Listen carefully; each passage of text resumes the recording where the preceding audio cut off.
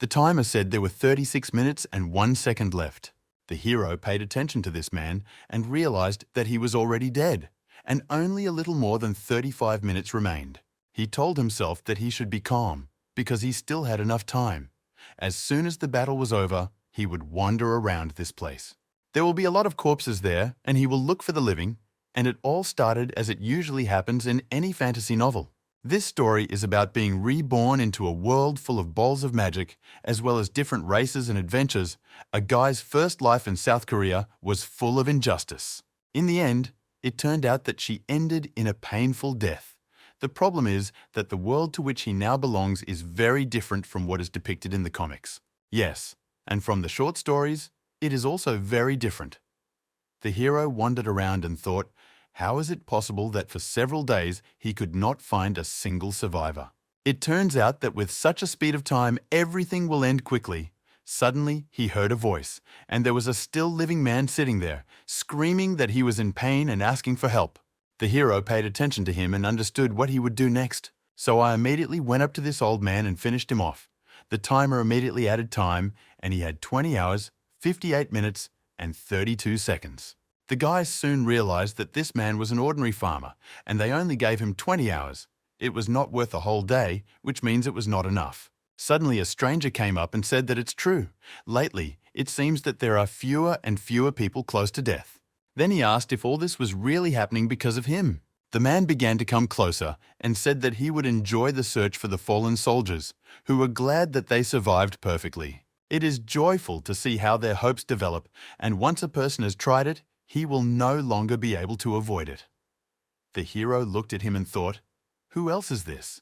There was some huge madman standing there who asked if he really didn't know him. He must be new. His name is Stefan, and he greets the collector of souls. The man said that it turns out this kid just killed his toy. After that, he prepared to attack and asked if he was now ready to die for it. The blow was quite strong, but the hero still managed to react to it. After that, he clenched his teeth and asked himself about the erased strength. The opponent suddenly ran closer in order to continue his attack. Then he smiled again and said that it was really good because he was blocking his sword. The man soon said that he should wait at least a second and looked carefully ahead. He stated that now, when the guy looks, he looks good and is also young. But then what kind of rare toy did he just find? Stefan smiled and said that he was truly delighted because he could not wait to see the look on his face when he would tear him apart and destroy him. The man could no longer wait and said that now this man would die. But before he could say this, his body was cut into pieces. The main character, of course, did not expect this and was amazed by what happened. Several men stood aside, and one of them said that this was a scoundrel, and he should have guessed that this man would do something again. The old man remarked what impudence it was for a wanted criminal, and the man with a bandage on his face remarked that this would not stop him, and he should know it. The one who killed Stefan asked the kid if he was okay. He just almost got into trouble, so he should be grateful to them. The main character, in turn, did not stop for a second and immediately grabbed his weapon. And then he plunged the blade straight into the man who was holding him on the ground in order to finish him off. The young man shouted to the camp, "He wants to go with you! This man died by his hand!" The man in the mask noticed that he was angry at the same time, but the interlocutor noticed that he means at first glance, he does not look angry. Rather, this person is simply in despair, and this should be understood. After the murder, the hero had 127 hours and 15 minutes. In the end, the guy thanked the Lord that Stefan was still alive when he finished him off. Then I wondered if this man really said that killing was fun, but did he really think that the hero had the same opinion? One should not confuse all this, because he certainly cannot be the only one obsessed with murder, as this man was. It simply turns out that he is obliged to do this only because of the timer that appeared after his reincarnation in this world. As soon as the time, which is visible, runs out for him, he will die. It turns out that there is only one way to increase it, and that is to take the lives of others. Even now, killing people makes the guy's hands shake, and his heart beats wildly after that. There were thoughts in his head. Was he really supposed to live like this for the rest of his days? The old man, who was nearby, continued to look at the guy. Then he turned to him and invited him to join their group of mercenaries. A man with a bandage on his face asked the captain if he was sure of this, but the interlocutor noted that he had already stood up against Stefan, so he had potential. The hero asked, "But if he does become a mercenary, will it become easier to kill people?" The captain was surprised by this and asked what kind of strange things he was asking him. Still, he can definitely say that there is no way to get used to this. Of course, killing is not normal unless you take into account people like someone who is a pervert. So there is no need at all to get used to this. The guy thought that these were the right words. The old man continued to say that in the end, the most important thing is one's own life. And isn't that why they all work as mercenaries? He further stated that he, in turn, should also continue to become stronger because not only people, but all creatures do this. All this is not because they want to do so, but in order to simply survive in this world. The captain added that if he understood everything, he should get up now. The man with a scar on his face noted that although he was not enthusiastic about this idea, it was the leader's decision, so he would not object. He said that it was good and asked the guy what his name was, and he thought that he didn't want to live at the expense of other people's lives. But he has no choice but to live thanks to someone's death. He stated that his name is Louis, but asked to just call him Louis.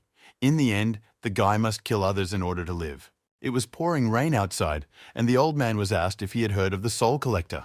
Without thinking for a second, he said that of course he remembers it. Even if he wanted to forget, he couldn't. This happened about a month ago, and then the man met him in a battle for territory. At that time, he was a serf soldier under the command of Viscount BR. At the same time, he knows very well that this sounds obvious. But this man was a knight, an old man.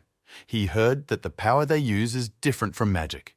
He forgot what it was called, but after a few seconds, he said that they were the chosen ones who could use the ether. As everyone can perfectly well know and understand, the very presence of a knight on the front line is a huge fear for soldiers. Still, ordinary warriors cannot even think about keeping up with the movement of a person who uses ether. With his ball, this man cut ordinary soldiers as if it were butter, but at the same time he did not retreat in any way. And all this was because they knew that they were not the only ones who should run. So it turns out that with them was the best knightly detachment of Viscount Bear, consisting of Lord Jackson and 8 knights. These were the Knights of the Ash Mist, and the only ones who could kill this monster were the strongest warriors. In particular, Knight Nell, the assistant to Knight Jackson, stands out perfectly. The soldiers were well aware of his great achievements in the wars for the territory. So everyone had absolutely no doubt that the notorious collector of souls would die on this battlefield. But all this happened only until the moment they saw how Knight Nell was cut in half. No one could have imagined or expected all this, even in a nightmare, so the battlefield was shrouded in silence. And at that very moment, the old man clearly heard what that man said.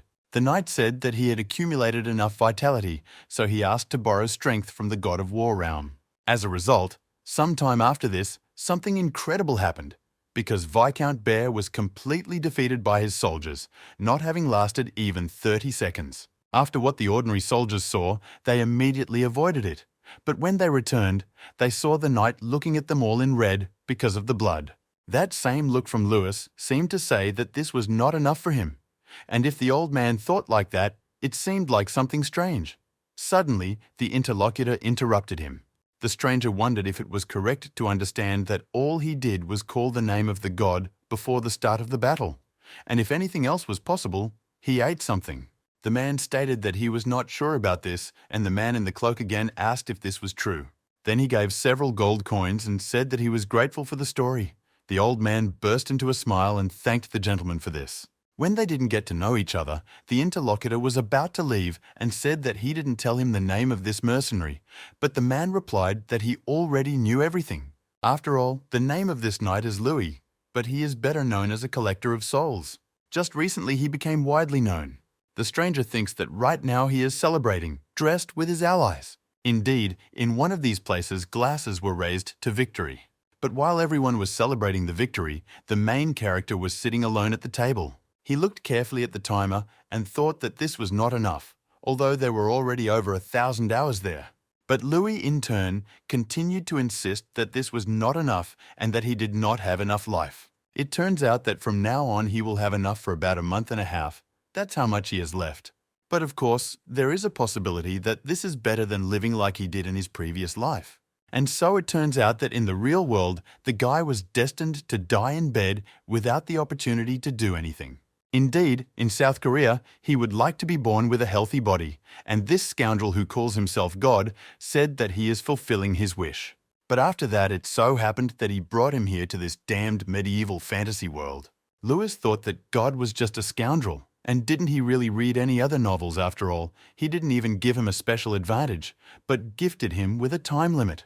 If a simple serf can give him a day to live, it means that in order to live for 6 months, a guy must kill about 180 people.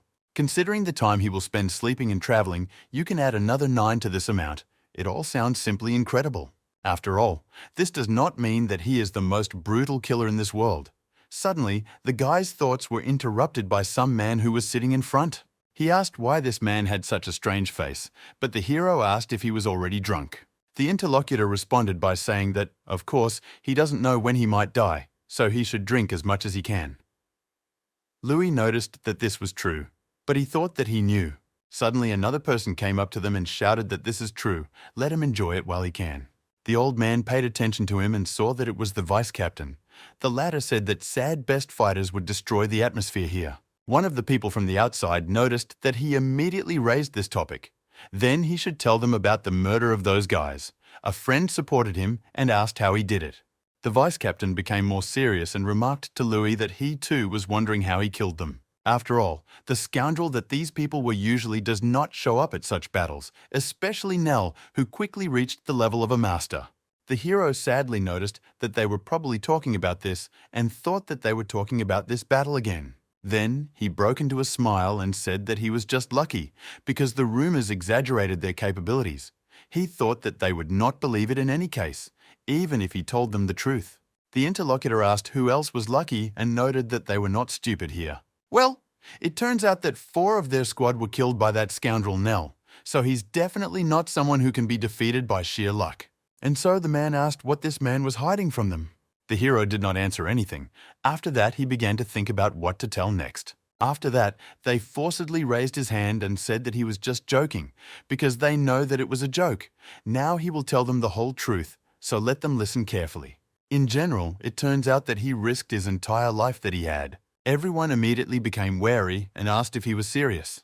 Then they started throwing food and alcohol at the guy and noticed that, of course, he fought, risking his life, because that's what they all do. But still, does he really have several lives or what? Suddenly a man came up and told the guys to leave him because nothing would change if they found out about it. His name is Dave, and he is the captain of a unit called the Crusher. The man asked Louis if he could steal him for a few seconds. The guy agreed and said that he was already on his way, but the others noticed that he should try to return before they knocked out all the beer. Louis noticed that this was too mean. And where did the love for this man's ally go? The vice captain said, what other love for an ally, there was no such thing. The hero then turned around and immediately left the room. Then Steve told one of the men to stop drinking and gather these kids from the night squad. The interlocutor asked what else this meant and why. The man with the bandage on his face noticed that they had to work. The subordinates asked what they meant by working. The vice captain said that this was true, because he was a little worried. And then the front door in one of the rooms opened, and Louis asked why the captain called him. The old man burst into a smile and said that he did an excellent job, because he was the best fighter of the last battle. The man did not know that such a newcomer would be so amazing. It seems to him that he saw something in him then, grabbed him by the shoulder, forced him to sit down, and these should not drink. The guy said that he could walk on his own and asked to let him go. Dave began to say something about whether he remembered how he came here for the first time. Louis asked him not to languish and just say it all. And I asked if he had ever given up his job. The interlocutor poured alcohol and said that this was not so, but still they should first celebrate and then get down to business. After all, the old man thinks that at least he won't be able to do this. Then he handed over one of the glasses and said that they had received it recently, so it was quite good.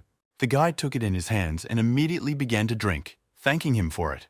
The captain told Louis that he was grateful for what he did because Beer had actually abandoned this battle. But despite all this, it does not mean that he is officially finished. Usually the battle should be properly ended when the Viscount pays compensation. Well, recently this man said that he wanted to meet their customer. The hero said that he wanted to take one more round before giving up. The captain said that this was true, and he was sure that he did not want to pay mercenaries as a soldier. Those he hired won't be paid and he plans to kill them. Dave knows it's a bestial thing to do, but it's what aristocrats always do. Therefore, he wants the guy to accompany Viscount Bearer on a secret mission.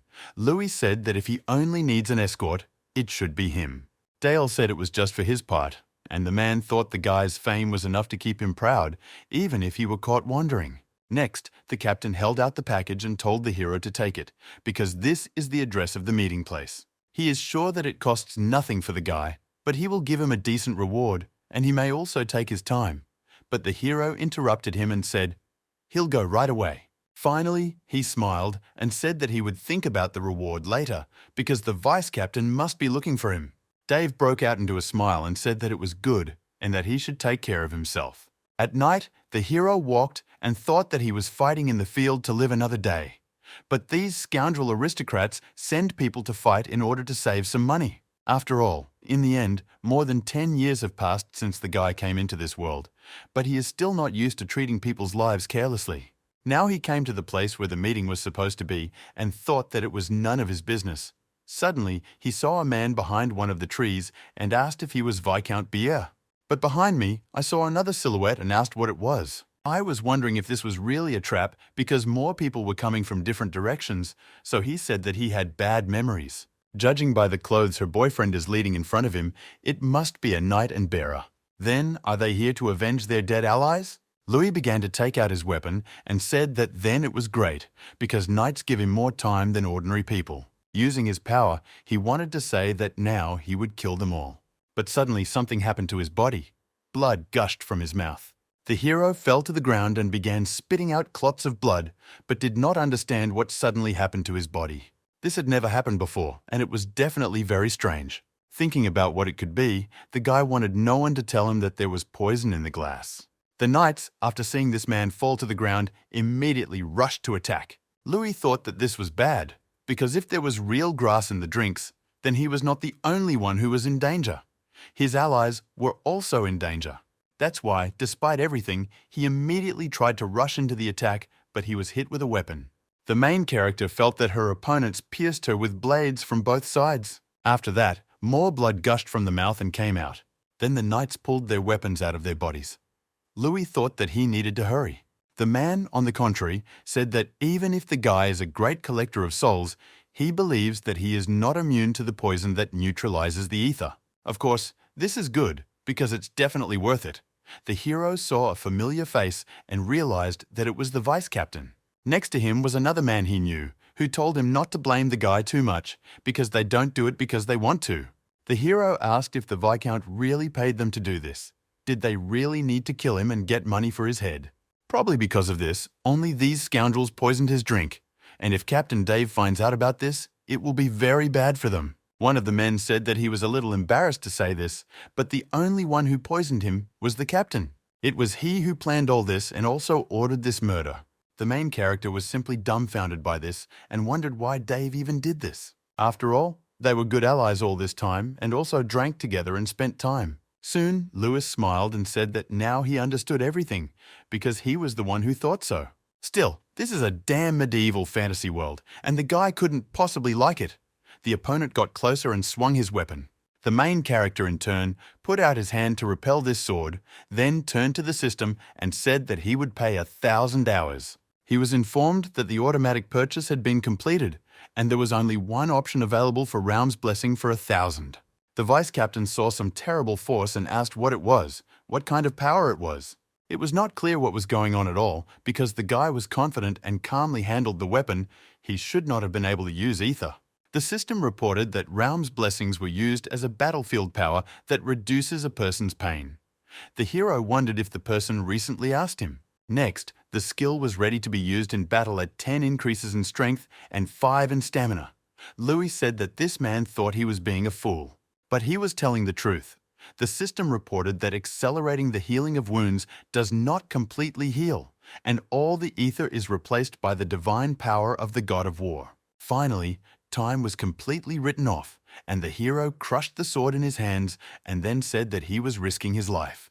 The computer reported that there was a warning that the hero had 15 seconds of life left. After the mercenaries saw the guy's serious face, they immediately said to attack all together because Louis didn't even have a weapon. Because of this, the hero only smiled and asked how it was that there was no weapon, if he was sure about it. Now the system in turn informed the guys that he entered at the will of the god of war.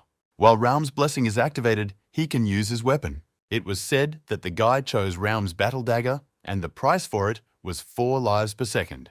The counting continued, and the guy had literally a few seconds of life left, but he grabbed the weapon. Steve was amazed and asked what this incredible sword was. It was completely unclear how a person could do all this. The main character cut all the people in a split second, and he only had a second left.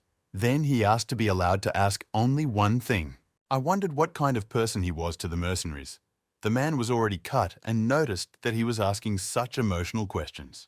But did he really expect them to become one family with him? At the last moment, Louis finished them off, and his time count rose to 507 hours and 57 minutes. Then the system reported what was happening in the restoration of Raum's combat dagger, and it was soon deactivated. Also, physical overload temporarily limits the guy's abilities. Due to the use of this skill, blood gushed out from his mouth after deactivation. After a while, Lewis said that it was a stupid decrease that he received from the god of war, but he helped him enough that he would not die. Now there were only thoughts about whether all the mercenaries before him had betrayed him, although this was probably impossible. Still, it turns out that they have been allies for so long, and at least one should be on his side. Louis, after some time, went to the place where the mercenaries lived and was amazed at what he saw there. A bright fire was burning in that place, and the hero asked who created such a thing. The man who was nearby was still alive, and he asked what the guy was doing here. Now he should run away from here right away because before him, he actually betrayed all his subordinates. In addition to all this, he made a deal with BR. Before the man had time to finish this, someone cut him into pieces. It was Dave, and he said, who would have thought that the guy drank the poison neutralizing ether and was still able to defeat his subordinates and return unharmed. It turns out that the captain underestimated Louis or overestimated those weaklings. The hero said that this man was a crazy scoundrel. It was completely unclear why he killed all his allies and whether his goal was not to kill the guy. The interlocutor asked what other allies he had, what he was talking about, because today he had not killed a single subordinate. But it turns out that he simply got rid of interference, moving towards his goal. Louis asked what other obstacles he was talking about because they had been fighting side by side for so long. Dave said that since it was just the two of them left, he would reveal all these secrets to him. It turns out that shortly before this, he made a deal with Viscount Bear. The aristocrat, in turn, promised to grant him the title if he abandoned the army of these wretched mercenaries. But if the man let them go, then they were destined to meet in the next territorial battle. The hero asked if that was why he decided to kill them. The interlocutor looked at the corpses and said that the guy quickly grasps all this. Since he also comes from the street, he should not trust anyone. In the end, the old man actually thought that the guy must do something stupid. The hero was dumbfounded by this and asked if this was the whole reason. Then he got angry and immediately rushed to attack his so-called former captain. Dave at the same time put his weapon forward and defended himself from this attack. Then the forces of both opponents began to use the ether and they attacked each other. Louis again rushed to the attack and was ready to strike the decisive blow with his sword. But the old man blocked it with the weapon in his hands. Then he quite sharply threw his opponent several meters away. The commander said that he was going to give the guy a painless end, but apparently that wouldn't work out. Using the ether, the old man said that Louis should not forget that he was one of the heroes who made a name for himself during the war that happened 50 years ago. It's because of this that, based on experience as well as skill, he's on a completely different level compared to this guy. So one should look closely at how this ability is what helped him earn the nickname Lumberjack. She has the ability to carry absolutely everything within a radius of 20 meters around, like trees. And as soon as he wanted to say her name, he was cut in half by the main character to his friend. The old man was shocked moments later when he realized that he had been cut open and blood was pouring out of his mouth. Afterwards, he asked how this guy still manages to use the ether. Although this was expected, because he was right about her potential when he first saw her. After a short duel, the hero remained in place and looked at the building in which the mercenaries were, as well as at the body of his comrades who had been doused. He recalled that he spent 2 whole years with Dave's mercenary team. In terms of time, it took the same amount of time as before, when he spent that time in the hospital waiting for his death. In his previous life, for 2 whole years, he was just waiting for death alone. But after several years in this world, he is the only one left alive. Of course, nothing lasts forever, and the guy knew that one day the day would come when he would leave this group of mercenaries.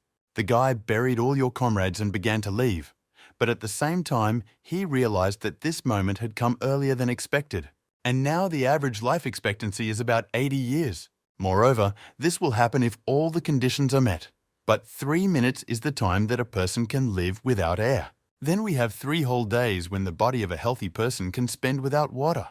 And 3 weeks is the time that you can live completely without food. And the latter is a counter that exists only for the hero. And this is the time that he can live without killing people. In order to survive, in the end, he must kill. For such a life, all he needs is an eternal war. The bold man said that this is not so because all he needs to live is money. And this is due to the fact that 8,600 gold pieces are now hanging on him for a long time. The guy did not understand what was happening and got angry, so he shouted that he had never borrowed money in his life. It's not clear what he's talking about, since no one has ever lent him anything.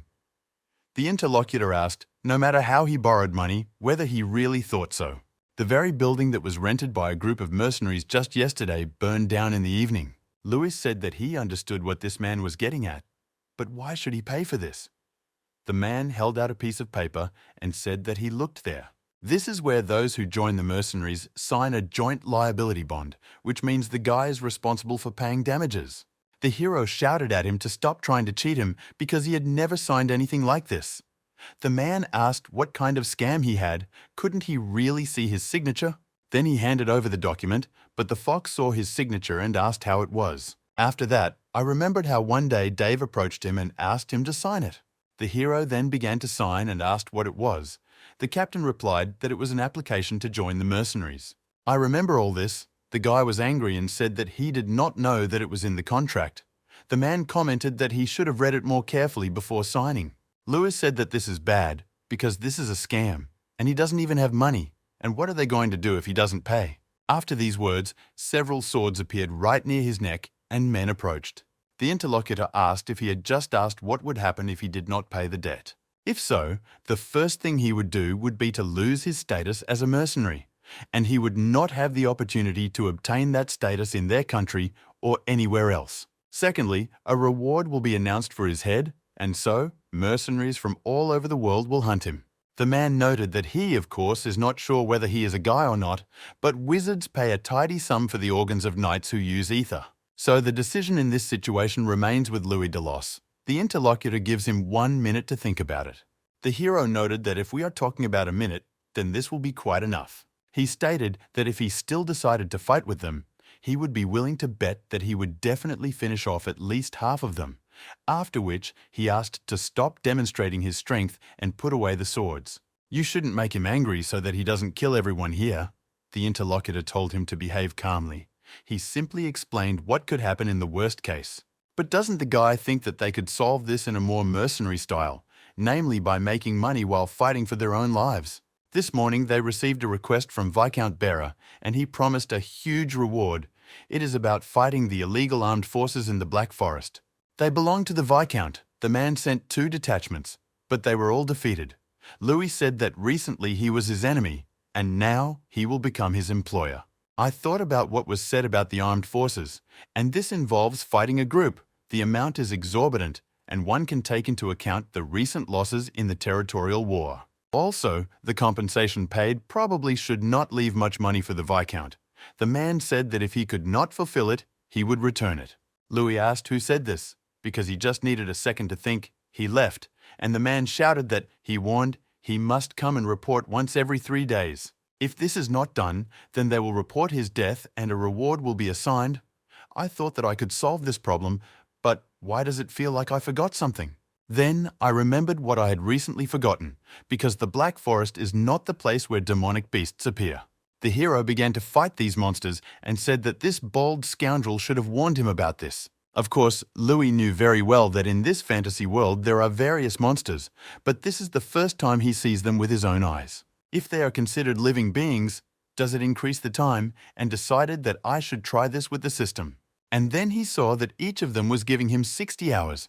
But wasn't that better than even killing people then? Louis still remembers the first time he killed. It's something that still lingers in his mind as if it happened yesterday. This is precisely the figure of this man who is absurdly easily cut by ether. It's just that he was no longer a guy named Min Hyuk and a citizen of South Korea, but now Louis, who lives in a fantasy world. As a result, he realized that in order to live, he is forced to constantly kill living beings. He had constant thoughts about this, and it was quite difficult and also scary. Thoughts that he should continue to do this, and thoughts that he had become like a common thief. There were also concerns that he too had begun to think of human life as a resource, yet being alive gave him an exciting sense of relief. Moreover, it is not even surprising that this feeling does not last more than 2 weeks. A person with such a damned fate would not be helped at all by feelings of guilt. And right now, while he is fighting these demons, he remembered something he had practically forgotten. After all, it really turns out that this is not at all how he wanted to live, but this only happens because he does not want to die. Louis asked if demonic creatures are always like this and don't give him much time, and there are also many of them in this world. So now there's a good chance that maybe he too can live without killing people. But once he's done with this job, should he just become a monster hunter? Suddenly a stranger came up and said that what is a monster hunter, because he doesn't even understand what he's talking about. It turns out that this mercenary, having barely made it to the forest, really thinks that anyone can become a monster hunter.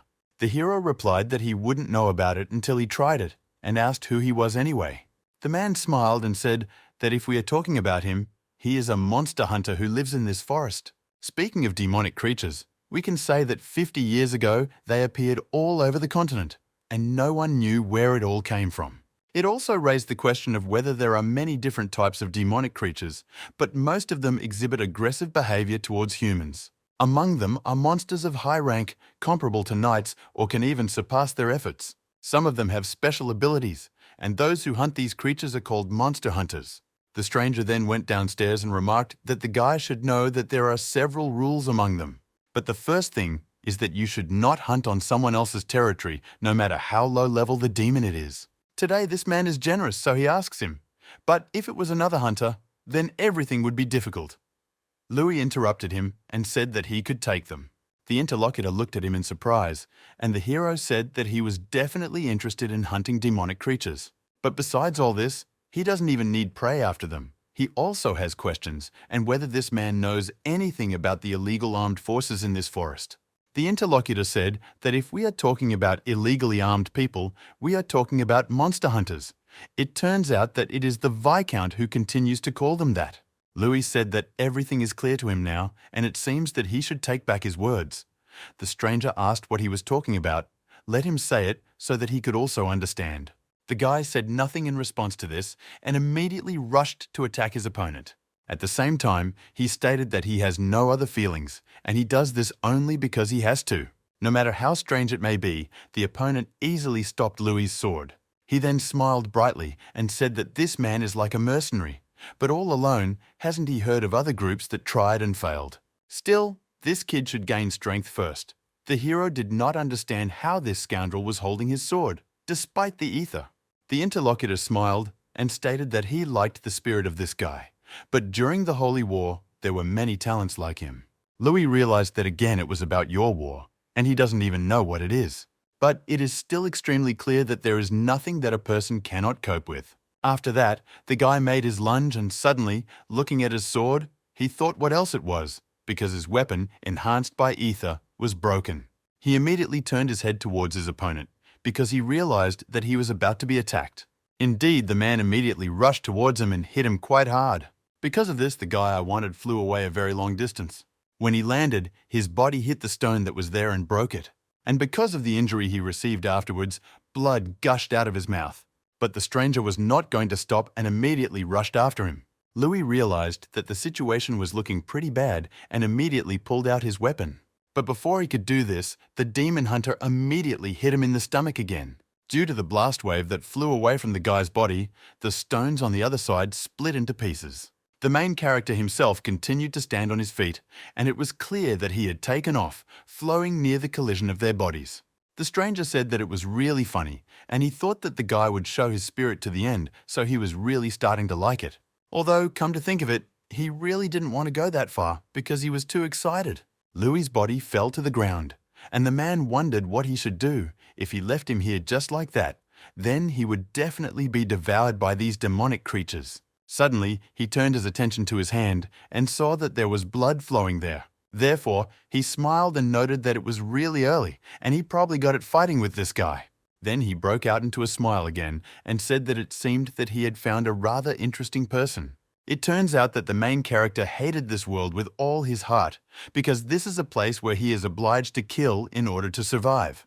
And after the end of the territorial war, he wandered all over this place in search of the living in order to prolong his life a little. But if this is possible, then he certainly would not want to kill innocent people. Suddenly, the hero heard a voice that said that he is no longer so funny when he lies. The guy asked if it was Dave.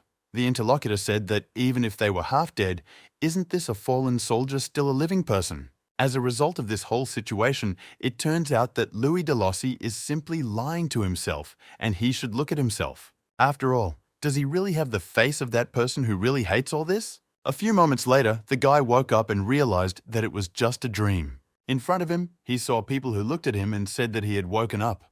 Louis immediately got up and asked what was happening and where he was. The interlocutor shouted at him to stop shouting because he was too loud.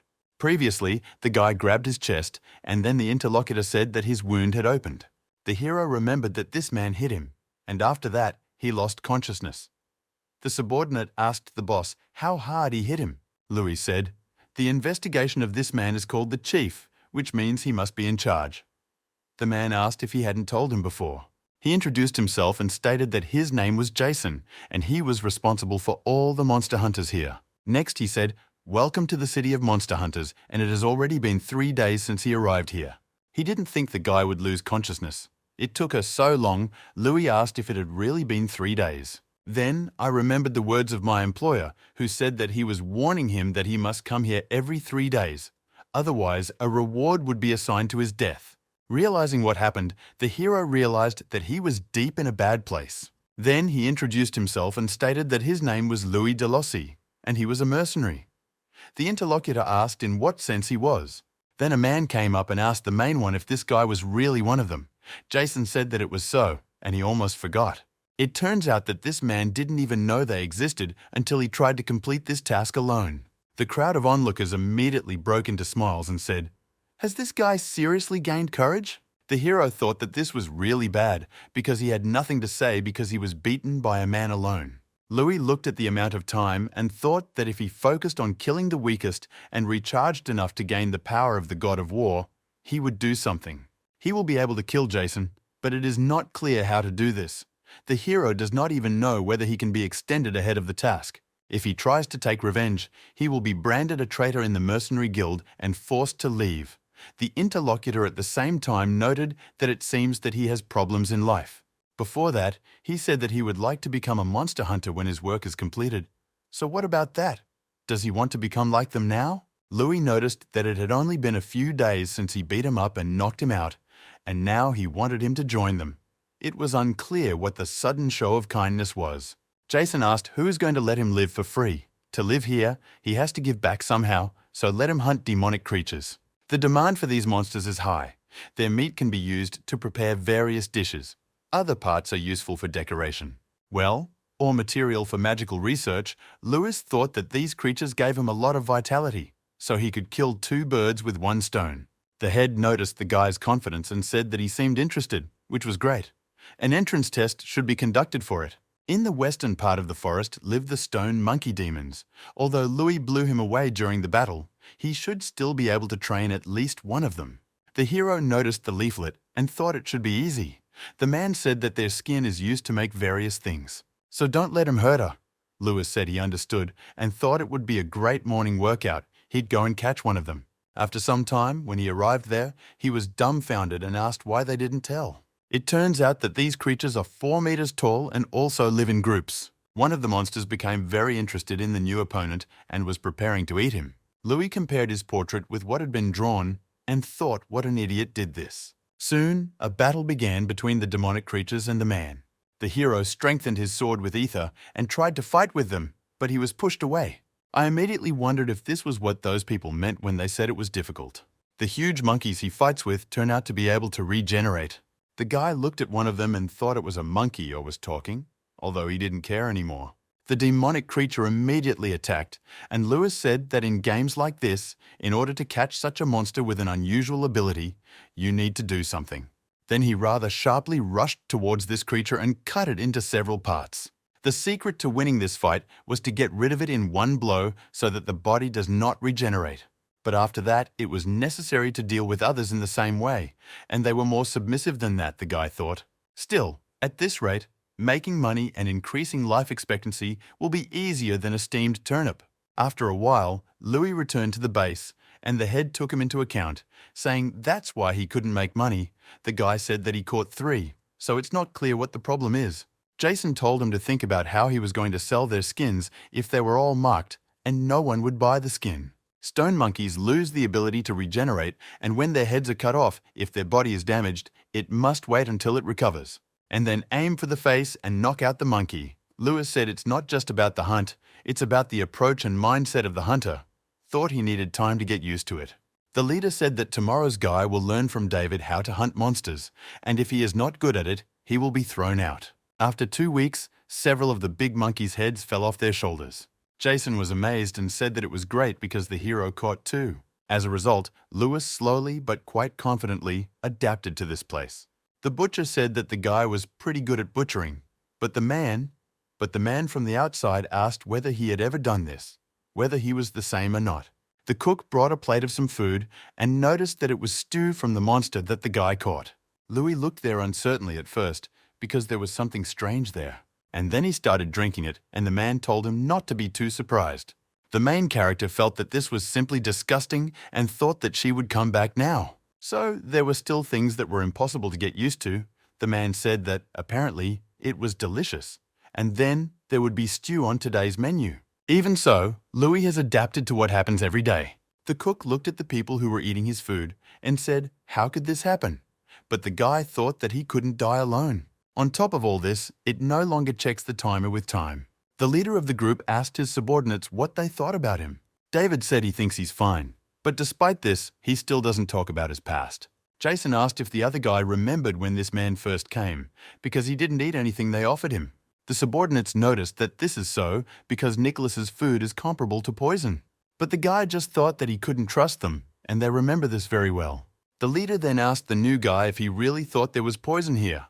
Then he asked, when he wounded yours, what made him so suspicious? Let him look at him, because he eats everything, so you shouldn't worry about it. But even if we remember all this, that was not all. After all, at the same time when all the Merlot hunters were sleeping, the guy was watching them. That scoundrel Louis actually slept with his ball in his hands at first. To tell the truth, this made David very nervous, however. With the exception of these nastier countries, the newcomer behaved normally. Yet it is assumed that he had trust issues, and no one thinks that he is a spy. The subordinate told the boss that something strange was happening because they were losing contact with the steel posts in the forest. The boss said that he thought they needed someone to check them. Therefore, he turned to Louis and said that instead of hunting, he should go to Jones's base today. The guy asked if this was another hunter's settlement besides this place. Jason said that of course that was true. Did he really think that they could patrol the entire forest themselves? If he went east right now, that would be their base. So he said, let him go and check if the people were alive there. The hero went and thought that this was the first day since he came into this world when he felt calm. Besides, he no longer has nightmares and nothing to worry about either. Louis also made sure that this peace lasted forever like this. But in reality, the world turns out to be not as simple as one might think at first glance. Soon, the guy saw the corpses of people and realized that, judging by their clothes, they were monster hunters. Knife marks were visible on the bodies, which means there was no monster attack. Most likely this was done by a person, and in particular, someone who knows fencing. While Louis was thinking about this, he suddenly heard some strange noise from the side and immediately turned his attention there. There was a girl there who was in tears and out of breath, so I asked who she was. In front of her, she saw an ominous silhouette holding a weapon in her hands and immediately fell to the ground. Louis examined her and noticed that this outfit looked like she was from Jones's base. If so, then this is simply wonderful, because he was just looking for a way there. The little girl immediately burst into tears even more and asked to stop all this because it was unclear what they had done wrong. Probably bothering them was not enough, and they even brought knights as well as mercenaries. So why then do they do this? At the same moment, several men approached from the side and noticed where this girl had gone. It turns out that her little legs must be pretty strong, tired of running away. One of the crowd asked who the person next to her was.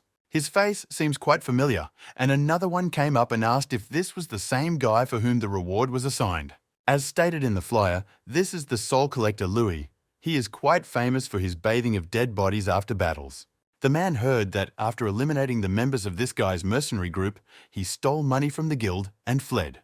But who would have thought that this man would meet him right here? Then the hero asked if he had said everything.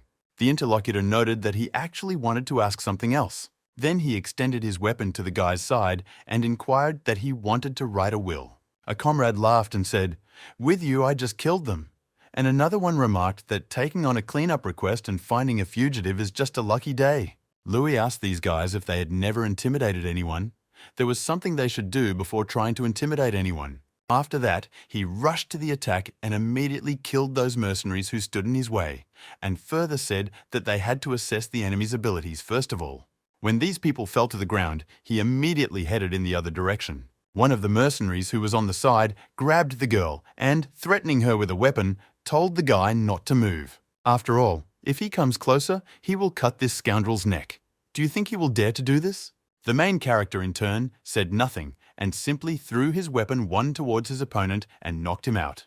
At the same time, I asked if he hadn't said just a few seconds ago that these threats looked funny. To the rest of those who were still alive, he remarked that if they want to live, then let them run away now.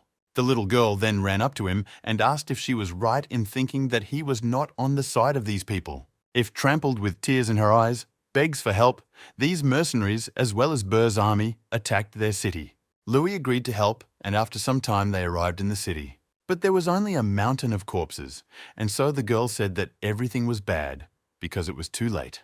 Then she fell to the ground and said that they were all really very good people. The main character, in turn, was truly amazed, because he thought that he could see in front of him. Let it be that quite a large number of bodies were cut apart, as well as traces of strong ether.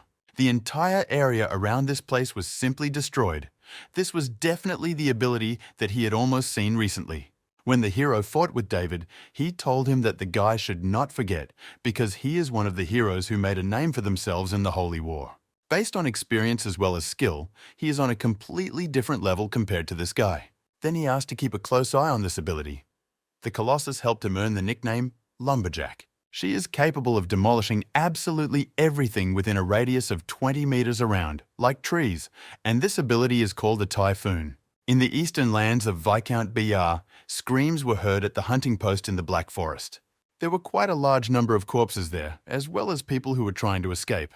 The man saw the man and said that crawling like a worm suited him very well, and the man asked if he thought he could escape with it. If Jason finds out, it will be very bad for them. But before this man could finish speaking, he was cut into pieces. The knight said that it doesn't matter to him whether it's Jason or someone else, because he doesn't even want to hear about it. They just kill everyone who goes against the Viscount. The subordinates turned to Captain Marco and said that they had a report from scouts in the west. They said that a city was located in the inner forest. There was a battle with someone who called himself a soul collector. The captain asked if Louis was really here and laughed. Then he stood up proudly and declared that it would be much better then. After all, if we talk about this person, then he must see him at least once. Louis returned to the city and told everything, the leader asked. It turns out that BER sent another army to get rid of them. The hero said that he thinks the number of opponents is different this time because recently the Viscount himself hired many mercenaries for the battle. They had already lost, but since the battle was over, they used everything they had left for a final attack. Jason said that they had been attacked by large armies many times before, but none of them had been large enough to capture the base. At the same time, the input is how they're going to play. The man thinks that he should capture them all alive and then kick Viscount Beru's ass. Louis asked if they really wouldn't kill them, and the leader looked at him in surprise. At the same time, he asked why this monster hunter would kill people. This could happen by accident, but it's definitely not a murderer. The guy said that this is true, but in any case, they should be careful, because among them there are really strong mercenaries. But if this is the same person you think it is, then it will be quite a difficult battle. Jason said he understood and then asked if it was true that she was his girlfriend and they were going to split up to prepare for battle. The girl noticed that she had never fought while she was in Mr. Jones's post. The leader smiled and remarked that the role does not always have to involve fighting and one should not worry. Still, they do have one suitable place for her. A crowd of mercenaries, as well as knights, crowded the city, and the main character and the girl were sitting by the fire. I was still wondering if being an attention-getter outside the city was the ideal role for her. Captain Marco asked his subordinates if they were really trying to lure them with bait by lighting a fire at the post, as it was obvious that they would immediately get closer. One of the mercenaries approached Louis and kicked him, asking where the others were. Just a moment later, his leg was cut off and he asked what it was. Immediately after this, he fell to the ground and screamed very much in pain. The hero told Jessica that she had done a great job and now she should go and hide inside the base. And he, in turn, will remove these scoundrels who came here. The mercenaries were amazed and shouted that he was all alone, so they should take him. Louis asked if they still didn't understand, since they had been trapped for a long time. After this, the opponents immediately began to fall down because the ground sank. Those who had not yet fallen into the pit shouted that they should watch where they were standing. It couldn't just be that there was only one pit here. The man who did not fall down turned his attention to the side, and there were terrible sounds. A huge tree pole was tied to ropes, and they were pushed down. A group of several people ran to the side, and the leader said that they should go this way because everything is in order here. But it turned out that this was not the best path for them because there was another trap there. Jason walked over there and asked if soldiers in their day were really that stupid. He thought it would be a lot harder, but they walked straight into their traps. Suddenly, the leader of the hunters noticed a knight who was standing on the other side and was ready to attack. The man said that he has a two-handed axe, which means that this is probably the most powerful knight that Louis warned about. The captain shouted to his subordinates not to cut the ropes and to get out, but the man beat him and said that he was warning them not to listen to him. Just because they do all this, they will immediately fall straight into the pit. Jason yelled at Louis to come here because this was the same person he was talking to. Marco asked if the collector of souls was really here. The hero, in turn, was already flying from above and was ready to finish off this man. Then he rushed to attack, but his opponent was still able to defend himself with his weapon. After what happened, Louis thought he was really different. The opponents continued the battle, and each of them already used the ether. The guy thought that his opponent was also using it, and his fighting style was also using an axe. All this was indeed quite similar to how he fought with Dave just recently. Although all this in truth is not true, because this person is a little faster. Louis asked if he was right in thinking that it wasn't Dave. Marco was surprised by this and asked what he was saying. He couldn't understand how this man dared to pronounce this name right in front of him. The guy still didn't understand whether it was him or not. While he was not fighting on the other side, a demonic creature that was of enormous size approached. It started screaming quite loudly, and then turned its attention to the people below. They asked what else this was and why the demonic creature suddenly appeared here. The hero thought that the path to the soldier who was preparing the trap was blocked by monsters. It's amazing, of course, that not only ambushes are not used, but also the environment. This is how monster hunters fight. Jason shouted to his subordinates that they should stop because they had to catch them alive, and the monsters were here, so they should fight them first. Louis was amazed because of this, because he realized that his guesses were definitely wrong. The hunters immediately began to shout that the beast was being attacked, and they actually attacked their houses. To begin with, they were ordered to return to the base and then line up because they simply had to calmly fight back. The battle between the knight and also the main character continued, and they were attacked by a huge gorilla. The leader said that the monsters on the other side were also attacking and shouted at Louis to dodge. Still, now is not the best time for them to fight together. The demonic beast continued to scream more and more and attacked them. His opponents, in turn, shouted at him to shut up and got angry at him. And then, using a joint attack, they hit the monster from several directions. One of the demonic monkeys was hit quite hard, so she immediately fell powerless to the ground, and Jason attacked her. Soon he went downstairs to see what was happening next. He asked if even the stone monkeys had come here to fight. They usually don't come out of the forest after all. The rest of the hunters immediately shouted that the walls were collapsing, and they must prevent the monsters from approaching. Wolves began to break through to them, planning to kill absolutely everyone here. The hunters shouted that these were wolf-like beasts. It was not at all clear what the Highland monsters had forgotten in such a place. People were shouting that they should retreat because this was not something they could handle. The leaders saw what was happening and said it was bad. It is not clear why, but all this happened in the center of the forest. The knights were also amazed because of this and said that they were worried because it was not clear what was going on. A huge demonic gorilla was about to attack Marco, and he noticed it. But suddenly the main character appeared, and using his weapon, easily defeated this creature. When he landed on the ground, he said that he thought they should team up, and then the guy would tell him something. It turns out that the stone monkeys continue to train until their heads are cut off, so stop doing meaningless things and aim for their faces. The knight in armor said that even if the guy hadn't told him this, he would have done it. Louis's answer to this was that he believed. Then he stated that the animals were advancing, and it was clear that more and more of them appeared. Then the hero told his opponent not to die because he still had business with him. After that, he rushed to attack the evil monsters, and the interlocutor asked, "Why don't die?" Then he used divine power and said that of course he would not die. Still, if someone dies here, it will definitely be the guy, not him. The hero noticed how the knight with whom he had just communicated was using his power in large quantities. After that, he suddenly rushed into the attack and began cutting off the heads of the huge monsters in front. They immediately fell to the ground, and Marco said that his opponent was right. It turns out that demonic creatures really don't regenerate if he cuts off their heads, basically, just like the guy. The hero, in turn, rather abruptly rushed to attack his opponent. Because of this attack, the knight in front of him lost his helmet. Louis then said that this would be his first and last warning, because if this man attacks him from behind, he will definitely be a corpse. The helmet fell down, but the man said that it was unexpected because the famous collector of souls was threatening him. The main characters looked at the man who was hiding under the mask and realized that it was not Dave, but he knew it too. The interlocutor asked to be allowed to ask something. He asked if his father told him anything about him, or if he did, the hero asked what kind of father he was. The man said that he heard correctly, because he is Marco, the son of Dave, the same man whom this guy killed not so long ago. Louis was amazed and wondered if this old man really had a son, and then asked if he wanted to avenge his dad. Marco smiled and said, "What other way to take revenge? Of course not.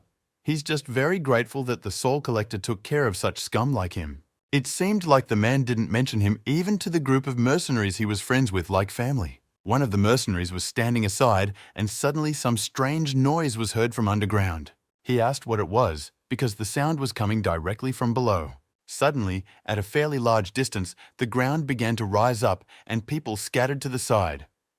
Some rather strange monster appeared right below, similar to a snake or a huge worm.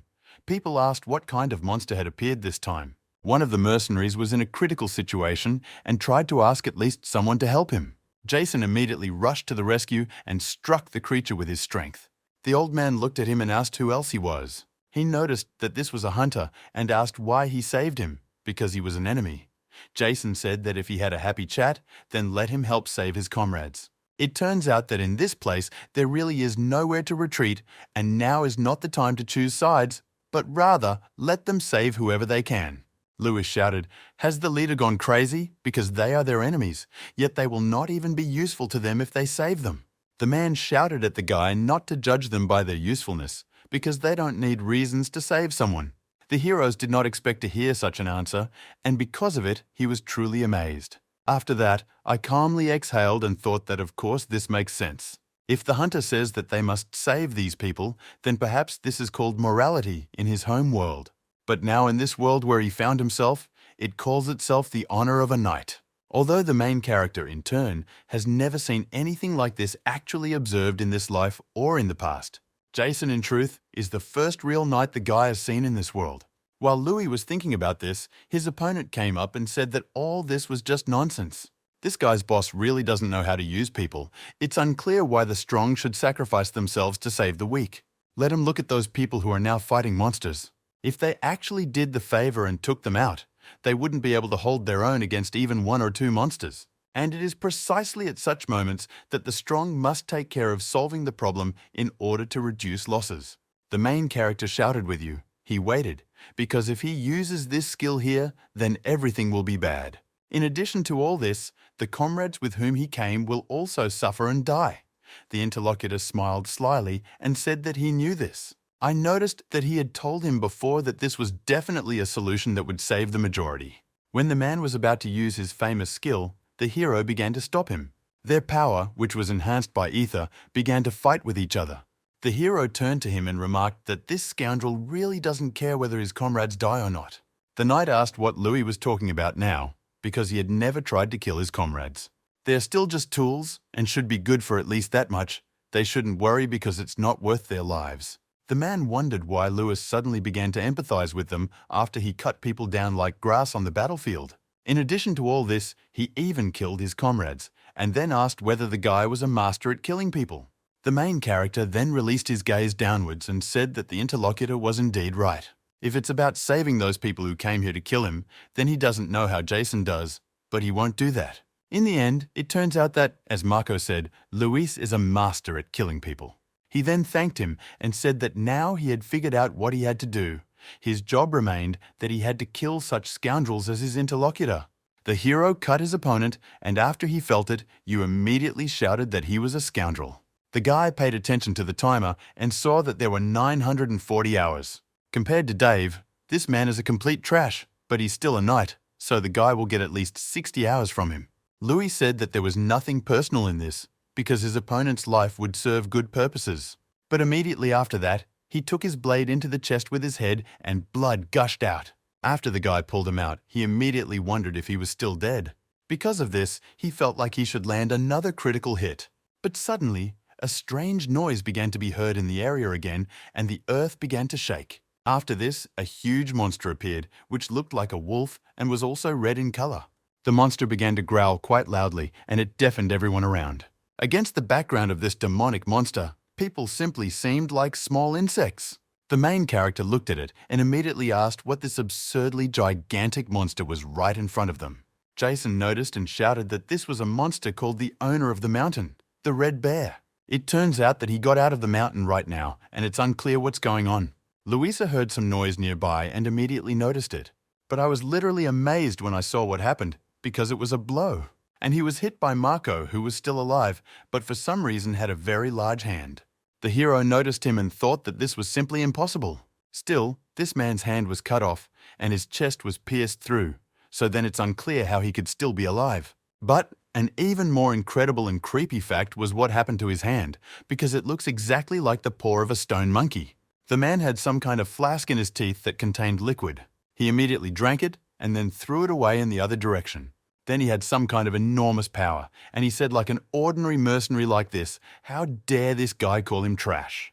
This man's mind immediately flashed back to memories of being cut as a child. It was the father who struck with his axe and the boy fell.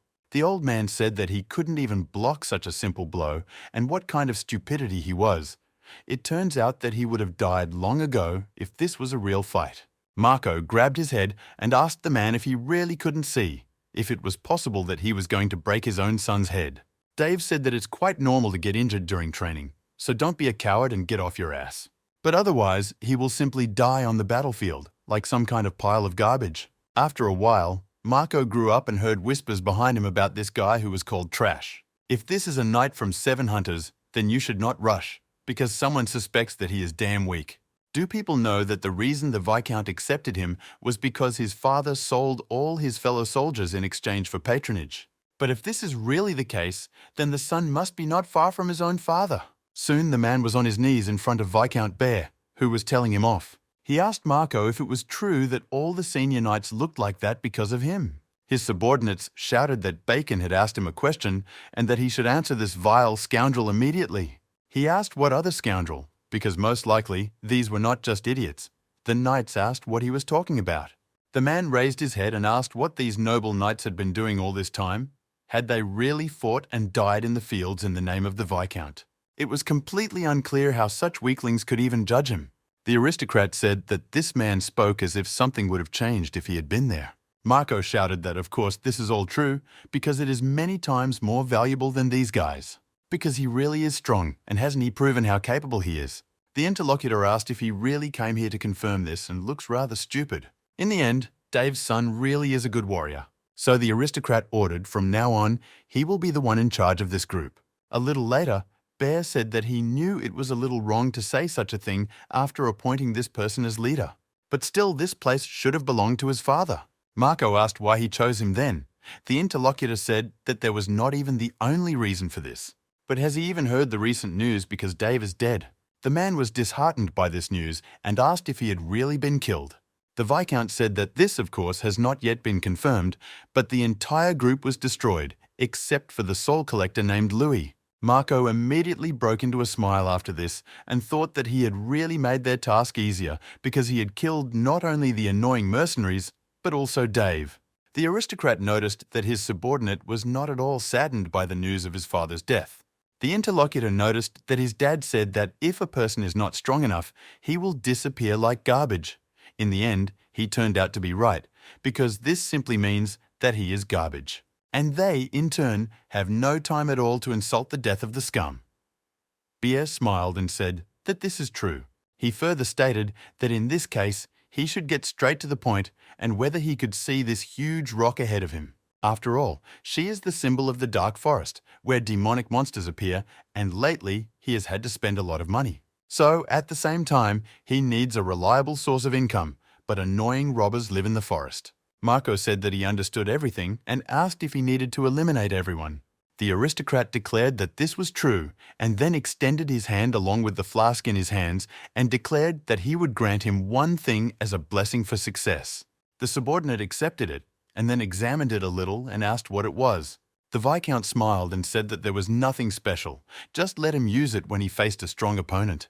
This thing will undoubtedly help him, and now the flask was completely empty. After Marco drank it, he acquired some strange power and rushed to attack. The main character saw that this was not at all the same person with whom he had fought before, but in any case, he blocked his blow from a rather strong hand. Because of this, the blast waves spread throughout the area and the light from the use of force illuminated everything. Now the man was wondering where all the passion of the soul collector who had been there before had gone. It turns out that he is just now blocking his blows and not attacking. Let him gather his courage and try to cut off his hand again. The opponent's blows became more and more powerful, and therefore the weapon could not withstand it. After one of these rather powerful blows, the hero even flew some distance. Then he turned his attention forward, because he did not want to let his dangerous rival out of sight. And he, in turn, jumped up quite high and was preparing to strike. The limb, which had been standing out blue all this time, turned red. Marco burst into a smile and told his opponent that he would not leave a living space on him. After this man landed on the ground, it scattered into different parts. Someone used their power to stop the man's attack, and he asked what else it was. The leader of the group of hunters was there, who used his power and noted that he was sorry to interrupt them, but they also had an emergency situation here. So we hit our opponent quite hard, and he flew very far away. Louis was breathing rather heavily and thanked the old man for his help, but noted that he could have dealt with him himself. The head said that this is not so because there is definitely no need there. Then she turned around quite sharply and hit the guy. The hero did not expect this and missed the blow, but the interlocutor immediately apologized to him. He also stated that he simply crossed the line where a monster hunter can tolerate anything. The hunters were interested in where exactly the Knights of Viscount Bera were located now. It was said that they were just now on their way to the exit, but Nicholas was carrying Louis. The subordinates asked the captain if the guy would be angry later when he found out what happened, because perhaps he would be indignant. Jason said that this may be true, but it is not something that they can let outsiders decide, but it is a fate that they must face. Let them just imagine what will happen when this monster comes out. A terrible catastrophe will happen. People in the vicinity asked where the rock had disappeared and what was happening. The leader of the factions and hunters said that even if they died at this moment, it would buy enough time for the townspeople to escape. Half a century ago, the demon god Chaos invaded the continent with his army. When all the nations joined forces to resist them, a war began, which later became known as the Holy War. During the battles, they formed an alliance many times, and after that, they still managed to win. But due to the consequences of the Holy War, most species, with the exception of humans, began to die out. So it was from that moment that unknown demonic creatures began to appear throughout the continent. Emperor Troyson is the person who made the greatest contribution to the Holy War. He ordered the aristocrats to take responsibility for the problems caused by the monsters. After this, many knights volunteered to take control of the places where demonic monsters most often appeared. To be more precise, in this whole situation, they were forced to volunteer for this. One of the men, when this happened, asked to wait a little. It was Jason who noticed that they were saying, the aristocrats will take responsibility, so why sacrifice the young knights then? Is this really what His Excellency the Emperor wants? After all, in the end, the man never answered the question Jason asked him. But the assistant, who was standing nearby, shouted, "How dare he address His Majesty like that? Is he then ready to take on this instead of them if he says so?" He remained silent at the cry of the high priest, and from that day on he lived in this forest as a hunter, but in any case he does not regret it for a day. And even if he dies today, he will still take the biggest one with him. A few moments after the inspiring speech of their leader, the hunters immediately rushed to attack. They were in no way inferior to the monsters in strength, although there were quite a large number of them. Jason saw all this perfectly and said that although he had expected it before, but of course, they simply could not be counted. Of course, the man's main opponent was a huge bear that was in the distance. The head thought that he was actually feeling a hitherto unknown powerful energy. It, in turn, shakes the entire forest and comes from the giant owner of the mountain. The wolves continued to break through, and more of them came. Jason rushed to attack and felt the same energy from these monsters, although not as strong as from the huge beast. Soon the opponents faced each other in a hellish duel. But for the demonic creatures, this turned out to be a rather bad idea, because most of them died after one blow.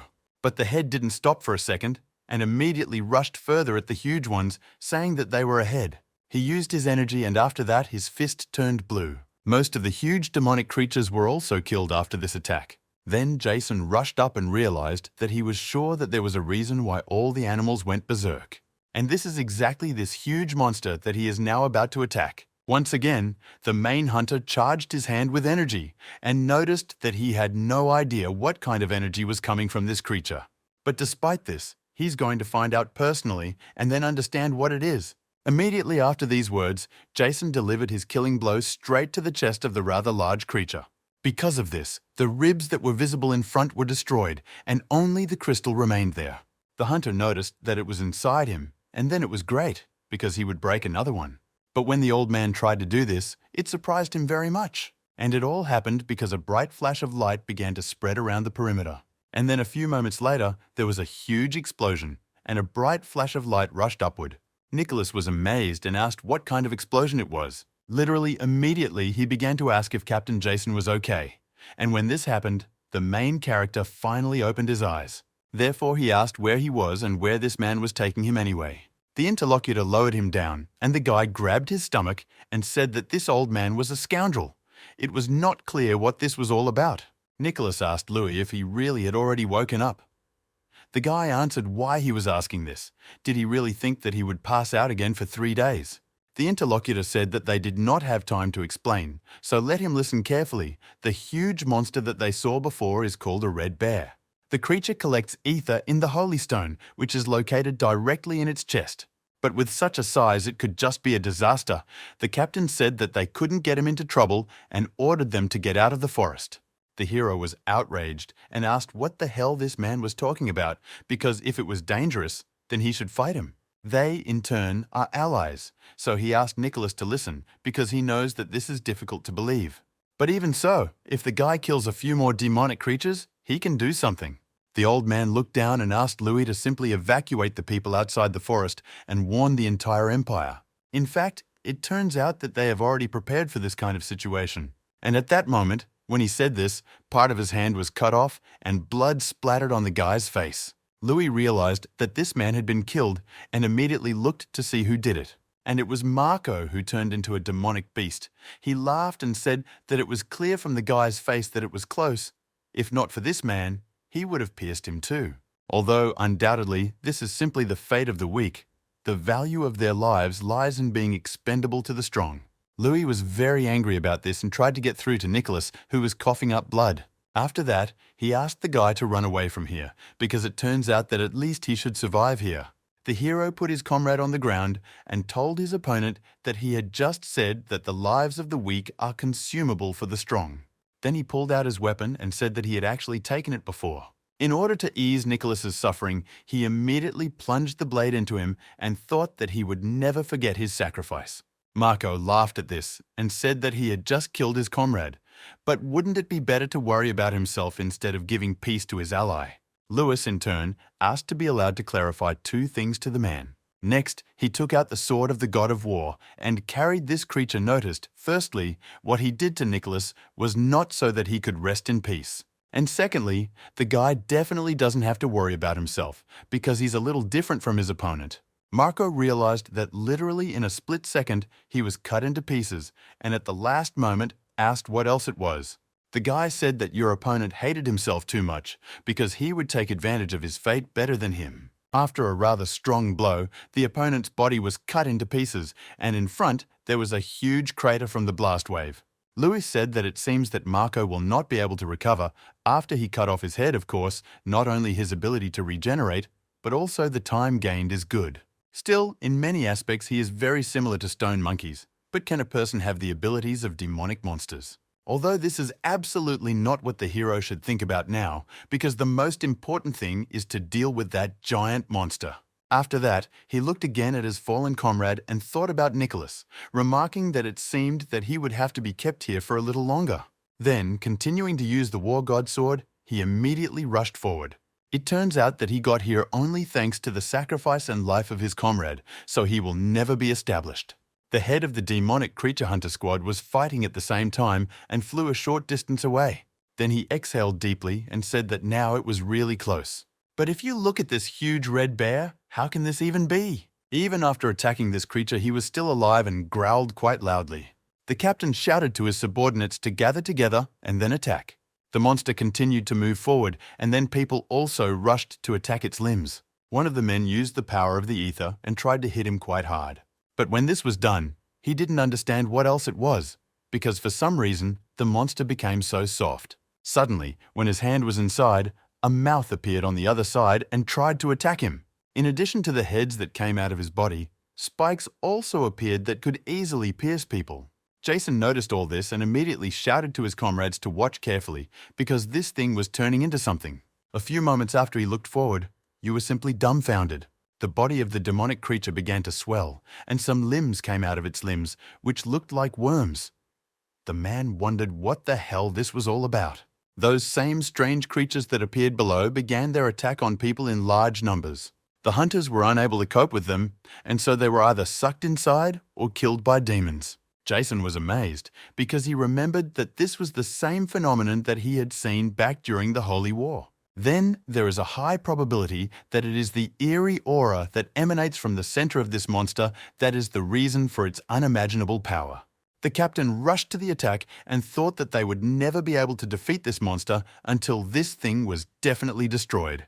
The creatures that appeared below immediately attacked the man, but he tried to heal him from them. One of them even managed to scratch him a little, but the old man still killed her. Then even more of these monsters appeared, and they blocked the path further in large numbers. Jason became very angry about what was happening and immediately used his power to yell at him to get away from him. Then, using his enormous strength, which was concentrated in his hand, he easily cut off all these heads. The attack had such a strong destructive effect that it even hit a large amount of the red bear's body. After this, the captain prepared to attack the crystal because he understood that there would be many more casualties if he continued to hesitate. And when he attacked him, it was with this very blow that he was going to hit and kill him. With his fist, together with his enormous strength, the man hit exactly this target. But literally a few moments later, he was amazed and said that this simply could not be. The man turns out to have invested all the power of the ether that he had in reserve, but even despite this, not a single cut happened. Then Jason raised his head and saw that this creature had begun to regenerate. In order to continue to have access to this cross matter, he immediately grabbed the walls that came from different directions. Of course, he succeeded with difficulty, but he thought that all this was really bad because he could not put it off for later. And so, having hit my head there quite hard, I decided that I had to make a decision immediately. Immediately, the man proceeded to headbutt his target, and it caused him to bleed. But in any case, the old man was not satisfied with this, and he continued his furious attacks against his opponent.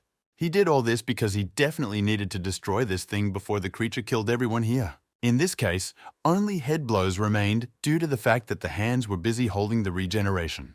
Jason kept trying to destroy it, but after several attempts, he stopped and wondered if this was the end.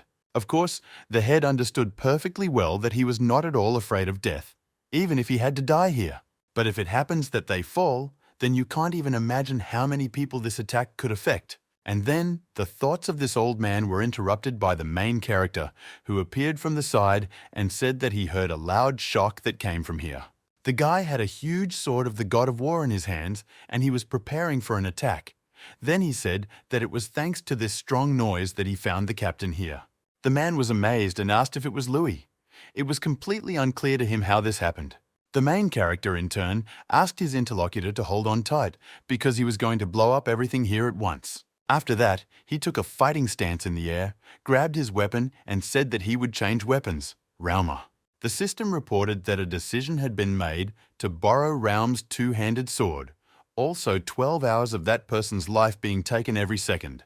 Jason looked at what was happening and was amazed and immediately wondered if there was something wrong with his eyes, because this power was definitely not ether. If we remember the Holy War, everything that took place there, we can say that this was the power of the God of War realm. The hero continued to use this, and hours of his life were taken away from him quite quickly. Literally moments after the incident, the crystal, which Jason could not destroy, scattered into several pieces for quite a long time. But at the same time, not only the crystal was destroyed, but the entire demonic creature was cut into several pieces. After this attack, only a huge blast wave scattered to the side and demolished everything that was in its path. After all, the trading in the air was just a fraction of the warmth from the monster that had been ahead all this time. The hunters below were amazed and said that the body of the transformed monster was destroyed. But did Captain Jason really do all this? Then, people began to shout for joy and said that everything ended in such a way that they were saved. Lewis was on the side with his interlocutor and spoke. He said that he wanted to ask only one thing, because the captain could have died if he had not come to save him at the same time. At the same time, Louis absolutely cannot understand why he did something so reckless now. Most likely, the correct judgment would be that he simply could not leave it to Viscount Bearer. Jason smiled and said that he thought he was going to say something else. As a hunter of demonic monsters, he should hunt them anyway. And then, why would he give something so big to another person? The main character also smiled in response to this and noted that it was true. The man then asked why the guy had arrived here right now, because he told him that it was none of his business. The hero asked why this was none of his business, because he didn't want to leave such a big monster to someone else. The timer added more than 1,000 hours, so it was definitely worth it. After he said that he couldn't just ignore it, being a hunter of demonic beasts, the interlocutor was amazed and asked what he was saying. Then he broke into a bright smile and asked if he was really a hunter of demonic monsters, because with the skills he has, it's strange. After all, he destroyed a huge platform, did not leave pieces, and still calls himself a hunter. The guy noticed that you then taught him so that this would not happen in the future. Jason said with a smile that this was good, and starting tomorrow, he would conduct appropriate training for him. In addition to all this, he will count on him. But suddenly, he looked at the guy and saw that he had begun to fall. Louis immediately lost consciousness and immediately collapsed to the ground. The head asked him if he was okay at all. The guy, in turn, spoke rather heavily and noticed that he was not at all okay. I thought that this was really bad, because this is what happens when the God of War buff goes off, but it was completely unclear that it kept beeping at all. So he looked at the system notification, and the system said that he could no longer use Raum's protection. Several people were driving along one of the surrounding roads, and a guy sat sadly and said that he didn't want to work. He said that he thought the dark forest was safely sealed according to their previous report. So did he really need to come here for this? Gina, in turn, noticed that he should maintain composure because the seal of the dark forest was imposed by the rocky mountain that surrounds him. And all of this really wouldn't be a minor problem if it broke, and besides, they would definitely be involved in all of this. Richard said that he knows this very well, but can she at least sometimes agree with him? The interlocutor noted that this is simply impossible. The guy asked her not to be too strict, because in the end, he was doing this just to take his mind off the stress. She knows what will happen if they are sadly destroyed, because as soon as it breaks, it will release all the magical power that is stored inside. After this, the surrounding area will be completely contaminated with magic, and there will only be dead land where nothing grows. Richard asked the girl not to mention this terrible smell, because he wanted to vomit just thinking about it. The girl turned around and said that she could talk, that she could do without nausea. The interlocutor asked what she meant by this. Gina noticed that it still seemed to her that the situation had already been resolved. The guy asked if she was really saying this seriously. In this case, it was completely unclear to him why it was so quiet here. Then he turned to the girl and asked if she was sure that they had come to the right place. The interlocutor said that this is definitely the case, and they are in the dark forest of the northern part of Troisen. Richard asked, if so, why he was in such a state. It looks quite strange. and for some reason it seems that they are in an interesting situation. The main characters, in turn, sat on the carcass of a huge monster and said that they had been scouring the forest all day, but even so, they had only caught one beast. But it turns out that recently there have been significant changes here, and the number of magical creatures has sharply decreased. The reason for this is still clearly the yarn monster that was killed recently. It turns out that even old Jason thinks about it too. In addition to all this, they also have another problem, which is much more serious than that one. The hero looked at the system notification that said that he could no longer use Realm's protection, while it was unclear why it had changed out of the blue. At least someone said the reason for all this. The old man came up and said, "Louis, why is he sitting there? What student is making his teacher wait so long?" This kid himself asked to teach him, and he definitely lacks determination, so he should understand all this perfectly well. Louis turned to him and said that the old man still seemed worried. And whether this was true, he thought that without Realm's powers, it was necessary to get used to using the ether during the battle. Although, of course, the hunters put an end to the owner of the mountain, as well as other monsters. But this became possible only thanks to the large number of victims that followed. The people held a simple ceremony for their fallen comrades and buried them near the village, following the leader's wishes. They did the same for Burr's soldiers. Jason then said that he was not sure that they would like it, but David said that they would rather be glad that now they could sleep forever. And isn't that so? The interlocutor asked, "But is this really so, and let them have a good rest, and later he will contact them?" As a result, Nicholas was also buried along with the others. The hero looked at his grave and hoped that he would be able to cook normal food in his next life. Subsequently, as now, the main character trained under the guidance of Jason. The man attacked him and said that instead of randomly spreading the ether throughout his body, let him focus only on the points of impact on his opponent. It should look like being beaten with the full force of the ether, asking if it hurt him, because it was all because he was only focusing on the places where he hit. Then he asked Louis if he really wouldn't tell him the whole truth, because the old man was still interested, but it was completely unclear how he was able to use the power of God. On the very day when they crushed the giant monster, he saw the power, and it was definitely the god of war, Realm. Luo, in turn, noted that he seemed to have made a mistake after all, and then shouted that he had opened. The opponent hit him quite hard and said what kind of cunning guy he was, and the guy flew away a short distance. Jason said it was okay if he didn't want to tell him, but he was sure he had a reason for it. The hero thought that this man had already beaten everything out of him.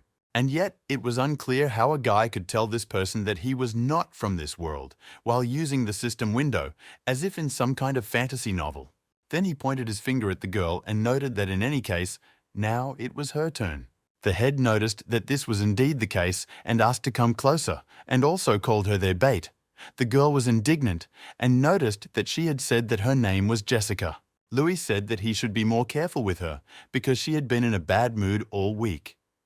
The interlocutor noted that earlier it was his mistake that he accepted her as his student. But she is definitely not an ordinary girl, and the man was sure that Jessica was more than capable of becoming a knight. When he saw her return, he was amazed. It was a crazy battle, and he even thought that she was something like a ghost. The little girl bowed and thanked the elder. He asked in surprise what this was. Then the analog bowed down and said that they would see each other later. Louis said that he was very uncomfortable like this, so he asked not to do that again. And what about her hands? It was unclear why she was even saying all this now. The interlocutor smiled sweetly and noted that this is called respect. Jason said that we should start broadcasting messages again. Jessica wondered if they would start using swords again. He asked you why she thought it would be so easy for knights, because she needed to start at least with the basics. The little girl said that she wanted to fight with a sword. The main character immediately smiled and lowered his results down. Then he wondered what this little girl's whims actually reminded him of the last time. Suddenly the training was interrupted by a guy who came up and asked Uncle Jason if he was doing well all this time. The old man looked at him in surprise and asked the staff something else.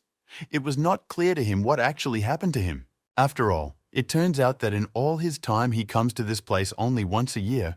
Richard said that he just wanted to see him on the way somewhere. Jason said that it sounded like some kind of lie and asked Louis to say hello. The guy did. He introduced it to the man as the main bargainer for their hunters. The hero wondered what other merchants were there, because none of them had weapons. Was it possible that it turned out that they had come all the way here unarmed and even without guards? The captain asked what the real reason for his visit here was. The interlocutor noted that he did not trust people at all, but this did not promise anything special. There is simply a high probability that someone is using divine power here. The hero and the man were amazed at the response, and the old man asked if so, then so what? Wondering what he meant when he said all these words, Richard snapped his fingers and then asked if he was really already here.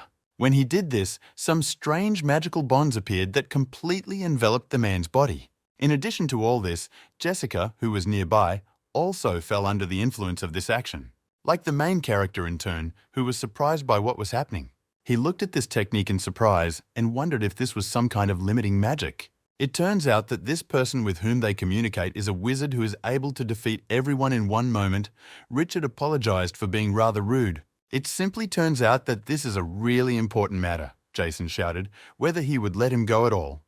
Then the interlocutor asked to listen carefully to what he would tell him. He further asked, "Is it correct that they recently encountered a large stone in the form of a crystal? He does not know what is going to happen, but this crystal is called a sealing crystal. As a result, it turns out that this stone could only be destroyed by using sacred power, but someone destroyed it. It was because of this that they just came here to check if there was this holy power." Jason became very angry when he listened to all this. Richard said that if it was not a divine ability, but a pagan one, they would immediately deal with him.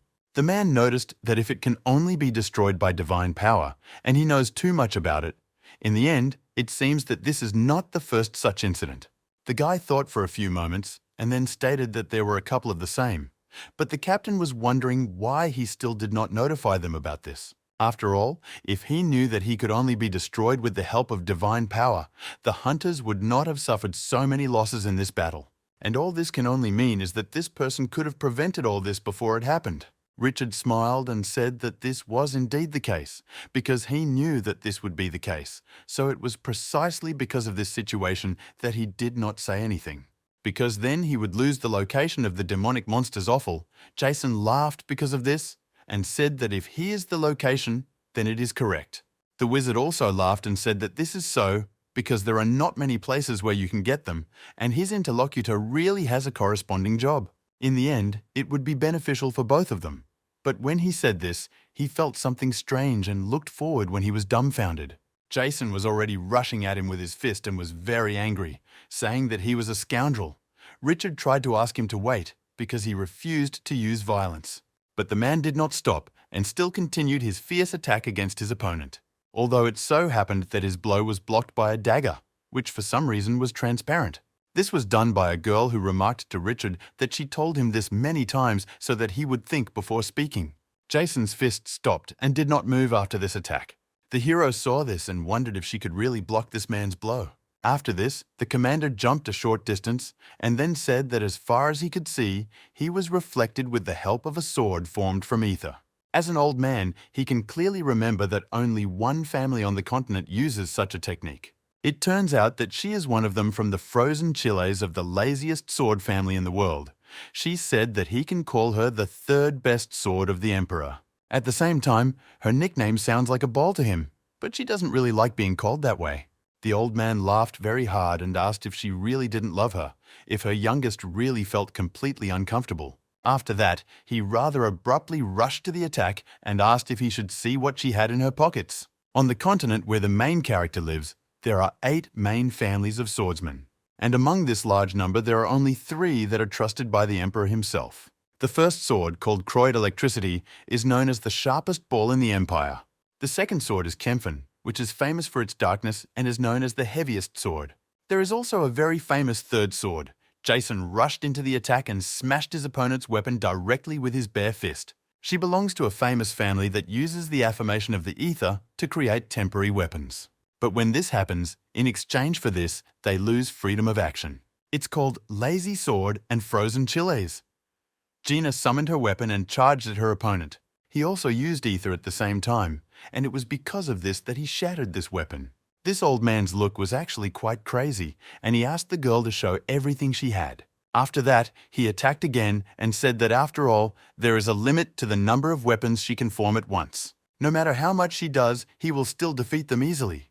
But suddenly, he saw that the girl had summoned a very large number of blades. Therefore, he was greatly amazed at what had happened and asked what else it was. Then a skirmish occurred between them, due to which only a wall of dust rose up. Gina said that it was a good attempt to attack her, known as the weakest of the Chai family. But that did not mean that they were resting all this time. As Jason continued to stay here for a long time, their swords became sharper and sharper. Now that she was holding him back, she asked him to tell him about the man who used the divine power of children. The man tried to get out and said that the interlocutor was talking too much for herself, and suddenly he would just tell her about it. The rival grabbed her weapon and said that then she simply had no other choice after all. She didn't really like aggressive methods. Next, she pointed the blade towards the old man's body and noticed that it seemed that she would have to take away one of his hands. At that very second, she was interrupted by the main character, who called for her and asked her to wait. After that, he looked at the girl and noticed that he was the person who used her, so he asked to let the old man go and not touch him. Jason didn't say anything at the same time because he understood what consequences this could have. Then, having gathered his thoughts, he said that this guy was coming because if he really remained silent, they could just get by with his hand. Richard immediately turned to the guy and asked if he understood correctly that his name was Louis. First of all, he needed to check the accuracy of his words. So he used his magic and the guy's body began to move in the air on its own. When this happened, Louis asked what he was going to do with it. The interlocutor noted that he had no need to worry because it was simple magic. After that, a magic circle appeared in the air through which a hand climbed. Richard himself said that it would simply pass through the body of this person and nothing more. He further stated that depending on what kind of energy this person uses in business, traces of it always remain. He is not a hero, literally. After a few seconds, he felt something strange in his mind and also as if someone had penetrated his body. I immediately thought that he had such a feeling of discomfort, energy traveling through his vessels, so could this really be that magical power?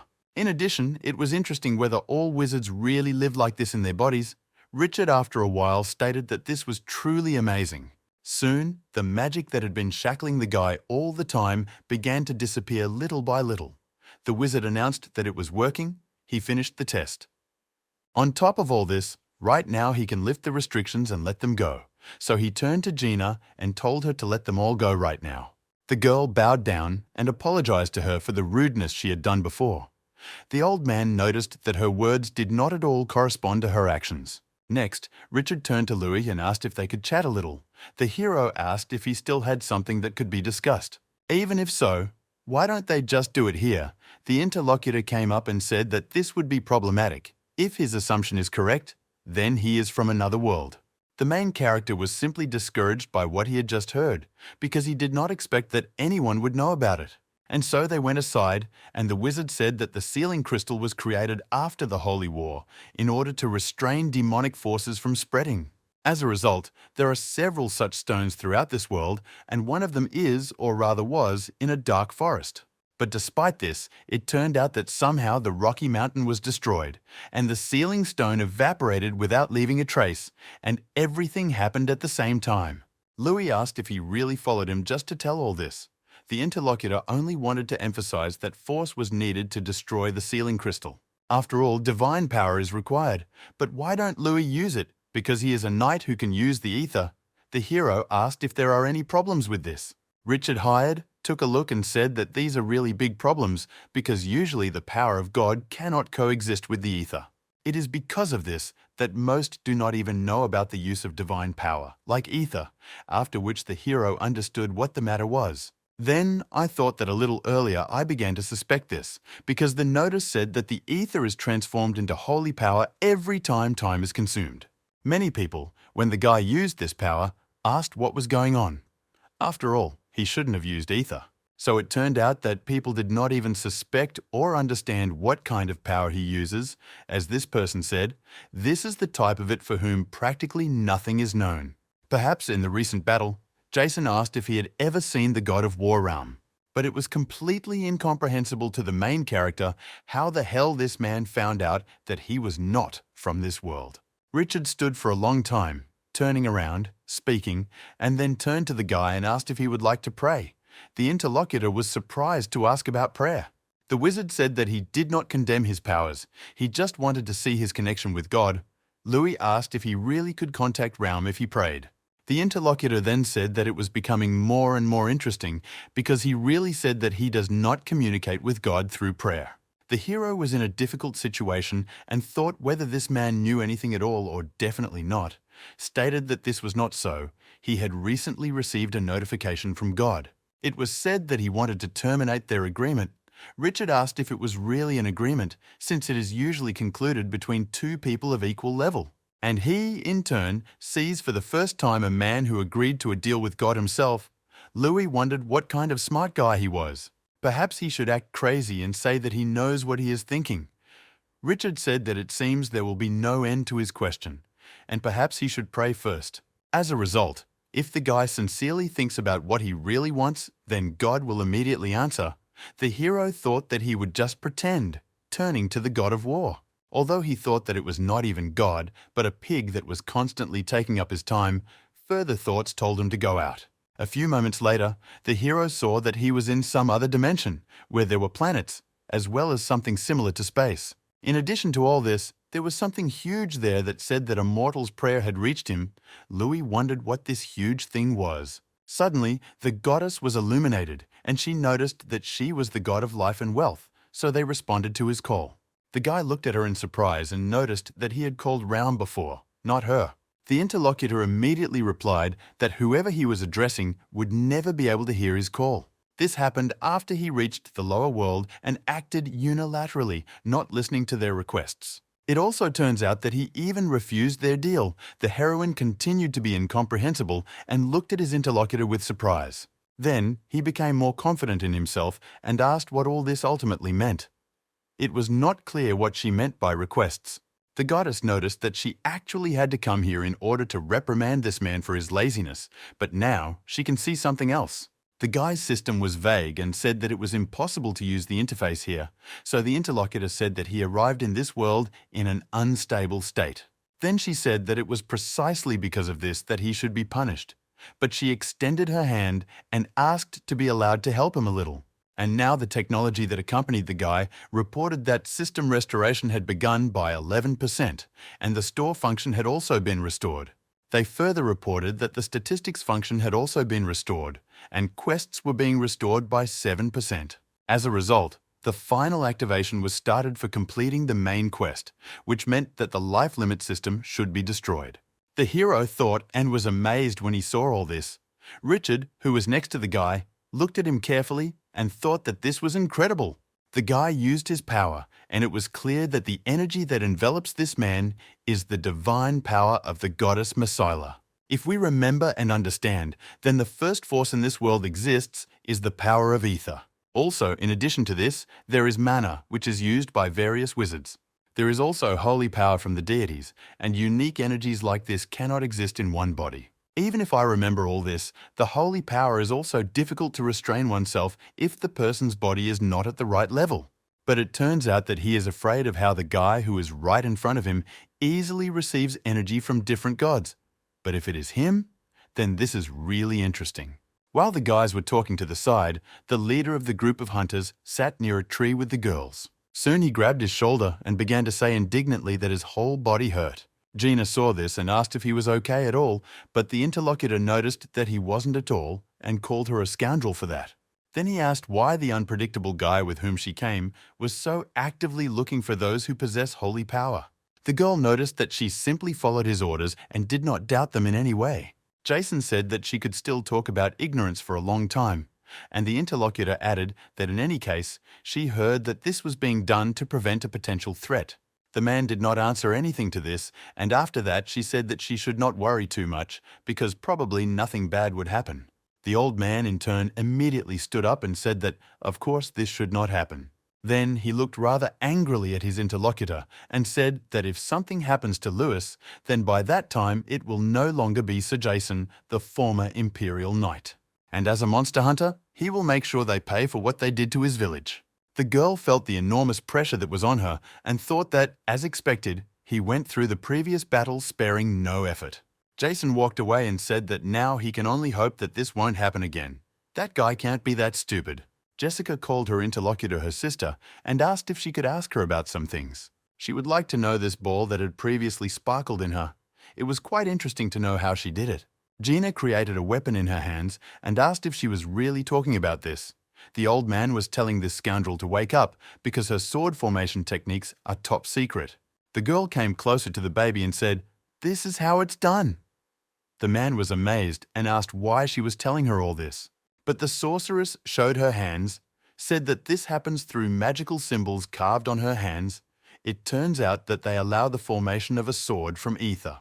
Jason said indignantly, "What other symbols?" Because this is a rather majestic name, and all for the sake of a simple diagram, the little girl asked what another scheme was. Gina said that her interlocutor could understand during training that there is a positive ether. While it dissipates, the negative gathers. This is how knights who spread the ether throughout their body have both formidable destructive power and endurance, depending on the level of skill.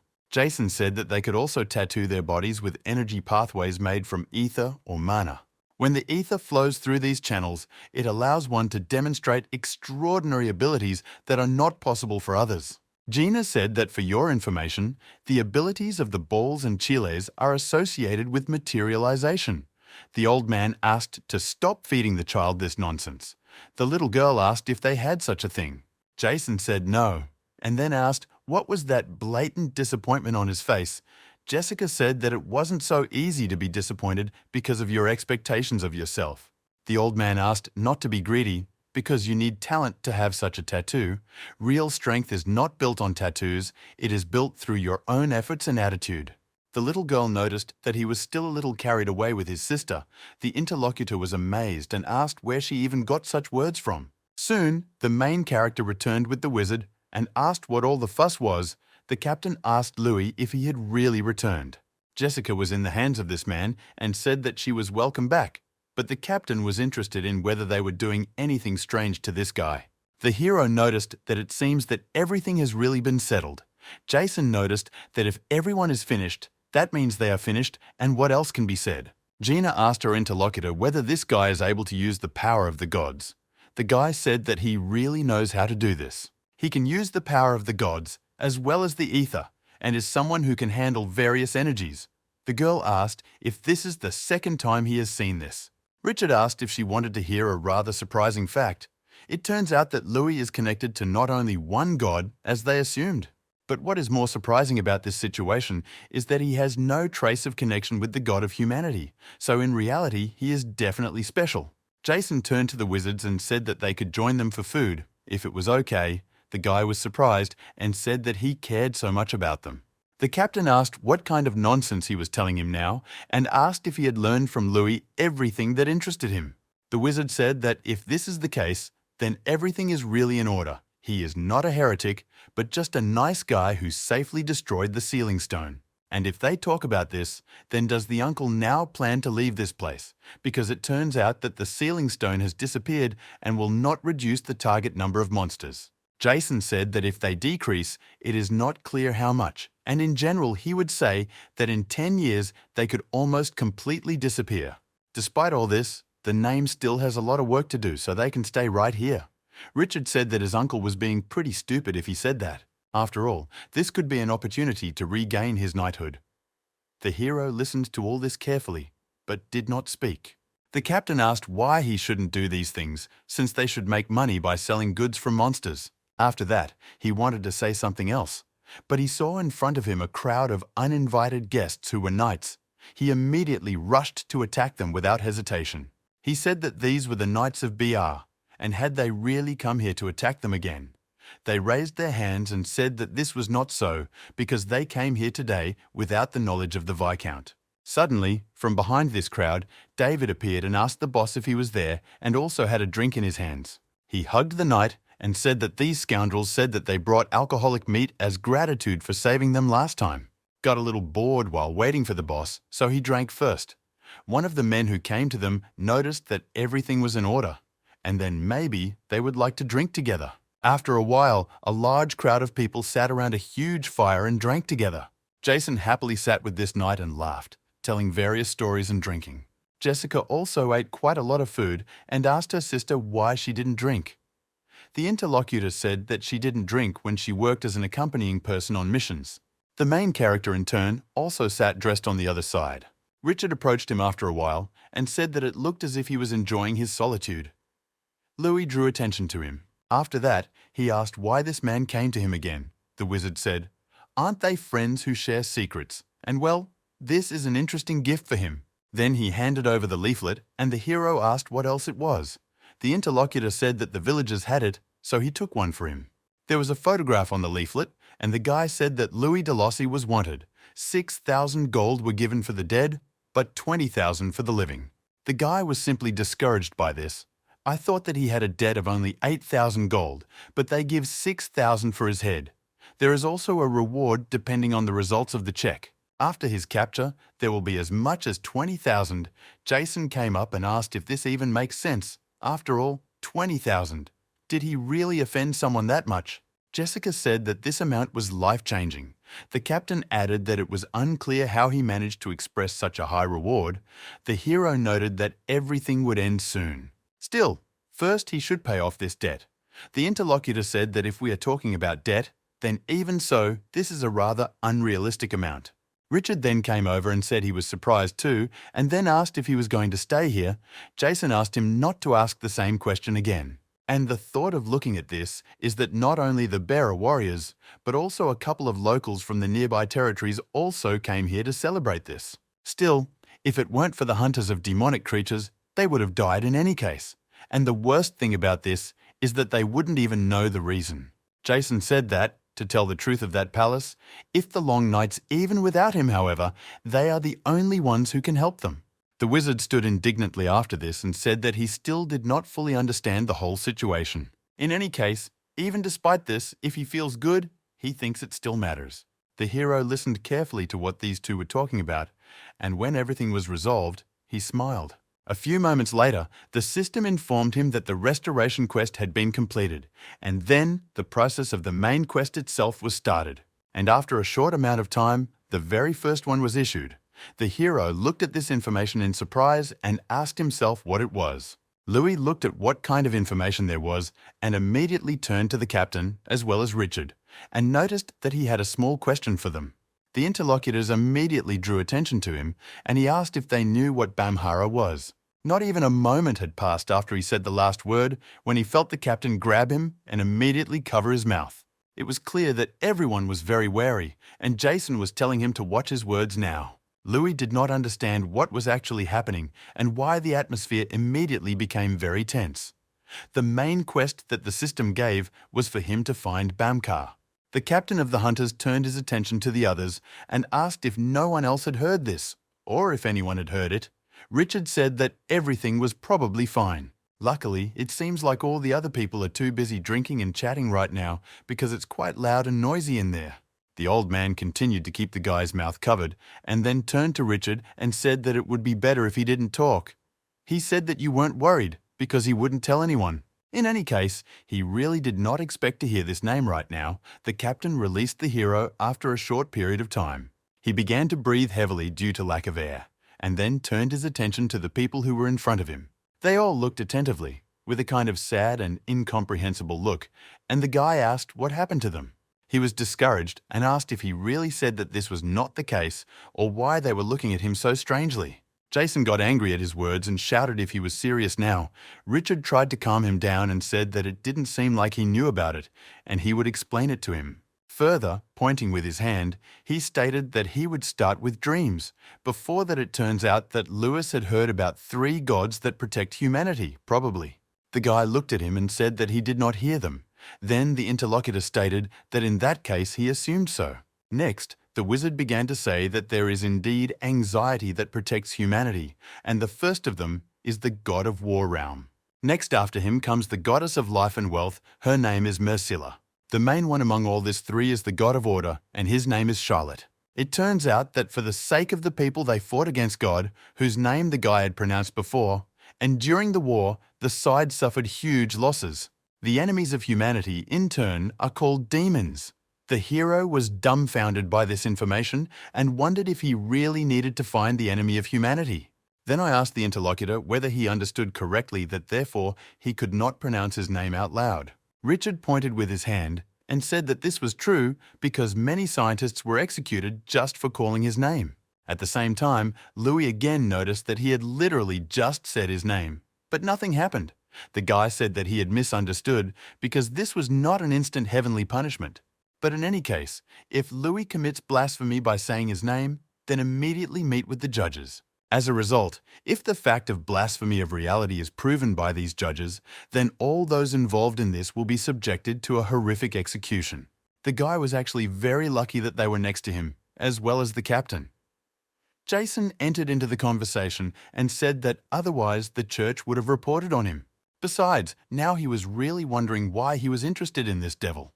The main character immediately hesitated and noted that of course he couldn't tell everything, but there was definitely a reason why he had to find it.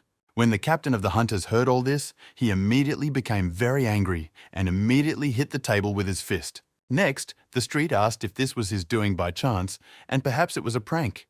The interlocutor literally swore that he had absolutely nothing to do with it. A few moments later, Louis noticed that this definitely had nothing to do with him, because the guy himself decided so and told them about it. After that, he turned to the captain again and noticed that he really lived for a long time without any goal. All the years that he spent there, he simply did everything in order to survive. But in the end, when he met with the gods, using Richard's help, he found out that until now, they had been pulling the strings of his fate. Jason asked if that was why he could use their powers like this.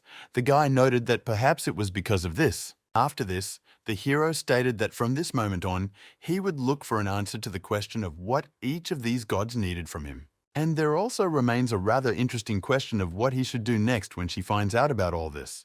The captain looked at the confident face of this guy and immediately wondered what Louis was thinking in his head in general. It was interesting whether he really wanted to say that he was going to fight against the gods if there really was such a need for it.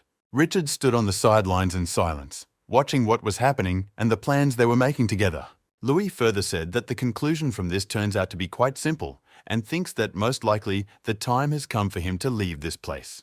The captain exhaled sadly and noticed that this fool wasn't the one who asked for permission to stay here, and then asked if he was really an incredibly stubborn guy. At the same time, he stated that he was inviting him to go straight to the kingdom of Titria.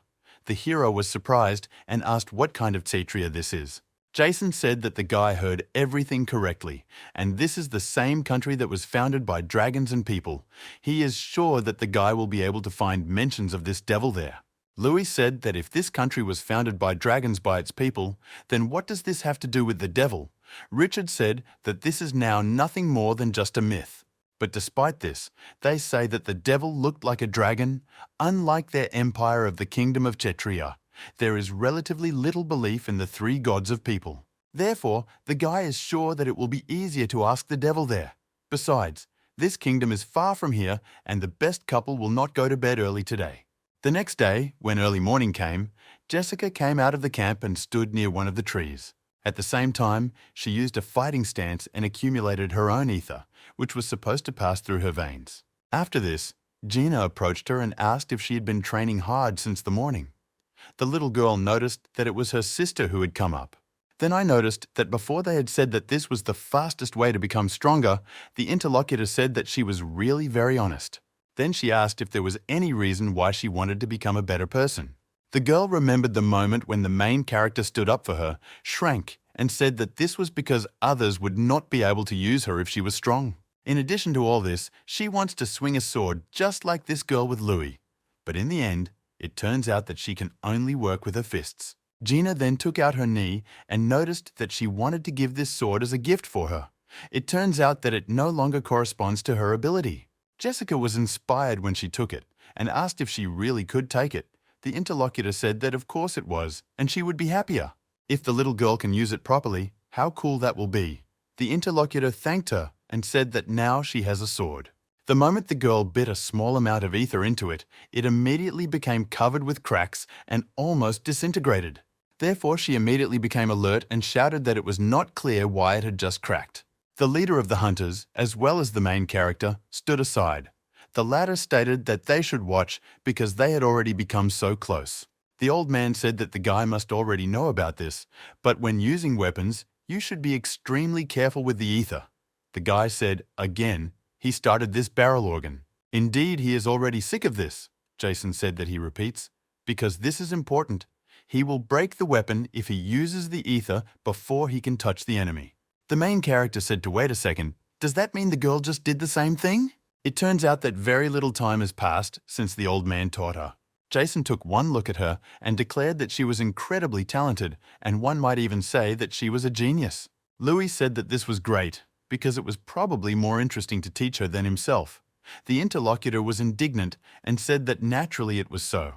Then the guide turned to Richard and asked if they were leaving too. The wizard said that this was so because they had to leave, because the food and housing here sucked. This is a disgusting place and does not suit such an elegant person like him. The old man said that he was a scoundrel, that he blathered there, because until now he liked everything here. Next, Richard held out something and told the guy that it was a gift for him. He, in turn, extended his hand and asked what it was.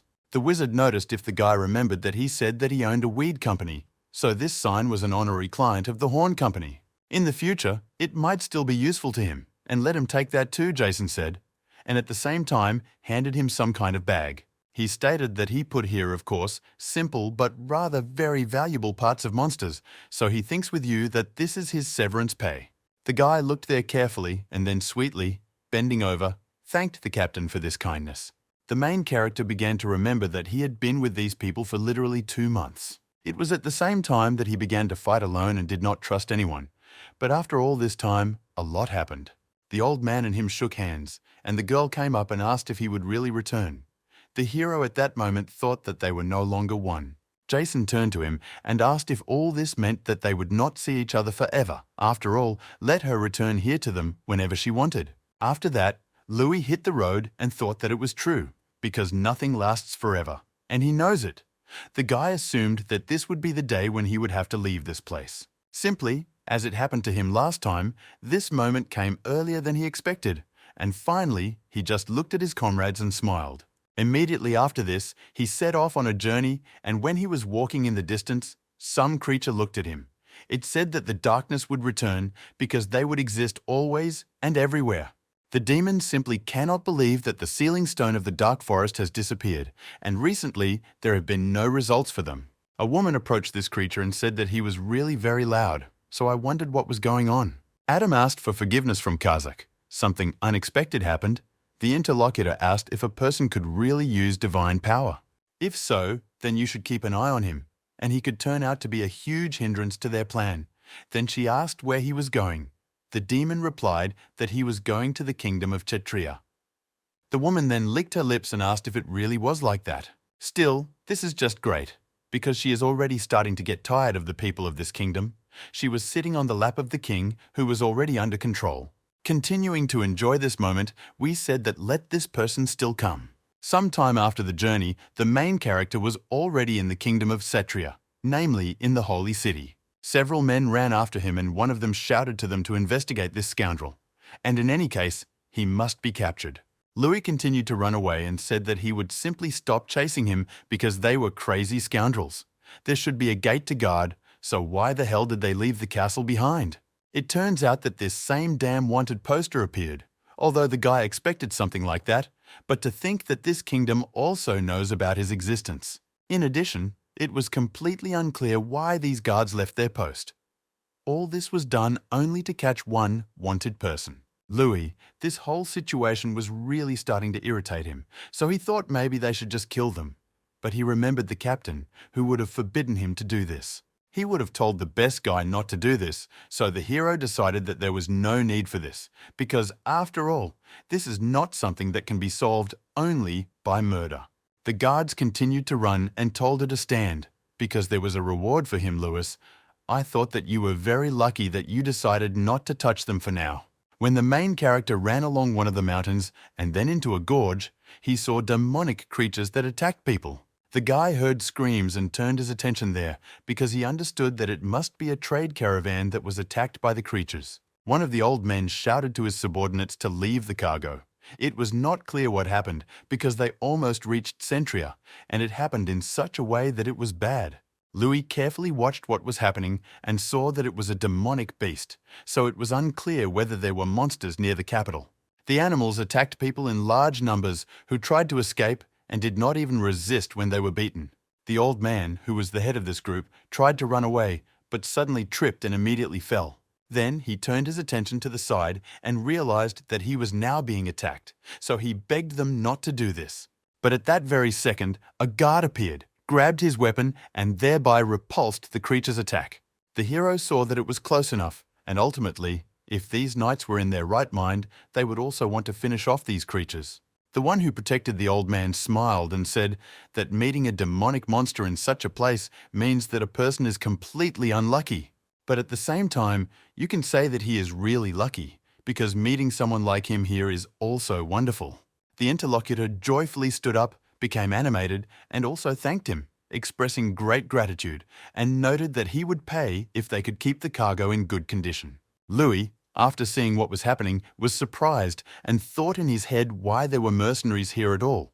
It was unclear what happened to the knights then. The hero saw that they were looking down, and one of them asked if they had really already reached the city. They should just pretend that they didn't see anything, and on business. The guard said that they needed to return, otherwise he would receive a serious punishment for this. But the interlocutor noted that this was bad, because for this guy, they give as much as 20,000 gold. Louis was surprised and wondered if they were walking in such a situation. It was unclear what was going on with the local army. The mercenary heard the caravan leader saying that he would pay in full, so he immediately attacked the monster in front. But the wound that he made just a few seconds ago began to instantly regenerate. The man was amazed by this, and then said that he did not even know that this creature could do this. After this, the demonic wolf literally instantly cut this man into pieces. The old man ran away and said that he thought they could deal with the monsters. After that, he begged to meet him. At least someone heard. Then he asked him to help, because he would pay them for sure. The remaining mercenaries, who also came here for protection, were destroyed, and the creatures continued to attack the survivors. The hero decided that he should not do this, because he would attract too much attention if he interfered. After all, the local knights should take care of this. And so it turns out that he is wanted. But I remembered the words of Jason, who said that one should not judge by usefulness, because reasons are not needed to save someone. After these words, the hero began to think that he might actually need help. The old man, who was the head of the caravan, was already on the verge of death at that very second, because the demonic creature was very close. But what was his surprise when a moment later, he saw how the head of this monster flew down. Everyone immediately turned their attention there and saw a swordsman who was literally floating in the air. Using the power that was enhanced by the ether, the man withered away the creatures ahead with ease. Of course, it turned out to be the main character who easily dealt with these creatures, since for him, they were like seeds. Finally, all the demonic wolves were destroyed, and after that, the guy was able to stop.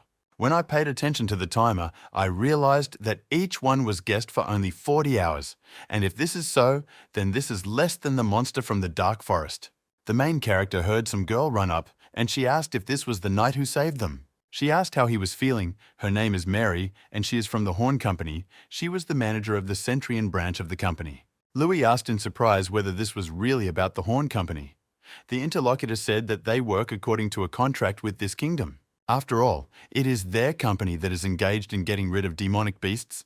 Let this person do whatever he wants, because she just wants to get her share, and that's all. Suddenly, other mercenaries came up and shouted that they should stop, and this was due to the fact that they also had a right to these creatures. It turns out that this guy just struck the beast that they almost caught, but in the process of everything that happened, he did not lose his own comrade.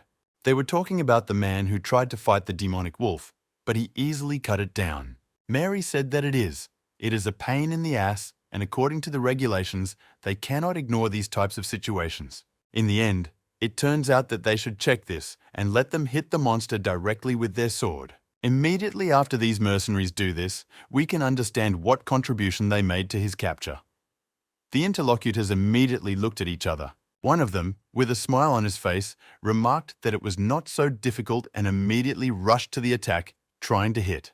But after a few moments, his sword began to shake, and the skin and flesh of the creature were not even wounded. He hesitantly asked what else it was. The hero was a little puzzled by this and thought that this man didn't even scratch him, but the girl said that it was all good, and let the next one come up. The man who had to do this said that he was tired after the battle with the creatures, but the first one said that if he tried again, then he would succeed. And the main character got quite angry because of this and shouted that they would stop talking nonsense. Next, he charged his sword with ether and hit the monster, and inquired that he believed that this was enough. If these people want to prove they're right, then they should fight him.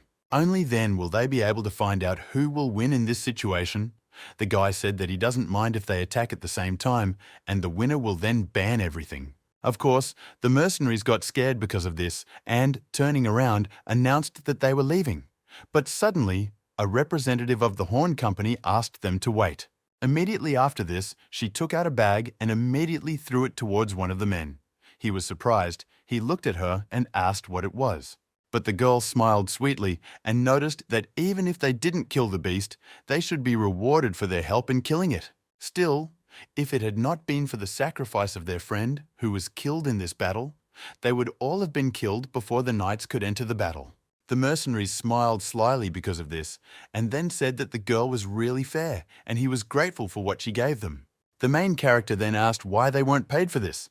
The interlocutor smiled and said that the most valuable thing for a company is truly trust. In the end, if they don't pay now, will they help them next time? Louis noticed that she was really right. The girl said that in that case, they would return to their conversation. The hero noticed whether he should say that he was the knight Louis de Lossy, then extended the sign and said that he received it from his good friend. Mary said that this was a sign of an honorary client and company, so she immediately asked what she could do for him. Louis said that he wants to get to the holy city of Kshatriya, but is now a wanted man, so he wonders if she can help him with this. Mary looked at him in surprise and asked if he had just said that he wanted to go to the holy city. She immediately called out his full name and then said that it was not at all recommended to be there now. After all, the capital of this kingdom, which is called the Holy City right now, is on the path of destruction. The subordinates ran to His Majesty and said that the demonic beasts were already at the gates. They had many hungry deserters, and the security of the country was poor. At the same time, a woman was sitting on the throne who ruled this king. The man literally begged to listen to their plea, but after a few seconds he felt his hand being cut off. But the king did this to himself, who said that reducing the cost of the army was the queen's plan to establish peace in Kshatriya. It was not clear why they all dared to slander Her Majesty. The old man was completely out of his mind and shouted that he was a traitor because his Kshatriya was unshakable. As a result, quite a lot of time has passed since this kingdom was no longer governed. From that very moment, the entire country was abandoned. As a result, confidence in it also dropped greatly. At the market, a man said that it was not sold for Cetrian currency, and the buyer said that they simply could not exchange it.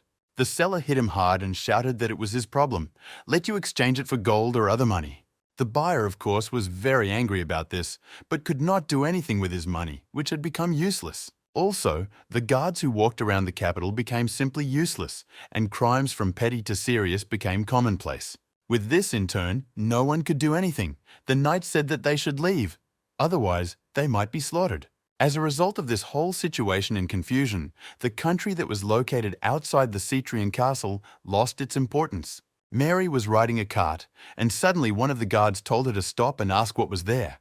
She threw money and said that, as usual, there were various goods there. The guard grabbed the money and then joyfully said that he believed there was no need for an inspection at all. That's why he announced that he should pass through, and after that the gate, which was closed, began to rise up. The girl drove inside with the carriage and then turned to the man there, saying that he should see this little bit of trust and problems can be easily solved. Inside was the main character, who noted that he was very grateful to her because it was she who was able to get inside this castle. Mary smiled and said that there was no need to thank her because it was a mere trifle, because he had saved her life not long before. Then Louis began to mumble something, saying that perhaps she would say something, but suddenly he closed his turn and realized that he shouldn't say that. He remembered how Jason covered his mouth and then told Richard to remain silent. The interlocutor, understanding, said that he should not worry because he would not tell anyone. Therefore, the hero said that he wanted to say where he should go if he wanted to hear about God. The girl replied that the best solution would be to go to the temple. The guy understood perfectly well that he couldn't pronounce Bamhara's name here, so this definitely didn't suit him. Mary said that the next place for him could be the library. Louis asked in surprise what kind of library this was. The company representative remarked that she really didn't know what it was. It could be called a storage room for books. Naturally, the guy understood perfectly well and knew that he simply thought that such a thing did not exist in this world, and then said that there was the last thing he wanted to know. He now has in his hands the fragments of the monsters that he killed in the dark forest, so can he exchange them for money? It turns out that the main character still needs this money for some things, and soon he went straight to the Tetri branch and the mercenary people. In this very place, as it once happened, the guy was surrounded by men who leaned blades against his neck. Soon he stated that he still expected it to come here in order to pay off his debt and get off the wanted list. A man who was sitting somewhere in the distance asked Louis if he had really lost his mind. The hero drew attention to him.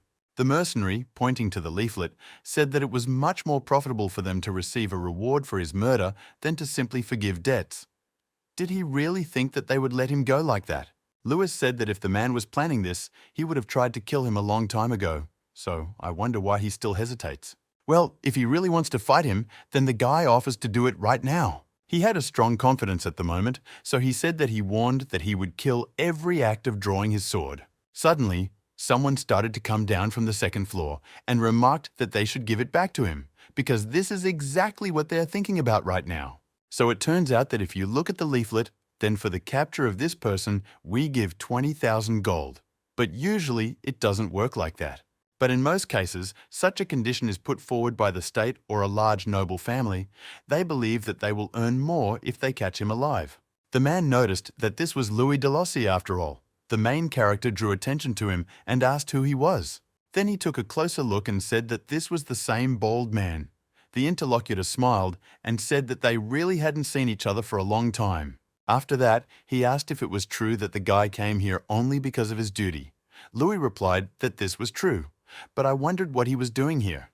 The interlocutor said that they plan to close the Tetri branch. That's why it's here, and that's why they say they should start paying off the debt. If you look at the money that he brought is 8,000 gold in imperial currency, and he paid his debt, Louis asked if the wanted notice for him would be cancelled. The man said that this was not so, because catching him alive was not their whim at all. And on top of all this, he had not yet paid interest of 6,580 gold. The hero then shouted, "Who ordered it?" From what oak tree the percentage is so huge, the bald man said to be careful, because if he becomes a word, it will not add it to his debt. Then he asked to listen to the vestals of the Mercenary Guild equal to 30% per month. The guy said that this is madness if this happens. Is there really no legal ceiling on percentage in this world? Suddenly, one of the mercenaries asked what was legal, and what did he blurt out? Louis realized that while these scoundrels were busy with the reward and would pursue him, the interlocutor came up and said not to worry because they would not start a fight here. Once they found out that the reward was assigned, they guilds will increase it if they leave him alone for a while, then meet next time and say goodbye. The guild representative told the guy to concentrate because his percentage was a certain amount. The hero asked to wait because he still had some parts of the monsters. The interlocutor asked if he wanted to pay with this. The hero said that it was so. He tried to sell them to the horn company, but they did not have enough money. They said that it cost 10,000 gold. The company representative noted that he still could not give him more than 4,900 for it. Louis asked in surprise how the amount of 10,000 was reduced by half. The bald man replied that Citria is now not paying her food to both the trading companies and the Mercenary Guild. So it turns out most likely that the horn company could buy these fragments. But is he really saying that even they don't have enough gold? This means that you need to take care of this outside the kingdom.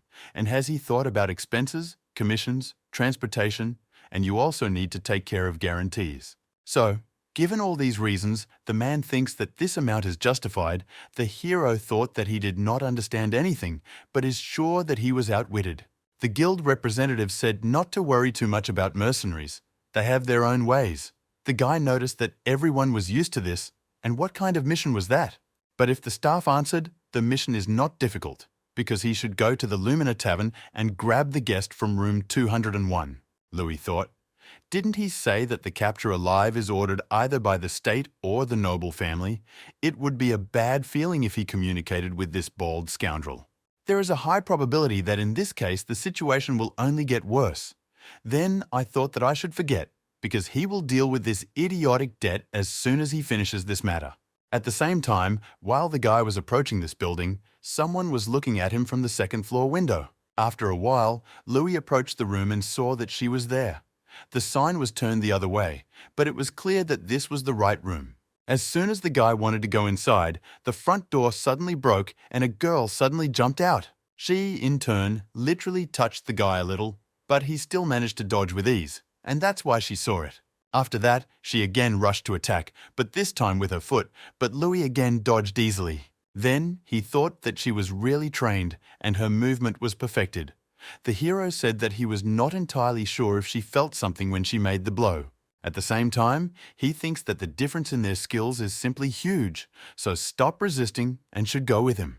At that same second, someone with a weapon was flying from behind to the left, but he easily grabbed this girl with his hand. Then he turned his attention to her and noticed that it seemed like his employer, husband, or something like that, but it looked like the mother and daughter had run away from home. The main character came to this judgment after he saw this girl because she was very small for her age. And when she heard this, she shouted who he called his daughter because she was just petite, that's all. After some time, loud laughter was heard near the room in which all these events were supposed to take place. It was the same little girl who was laughing and apologizing for surprising her, but she just had to check if the guy was useful as a fighter. As a result, the Mercenary Guild finally sent them someone worthwhile. The hero was surprised and asked in what sense the guild.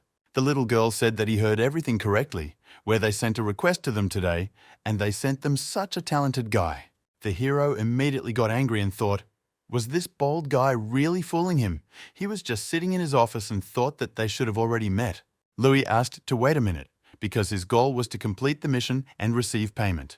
The interlocutor interrupted him and noted that she believed that mercenaries only understood the language of money, and he should not worry when he was done with this work. After all, then she will give him as much money as he wants, and she swears by her name as Sylvia Cetria. The hero thought that her last name was Cetria, which meant that she was probably of royal blood, and also said that it was an honor for him to meet a member of the royal family. Then he called himself despicable and noticed that he had already left. The little girl in turn screamed, and how dare he even turn his back on her? The knight then looked at him coldly and then told the mercenary to sit down. After all, the princess had not even finished speaking yet. The main character looks coldly at her next to him because he didn't like this situation at all. Therefore, he exhaled sadly and thought in truth, what is the point of creating problems at all? Still, at least he can listen to her first. Because of this, he turned to her and asked why this noble person still wants a destroyed mercenary. Sylvia asked if he had ever heard of Josephine. The guy said that he still didn't know much. The little girl shouted that he didn't need it after all. She is an insidious queen who destroyed their country. The hero at that moment did not understand whether she wanted him to know her or not.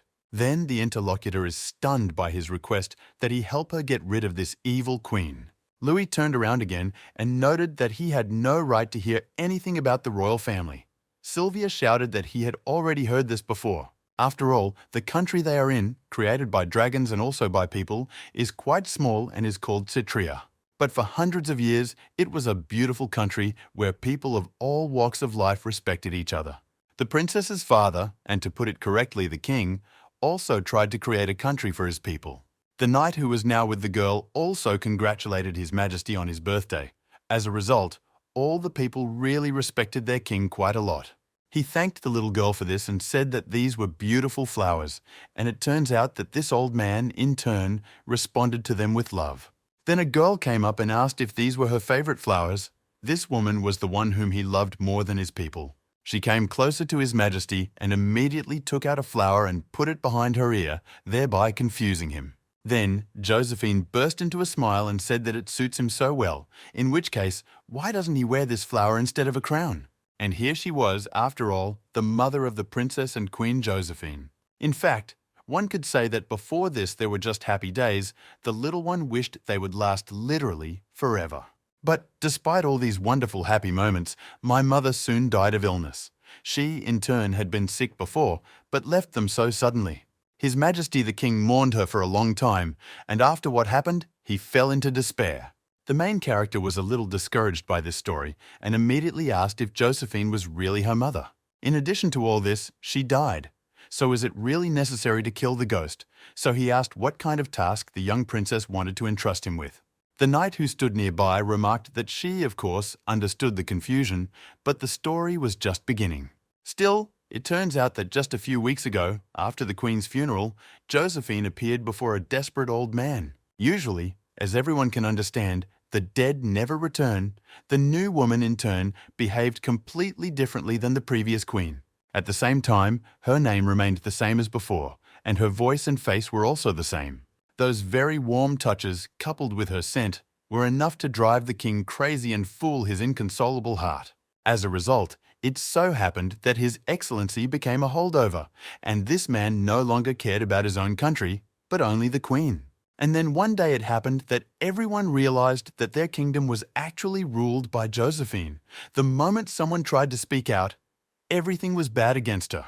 The king was angry and shouted at him to shut his mouth, because how dare he slander the queen? He would under no circumstances allow them to take his wife away from him again. As a result, this woman continues to continue only thanks to the support of the elderly. Lewis said what a difficult situation this is, and he has two questions. Firstly, did the girls really need to tell all this while she was standing on the bed? She immediately shouted and asked if he really wanted her to look up to him. While she explained everything, the hero realized what his own reason was. After that, he looked more serious and said secondly, he has a question, why she needs his help. If what she told him was indeed true, then as long as she was a princess, that would be enough to decide something. But in that case, why did she then decide to resort to the help of a simple mercenary? Sylvia hesitated and said that it was because the nobles were on Josephine's side. The guard asked if it was really so important, because isn't money the most important thing for him? The guy said that it should be. He thinks that for all mercenaries, the wallet comes first. Despite this, they fight for money, risking their own lives, and they also sell it for suicide missions. Lewis said that he didn't care whether Josephine was evil or not. Instead of saying that he was right, he would rather try to convince him that they could win. But if at the moment she has nothing more to say, then he will simply leave, interlocutor. They immediately became alert and were amazed by this. The princess asked him to wait a second.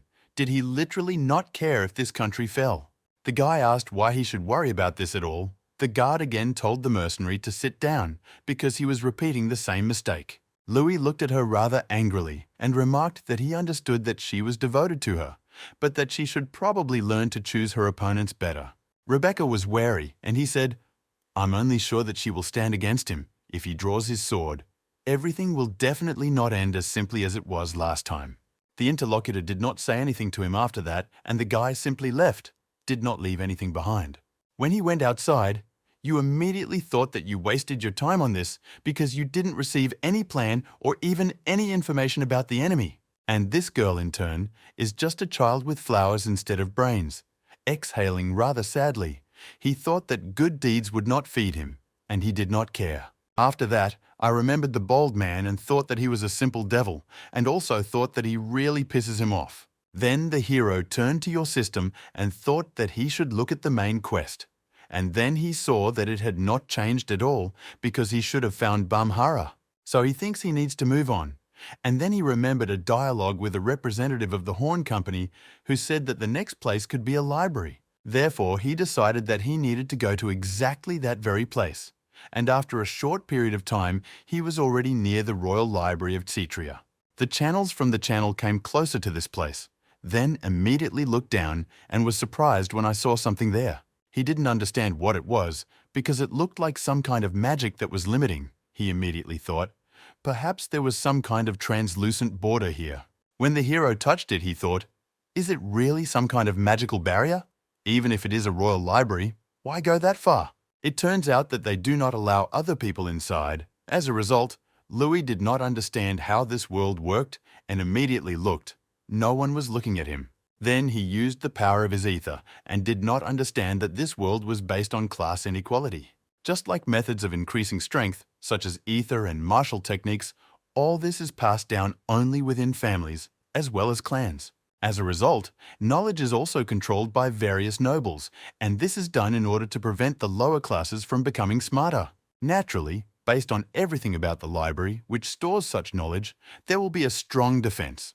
and so the hero tried several times to strike with the help of his strength. Then I realized that there was not a scratch on this strength. Although this is not surprising, it is still strange. When Louis failed to get into this royal library, he immediately set off and decided that in any case, there were other libraries in this place. The hero was heading along the road quite quickly, and then he disappeared from the place where he was a few seconds ago. But literally after a short period of time, he found himself in the same place and was amazed at what else it was. Louis was completely unclear what the hell was going on here, because he was sure that he had been moving forward all this time. Next, I noticed the mark of my blow, which I had made recently, and wondered if I really ended up here again. After this, the hero felt that it was strange and immediately turned his attention to the sound.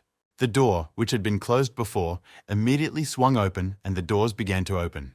Louis realized that the exit to the library began to suddenly open, and it was also strange because the barrier that was here had disappeared. A little hesitantly, the hero said that it seemed like she wanted him to go inside. Of course, he didn't like it, and understand, I think, will everything be okay if he goes in there? Despite everything, he had no choice but to enter, and so he did it. When he was inside, he thought to go, but there was no one here. He said that inviting someone in and then leaving them alone was a bad idea. But shouldn't you at least introduce yourself first? Suddenly, she heard a voice from above, which said that goals may differ, but the reactions of people entering here for the first time are always the same. They are in awe of the number of books and quickly become confused, but this person is different. Has he really already seen something like this at least once? The hero saw that there was a man upstairs who was asking if he was just not interested, Louis, who thought that this was truly an amazing sight of us and what was on earth could not be compared. In terms of quantity and quality of books, the land wins on both counts, so he told his interlocutor that he was choosing the first option. Then he looked carefully and said that if they had any books about the gods, he was especially interested in the evil gods. Because of this, the man smiled and said that it was interesting. At first he thought that this man was trying to rob the library during these difficult times. But now he will become even more drawn to what happened. The hero, in turn, did not understand how the moment began. He found himself next to his interlocutor. Then Louis realized that this man had snuck up behind him when he least expected it. The old man took his weapon and noticed that he was offering to put dangerous things aside and talk. The guy understood that his weapon had even been taken away. Then they sat down at the table, and the wizard said that he had given in as he asked, so they should start a conversation. Louis wondered if this man was really a powerful magician. Robert said that he was a busy man anyway, and so he suggested setting one rule to save time. The hero thought that his instincts were just screaming for it. The wizard said that their conversation would end with the fall of the last grain of sand, and they would take turns asking each other questions. Louis thought that if he didn't answer honestly, he would simply die. The interlocutor asked to be allowed to start first, asking them if he knew the name of the evil god. The hero told him, and then the man said that this is Bamhara, but not many theologians will mention it. Then he noted that it was interesting, and now it was his turn. The soul collector stated that he had received some kind of divine revelation, and therefore was looking for the evil god Bamhara, so he wondered where he could find him. Robert said that he doesn't like the phrase evil god at all because it shows human ignorance, and to meet him you need two things: a relic and a sanctuary. After that, he said that it was his turn and asked who, in his opinion, decided that there were evil gods. Initially, there was no division into good and evil. It turns out that they only have people who worship them and those who hate them. The hero said that this is a world of game allies of neither good nor evil, so he is probably evil only by human standards. The wizard noticed that this is true, but people hope that the logic they worship is good. That's why they hide the truth and change history after that. Louis said that this was not surprising and then asked where the relic was located, as well as the sanctuary. Robert said that the religion was in Tetria and the sanctuary was in the northern part of the empire. However, now that Bamhara has lost her physical form, their exact location is unknown. The guy asked if she had really lost her physical form. The wizard replied that this is in reality and she no longer exists. She rebelled against the human deity Charlotte and was defeated. Of course, he personally did not see what Charlotte did to her, but after everything she lost her powers, he further noted that he asked two questions and therefore whether he would reveal his name and identity. The guy said that his name is Louis Delossi and he is a mercenary, and then he asked whether there was any way to talk to Bamhara or not. Robert noticed that the interlocutor told her the truth, and the hero stated that his answers are no better than this. Even if he finds the relic and the sanctuaries, will they be useful if there is no God? The man said that there was a misunderstanding because a relic is an object endowed with the consciousness of a god. If you bring his sanctuary and perform a ritual, you can achieve his will. Even if not directly, it will happen, and he would like to have lunch with the guy about the ritual. But unfortunately, he still cannot do this. And Lewis asked to wait a minute because he can't, which means that he still knows about him. If you think about it, when he mentioned Bamhara, he spoke about God as a woman. In addition to all this, if you remember the previous conversation, it follows from the person and the way he talked about her, they create the impression that he experienced something. That's why the main character asked what he was trying to hide from him by talking about it. Robert responded by saying that he was not trying to hide anything, and firstly, it was his turn to ask the question. And secondly, if you look at the sand clock, the sand in it has long since run out. The man then smiled and said that next time they would talk without restrictions, but he, in turn, would need to come on an official visit. Just a few moments ago, the main character was sitting and casually drinking tea with this man when he suddenly found himself on the street with a cup in his hands. Louis realized that he had not learned anything significant in this, but over the past few days, it seemed that he had contacted unusually skilled magicians. The main character's thoughts were interrupted by a noise from the side, and he immediately paid attention and saw a man there. It was a few supporters who approached him and told him that it was property of the royal family, so it was unclear why the hell he was hanging around there. Louis, in response to this, said that he was just leaving the library and nothing more. The interlocutor asked how he left the library. Immediately, he pointed the weapon at the guy and said that he would stop fooling around. Still, it turns out that the royal library is simply impossible to get into without the permission of the royal family, so they are interested in why he appeared here after all. The main character was amazed by what happened and wondered if he really needed the royal family now. Then I remembered the words of the same wizard with whom I was talking and wondered if by an official visit he really meant that permission from the ruling family was needed. After that, he remembered that if a member of the royal family he knew was the same girl, he therefore understood that everything was very bad. Still, so that it doesn't happen right now, the main thing is to avoid this very situation. Then he raised his hands and said that he understood everything so they could move on.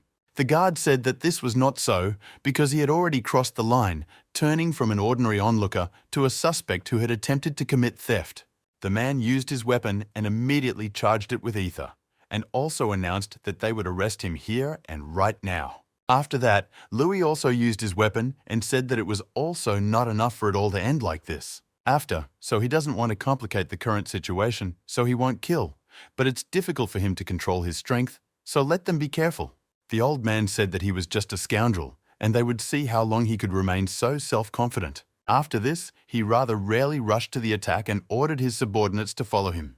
At the same moment, the hero wondered whether he should test what the royal knights were capable of. So he decided that maybe this situation would be beneficial for him and fought one of them.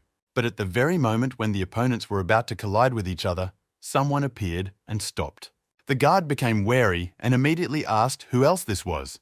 It was not clear to him who dared to interfere in their battle. A few moments later, the fog cleared, and they saw that there was a knight. The man said that it was Lady Rebecca.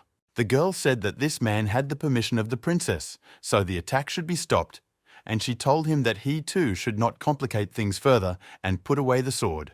The knight asked if the princess really gave him permission, but if so, he would immediately retreat, since he recognized the face of Lady Rebecca. Well, in addition to all this, he insists on telling the princess to behave appropriately outside the palace walls and not create problems. After all, in the end, low-ranking people will have to deal with the consequences, after which the interlocutor, along with his subordinates, left this place. Louis grabbed the weapon behind his back and thanked for the help. The girl replied that he should express gratitude to the princess. The guy said that this was great, because he actually had something to say. Suddenly, loud laughter was heard, and the main character immediately turned his attention there. The little girl, in turn, was right on top of one of the buildings and, laughing, said that he would get his help. She also said that she followed him because she needed him, not because she saw him in trouble, but did not order Rebecca to help him too. The guy should join her so that she can repay him with her gratitude. The people below were amazed, but did not say anything at the same time. Louis thanked him reluctantly and then thought that this damn princess, all this for permission to enter the library and nothing more. After a while, Sylvia continued to laugh and said that it was a wise decision to cooperate with her, and also said that the mercenary was welcome to come to her. The hero, in response to this, introduced himself and stated that his name was Louis Delossy, so just let him call him Louis, and then asked whether he should be interested right away. I wonder if they really need to talk in this position. The princess, in turn, told him to invite his tongue. The guy wondered if the first order was to shut up. Then he told everything, and they asked him if permission was really needed to enter the library. The little girl said that it was really not difficult for her to give him after the work was done, so was it really possible that he had previously tried to penetrate there? Louis thought that even if he told the truth, she still wouldn't believe it. So he stated that if he penetrated this misunderstanding, there was something he needed to know. Sylvia, with a thoughtful look, said that he was asking permission to go to the royal library. The guy wondered if she guessed that he was looking for Bakhmara there. After that, she said that she would ask, just in case, if he was some fool who was looking for the legendary dragon. Louis asked what she was talking about, but the princess responded by saying that there had recently been a rumor that there was a dragon in the library. Considering that this person is a mercenary who values money more than legendary beasts, most likely he doesn't care about this gossip. The main character was amazed and thought that, fortunately, his assumptions turned out to be wrong, but he had already decided what he would do as soon as he finished here. Still, he was going to take this princess and come to the wall. After a while, evening came, and the hero said that something should be clarified. It turns out that what they have been planning all this time is a clear rebellion, and he will not risk his life in battle. Their enemy is the royal army, and even if he manages to escape, he will pose a threat until he leaves the kingdom. Sylvia, in response to this, said that she understands all this perfectly well. If everything does not go according to plan, then it is unfair that he, being a mercenary, will become an enemy of Kshatriya. However, there is a caveat because, as she said earlier, they do not have enough military power in case of unforeseen circumstances. As a result, she does not ask him to fight, but only wants him to become a deterrent. The guy thought that this applies to a situation where the enemy surrenders voluntarily. He further stated that if we talk about the uprising, or more precisely about the showdown with the villainous, then, as he understands, probably not only the three of them will be there, but also the guards. The princess immediately rose from her seat and hit the table hard, saying that of course not. Fortunately for them, she and her crown brother the prince have the same intention. Then she wanted to say something else to this man, but suddenly a knight approached and noticed to the princess that she had better be careful. The little girl asked what she meant, and the interlocutor said that even the walls have ears, and then she understood everything. Louis at that moment thought that this was a reasonable remark, because precautions in such matters would not hurt. But still, is she really sharing her plans with her older brother? In his opinion, this was a bad idea, and he immediately decided that he was not at all sure now that everything would be all right. Soon, Sylvia said that in any case, they would begin to implement the plan in a few days. The guy just needed to protect her, so there was nothing to worry about. Then she said that now the guy can go, because he needs to sleep well in order to grow. Louis said that he would be in the room. On the contrary, if he needed anything, let him find it. After that, he immediately left, but Lady Rebecca looked at him rather incredulously. Sylvia turned to her, noticed that this day had been quite difficult and that she should end it already. The guard told her to go and rest. Sama continued to look closely at the main character and said that she still needed to be convinced of something. After a while, Louis went outside to wash his face under running water. After that, Rebecca approached him, who turned off the water and said that he was Louis, better known as the Collector of Souls. The guy asked if she really wanted to tell him something, and the interlocutor noted that she had recently made inquiries through a representative of the Mercenary Guild. As a result, she learned that his track record is truly impressive, and he is also suspected of destroying the mercenary group to which he belonged. The hero began to wipe his face and said that he believed that this was said for a reason. That's why he turned to look at her carefully and asked why she suddenly started talking about it. The girl took out her weapon and said that there was no reason for me, but besides all this, she asked him to draw his sword immediately. It turns out that although the princess wants the best for the country, unfortunately, she is not very good at understanding people. Now that the prince has joined them, the dragon knights who support him will also accompany them, and this order has existed since the founding of Tetria.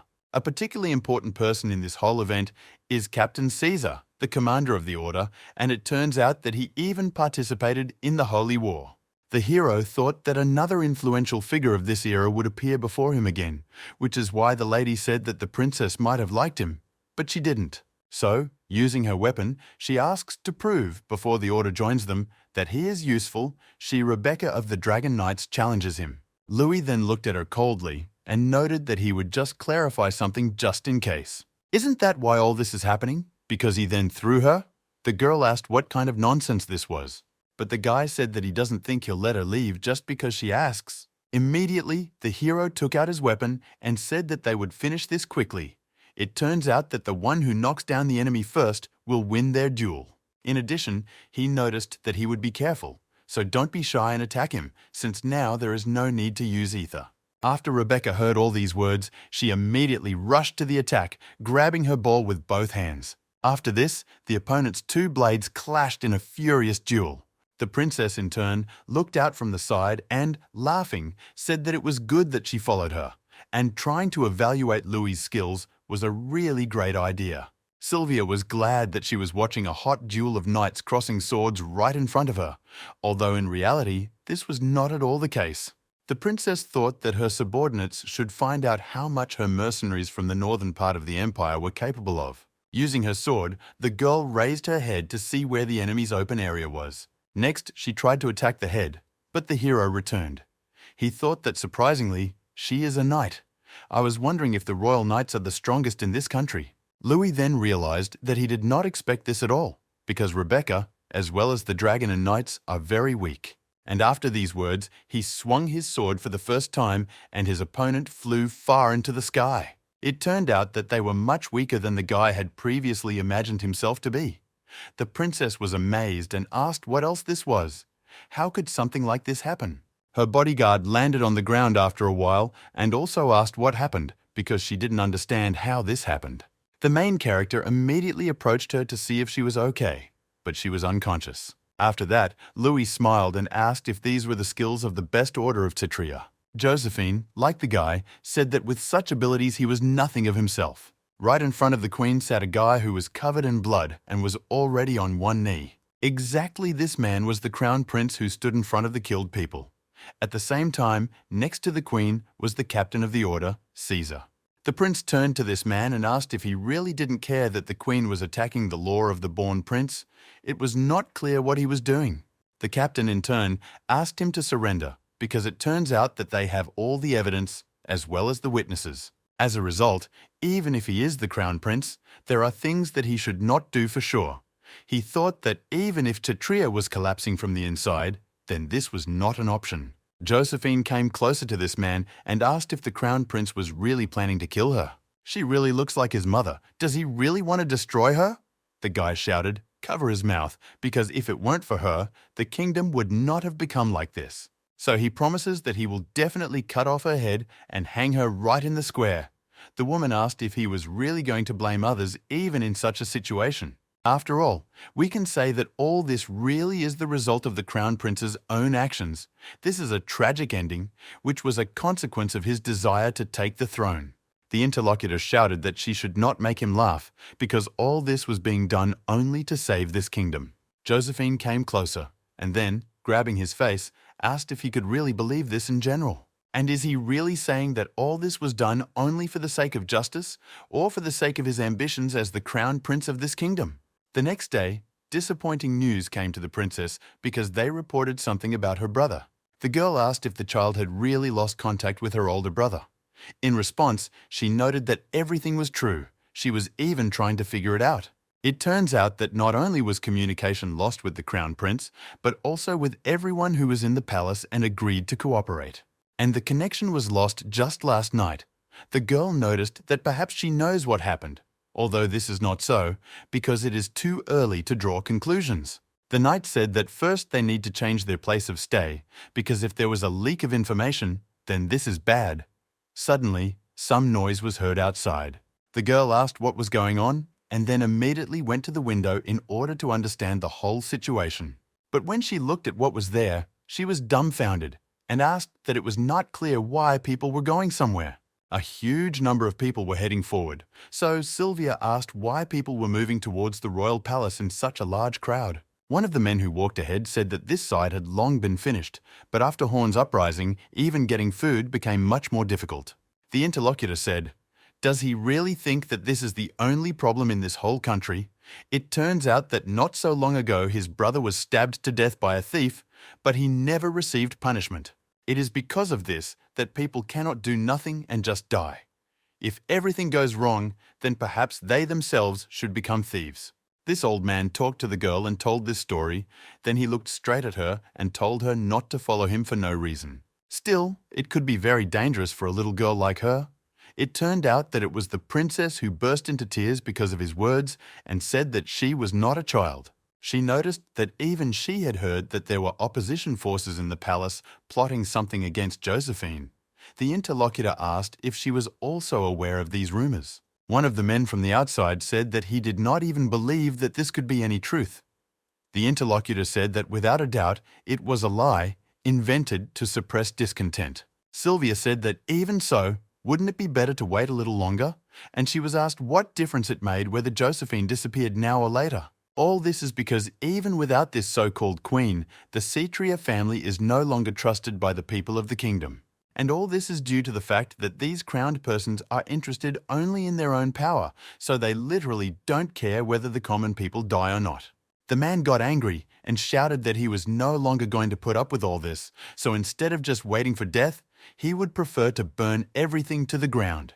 The young princess was discouraged and did not understand what was happening and why everything had gone so far. Josephine is a villain, and this is for sure, but a proven fact. But if she disappears, won't everything return to normal as it was? And is it possible that all these people lived with similar thoughts all the time? Rebecca said that the atmosphere here is really strange, and perhaps they should retreat. Sylvia said unnecessary things, because they must understand what they want. And if in truth there is a massacre, then she will need the help of her ward. The interlocutor said that she understood everything. After some time, a large number of people reached the palace of Tetria. This was precisely the western gate. One of the men spoke to the guard, who shouted that if they rushed in without a plan, they would achieve nothing. It is because of this that there is a certain order of actions. If they behave this way, then it will be bad. The interlocutor interrupted him and shouted that to hell with this order. After all, it turns out that if they all follow these so-called rules, then half of these people will die of hunger. Sylvia thought that fortunately they were having a dialogue. Then the old man shouted to call the commander, or at least give them food from the palace. Soon, a man approached and asked what the commotion was all about. That this person turned out to be the vice commander of the Dragon Order, whose name is Maxwell. He noted that he seemed to have heard that it was disrespectful, and whether it was so. Rebecca said that this was the vice commander of the order. The princess said that she thought she had heard about him before, and whether she understood correctly that this was Caesar's student. The bodyguard said that she was right, and compared to her, he had exceptional talent, because this man even studied in the Trojan Empire. As a result, it so happened that he became the youngest vice commander in recent times in this country. Some people even say that it lacks a little flexibility, but nevertheless, this is nothing serious. The conversation between the girls was interrupted by a man screaming from the stage. They immediately turned their attention there and were amazed at what they saw. Maxwell wounded the man and said that he had come to see His Majesty, which betrayed the current situation in Centria. It is unclear why they came in such a crowd to scare the guards. Then they asked to do everything in their power, and in general, do all these people know how many similar people appear here every day? In truth, it can be said that some kings said that they valued communication with the people, and it was precisely because of this that Cetria became like this. At the moment, it turns out that the royal family is above the law, but these people who come here cannot come and demand that the same service be performed for them twice. Maxwell stated that he was warning them for the last time and let them retreat peacefully. Those who do not turn back will be considered people with evil intentions. And suddenly, one of the guards approached and immediately turned to the vice commander. covering with his body the very old man whom he had wounded. He further stated that, despite his position, this was already too much. It was still incomprehensible how he could raise his sword against a civilian in the kingdom. Just a moment after these words, the man's upper torso was cut off. Next, Maxwell looked forward and said that disobeying orders was sufficient grounds for punishment. He would consider everyone who sided with them to be bad people. After that, he said that he thought after all, he had already given him enough time to think, and further believed that those who remained were those who had bad intentions. The vice captain turned to his subordinates and said that they were all immediately arrested, and if necessary, they could simply kill them. The princess was discouraged by this and thought that this was all bad, because this could not be. Then she shouted to everyone to stop and wanted to say something. But the crowd, in turn, began to move quite quickly, and after that turned in the other direction and ran away. The young girl was literally lost among these people and screamed at Rebecca to help. The bodyguard noticed her, but it was too late, because people ran quickly enough and dragged her along with them. After a short period of time, one of the men fell right on top of her. Soon, they were on the ground together, and she said that it was quite hard for her, so she asked to get off her.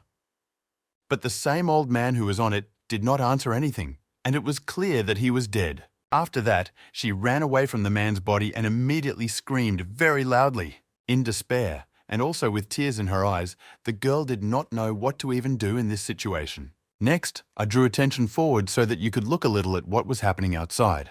It was clear that the knights, as well as the officers, began killing the civilians who gathered for this protest. She wanted all this to be untrue. Besides all this, the girl had to somehow stop all this right now. But she didn't understand how. Suddenly, some person touched her. She immediately screamed very loudly, scared, and suddenly saw that the main character was there. Louis asked her why she was flying in the clouds. The princess asked if it was really him, and it was not clear when he came closer. The hero, in response to this, said that he literally followed them from the very beginning. In fact, now the situation has become really strange, so he asks the girl to get up because he needs to get out of here quickly. Sylvia came closer and said that this is not a solution at all because they must somehow stop this. Louis noticed that if she says to stop, then it is not clear how to do it.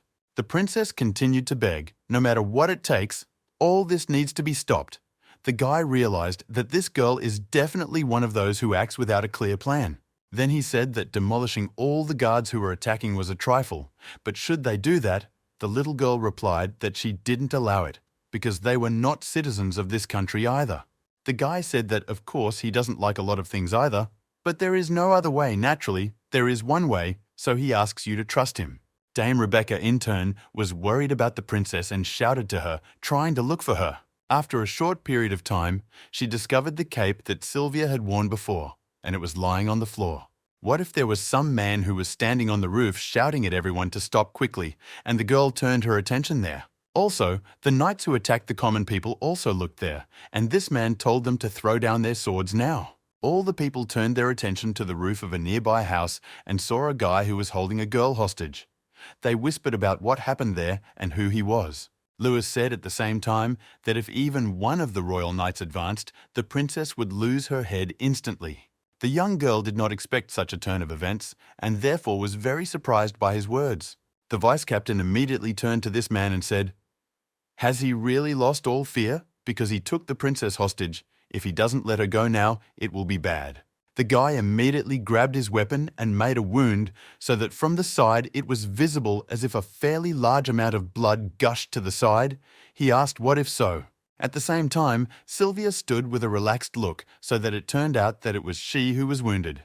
The crowd became angry when they saw what happened, and immediately everyone started asking if he had hurt the princess. Lady Rebecca, in turn, was also amazed by this and said that this was madness. She asked how he was going to deal with the consequences after this. Maxwell realized that the man who was on the roof was not joking and immediately shouted with you. Everyone stopped and no one moved. Ordinary people immediately began to shout that they were no longer attacking the knight and therefore everyone should run away. As a result, the wars really stood still and people simply ran away, trying to save their lives from them. After what happened, the hero said that they had sorted out the current problem. Suddenly, the girl began to tell Vice Captain Maxwell to listen to her. The hero was not surprised for this, but the princess said, Does he really think that using the name of His Majesty as an excuse to cause harm is normal? Is this really the only sure way to maintain the authority of the ruling family? After that, she got angry and started screaming that this was not true because his actions insulted the royal family. Then she said to wait as soon as she returned to the palace. It did. It definitely wouldn't work, but the hero restored her and immediately rushed off the roof to the side.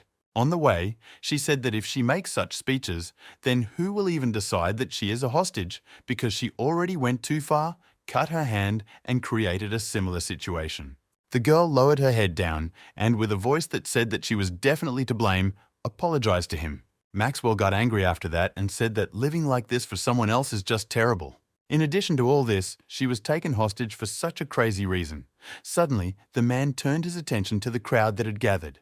Then he asked if it was Lady Rebecca. He was interested in the fact that she was responsible for protecting the princess. Then he smiled slyly because he realized that this situation could play into his hands and it couldn't have been better. But he still found a way to correct this situation. The vice captain came closer and said that she left the princess unattended, and this is what happened, so she is disqualified as a personal guard. Then the subordinates were ordered to grab her for further action, and the knights immediately presented weapons in front of her. Maxwell told Rebecca that she had neglected her duties and tarnished the honor of the knights. The girl asked to wait because she wanted to explain something. The interlocutor looked at her coldly and said that he no longer wanted to listen to her excuses, and from that day on, she was no longer the princess's personal knight. The knight asked if the vice commander had such powers to do this.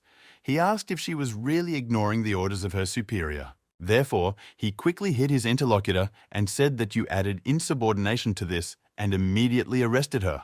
After some time, the princess walked among a crowd of people and tried to reach her bodyguard. She said that the girl was still not the type to run away from the battlefield, and so it was unclear where she went.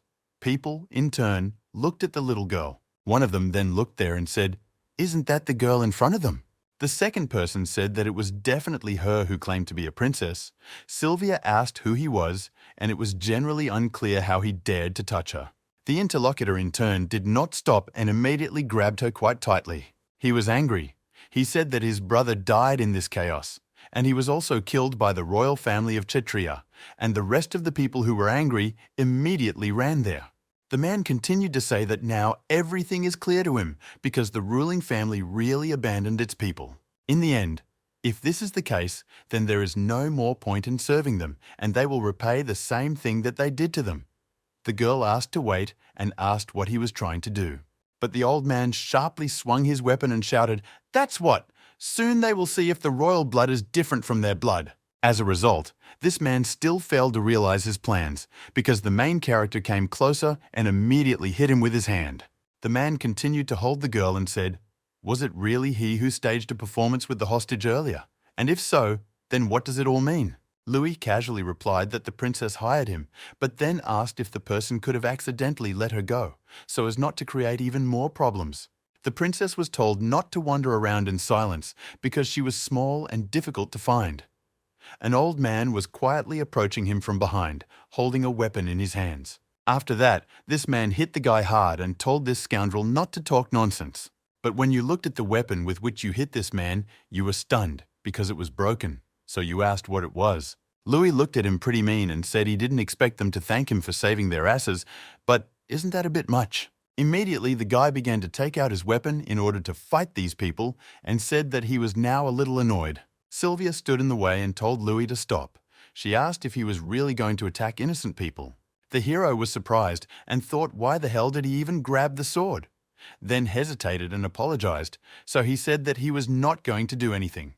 Then I saw that this child began to cry. The girl was really sobbing a lot and begging him to just leave here and not touch anyone. After that, the guy exhaled quite deeply because he had accumulated a little anger. But at the same time, he didn't say anything and simply covered the girl with his cape. She was surprised and asked what Louis was doing. Then the hero and the princess simply left peacefully, thinking that even though he got angry for a moment and pulled out his sword, she still had self-sufficiency and self-control. You can actually say that this baby is of royal blood, of course. The guy had thought about this before. After some time, Louis came to the room and turned to Her Royal Highness. He asked if the girl was really going to sit locked up in this room forever. It turns out that he, of course, doesn't care, but mercenaries usually charge for extra time of their work. It seems there was something like that. Soon the princess apologized and said that she had a lot to think about, so she asked to leave her just for a while. Louis agreed to this and noted that she still knew where to look for him, so in the end, let her come if she needed anything. Sylvia, in turn, sat right next to the front door to her room and was very sad. The girl thought about at what moment everything went completely wrong according to plan, and she couldn't even imagine that everything would turn out this way. Still, the little girl just wanted to bring back the old Satria, while she assumed that people thought exactly the same as she did. But if she remembers what happened earlier, all she sees in them is deep-rooted anger, as well as hatred for the royal family. Sylvia understood that she was scared, and tears were welling up in her eyes, and it was not clear how she came to this. Due to a lot of thinking, there were thoughts about whether this problem was caused by her weakness. Then I remembered my mother, Rebecca, and also her father. It was not clear why now, when it was so difficult for her, there was almost no one next to her. Louis, in turn, went out into the street and thought that he knew that she was a good-natured person, but that it was so strong, as a rule, such individuals usually end in tears. In addition to all this, it was interesting where the same lady who accompanied her had gone, no matter how weak she was. But the one who knows how to use the ether will not suffer in the crowd. Suddenly, the guy decided to stop and think about what kind of useless thoughts were creeping into his head. After all, in the end, he had a different goal. After all, you need to complete tasks in order to unravel this damn system and its missions. Even without the princess, the guy can find clues about Bamhara in the library. At the same time, he will become a villain or not. He doesn't care about this at all for a long time, but should he go over to Josephine's side or not? Although after a couple of moments I decided that this definitely shouldn't be done. If you think about what happened in the past, then the intensive care unit made him unhappy. This is not only because he lived a life limited in time. After all, the most difficult thing in that whole situation was that until his time was up, no one was with him. She exhaled rather heavily and thought that she should think positively. And if we talk about children, then he must have seemed like a naive youth to the captain. And then the main character's thoughts were interrupted by a man who came around the corner. The guy drew attention to him, and he said that he had been selling himself here all the time. It was the vice captain who said that he had sent a pursuit group to deal with the rebels, but now he realized that he and the princess were at the same time. Louis took out his weapon and said that he brought it here just in time. It still turns out that he needs to clear his head a little. Maxwell responded by taking out his weapon and saying that he doesn't seem to be worried at all. Maybe it seems easy on his part. But what about the other side? The hero looked at him in surprise and asked in what sense, on the other hand. The interlocutor remarked, "Didn't he tell him before? Because it turns out that he sent people to put an end to the rule breakers. And so, the leaders of this group ordered their subordinates to move, because they were told that they would be generously rewarded for everyone who was not caught. So, they should move. In this case, you need to search the buildings quite carefully and not allow anyone to escape and find everyone." The vice captain loaded his weapon with ether, said the recent shortage of patrol officers has led to instability in public safety here. From time to time, there is a clash between civilians and mercenaries, and sometimes one or two people die. Louis took notice of the man and his strength, but didn't think about whether he might be who he thought he was. Maxwell rather abruptly rushed to attack him, and because of this, the ground that was below began to break apart. After this, the main character even had to jump a short distance because of the danger. Then he looked ahead and wondered if he had underestimated Rebecca too much, since it turns out that his new opponent is quite capable. The vice captain smiled slyly and said that this man should not worry, because when he goes through everything, this man will take the leading role in restoring Satria. Lewis said that thanks to him, he had less time to worry, so it turns out that there really is no point in leaving him alive. After this conversation, Maxwell got into a fighting stance using his shield. The main character looked at this and wondered if he really had a defensive weapon. In fact, it was unusual because he used a shield and an ether at the same time.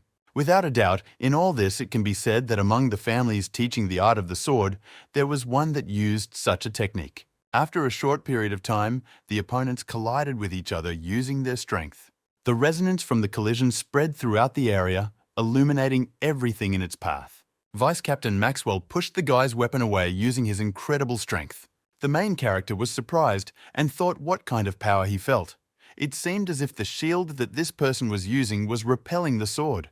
As a result, the opponent skillfully defended himself with the help of his defensive weapon and attacked with his free hand. Louis thought that he should still change the trajectory of his attack and attack from the flank. But at the moment when he did this, the shield was again in front, and this zone was not open. The guy noticed this and wondered if the line of attack had deviated towards the shield. And after that, the hero felt that his hand was being attacked by several sides. Because of what happened, the guys had to retreat some distance. Maxwell smiled and asked if he was surprised by the layout of the strongest defense among the 8 families of swordsmen, and it is called the Behemoth Fencing Art.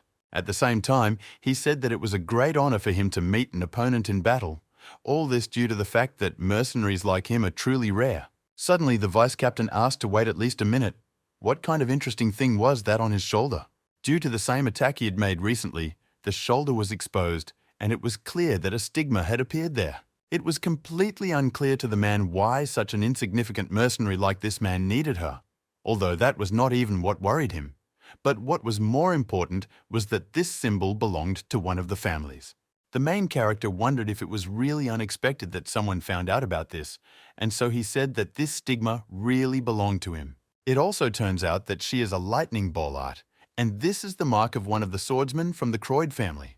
Between subsequent attacks, Louis thought that he should remain calm. Of course, he does not know why, but the enemy rushes forward, using only simple sword techniques. If this continues to happen, in the right scenario, the guy will be able to break through his defense.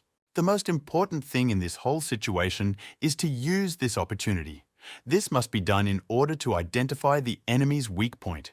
And after a while, the guy swung, using the strength of his veterans, and collided with the shield. After this, the man smiled quite brightly and said what this meant, how now everything was extremely clear to him. He said that it turns out that it is not that the guy decided not to use the lightning ball art, but that he cannot do it, and all because this stigma was not completed. Maxwell then began to remember that during his time studying abroad, he fought with the Duke of Croyd's niece countless times. In the end, it so happened that this man never even managed to defeat her. But despite this, in any case, he received more blows than anyone else and can recognize the pattern on her hand.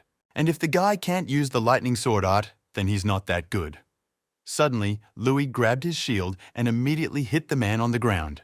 The vice-captain felt a rather strong blow, after which he was dumbfounded because he asked what kind of power this was. The main character, in turn, used his rather great strength and threw his opponent a long distance to the side. He flew into the very wall that was behind his back and hit it hard. Louis didn't stop and immediately rushed towards his opponent, plunging his sword right near his neck. Maxwell was amazed and asked how he could have such power without the stigma.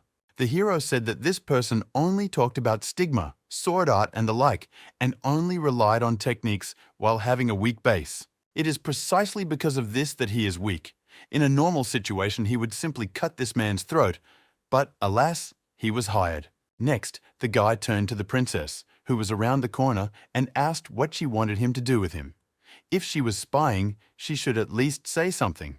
The little girl hesitated and said that she didn't know if she could even make the right choice. After all, Maxwell is also a citizen of the kingdom, and to hurt such a person is too much. Louis interrupted her and said that she was talking too much. She thinks too much about all this. This time the guy is going to help her a little, so let him watch carefully. He told the captain that he probably had a dying wish, and he would listen if it was a word or several.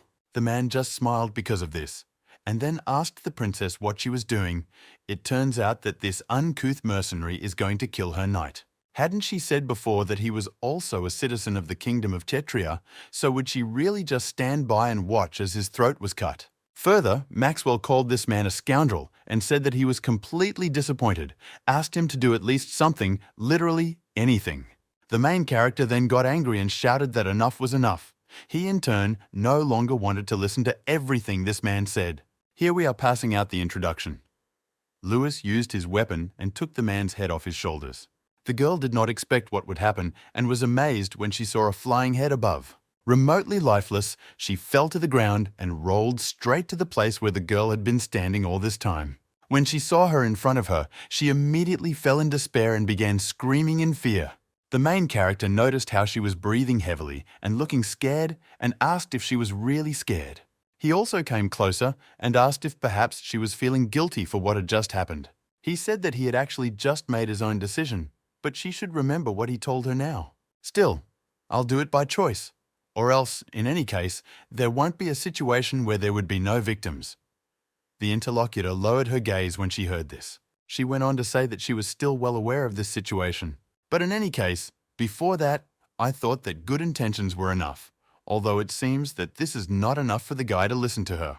The main character lowered his head down because he understood the whole burden of the situation, which fell on the shoulders of this fragile and small one. Sylvia then remembered Josephine and said that she still wanted to solve the problem in the most correct way that could be. But if she spoke honestly in this situation, she believed that everyone would understand if she spoke sincerely, and at the same time, she was confident that she was doing right by everyone. Louis realized what was happening now and what he should do, so he immediately approached the interlocutor. He lifted him onto his shoulder and began to carry him in an unknown direction. The little girl asked what he was doing. Let him let her go? The guy asked what was the point of being upset. First, we need to deal with the immediate problem. And according to the guy, it looks like they sent people to meet the refugees. The girl asked what he was saying. Louis said that this time it should be easier to make a decision and save them or quit. Sylvia asked if he was still asking, of course, to save. The hero rather coldly asked if she knew that these people were planning to harm her today.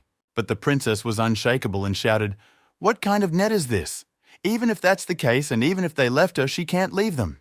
The guy exhaled sadly when he heard all this, but thought that she had her own principles in this regard. Still, it turns out that she just hasn't figured herself out yet. Remembering Jason, she thought that perhaps she needs someone who will guide her.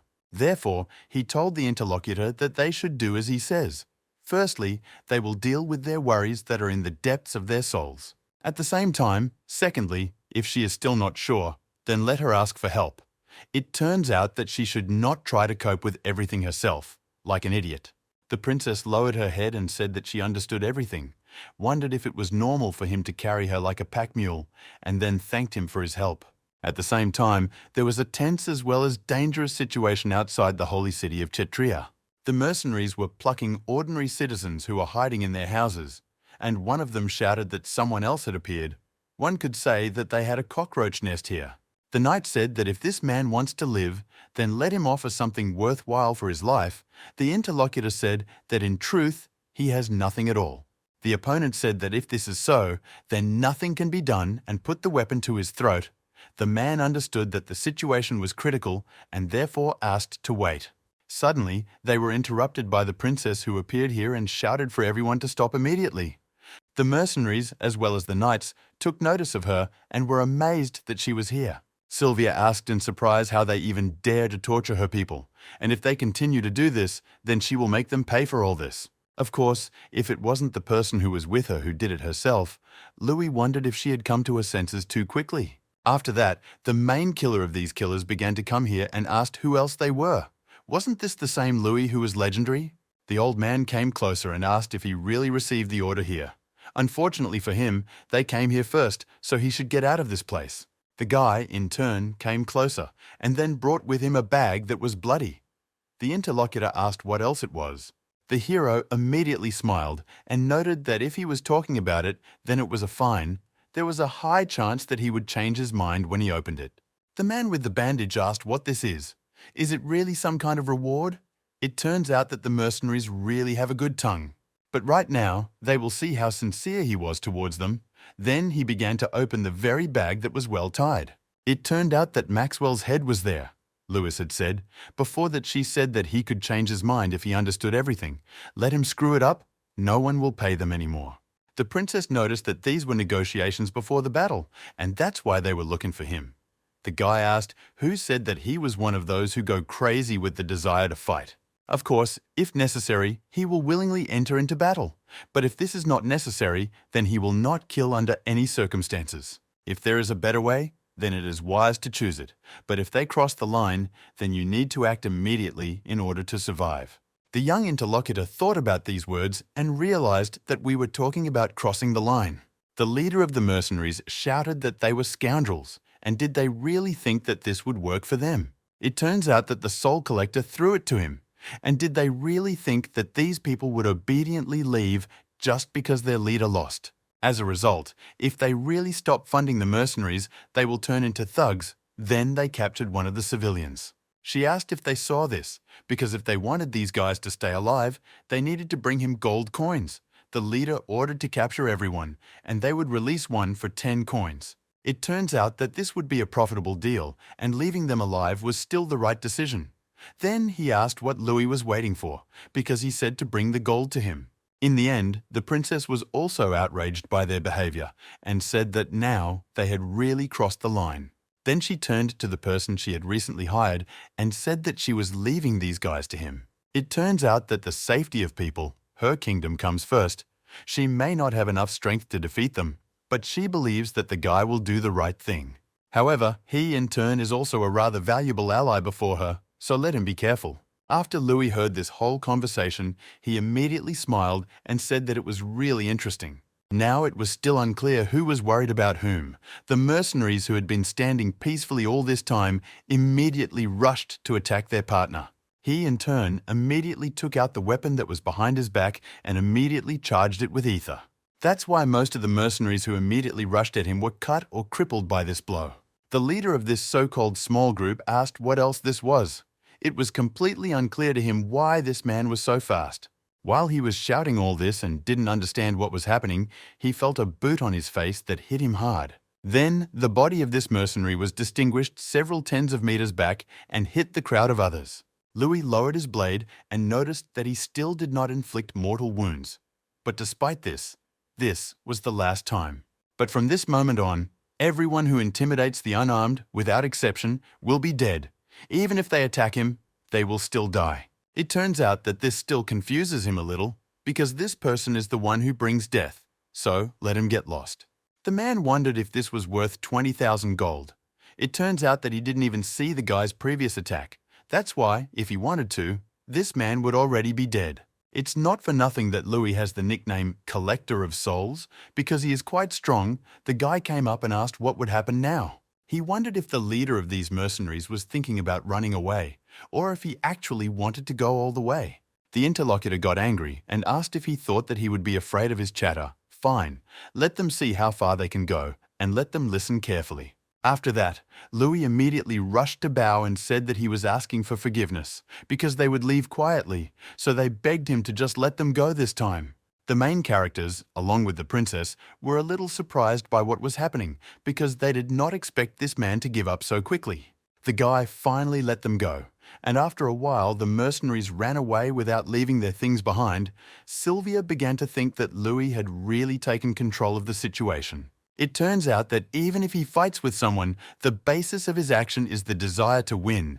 This is what happens when someone who has power acts. Although all this is not true, because isn't this someone who knows how to wield power?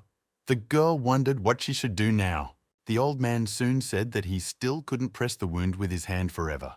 Then a girl came up to him and tore a piece of her clothing away from her. She told the man to use it to bandage her. The other person was amazed when he saw her. Then he started shouting that she was a damn princess. If it weren't for her, none of this would have happened. Did she really think that they would be grateful if she took care of their wounds? And suddenly, another person came up and hit him on the head, asking what nonsense he was saying to their benefactress. The man paid attention to him and noticed that it was Sir. The old man said that if it weren't for this little girl, they would all have been caught or killed by mercenaries. It doesn't really matter how much they suffered from the royal family, because there is no reason to treat her poorly just because she is one of them. On top of all this, if it weren't for the princess's knight, this man might not be alive now. He wouldn't even talk about it in a noble manner. The main character then released his eyes and then thought that there was actually no need to reveal that he was a mercenary. Next, the gentleman approached the young princess and asked for forgiveness for thinking too narrowly. The little girl asked how she could even blame him for her anger. So it turns out that the main one knows very well that people suffered because of the royal family of Titria. She asked just to believe her just once, and she definitely does not ask this country. One person from the crowd said that the princess's words really sound beautiful. But there is one thing. Several people said that mercenaries had already rampaged through this city. The interlocutor said that they simply could not wait for this country to become normal. After all, It turns out that in this place, there is not even a place to spend at least one night in peace. The girl thought that everything was clear to her, because no matter how insecure Louis was, he could not protect everyone. If only she had such a huge power, then everything would be better. Although this is not the case, because she must think about how to use the power that she has. After a little thought, she finally decided that this was it, and she could use her power. The princess then announced to everyone that there was indeed a place where they would be safe, so they should move with her. The man asked if they could trust her at all. The interlocutor said that he understood perfectly well that the princess sincerely wants to help us, but there is a but. Louis entered the conversation and said that it was up to them to believe what this girl said or not, but he could say something about it. It turns out that if they still do not believe her, they will not be able to see how the country will change under her leadership. After some thought, the leader of this group of people said that they still did not trust Sylvia and had doubts about her, but they wanted to try, and they would follow her. The baby thanked her for this and said that she would definitely meet their expectations. Louis noticed that then he had one question. He wondered if they happened to see a knight who had a scar on the right side of his face. The interlocutor thought for a moment, and then said that if he was not mistaken, they saw how other knights grabbed her and dragged her somewhere. The hero said that since she was a royal knight, she most likely would not be killed, but first they needed to make sure that she was revived at all. The princess was angry at the same time, and it was obvious she said that her bodyguard simply could not die. This person should remember what she told him, because Rebecca survives under any circumstances, so there is no need to worry. The girl noticed that even if Louis loses to her, she is also quite strong and a knight. The hero replied that this is so. At this time, the bodyguard, along with another prisoner, was sitting in prison, before saying that he needed to apologize to his sister for causing such confusion before the ceremony. The girl asked, but since the crown prince was to blame for this, the interlocutor noted that this was not so, because the problem was that he trusted Sir Caesar. Suddenly, some noise was heard from the bars, and Rebecca turned her attention there. After that, she grabbed it, thought the iron grate was securely fastened. It really seemed like she could open it. She just kicked the iron bars. Justin asked her what she was trying to do now. The girl replied, "Leave the iron bars, they look completely unreliable." That's why they must be relying on the suppression device available in this prison, so they're going to escape from here and then join Sylvia. It was clear that the guy was very angry because of this and gritted his teeth. Through the anger that he felt, he asked what she said. Was he really going to join his sister after all? Rebecca was surprised why the man suddenly started screaming. Justin grabbed her by the neck and dragged her straight to the bars, asking if she was really thinking of restoring royal power with the help of this idiot. The girl is out of her mind if she's going to do this, and it's all wrong, because the only hope for this country is him, so only the prince can save her. The man's expression was truly insane, and he shouted that only a natural could become the king of Cetria. Just a few days before what happened, a guy came to the fish and offered to unite in order to overthrow Josephine. He asked if his sister Sylvia really said something like that. The knight replied that everything was true, everything was so. It turns out that at the moment she is looking for capable mercenaries, the prince replied that if we are talking about mercenaries, then can they trust them with such a task? He took off his hood and told his interlocutor to tell her sister not to worry about the troops. It turns out that they had already completed negotiations with the citizens. In addition to all this, they even hired several knights, and this crisis in the place should be overcome. The girl recalled that this was exactly what the prince said then. And now he was literally screaming with anger and asking what the scoundrel could achieve by bringing in help. Mercenaries who were simply pulled out of the slums. Rebecca asked His Highness to calm down because he was completely different from how he usually is. The prince asked how normal he was. It turns out that everything before this was completely untrue, until now he suppressed all his desires, but now in front of her is the one who is truly him. As a result, Justin is not legitimate, and also the only savior who can do this for Cetria. The knight thought that this man is mad and he is out of his mind. Come to think of it, the crown prince really wasn't like this before he was captured by Josephine, so I wondered if this woman had done something to him. The girl at that moment decided that she should do something now, so she used one of the techniques and hit her interlocutor on the neck with her palm. Because of this technique, the person in front of her was in a conscious state. She apologized to His Highness and said that she would leave him near the cell and then leave. Suddenly, Guards appeared and asked what was happening.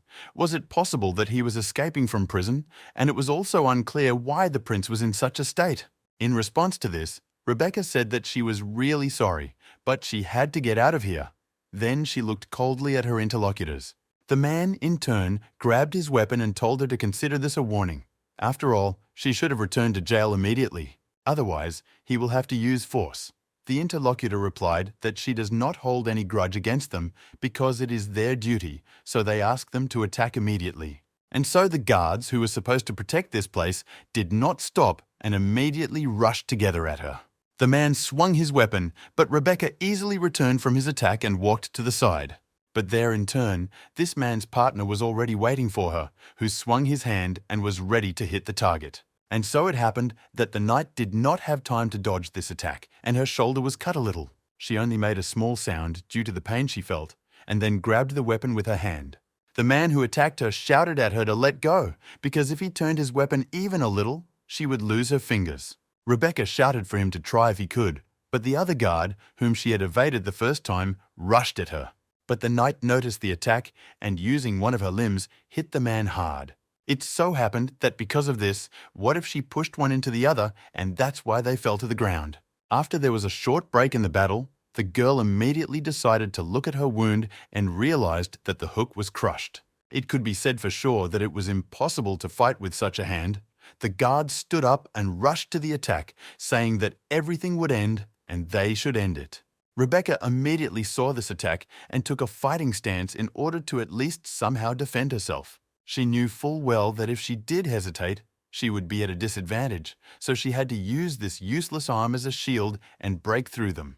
And now she suddenly rushed at one of the people like this and hit him hard right in the face with her hand. Further along the path, another opponent was waiting who had already prepared for an attack and swung his sword.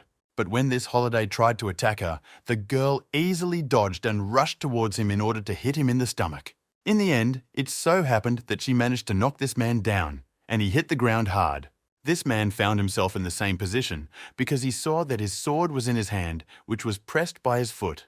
Then she turned her attention forward and saw how Rebecca, using her good limb, prepared to knock him out. After the battle, a short period of time passed, and the girl walked near one wall, breathing heavily. Her wounds were very painful and also bleeding. On the way, she understood perfectly well that she had lost too much blood. It turns out that in this case, even if she escapes, she is unlikely to be able to find the princess.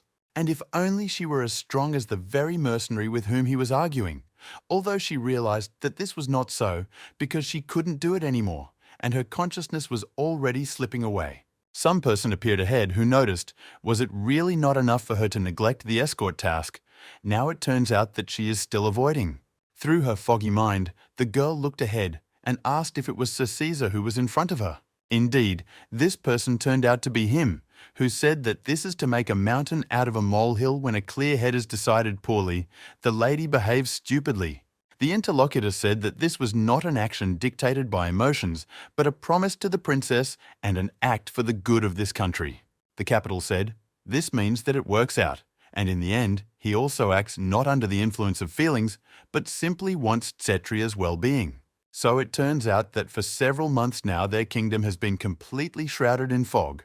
The king went out onto the roof of his castle and spoke behind the walls of the palace in a way that was barely discernible. As a result, the beloved prince is preparing for an uprising, but the princess is nowhere to be seen, and besides, the courtier is constantly undermining the queen's authority, and it's all his fault. After this, Josephine approached, who asked how this could be his fault, because His Majesty loves Cetria more than anyone else, and this is definitely true.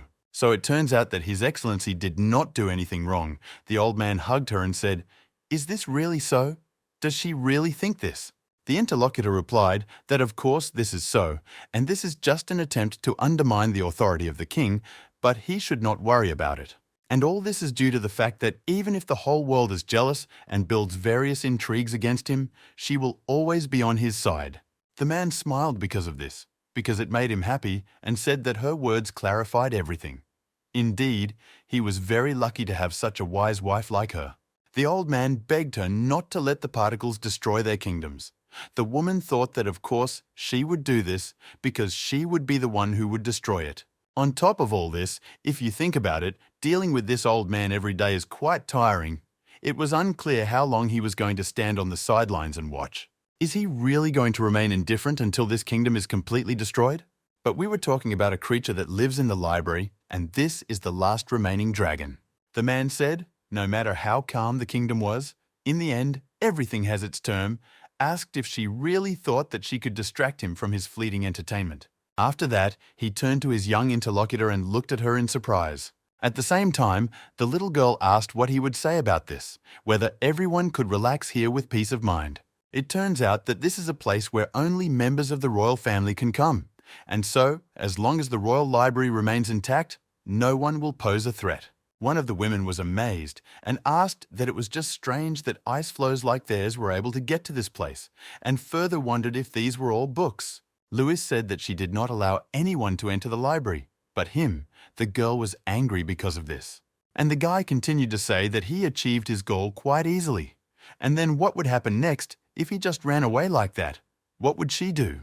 Her face, in turn, became quite sad, and she behind the bag, 6, did not know what to answer him. The hero saw her sad face and thought that it was a joke, and if she had accidentally taken everything to heart, it looked like she hadn't even thought about his escape. Sylvia sadly said that this, of course, is possible, because while she is the only one in the black, then let it be in advance that she considers him a person capable of fulfilling his promise. Then she hesitated even more and noticed that the matter was in one detail. He became wary after these words. The princess continued to say that the mercenary guilds were saying that he not only owed them a debt, but was also wanted, if she wished on behalf of the kingdom, she could help. So it turns out that she can vouch for him, because he will help her until the very end and will not give her trust. While the little girl continued to tell all this and was a little shy, she saw how the person was no longer with her. She asked what else it was. Then she began to look for his corpse in all these people and asked Louis where he had gone. He, in turn, jumped up and headed towards the dragon. That's why, after a few moments, he was already sitting right next to him. Then he said that, as his interlocutor had said, he had come here officially. So while talking about this to the librarian, he asked if they could end their conversation. Although I noticed that he expressed himself incorrectly, because this is not a librarian, but a dragon of Cetria. Louis asked what kind of book this was. The interlocutor noted that this was a copy created before the Empire buried its history. The information could still be distorted. Depending on who provides it, they have different points of view. It is too troublesome to explain everything in such a way that he should read it first. But immediately after this, they will talk. Using their magic, the old man saw people and said that quite a lot had passed through the library. That's why he asked the main character why they were brought here. Louis, in response to this, said, "Isn't the dragon able to figure this out on his own?" In the end, let the person directly interested and ask about this, whether he really lacks skills in communicating with people because he hangs out in the library all the time. The man did not answer him anything to this, but it was clear that he was very angry. It seemed to the guy that he was too weak to play with him like that. One of the people said that the man said that he had permission about the princess, but would everything be okay? The dragon stood aside and listened to it. He was quite interested in what kind of conversation these people were up to, and suddenly turned his attention to the men who were carrying a large number of books. One of them called him a friend and asked him not to stand here and move, and if he had free hands, then let him help them carry this firewood. When people dragged them to the appointed place, they immediately began to tear out the pages and were ready to burn them. Robert thought that these were just petty scoundrels, and they at least asked when this book was written before tearing it apart. Suddenly he saw more people. They said that there is also fabric here that can be used as blankets. It's strange why there are so many curtains where there are no windows, and they hope everything is fine with them. The old man was simply discouraged by this and realized that these curtains were needed there so that sunlight would not fall on the ancient texts. It was completely unclear whether these people even had any idea how long it took to collect all these books. He's really damn upset with these people that they don't realize the value of this place. Is it even normal for them to flock and turn his nest into a mess? The girl approached this creature and asked if he was okay. After all, it turned out that his face did not look healthy. Robert was angry about what was happening, but when he saw the girl, his face immediately changed. He understood that all this was exactly as he gave then, because it turns out that this girl invaded his territory without permission at all. On the same day, Sarah was amazed and shouted that this was a real dragon, and then asked if she understood correctly that he had not died after all. But the creature replied that he was quite alive. She was stunned by this and said that he scared her. Then she asked if he could even talk to her. Robert replied that elves can also communicate with them, so it's unclear why dragons can't. The little girl said indignantly that it was impossible to know for sure because they had only met today, and now the creature itself was indignant. Then the dragon stood up and said that it doesn't matter. Since the species became aware of his existence, he must leave. The girl asked why that was. Actually, he shouldn't worry about it, because as long as he's here, she won't tell anyone about what's going on. The interlocutor looked at her, but was not sure that this would happen, and something else attracted his attention. The girl was making some strange movements with her weapon, as if she was fighting with someone invisible. Robert asked why she was swinging the sword so hard. Sarah asked if he was pretending not to look, but was actually watching her. But she has been waving this weapon all this time in order to become much stronger, and this is done so that she can protect the weak. The interlocutor then lay down calmly and, closing his eyes, said that everything was clear. Sarah was annoyed and asked if that was all he could say about this. She asked if he had fallen asleep again. The dragon, in turn, began to open his eyes and thought that this was a desire he's heard countless times. Then she asked him to look at her, because she officially became a squire. They say that she started studying ether control late, but she really has talent. He saw this talent that the baby showed many times. She came and said that they had not seen each other for a long time, or for him, it was only a moment. Perhaps today they meet for the last time, so she came to say goodbye just in case. The interlocutor asked, why say goodbye, because she does not seem old. Sarah stated that due to the death of the king, wars were breaking out everywhere, and she decided that she would protect her family neighbors as well as friends. In addition to all this, he will fight with their enemies in order to create a country where their descendants can live without worries. Yet the creature has heard this reason many times. Robert asked to take care of herself, because there is nothing shameful in her choosing survival instead of victory. The girl was surprised because of this. Then she asked what he was saying, because she knew that he still knew how to show care. The dragon said that if she knew, then let him go. After this, a bloody battle eventually took place, leaving a large number of casualties and flames. Robert wondered what kind of ending he had seen countless times, so he entered the battlefield where Sarah was. Now the dragon had a human appearance and therefore said that he was still alive. The girl said that this voice was familiar, and could it be that he had finally left the cave? As this girl must understand, he still knew that everything would be like this, and probably this is true. Most likely, he turned out to be funny to him when she said all her words. The stories are that she will protect her neighbors, as well as her comrades, and this was done in order to end up being the only survivor. A large number of people were really killed in this battle.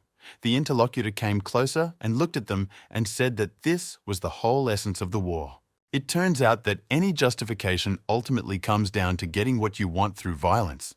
She asked how many times he had seen something like this. Robert replied that indeed, many initially raised their balls for reasons similar to the girl. It seems that such a moment is worth returning to the old question. Sarah looked at him in surprise, and the old man asked, then she swung her sword so hard. I remember this whole situation and the story that happened a long time ago. The dragon closed the book that contained this story. After that, he said that everything changes over time, and the kingdom changes, and the people also change a lot. While he was standing and looking out the window, pondering his thoughts, a girl interrupted him and asked if he was really giving in to unnecessary memories. Is it possible that he, too, cannot sleep at this mortal time? The interlocutor was even a little scared, because he did not expect that someone would come to him. The little girl came closer and asked if this was not the biography of the king, who was the founder. Robert was surprised and asked if he knew about this book. The princess replied that she really knew quite a lot about it, because it was her favorite, and when she was younger, she was so captivated by it that she read it more than 10 times a day. It turns out that she used to think that she could find a dragon like their ancestor, the founding king, so she searched every cave in the mountains of Chetria again and again. And if you think about it carefully, then it was then that rumors reached her that a dragon lived in a cave in the mountains, so she wandered there several times hoping to find him. But now she has already given up and is not looking for him. This is because of the fact that it turns out that she cannot see, chasing only fleeting dreams. For some time after this, they both looked out the window from the library, after which Sylvia became sad and remarked that if she had learned anything, it would have been better during this time. In this case, she would not be so powerless now, and it is precisely because of this that she regrets her own helplessness. The dragon listened to her carefully and then turned to the princess. And then he said that she could really achieve a lot, even without doing anything. He didn't understand why she wanted to become stronger so desperately when there were so many other things to value too. The little girl was very surprised because of this and asked what he was saying. Then she began to tell what she really wanted, and the old man remembered Sarah. That girl also told him that she wanted to make sure that something like this would not happen again. Even if it was a freaky dream, she would fight for the future. Sylvia said that she wants to save people from their suffering, and even if this goal is unattainable, then what can be done will begin. Robert exhaled sadly and said that the blood was not water, and he would be interested in whether it ended up looking like it somewhere. The little girl was surprised and asked in what sense it seemed, because she didn't understand what he was talking about. The interlocutor handed her the book and said that these were just thoughts out loud. Then he asked me to give her just one piece of advice. Let her take good care of the people around her. It turns out that even if she can solve everything on her own, she needs to find good talent, and this is also the ability of a ruler. But if we talk there, the very dragon she was looking for all this time, then perhaps they had already met him before. The princess again did not understand what he was talking about, and after that, she looked at his back as he left. The main character, in turn, continued to sit on the chair all this time and carefully read the book that the dragon gave him. The old man approached him and asked him if he had not finished reading yet. The guy looked at him and asked him not to rush him, because he never liked studying. But it was not clear that there was some strange feeling with its content. The interlocutor asked if it was as if he was reading a manual for the game or settings. Louis was dumbfounded by what was happening, asked if he really recognized himself. Judging by his words, he already knew about the system. Robert said that this book contained a magic spell. She is meant to share knowledge, and to put it simply, she had their memories exchanged. A knight who is tied to time is truly intriguing. Thanks to this, he was able to learn a lot. In the end, he will help Louis complete the main task, and in return, he will have a request. The guy said that this task is from the one who stole the memories. Probably it's still expensive, it will cost him, and he knows it. Robert turned to him and asked if the heart of a dragon was the right price for him. The main character was amazed because of this, and, after thinking a little, immediately replied that he was refusing. The dragon said that it's very strange. Isn't he aware of the true values of the dragon's heart? The interlocutor said that he is aware of it, and that's why he refuses. Quests with high rewards are usually more difficult than normal ones, and that's probably right. Plus, he can't take on everything and his life meter. The old man said that he is very careful, and indeed, they often give big rewards for difficult tasks. Louis noticed that he felt strange when talking about such topics. Robert said that, however, easier tasks with generous rewards created specifically to help complete the main quest. The hero asked what this meant if he wanted to help solve the problems of a simple human kingdom. He replied that this was not just tried, but of a human kingdom. After all, as soon as Louis intervened, this kingdom ceased to consist only of people of this world. The guy noticed that he was not from this world. But are there really others on the other side? The dragon replied that they are not exactly like him, but they are also people. Queen Josephine is a demon, and this is a race that has completely disappeared from this world. The woman asked Adam what the urgent report was. The interlocutor noted that he had come to reconnoiter the situation in Cetria, and almost a year had passed since that incident. Isn't she ruling over only one human kingdom for too long? The interlocutor noted not to rush, because he himself said that she was not caught. In front of people's eyes. Wasn't he the one who failed in the dark forest and then impudently appeared in front of her? Adam said that he was just about to ask about the knight who appeared then. Josephine noticed that if it was about that night of that day, she was on her guard. But she never felt the divine power. And if she can still find him, will she be able to absorb him? Adam said. Kill until she is sure and not contact him until the job is done. Literally a moment later, after this creature disappeared, the woman noticed that he always comes and says whatever he wants. We are talking about the revival of the race and other nonsense, and she, in turn, simply cannot tolerate this kind of game. Everyone will have to work hard to prepare for the second coming of the demon god. But this woman, in turn, sees much more than the others. The kingdom in which she now finds herself is literally nothing. It turns out that in this place, there actually exists a hidden enormous power that is even unknown to their species. The hero asked if the speeches of the demon lord were true. It turns out that, considering that the library, the stomach, the income, the presence of the lord is not so surprising. Then he asked what would happen if he lost to such a powerful creature, and whether in this case it would be better for him to intervene directly. Robert stated that he still does not directly interfere in the lives of mortals. It turns out that the guy should have known about this and then asked what he would do if he refused. The dragon said that in this case, nothing could be done, and he originally planned to spend his whole life here. However, if he really dies, then Louis can die too. The guy became wary and immediately asked what kind of nonsense this was. The interlocutor asked him until what point he actually read the book. The hero replied that he had read more than half of it. Robert opened it and said that then he must have already read about the relationship between gods and races. In this world, mortal races maintain a symbiotic relationship. This happens in relation to the gods, and thanks to the threads of faith, one side prospers at the same time as the other gains strength. This creature is the last dragon in this world. If he dies, then Bamhara will lose the race associated with it and disappear. Lewis noticed that the interlocutor is the last dragon, and he is a man. So, what does this have to do with him? I then remembered the words of Richard, who said that it would be problematic if his assumption was correct, and he was from another world. The dragon said that this is so, and he has a human body in this world, but is not a man, born from Bamhara. He is closer to a dragon, but cannot be one. And if his deity actually dies, then no one knows what will happen to Louis after that. The guy said that in the end, not only did he need to find out the whereabouts of Bamhara, he also had to defeat the demon lord threatening this kingdom. Is it really possible that all this is being done in order to ensure the safety of one's life? The creature listened to him carefully and then coldly replied that it was so. And the main character was amazed because of this and asked if everything would really end like this now. After that, he thought for a while and remarked that, speaking to the word, "Isn't it suspicious?" It still doesn't seem like a mere coincidence that he came here after receiving the main quest, as if someone had planned it. The guy was extremely interested in this acute stage. Bamhara brought him into such a fantastic world, besides what she actually needed from him. The interlocutor realized that this is not a simple person, just as this conversation is also not so simple, so he thought about it.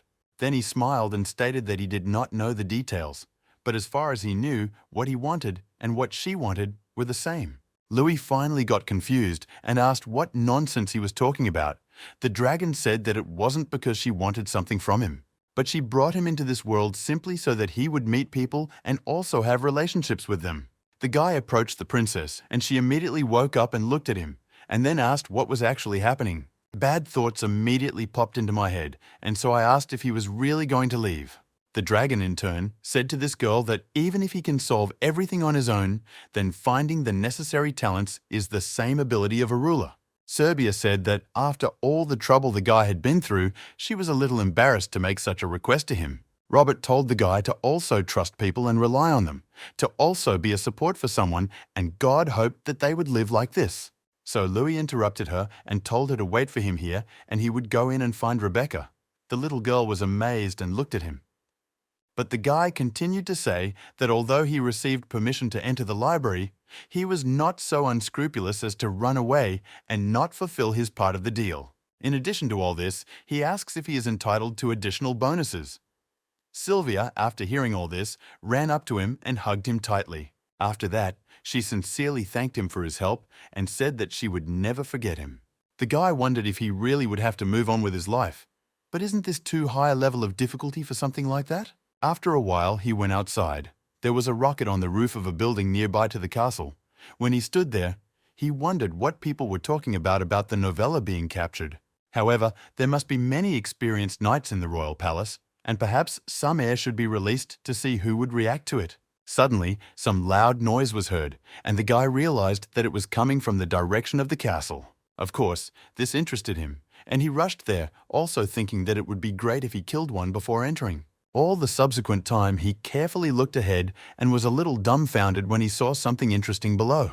It turned out that there were some strange bloodstains there, and so he wondered what they were. Louis landed down to look at them before it turned out that the place where the ether reacted, as well as the direction of the bloody trail, coincided.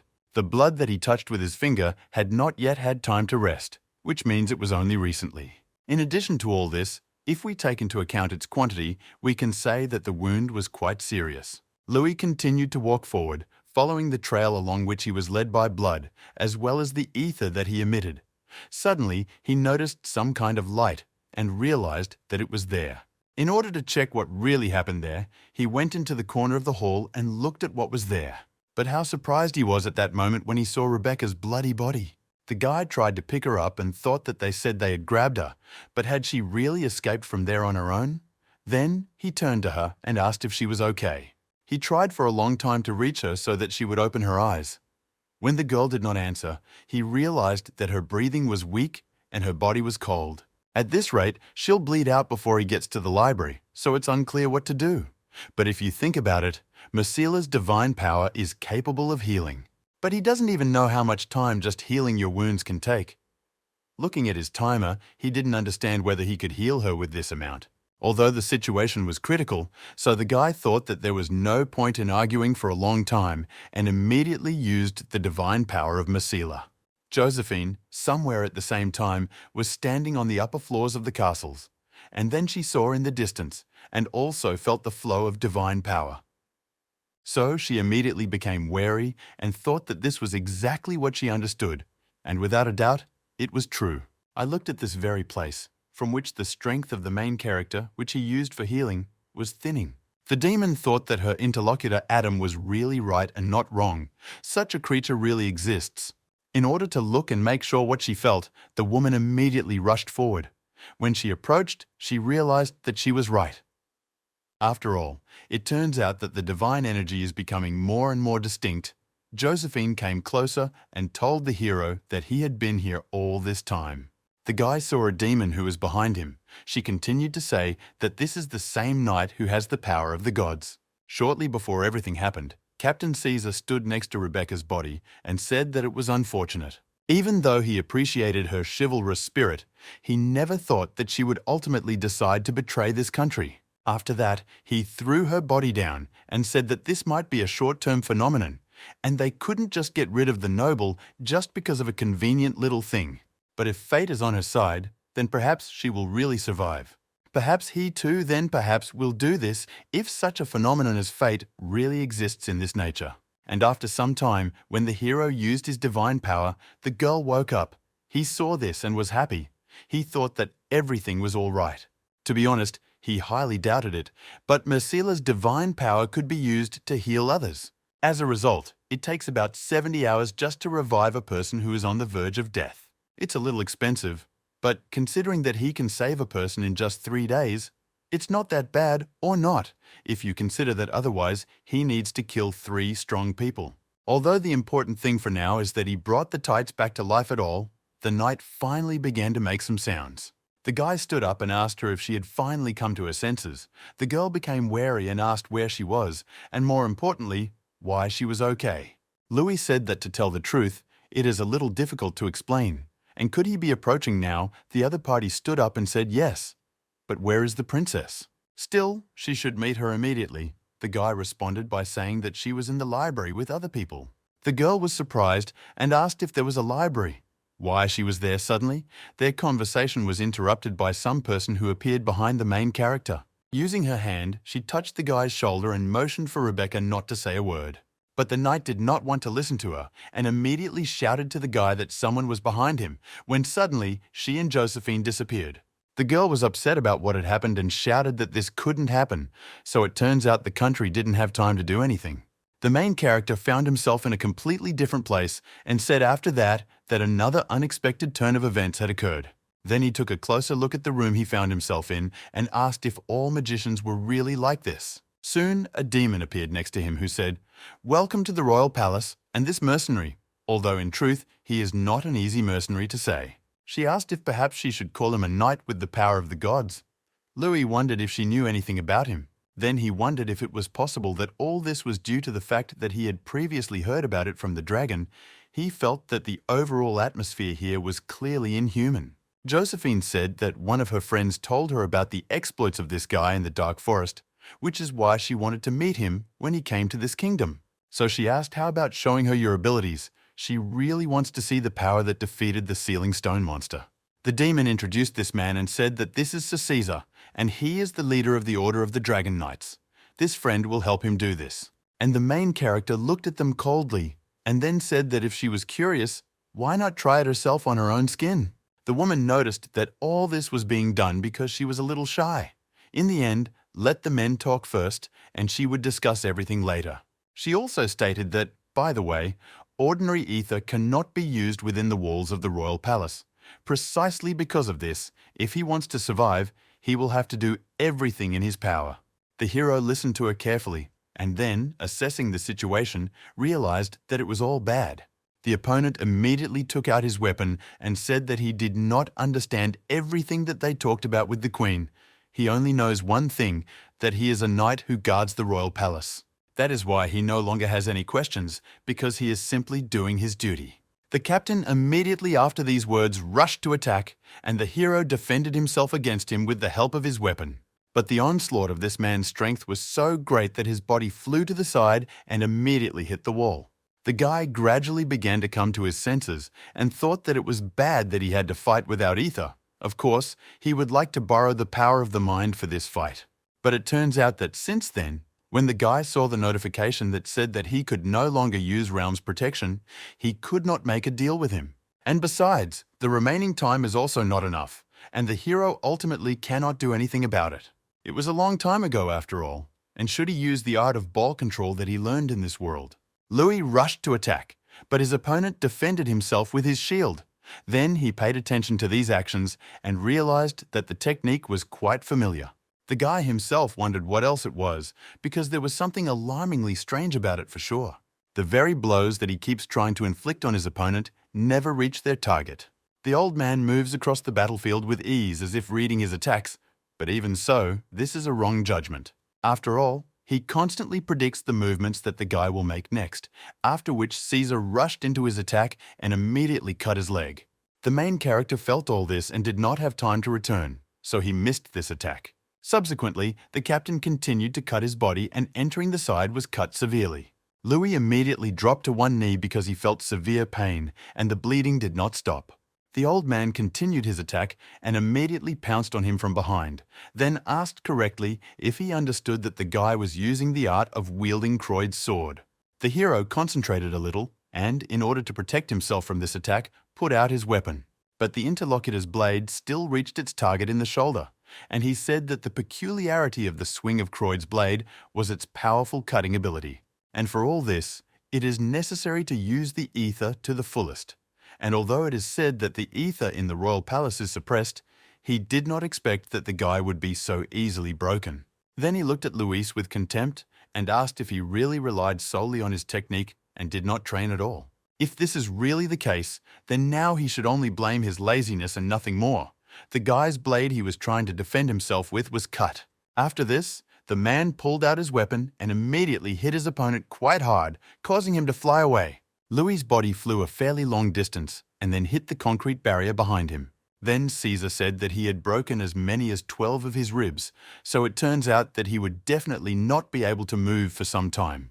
The guy, in turn, should remain motionless and pray that the queen will have mercy on him. When Louis heard this carefully, he began to laugh quite hard. The captain was surprised because of this and asked what was funny about it. The hero raised his hand and pointed with his fingers and said that two things would make him laugh. First of all, he just learned something interesting. The first was that even if he couldn't use ether, he could still obtain divine power through a transaction, and so his wounds kept healing. The old man was surprised by these words and asked what other deal he was talking about was unclear, and moreover, what kind of power this was, how a knight could even use it. Louis continued to say that secondly, what really mattered was whether this person in front of him had ever tried to break the deal while drawing divine power.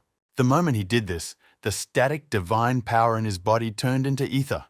And did he understand what the guy was getting at? Now for him, one time was enough for him to use the stigma. The opponent was simply discouraged when he saw it. Due to the power that the main character used, the entire room was destroyed, and it was also illuminated by a bright light due to the flash. Somewhere at the same time, the princess was in the library and carefully looked out the window when she saw a bright flash. She wondered if she had just seen thunder, although it didn't look like rain was gathering outside. The captain, in turn, defended himself from this attack with the help of his shield, and it was clear that there was some kind of invisible barrier around him. After that, the old man thought that he did not fully understand what that man said, but it turned out that for a short moment, he still used the ether. And besides, it somehow turned out that he released Croyd's lightning. It was quite strange, because it turns out that he even has an incomplete stigma. Louis smiled and said that he complained that he still didn't get any goodies the moment this world arrived, but in the end, he still enjoys some privileges. The disadvantage of incomplete stigma is that its use causes overload and injury to the body, but it can benefit from healing power. And all this is then compensated. Now he asks to be allowed to show him what the art of handling the ball is. Croyd's lightning, let him look at it more closely. The system notification reported Masila's blessing that life was taken in proportion to the healing of the wound. The Croyd family is one of the 8 great swordsman families, and it also turns out that they have a spicy seed that was trusted by the emperor. But the main feature of the swordsmen of this family is the concentration of characteristics on the most basic indicators. We can say that this is due to strengthening the body with the help of ether, as well as increasing the cutting ability of one's body. At the same time, the main character used his strength and the ether-fortified sword to attack his opponent. Naturally, if the features ended there, they would not be useless against a strong knight. But there is a reason why the Croyd family is known as the sharpest blade. It turns out that the reasons are not only this, but the most important secret of this family is an intricate stigma that only family members can cut out. It is this that, in turn, helps circulate the ether at such a speed that the body of an ordinary person cannot cope with. Captain Caesar continued to defend himself, and it was good that he only saw what was in front of him, because it was a bright flash. And so the guy released it all in one blow and gave it destructive power. It was so great that it could be compared to a natural disaster. And the destructive force, as well as the bright light, spread throughout the area and demolished everything in its path, be it this building or some other things. The buildings nearby immediately began to collapse one after another. And so the prison in which the Crown Prince was kept all this time also began to collapse gradually. After a while, he woke up on the floor because he felt a noise. When I was racing, I didn't understand what was happening and literally asked myself where I was. It was also not at all clear what the noise was all about. The guy got up after a while and realized that he had sat down, he remembered. It turns out that he had been imprisoned here all this time, just like Rebecca too. It was clear that there were a large number of corpses in the room, and guards were also quickly running along the corridor, and he asked what happened here. But no one answered him. People shouted that they should run faster because the arch of the palace collapsed and they were attacked. Justin was dumbfounded and asked how they attacked, if it was possible for his sister. It was unclear whether she could organize an uprising on her own. Captain Caesar continued to hold out and said that Behemoth's barrier uses the polarity of the ether. It also draws out the enemy's energy and dissipates it in the ground. And yet the barrier the strain put up was damaged. Truly, this is an incredible destructive force. In fact, if even one more blow had happened, his barrier would have been destroyed for sure. But there is still one thing. It turns out that the concentration of ether, as well as the use of divine power, means that the body cannot constantly use Croyd's lightning. Louis actually stopped his attack at that moment and then coldly looked at his opponent. After that, the guy attacked because he saw his opponent, but the man continued to defend himself and said that, as expected, that's what happened. As the captain realized before, during the restoration of his own body, Louis cannot use the ether. After that, he immediately rushed to the attack, switching from defense to attack, and also said that the guy should know the only thing. The guy's weapon at the same time released a fairly large amount of power. Because of this, it was illuminated. The old man continued to attack and said that in order to defeat a knight who wields ether in close combat, he still must be able to artificially handle ether. The captain used his armored shield to attack and hit his opponent's body. As a result, this blow turned out to be quite powerful, and therefore the guy's body flew quite far in the other direction. Next, Caesar looked at the limb in front of him and asked how long the guy thought it would take to heal the arm. A few seconds or maybe minutes.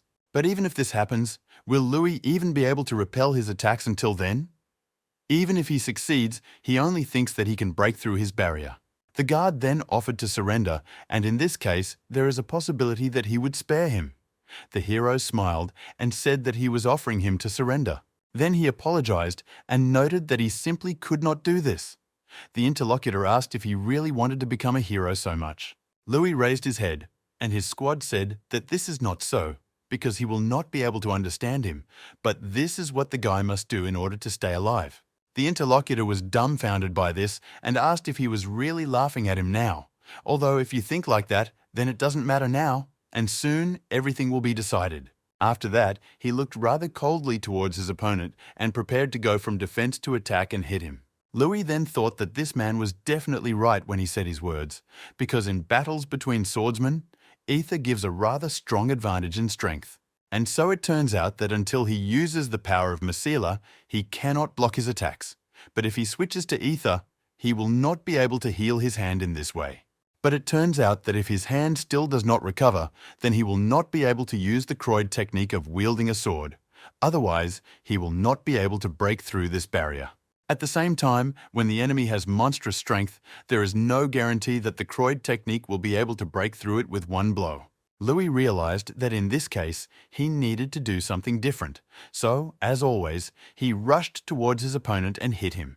But he easily defended himself with a shield. The captain looked at all this and said that in the end, his opponent chose to fight at the restoration site. But ordinary ether would not be able to break through this barrier.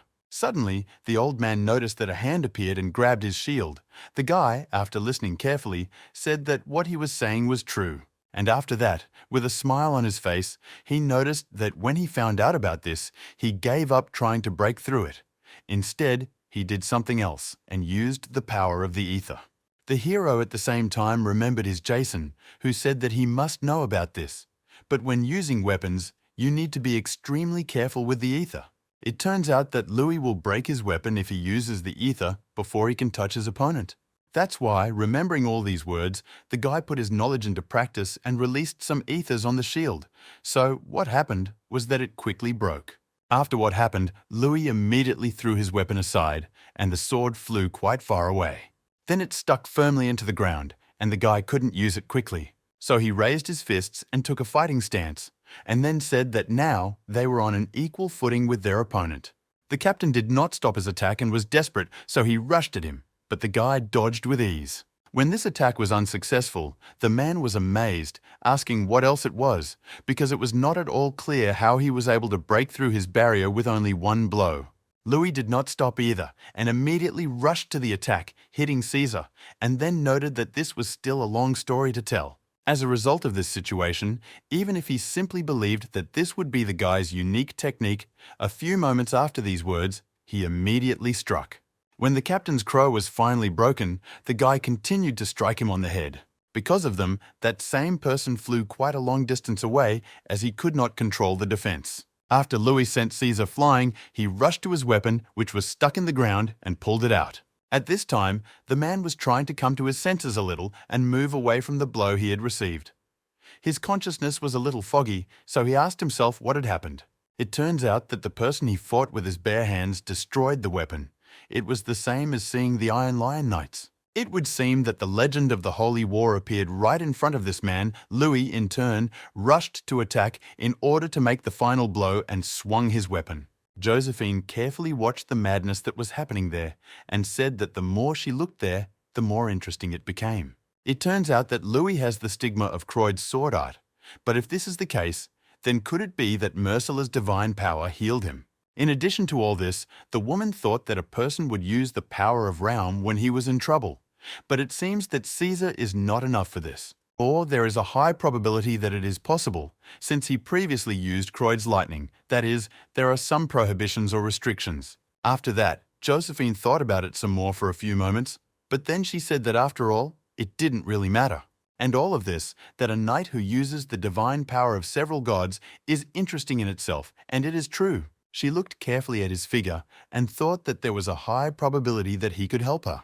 It also turns out that she could have killed this man right now, but in the end, she decided not to and would simply make him hers. And Louis will definitely not be able to refuse this in any case, since he is a person, he must have his own desires. At the same time, evening time had already arrived and the young princess was standing near the window in the library. Suddenly, one of the people approached her and immediately addressed her. She looked at him and the interlocutor said that someone was looking for her right in front of the library. She is a female knight who has scars on her face, baby. I noticed if this was really the case and if she was at the entrance now. Sylvia then quickly ran to the place where she needed to go and saw Rebecca. Then she said if she was really alive. The princess ran closer, and when she touched her, she asked if she had seen Louis. It turns out that he said that he was going to find her. The bodyguard did not say anything in response to this and immediately grabbed her lady. The girl realized that she was being dragged in an unknown direction and asked what was happening. Rebecca immediately said that they needed to leave Centria immediately. At this point, all plans really went awry, so Caesar in turn disowned His Highness the Prince and imprisoned him. As a result of the whole situation, it turns out that she managed to escape because this mercenary Louis saved her. But despite this, they were immediately attacked by Josephine. Sylvia tried to stop her and shouted what she was talking about. Did she really want her to give up everything? And then, how would other people live who believed in them? After that, the knight turned to her and asked what the princess could do. Because she was the only remaining knight, the little girl asked what she meant. Rebecca continued talking to you. The princess has no fighting power. How can they even fight? Just do as she says and run away. But then, we can only hope for the best. Men appeared behind us and asked in surprise about escape. It was interesting if they were going to leave them here. In order to calm these people down, the girl came closer and told them not to worry at the cinema. She would never leave them. The man said what they had just heard. It turns out that there is no one else to fight. Sylvia said that this is true and they lost reinforcements. But because of this, she cannot escape without even trying. So now that they have no escape route, it looks like she has to make one more request to them. She wants people to trust her again and follow her too. The knight was discouraged and did not understand what had happened. This girl was one of those who would not act without the help of other people. The princess turned to her and said that she believed that Louis had not succumbed to Josephine's influence. The interlocutor understood that she had really changed. Sylvia said that when we met him again, she would do everything in her power to protect him. Rebecca wondered what had caused such a change in her heart. The main character, in turn, continued the battle, and suddenly 2 strange silhouettes appeared in front of him. Louis said that this guy did not intervene in the battle. But what does all this mean then? If he really does not want to die, then let him leave immediately. The Crown Prince came to the captain's defense and asked if it was true that Sylvia sent him. But if so, then he asked to listen to him first. Josephine, or rather that woman, is a completely unusual person. Perhaps he doesn't know, but she uses strange magic to control people. In response to this, the hero said that he knows everything because they say that she is a demon. Justin said that if she is a demon, then she didn't know it. And in any case, it's good that the guy knows. He, in turn, just recently also came under the influence of this woman's magic, so that, as if in a dream, he spoke and also acted against his will. Because of this, he begs his interlocutor to lower his sword. It turns out that Sir Caesar is most likely now also under the influence of Josephine's magic. The old man listened attentively all this time, but when it came to him, he immediately smiled and asked if he was under the influence of magic. He further said that this is not so, because his mind is clearer than ever, defying the Crown Prince and following Josephine's orders is solely his desire. The guy was surprised and asked the captain what all this meant. The interlocutor said that the knight, which he is an instrument in the hands of those in power. Because of this, it turns out that the instrument does not define what justice is, but it simply carries out the task given to it, risking its own life. Louis listened attentively to this entire conversation, but he didn't like it at all. Therefore, he turned to his interlocutor and asked whether it was pleasant to be just a puppet. The old man answered the guy that he was saying that because he knew nothing about it. Still, no matter how much he wants to cry for justice, the actions of the Crown Prince are nothing less than an uprising that is disturbing the entire country. The hero asked what would happen then if the prince or princess got rid of Josephine after the coronation. Caesar, in turn, did not answer this. And then Louis asked what exactly was the matter, Was he really confused and asked if the instrument would really give him an answer to this right away. Then the guy turned in the other direction and said that he had lost interest, so he was going to talk to Josephine. If they want to stop him, then now is the time. Then he looked at the number of hours and saw that there were about 400 left. In fact, at the moment it was even more than he expected. But despite all this, he simply cannot retreat, nor can he make up for it by killing the people of the capital, not on the battlefield. Speaking of which, in a sense, he now spends the most time in Cetria. Right now, Louis needs to talk to her as soon as possible. Justin shouted to Caesar why this is so, and isn't he a hero of the Holy War? In which case, why does he refuse justice and want to live as a tool? The old man replied that he was not a hero or anything like that. Right now, a holy war might have a big name. But in the end, it was just an ordinary massacre. In reality, there was a rather long story, but it begs to be understood, because to tell the truth, these participants in the Holy War are not heroes, but sinners. The main character, in turn, headed straight to the castle where he was supposed to meet Josephine in order to talk. Near the entrance to one of the buildings, he noticed the countless number of knights lined up there. He looked at this and smiled and said that, considering that they were all blocking his path, it seemed like he was going in the right direction. In addition to all this, if you look closely, you can clear an aura similar to Josephine's, so most likely they are now under some kind of influence of her magic, just as the prince was. The guards saw the troublemaker, and immediately the chief of them ordered to seize him immediately. Louis used his power, but thought that he did not want to waste too much energy fighting these scoundrels. The peak power of his ability had finally reached his entire limb, and he was ready to attack. That's why it hit the ground, and the destructive power of this technique swept through the surrounding people like thunderbolts. From inside the building near which this fight took place, it was clear that very bright radiation appeared on the street. The king and the queen were in this building. The old man heard and saw that something had happened and asked what the commotion was there. Josephine smiled after that and said that he came earlier than she thought. The man asked who they were talking about now. Louis had already dealt with his opponents, who were outside, and was entering the room. The demon answered her interlocutor that now we are talking about the guest whom she invited shortly before. We can truly say that this is a strong person who has unusual abilities. She further stated that even though she is now next to the king, this man is one of those men who makes her heart flutter even more.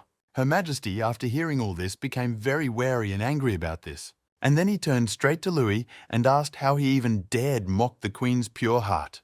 Grabbing his weapon, which was not far from him, he shouted that he would kill him right now. The hero exhaled sadly after this and thought that there was no need to even check the aura here, because we could say that the king was definitely under its control. The old man rushed to attack his opponent, but the guy also did not stand still and knocked him out with one touch of his fist. His Excellency collapsed to the ground, but the guy turned to the woman and asked if she thought it was all fun. She asked if it was really that bad. After all, it turns out that she worked hard on all this, by the way. She is really surprised that the guy was able to defeat Caesar, and she also heard that the guy has the power of the gods. But he also has a stigma and a strange technique, so it becomes more and more fun. Louis did not listen to her until the end, and therefore immediately rushed to attack. The woman easily stopped his weapon with her magic and told him to be patient, because she was just asking a question. She was really curious why he didn't use Raum's power. Louis wondered if she had really parried the attack with the back of her hand, and then wondered why she didn't find out all this herself. The woman, in turn, grabbed him by the neck and said that he was right, because this was her plan. At that moment, she had already used her demonic power and said that soon the guy himself would tell her everything about it. But at the same time, how about they get to know each other better? She called him a knight who has the power of the gods. Josephine wondered what he really wanted. Perhaps it was wealth, fame, or whatever it was. Then the demoness smiled and told him to tell her his deepest desire. After what she did, Louis remained motionless and did not say anything, so the woman smiled and said that everything was fine, because she had caught him. The hero took up his weapon and held it in his hands quite confidently. The queen continued to say that it was quite natural that any intelligent creature should have its desires, and weak-willed people were unlikely to resist them. Then I began to think about what I should say to Adam, explaining this whole situation. At the same time, Demons lost her vigilance and thought about her words, but when she looked at the guy, she was surprised. But what she saw. After all, literally a few seconds later, the weapon, as well as the force that the guy used, cut her with a diagonal stripe. The power of this attack was actually quite strong, so the demon's body was sent flying a long distance. In order to attack his opponent, the hero used his ether and stood in a fighting stance. Also, his mind was clear. Thinking about what happened because this woman wanted to do to him, he decided that he would kill her. Therefore, without stopping for a second, he immediately rushed after the body, which flew off a great distance. Josephine continued to fly forward, but the guy looked at her and was angry, so he thought that he would definitely kill her. In the air, the demon nevertheless grouped herself and then jumped back, taking a stance, although this situation was surprising for her, so the woman wondered what was happening. It really was not clear what happened, because her magic really didn't work, although it is simply impossible for all living beings to naturally have different desires. But now she saw the main character being under his own control and attacking her, so it was unclear why he was suddenly attacking her. Josephine saw the rather lethal power of this attack, so before striking her, she shouted for him to wait. Louis, however, was in no way going to stop and immediately rushed with his weapon. In an instant, a huge destructive force splashed out, and therefore the buildings, as well as everything else, were destroyed in a radius. The demon, in turn, used her power to defend herself and shouted for him to die in this case. The dark magic she used released several streams of energy that looked like fangs. The guy saw this attack and immediately jumped up in order to protect himself from it and then rushed into the attack. Josephine followed him without stopping and, using her hand, shouted that he was caught. Having quite high speed, she grabbed the guy by the hand and shouted that no matter what he was, he still wouldn't be able to dodge this. The woman held Louis with one hand, but with the other she used magic and was ready to deliver a fatal blow. At the same time, to tell the truth, Louis was actually under the influence of Josephine's magic. It was really very powerful magic, so much so that he didn't even care about his own body. That's why, because of the attack that his opponent wanted to use, he cut off his own hand and also injured his opponent. Desire is something that every person and creature has, so Josephine uses it to dominate others. If we talk about the king of this country into which she wormed her way, then love was an important desire for him. But having used this power on the crown prince, it turned out that his deepest desire was power. Also, the woman used it on mercenaries and they only had money and fame on their minds. There are times when the desire for these things is stimulated. It is only because of this action that most people begin to doubt when faced with their true feelings, and Josephine uses this to manipulate them. However, when she used this skill on the main character, it only made things worse for herself. And all this is due to the fact that what Louis wanted was not something luxurious at all. This guy's greatest and deepest desire was simple survival. So it turns out that in order to survive, he would not hesitate to sacrifice his own hand, revealing to the world his terrifying obsession. The woman noticed that he had now used the divine power of massacre. With the help of this technique, the guy's hand returned to its place and began to heal. Josephine wondered that, even if there was a way to restore it, is he really in his right mind if he thought about cutting off his hand? This was difficult for the demon to understand, because a person willing to harm himself and summon others in order to survive, the identity of the soul collector is based on the uniqueness of Louis. Indeed, we can say that most people in this world have a desire to survive, but they live as if they had forgotten about their mortality, as if they had gained immortality. However, the main character had already lived his life as Min Hyuk and was well aware of death. In addition, he had unique abilities and limitations. He acquired them during the transition to this world. He has a timer that prolongs his life by killing strong creatures. It is because of this that powerful enemies become both a threat to life and, on the other hand, an opportunity to prolong it. To put this whole situation in other words, for Louis, overcome by desire, Josephine became a creature that would satisfy his desire to survive. So the guy's understanding was that this creature became the one who had to be killed in any way.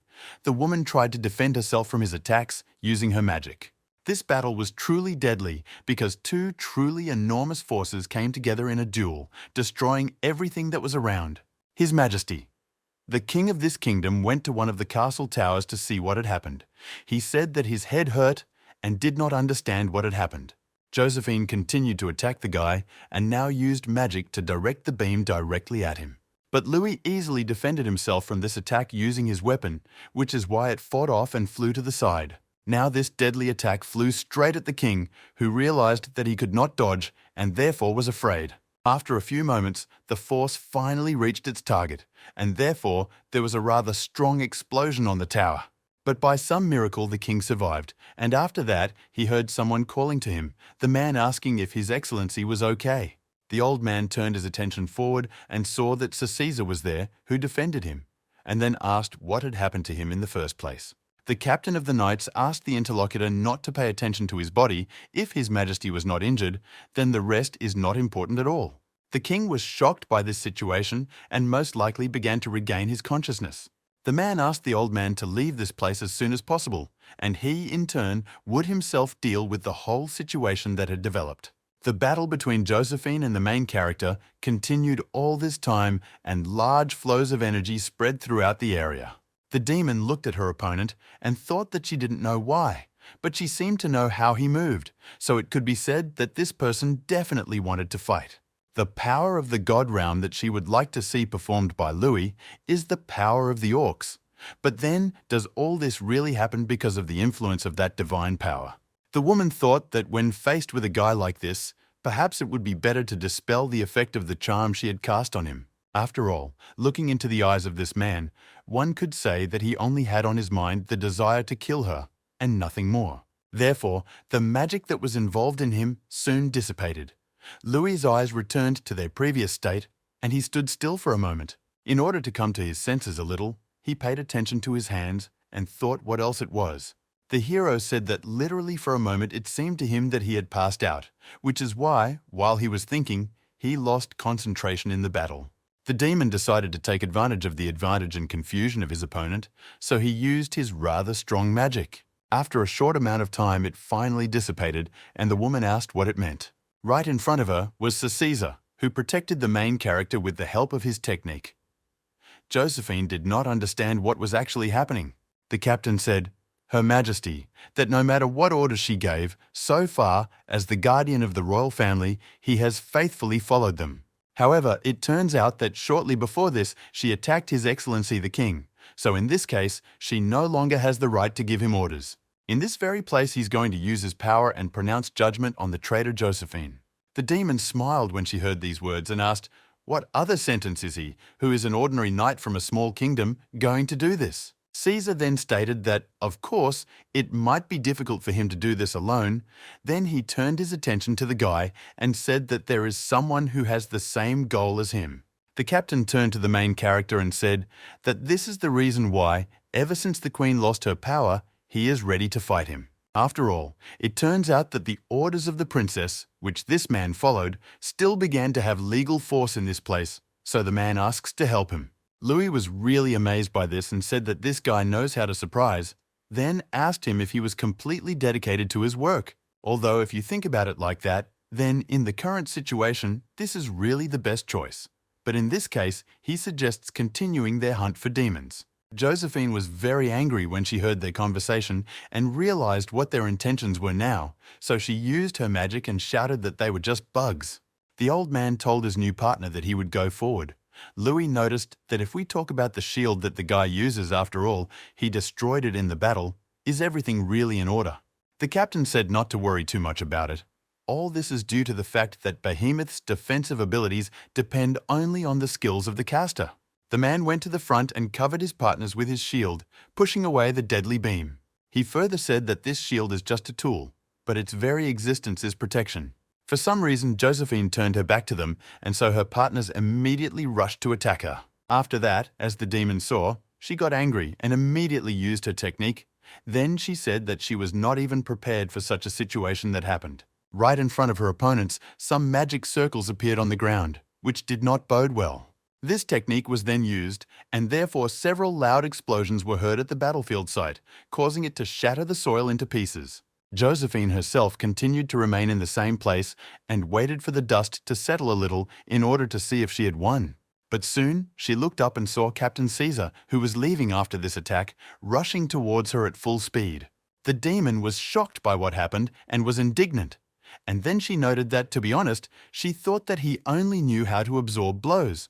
But it was not so simple, because this old man was really preparing to attack her. Then she used her magic, but her opponent defended himself again. Then Josephine, with a smile on her face, said that using weight is a really good approach. But even despite this, everything is useless. While this creature was distracted by the man who was in front of her, she noticed that the main character had approached from behind and swung his weapon. And this attack was crowned with success, so that the demon's head flew off her shoulders with just one blow. The hero didn't even say anything about it and looked coldly, so he was sure that they had already won. The captain immediately tried to reach him and shouted that he should not relax for a second because nothing was finished yet. Louis asked what he was talking about, and while he was asking about this, several magical rays that Josephine used pierced his body. The hero paid attention during the period and saw how the body of this demon moved on its own, even without a head. The woman really continued to stand confidently, and it was clear that she was ready for further battle. Louis used divine power to heal and thought that the opponent could move even with her head cut off. He should have realized this before, because it turns out that he did not receive any additional time for the murder. Then the hero paid attention to the period and saw how a hand came out from the place where the head was. Immediately behind it, the main body of this creature appeared, in which there was quite a large amount of hair. The whole picture looked pretty disgusting, and so the guy asked his interlocutor if this was her true form. Finally, this demonic creature appeared, and she took on the form of a snake. Josephine then said that this was an unloading creature. She, in turn, was quite persistent in trying to swallow this country entirely, but nothing could be done, because the original plan had changed. So in the end, there is a lot to absorb everyone here. The guards ran around the castle and said that the palace was in disarray, so they should do it quickly. But suddenly someone hit one of these men quite hard, and he was shocked because of what happened. It turned out that it was the blindfolded mercenary leader who became inspired and shouted to his subordinates to go forward. The knights looked ahead and saw that there were a large number of mercenaries there, so one of them asked what they were and where they could all come from.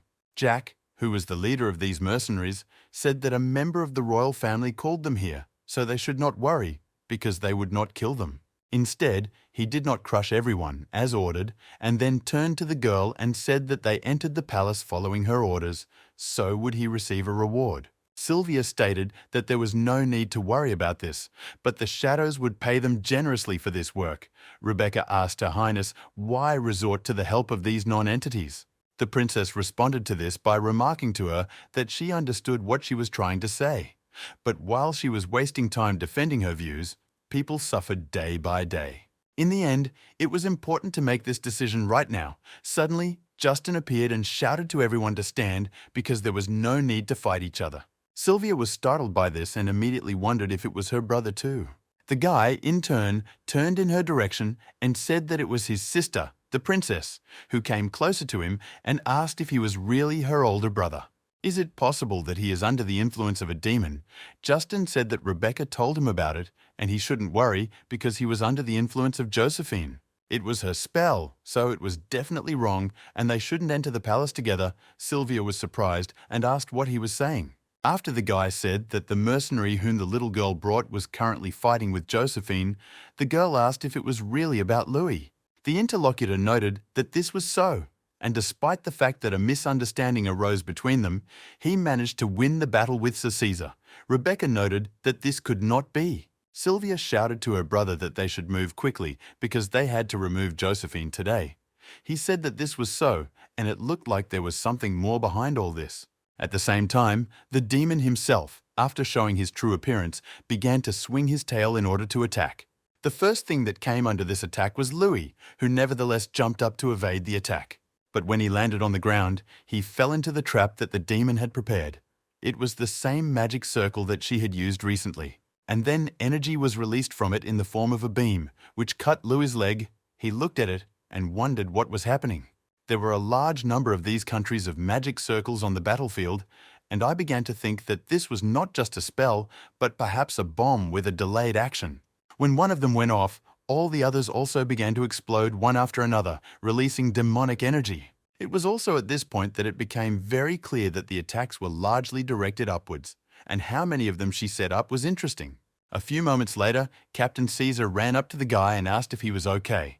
They were sitting under the protection of this man, and Louis said that, thanks to him, everything was okay. Josephine, in turn, was directly above them. She asked the man how long he thought he could hold out under this pathetic shield. After all, they are all just annoying pests, and now it's time to put an end to it. So Caesar said that it seemed risky to drag out the battle any longer, and now that the distance between them had closed, they had a chance to carry out a counterattack. He told his partner that when the shield was missed, he could launch his own attack, and then it could cause significant damage. But it seems that Louis is still unable to attack, and is this true? The hero was surprised and asked if it really looked like that. I looked at my timer. The guy realized that there was little time left and said that he was really delaying this dangerously. Then he thought that he had spent too much time on regeneration. If they continued to fight like this, he would waste all his time. That's why he didn't stop and immediately rushed to attack his opponent. This technique used ether and therefore cut her a little. The demon felt that she had a wound, and the hero thought that this time he must definitely inflict damage on her. When Louis landed after his payment, he immediately turned around to face his opponent. At the same time, he received a wound during the flight, so he again used the technique in healing. Then the timer announced that he only had less than an hour left. At the moment, in the situation in which they found themselves, there is definitely nowhere else to retreat, and the next blow will end everything. At the same time, there was a dragon on the roof of the library, watching what was happening in the kingdom. Due to the forces that spread across the battlefield in sufficiently large numbers, a strong wind arose and spread throughout the area. Robert stated that because of this, the fog that had spread throughout Cetria has already cleared, so it looks like many Josephines are getting weaker. In addition to all this, most of the spells that were prepared before have also been used up. The old man thinks that enough time has passed after all. Enough to still borrow the language of this world, so for now it is time for the main event to take place. The demon continued his attacks, but his partners also did not stand aside and ran towards her. The woman looked at them and thought that Sir Caesar was not receiving any damage at all from her mediocre attacks in his direction. But Louis, at the same time, heals wounds with the help of his strength in accordance with the principles of a knight. At the same time, the woman had already used up all the magic circles that had been installed in the palace before. It was initially assumed that they would be used for that guy. And then a picture popped into her head of how the young princess, along with the rest of the people, as well as the mercenaries, fought with her guards. After that, there were thoughts and some cunning plan matured, after which the woman smiled very brightly. When everything was decided, she immediately took advantage of her demonic power and prepared to attack. The beam was directed towards the opponents who were moving towards her, and Caesar immediately defended himself with his power. He then said that it was the same technique she used before, but definitely weaker at the moment, so the demon must be pretty tired too. The main character looked ahead carefully and said that he should wait a little before drawing conclusions. Now they both looked forward, and the guy said, had she really simply disappeared indeed? There was no one in front of them anymore. Together, they rushed in the other direction, and Louis shouted that you should run faster, because she couldn't get far, the captain said to be careful. This is an expensive inner palace. There is a high probability that she still did not escape from here. And while they were talking about this, the mercenaries Jack crawled straight towards the guy.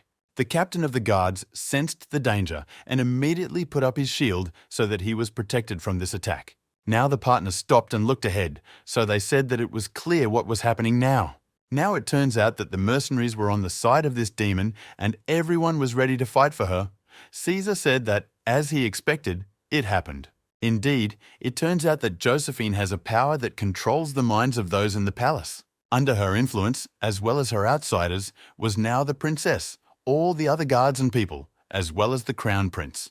The demon also appeared there and began to smile very slyly, and then asked her partners if they were surprised. Then she continued to say that just a moment ago she was at a disadvantage, and this is true, so now they should switch roles and then fight.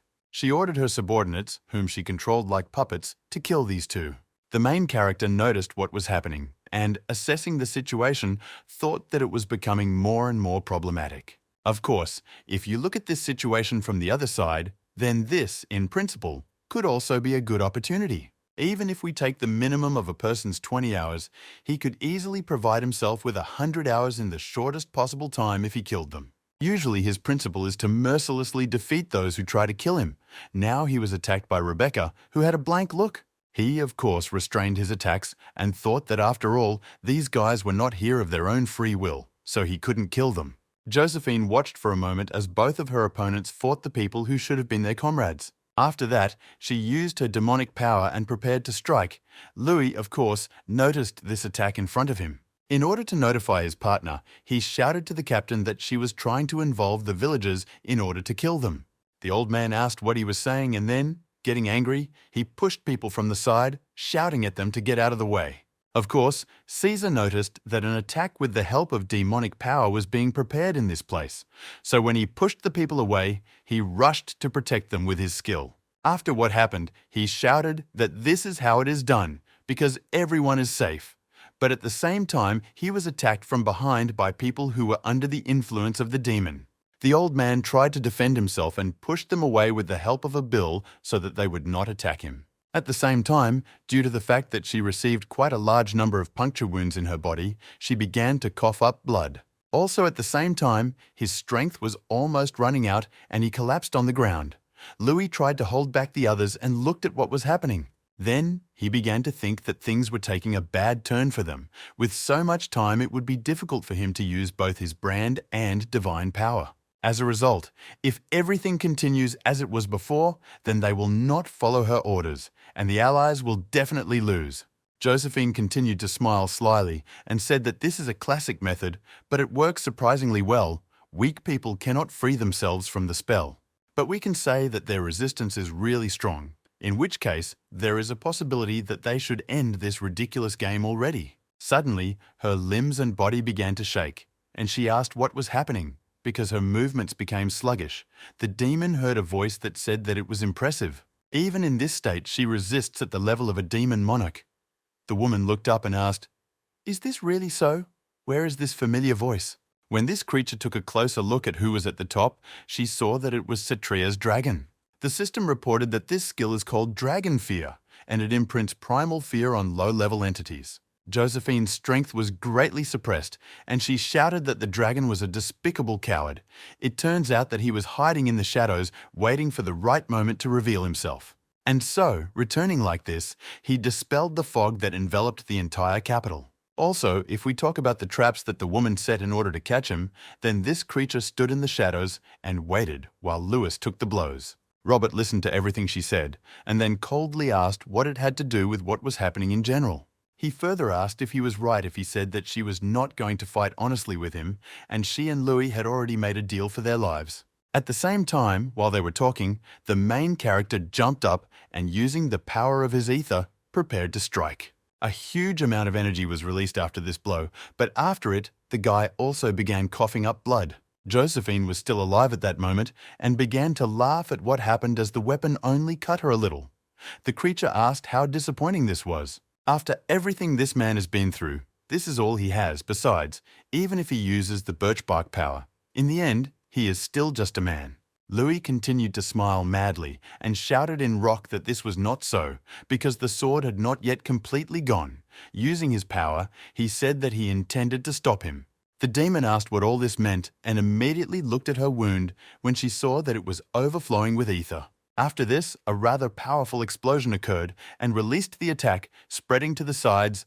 Louis used Jason's technique called resonance. When all this happened, he was also quite badly wounded because his right side was hit by his rival's attacks. There was also little strength at that moment, and he flew to the side, landing on his back, and also thought that it was all over. And since he stabbed the blade into her torso and blew it up, there was no way she could survive.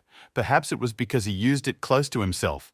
The damage from his side was also huge. Then, Louis decided to see what time he gained after defeating this creature, but was surprised when he saw on his account that nothing had changed. Although this demon's body was quite badly damaged, she was still alive and ready to fight. So she shouted that this person was just a scoundrel, and using her living limb, immediately sent out a demonic ray. She also shouted for him to die immediately after him. The hero could not return, but suddenly Sylvia appeared in front of him, which she protected with her body. Louis didn't understand what happened and thought what else it was. Then he saw how the girl received serious wounds while protecting him and wondered why she did it. Worried about her, the guy caught her and asked if the princess was okay, but she, in turn, asked if he was hurt. The heroes did not understand why she shielded him, knowing that she could die. The little girl hid that she was grateful to God, because at least in this way she could be useful to Louis. The girl said that she was fine, and if saving him meant sacrificing her life, then she was ready to do it. Louis couldn't believe his eyes and ears, and his hands began to shake. He immediately thought about how dirty he felt when he lived in this world. It turns out that before this time, he had met quite a large number of people who were hunting for his life. But on the other hand, there are people who tried to protect him with all their might, although there were only a few of them. He literally just lost one of them, so this one brings back a lot of difficult memories for him. The guy was very angry about this and thought that this was his only remaining option anyway, because even if he died today, he had to kill the demon. The moment Louis tried to do this, the system informed him that he had been summoned to the domain of the god of war. There, Raum applauded and shouted that Louis was behaving excellently, while he did not lose his fighting spirit even in the face of death. And this is the behavior of a real warrior. The hero asked if he understood correctly that God would not call him without a good reason in such a situation, asks if he wants to offer him to lend his strength. The orc responded to this by saying that of course he would lend him his strength only if he paid at least 1,000 hours of his life for it. The guy laughed and said that if we talk about such a quantity, it's not even funny at all. God would not appear just to throw a tantrum in such a situation. Then he asks this very being to tell him what he really wants. Raum laughed and said that it was nice to deal with Louis because his conditions were as follows. Let her give all the time she gets after killing that very demon. The guy touched his weapon and said that such a narrow-minded god, as he suggested, deferred payment, like that monster gives quite a lot of time. The system reported that Raum's blessings reduce pain, endurance has also increased, and healing has been accelerated. Ether has been replaced by divine power. The hero said that obviously God would take advantage of it no matter what. Then he appeared in front of Josephine and said that we should play by her rules. The demon was discouraged because she realized that the same power of the god of war that destroyed the sealing stone of the dark forest was simply beyond imagination. So it is unclear whether this creature can resist her, and I wonder if the spells worked, but it is completely disadvantageous for her to fight right now. That's why I weighed all these factors. She immediately turned in the other direction and began to run from there. So she decided that first she needed to find a way to escape, although she had very little speed now, and she saw a bright flash. This was noticed by the main character, who used divine power and accelerated quite well. Josephine realized that certain death awaited her, so she turned to the guy and asked him to wait a second. But the main character did not listen to her at all, and therefore, rushing to the attack, cut her with a huge sword. The creature could not defend itself from this attack in any way, and only screamed pitifully in agony due to the understanding of its own death. A few moments later, the system reported that the demon of the monarch was defeated, and the guy already had about 5,000 hours on his account. He watched carefully as this number increased and wondered how much more it would be. He soon saw that it had risen to 9,000. Louis realized that the damn god of war forced him to make a bad deal for the guy.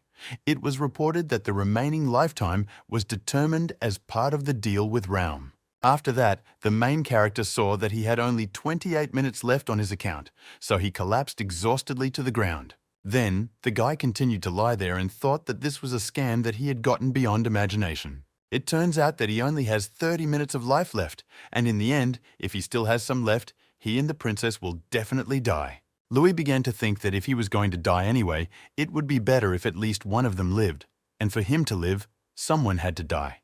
The hero did not immediately think about his first former comrades and decided that ultimately the most important thing was his own life. He reached his hand towards the little girl's hand and stopped a short distance away. After that, the very moment when he was almost killed by a demon appeared before his eyes, but the princess protected him with her own body.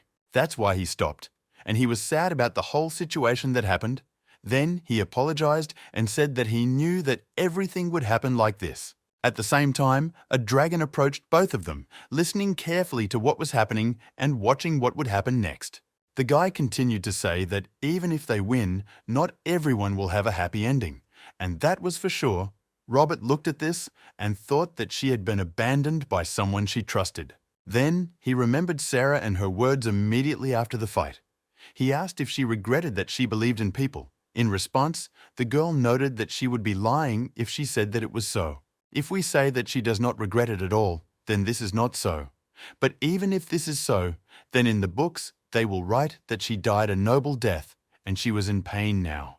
There was no strength left to even joke about all this, but she smiled and told Robert that she believed in people, and it didn't matter how much she was betrayed, or how tragic it will end because there is another idealist fool like her in this world. Then I asked the dragon what he thought about this, whether it was impossible to live 1,000 years, then let him watch to the end and find out whether he could or not.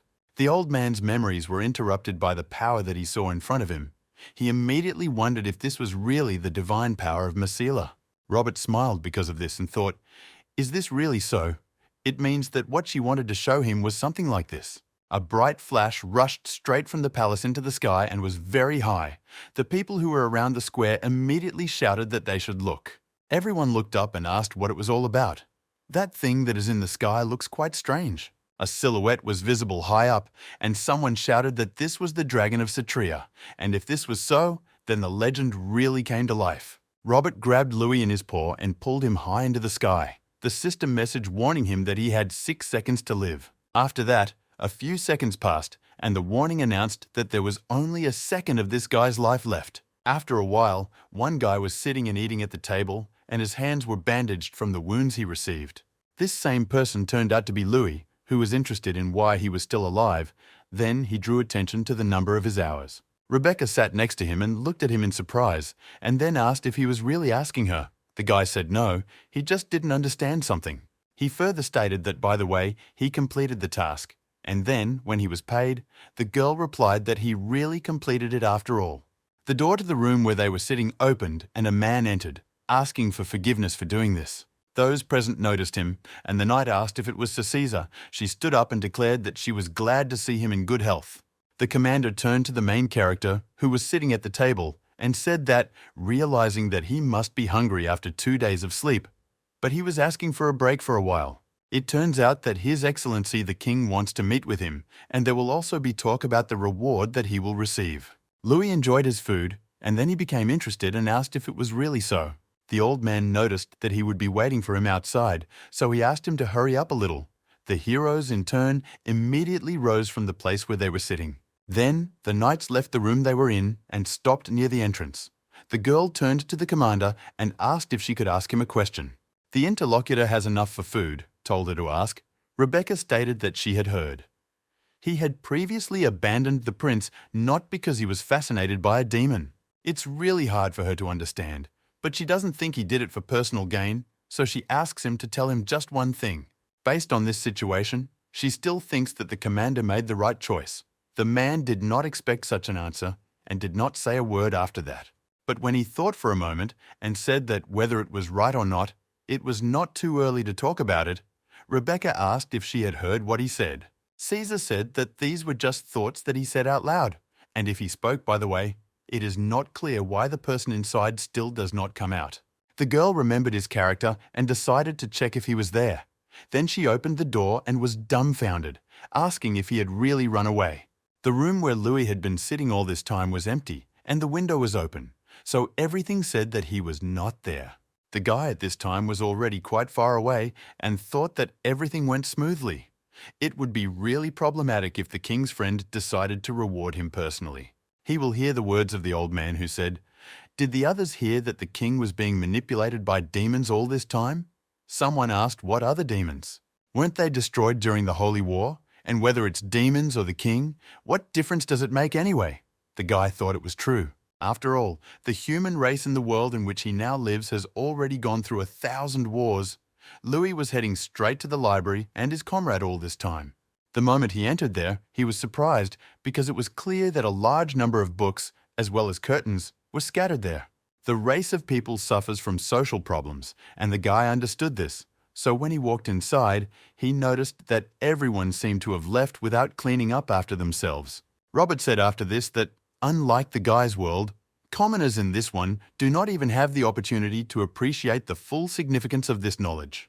But for those who fight for survival every day, power is much more important than all this. The guy asked if it was this dragon, and didn't he die then? And probably, this is not so, because he must still have gone to the other world just like this book and paper. The interlocutor noted that right now he is just a fragment of his consciousness. In any case, it turns out that his heart seems to be perfectly suited for this man. It turns out that Louis actually has the heart of a dragon beating in his chest. The main character said that he knew it, because not only did he survive, but his lifespan was also extended due to this action. In the end, it turns out that when the dragon began to drag him up, he gave his life there. And this was the result of his sacrifice for the sake of this man. But Louis now didn't understand at all and asked why he did all this. The interlocutor came closer and put his hand on his heart and then said that it was a long story. Maybe he should see for himself while he is in his usual form, after which his body began to turn into some kind of liquid that changed into another form. The guy was surprised because the streams of this power were penetrating through him and asked what it was all about. As a result, after some time the transformation was completed, and so he looked at the creature in front of him, further noticed. And so, this is how he sat down, and this is how he really looks. Robert said that it may be just an illusion created by the mind, but it is truly his true form. Thus, he welcomes the bearer of his heart. If the guy really wants to know why he did all this, then it would be faster to directly look at his memories. The creature then used its technique so that the guy could get in there. Louis's head began to hurt quite badly because of this action. The dragon then began to tell his long story that over countless centuries he had watched civilizations being created and destroyed. Also, in the end, he came to the conclusion that in the end there was only emptiness after everything. The guy saw the picture of how Titria flourished and also the war that happened. Robert went on to say that a friend of his described it as being part of a process and a form of growth.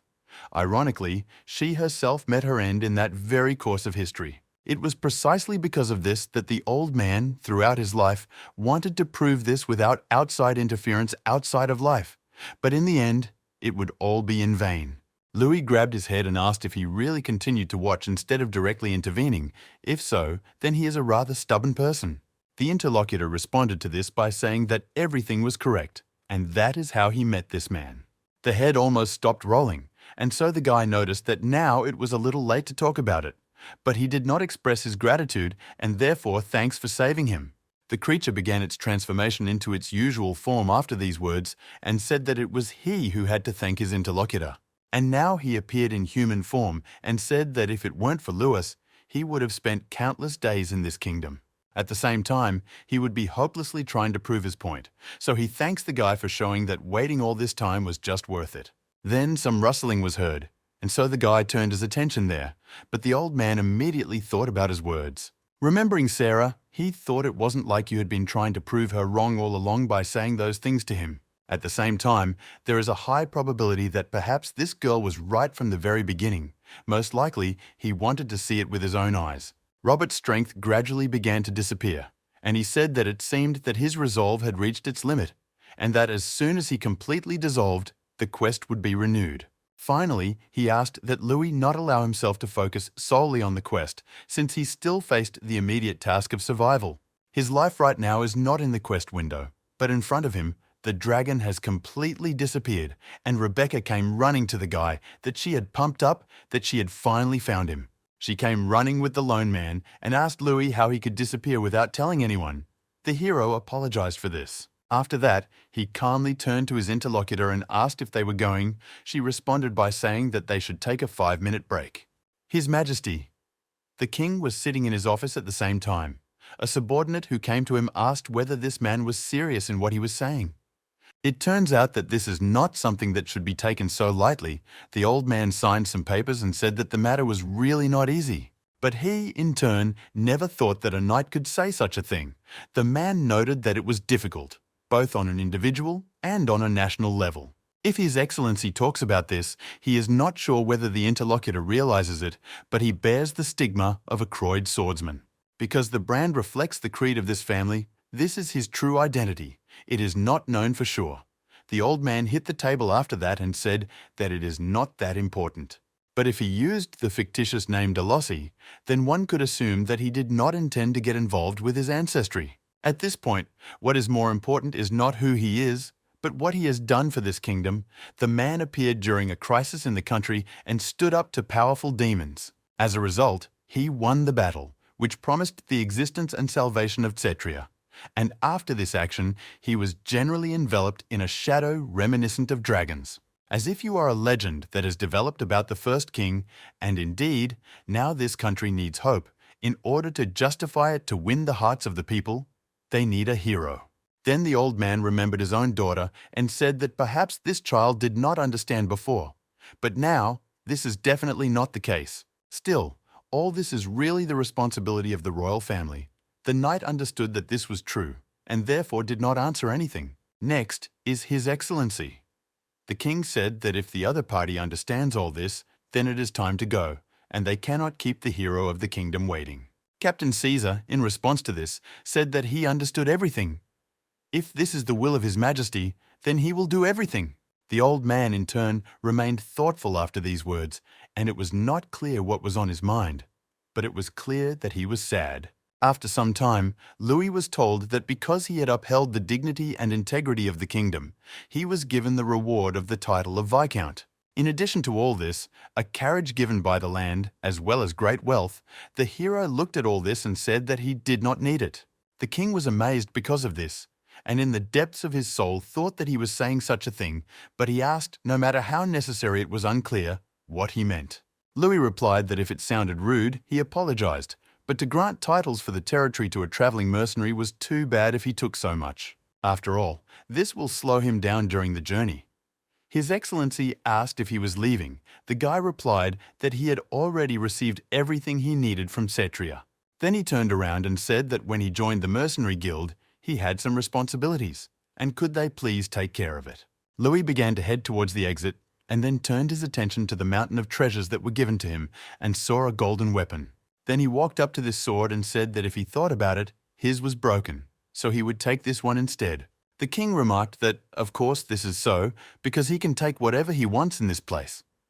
So Caesar looked at him, but did not say anything. After the guy had done all this and said them, he slowly left the room and left the king alone with his supporters. The old man continued to sit all this time and smiled sweetly, making an official appearance so that he did not want to seem somehow strange. But when Louis left, he immediately relaxed, and it was clear that he had a frightened look on his face, wondering if he really left because he thought that after saving the kingdom, there would be many demands. Even those same mercenaries wanted to receive compensation, but quite unexpectedly, this person refused not only the territory of the carriage, but also the rest. Although if you think about it, then all this is not so important because in the end, the man actually choked on half the success. At the same time, Captain Caesar followed right behind the guy and caught up with him in the corridor, then asked him to leave the sword that he took here. Louis was surprised by this. That's why he said that even if he didn't like it, it wasn't all too much. The man replied that he wasn't talking about that. He just didn't need this sword. The guy asked if he hadn't broken his sword when he was fighting about that very battle. The captain replied that if, after all, this was the only reason, then he asked to be allowed to bring him the sword that was in the armory room. Caesar continued his story and noticed that people said this sword was received from a dragon who was a close friend of the founder king. Louis wondered if he was really talking about Robert. His interlocutor noted that even now it is used in ceremonies and symbolizes the power of the royal court. Of course, unlike the legends, this ball does not shine with golden light, but everything is not so simple. Then he interrupted his story and asked what he was doing. The hero pulled out a weapon and noticed that he didn't seem to be anything special. The captain told him that they were inside the palace, so they shouldn't draw their sword like a fool. Although if we talk about this, the man thinks he already understood everything, then he asked when this man plans to leave Cetria. Louis put the ball back in its sheath and said when he stops pestering him from noticing, when he does this, then asked if he was really always so persistent. He noted that he had not yet decided, but while he was planning to leave this place in a few days, Caesar said that before he left, he should make sure of something. The interlocutor related and noticed that he would really think about it. Then he left, and the captain began to pay attention. He remarked to the young princess, who was standing aside, that the man had said that he would soon leave them, and from what she had heard, he did not seem to understand the significance of the sword. Sylvia, in turn, is really free not to pay attention to this, but they will have a little time to think. At the same time, the girl stood with a rather sad look and thought about the whole situation that had happened. Louis, after talking with the king, as well as the captain of the knights, went to the house where he lived all this time. After some time, I thought that after all I had probably already rested enough, and with the help of the divine power of Mercenary, I also completely restored my body. Even so, right now there is still a feeling of discomfort in his chest, most likely due to the fact that he currently has a dragon heart beating. At the same time, the ether that the guy feels also looks different. Now it's calmer or something than it was before. Louis's thoughts were interrupted by Rebecca, who asked if he planned to spend the night here and not in the royal palace. The hero noticed that he left there just in case. What if they actually decide to have a farewell banquet or something? The girl said that, given the king's character, this was to be expected. But still, isn't everything perfect for a mercenary like him? The guy noticed that if she asked everything she wanted, she couldn't step aside. He needed time to sharpen his sword. The knight asked, "Oh, is he training immediately after recovery? And he is really impressive. Since we started talking about it, why not train together?" Louis said that he too was in pain, but now he feels much better, and it still takes time to get used to the new sword. When he picked it up and began to examine it, Rebecca was surprised and asked Louis what was happening with this weapon. The hero paid attention to her, and it was clear that he began to glow with some kind of golden light in his hands. The guy then remembered that if you think about it, the commander of the knights mentioned something like that, because it was he who said that the sword presented to the first king shines with a golden light. But this is how it goes there at this moment. It never glowed in the hands, so why this happened is now completely unclear. Suddenly, the system reported that the sword of the golden dragon was presented to the first king of Tetria and shines with gold in the hands of the one who was summoned by the dragon. Louis wondered if it was really happening again. He also remembered the goddess who helped him restore the system and wondered if this display of information about the item was related to the impact on the system at that time. Still, there was no reaction with other weapons, and given that this one is a ball, it seems that this information window only appears for special items. The guy asked to postpone their training until later because there was something that needed attention. The girl asked what he meant. Louis said that the training was just an excuse, and she came here to say something. Rebecca was indignant and noticed that he understood everything. She further stated that she actually came here to express gratitude. The hero asked what other gratitude was and whether there was anything worth it. The knight asked, "But wasn't it he who protected the princess, whom she could not, and also saved not only her life, but also the whole country in which they live?" After that, as if squeezing out a lump from her throat, she noticed that she was apologizing, because in that last fight, she was under the influence of the woman's magic. But before she got there, she tried to escape with the princess and leave this country. Louis listened carefully and then asked if it was really that important. The girl noticed him and asked what he meant when he said this. The interlocutor noted that in that situation, there was nothing reprehensible in running away. To be honest, he himself wanted to run away from there many times. But ironically, it is the princess who seems strange in this case. Louis asked why she didn't run away, but instead rushed into a fight. He asks her bodyguard to be more careful next time to prevent similar incidents from happening again, because in truth, she is supposed to protect her. Or is she really inviting him to work here for the rest of his life? The girl thought that it seems like he still doesn't know anything. Louis then noticed that, speaking of the word, where did Sylvia go after all? Her bodyguard did not expect such a question and hesitated a little. Then she said that the princess takes part in state affairs in order to gain experience. The little girl was shocked and said that signing documents would not end. Couldn't they take a 10-minute break? The butler asked if she hadn't gone to rest for half a day yesterday after she said that at least half of it should be completed. If she did this, then the work would be done for today. Wasn't she planning to explore the city tomorrow after all? Sylvia immediately noticed that this was exactly the case, and then thought about exploring the city. The next day, Louis was on the street and thought it was noisy there, and asked if there was some kind of festival going on there, because hopefully it wasn't a funeral. Looking at all this peaceful atmosphere that is now taking place in this kingdom, he, of course, wanted to stay a little longer.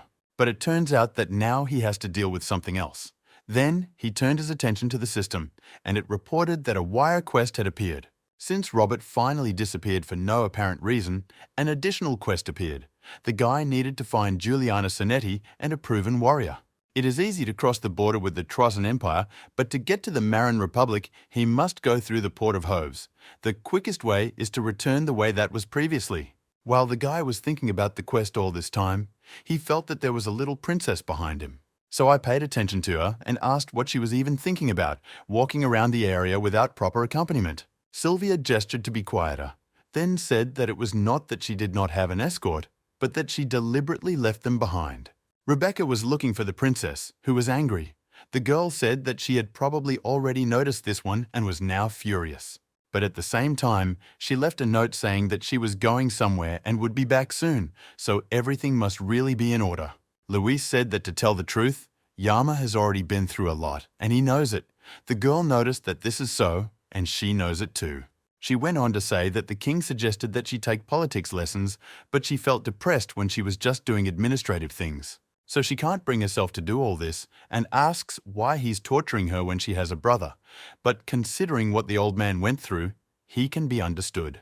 The guy listened to her carefully and then said that giving up and leaving is sometimes also a good option. The little girl asked what he meant. Louis asked if he understood correctly that it was already clear who would be the successor, if she was not interested in politics. Wouldn't it be better to find something she wanted to do? Sylvia was surprised and asked in what sense what she wanted to do. Indeed, these words interested her. That's why I wondered if she would really be able to do this. Definitely, because the girl thinks that she cannot become a queen. Before this, all this time he really acted for the sake of this country and for the sake of its people. But now that she has achieved her goal, what should she do? The little girl looked at the guy who was in front of her and thought maybe she should live only for herself. And then her heart began to flutter, so she wondered if it was possible to live together. Louis interrupted her thoughts and said that if she thought about it, he needed to tell her something. The little girl became wary and asked what he was saying. After all, it turns out that she is not yet mentally ready for this. The interlocutor came closer to her and immediately hit her on the head. Then he asked if she had really lost her mind or if she really had 9 lives.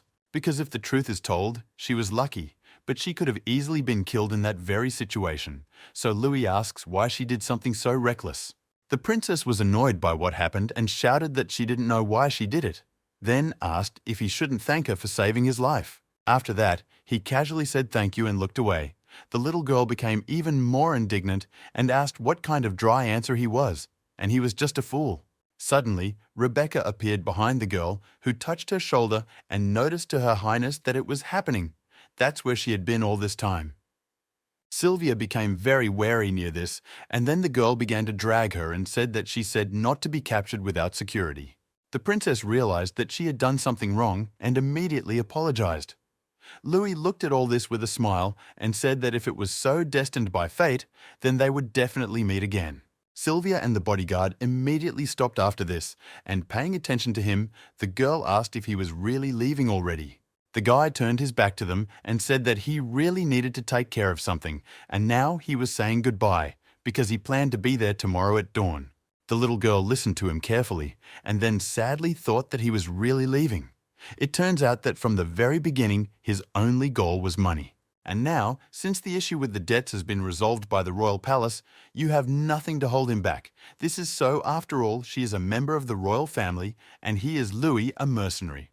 Soon, the young princess was riding in a carriage and looking out the window, wondered if there was any sense in this at all.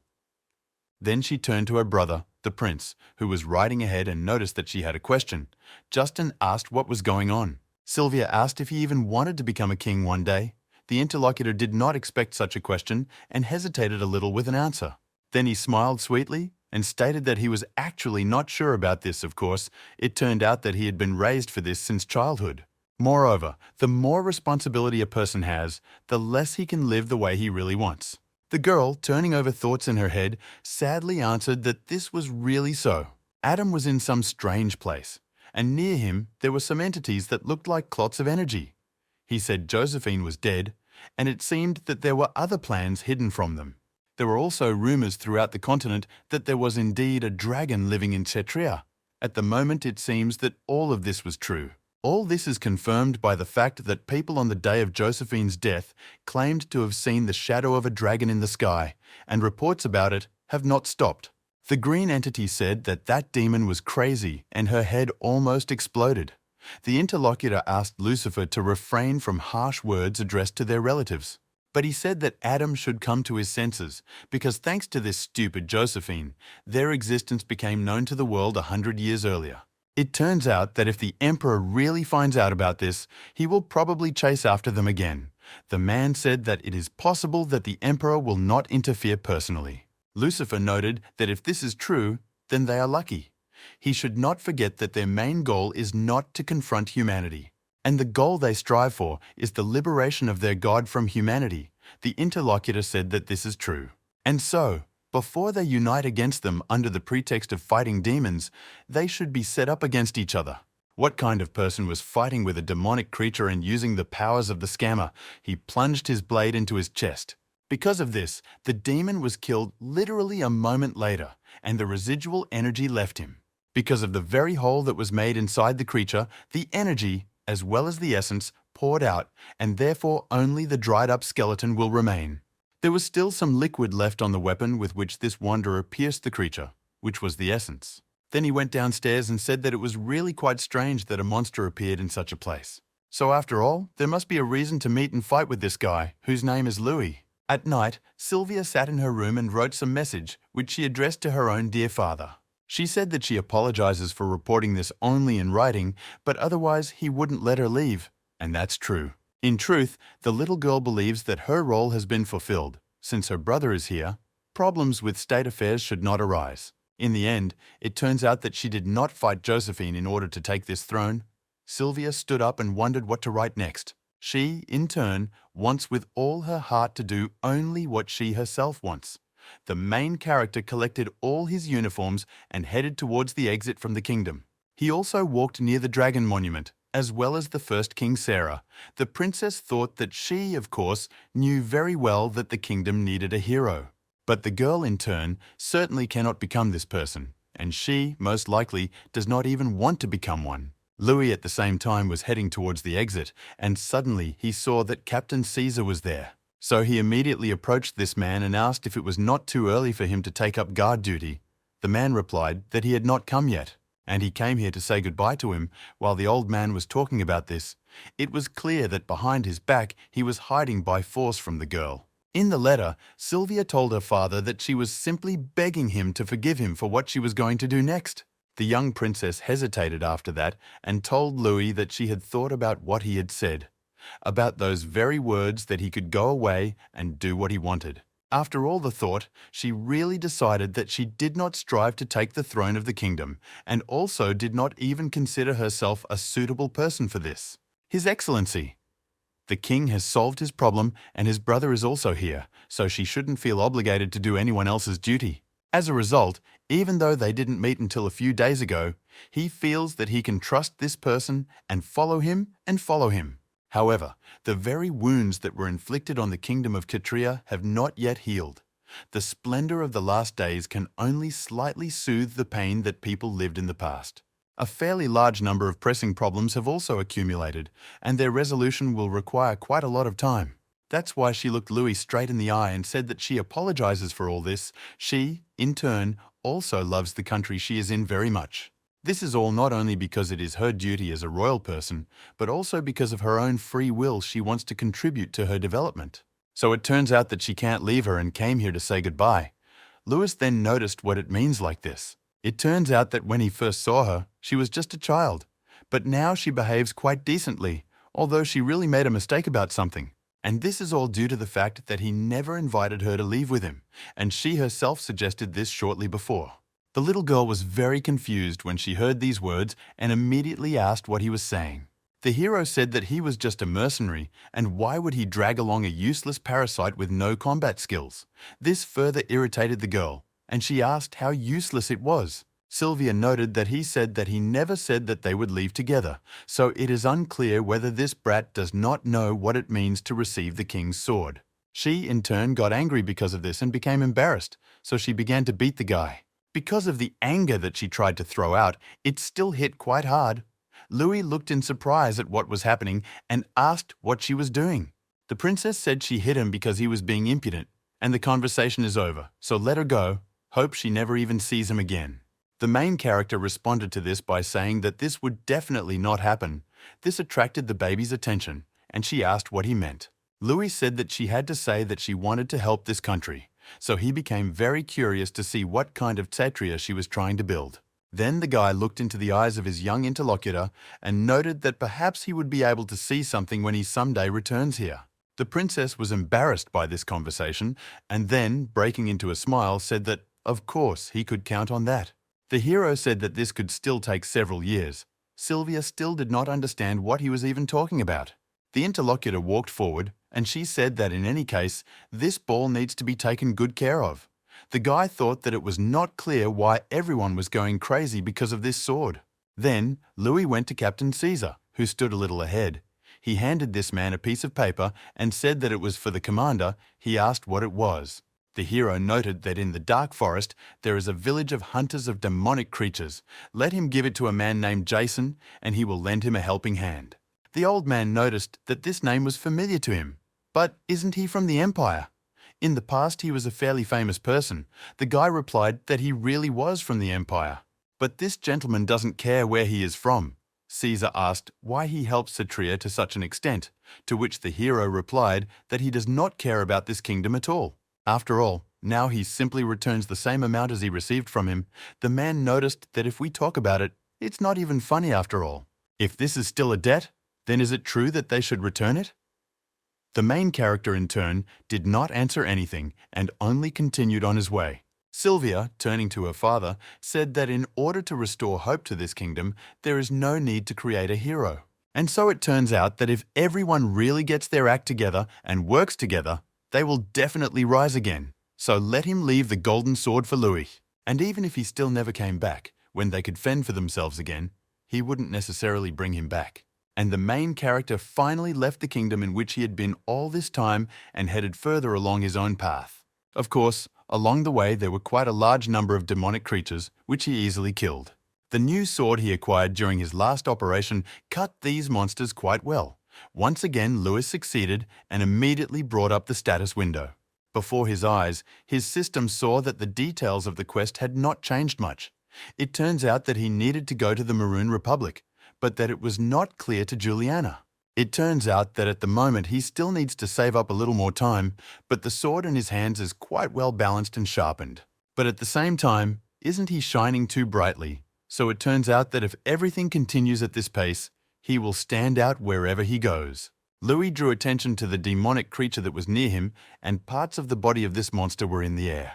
This became interesting to him, so he tried to catch his head with his hand, and then he wondered if he was really floating in the air.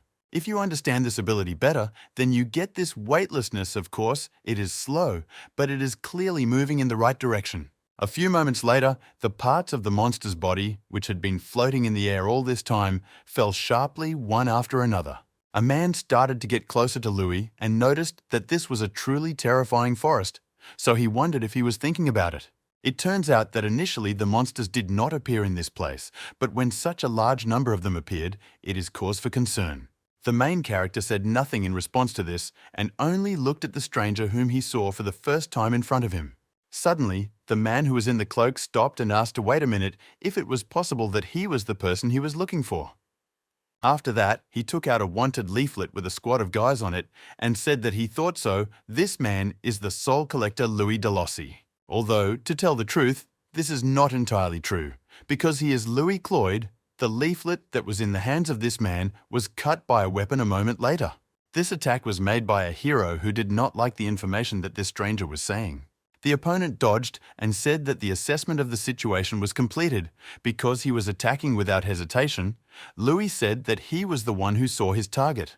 Therefore, is there any need for further conversations besides the family coat of arms that is on his chest and the Chef Moon coat of arms? So it was unlikely that the man from the duchy would start a conversation with him.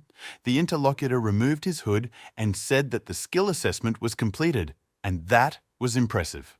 Then he introduced himself and stated that his name was Benjamin Chef Moon, but his opponent's reflexes definitely failed him.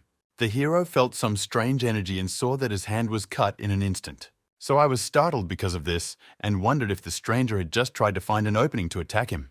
Even now, when they are 10 meters away from each other, the guy is definitely within the range of this person's attack. Benjamin said it was a little disappointing because for someone with the last name Croyd, you wouldn't notice until you got hit really bad.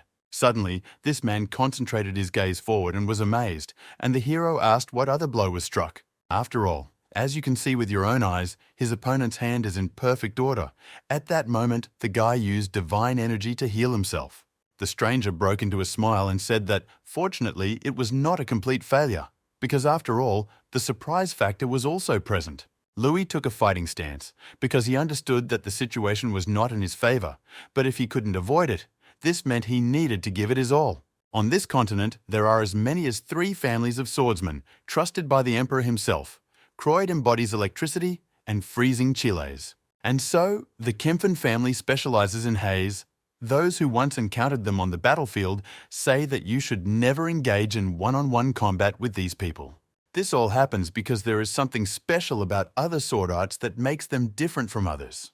They all believe that not the body, but the weapon is a continuation of this art.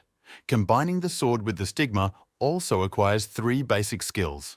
The very first of these is that they surround the opponent with a huge hemisphere, which is exactly what the opponent was doing. This dome, which appeared at the site of the eruption, was made in order to limit the possibility of movement for the opponent. When Louis came under the influence of this first skill, he immediately turned his attention to the side in order to appreciate what he could do himself. And Benjamin saw what the guy who was in his space did and laughed, then touched his weapon and asked if he still had time to look back. Then, this man rushed to attack and hit the guy with his weapon literally instantly, then noticed that he did not have the ability to concentrate. So, is it really possible that after this, he is still going to call himself a hero of Tsetria?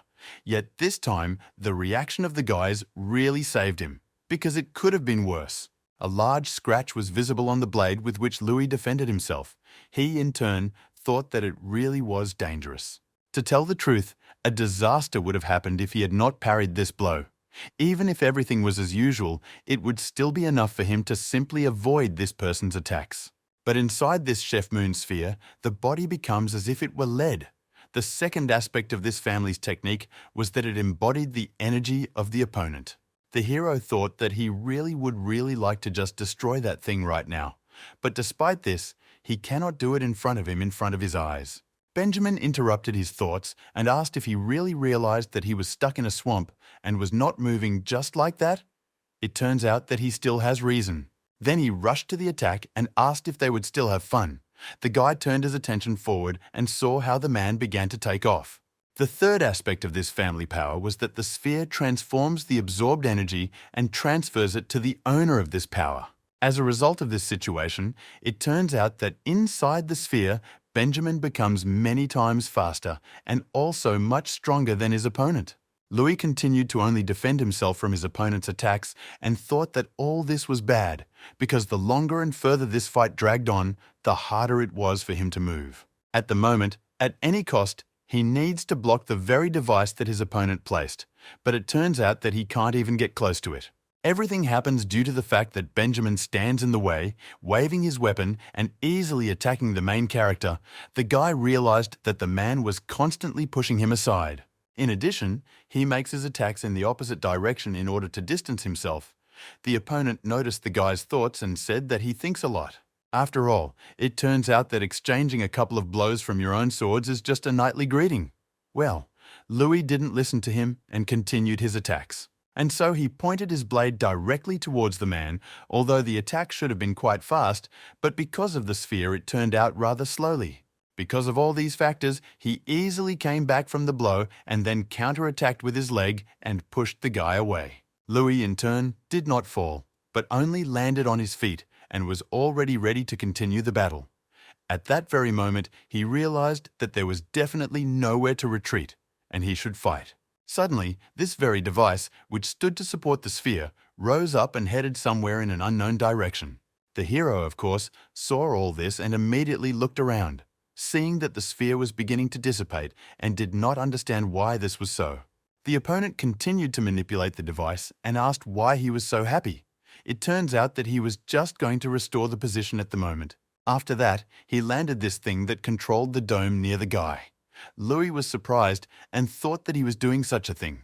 It's not at all clear, but it was possible that he suddenly again used the same technique that recently something was wrong, as if the guy was really releasing something. Immediately, the past began to be remembered, when the heroes were still in Dave's mercenary squad. There he fought with a knight, and when one of them fell, people began to run and panic. The deputy commander then came closer and shouted that Louis was doing great. Now they should catch up with everyone who ran away and destroy them. But suddenly, the head of the guild came up and said that this should not be done, because they were retreating now. The guys were really surprised because of this. Steve asked the main thing what the hell was going on, because he said that Viscount Nelson would pay with the heads of his fighters. The old man asked to calm down and look ahead. After all, it turns out that they are retreating at a fairly high speed, and those who are in front and those who are behind are working harmoniously. So if you look closely, you can say that this is a trap. The escaped soldiers are just slaves who know nothing. But based on all the logic of what these people did, they hid real troops and are sitting somewhere in ambush, waiting for mercenaries. Dave said that the battlefield is still not a flower meadow at all, and you are constantly deceived by murder and are deceived in the same way. At the same time, the main character was still listening to him attentively, which is why the old man told the guy not to believe what he sees with his own eyes. And all this because you need to learn to see through the enemy and develop an instinct. Only in this case, if you adhere to all this, you can survive. Finally, Louis remembered all the words that were said to him and immediately realized that he should not believe what he was seeing now. Therefore, I decided to do one of the tricks and grabbed a stone and threw it straight towards my opponent. He, of course, easily reacted to it and simply tilted his head, then asked what it was. Was it really a stone? But did he think that he would hit it? The real target, of course, was not the guy, but a man. So he looked in the direction where the shell flew next. Having realized everything that had happened, you could only see it with your own eyes. He smiled and said that, of course, it was so. Then Louis began to reach for his weapon and said that he still couldn't hit Benjamin, even with such nonsense. The man looked at him in surprise and asked what nonsense. He also continued to support the device in front of him so that it absorbs energy. The man with glasses said that the guy was sniffing around for something using cheap tricks like these. And it turns out that since he doesn't have enough for more, he needs to end this whole fight. So when he said this, he immediately rushed forward. At the same time, the main character plunged his weapon into the ground and began to use his ether to make an attack. Soon, a rather important explosion drove off, after which a large number of fragments from the soil began to spread throughout the area. They were also all charged with the ether that the guy had released into them a few moments ago. Benjamin looked at what happened and said that this time he was really surprised. This is how it turns out that this person collects the ether for a short time and also masks the power of its destruction. To be honest, this is an amazing technique. Even knowing it, it's still quite difficult to repeat. Naturally, it won't have much effect because he is the guy's opponent. But for some time the heroes did not attack, so he looked in surprise and then thought, was it really not an attack, but a smokescreen? He hid and was looking for opportunities to attack. Although indeed this is a rather primitive technique, but based on everything, we can say that in any case, his goal is either a man or a blade. But if we start from a higher probability, then, most likely, he is aiming directly at the device, because at the moment, there is nothing protecting it at all. Then the man waved his hand away and decided that in any case, he could move the blades without even touching it with his own body. In order to be on the safe side, Benjamin still decided to use force and move it, but realized that he should wait. Is it possible that the guy is going to free himself at the moment when he pulls out this blade? If you judge logically, then outside the sphere, the Croyders are many times stronger than they are. Therefore, the swordsman decided not to do this and said that because of the ridiculous actions of his opponent, he had even been deceived earlier. But in any case, tricks are the basis for battle. The opponent approached his device and touched his hand in order to defend it. Then he carefully looked ahead and said that, having analyzed the situation a little deeper, he would not fall for the deceptions of others like him. Louis at the same time was somewhere further away and asked the interlocutor to speak louder because he was quite hard to hear. Now he was out of the range of this sphere because he had somehow successfully left it, and then said that he thought a little about what happened. It really turns out that one of the Chief Moon's abilities is to imprison the enemy in this area. But then why did he push the guy to the barrier and move the blade? Based on this logic, then if everything continues to be exactly the same, this guy will have nowhere to go. So I thought maybe he didn't want Louis to get closer to the edge. It turns out that this dome is not a physical barrier after all, but only an energy field, because the stone that the guy recently threw easily passed through it. Then he asked if it was Benjamin who accidentally said that tricks are the basis of battle, Some of the information known in the world about the Chief Moon's weapons was falsified. The opponent grabbed his weapon, and the main character also took the sword in his hands and then said that everything was done so that this man's family would succeed in psychological warfare. The man got angry because of what happened and said that his opponent was just a puppy. Then he removed the dome that had been there all this time. He noticed that he really thought that he had been deceived by this complex technique. But since everything was happening like this, the challenge would be accepted right now. Here he really succeeded. Since he did this, Louis in turn took advantage of his skill and immediately sent a rather strong attack forward. Benjamin, fortunately for himself, dodged this attack, but was amazed at how destructive the power was. A few moments later, he said that the similar hero had no intention of cutting him from the very beginning. The guy came closer, and in response to this, said that he had not fought seriously from the very beginning. The interlocutor smiled and asked when he realized this. Louis said that all this was clear from the very first attack, because with the abilities he has, he could have wounded him much more seriously than it was. Then, the hero asked the author why he came to him. Benjamin smiled and noted that it was nothing special because he just wanted to see with his own eyes his ability. The guy was confused by this, and the interlocutor continued to say that it was time to introduce himself properly, and his name was Benjamin Sheffman. As Richard's friend, he decided to join him. Louis hid his weapon and asked what other holy war it was, why this would be so.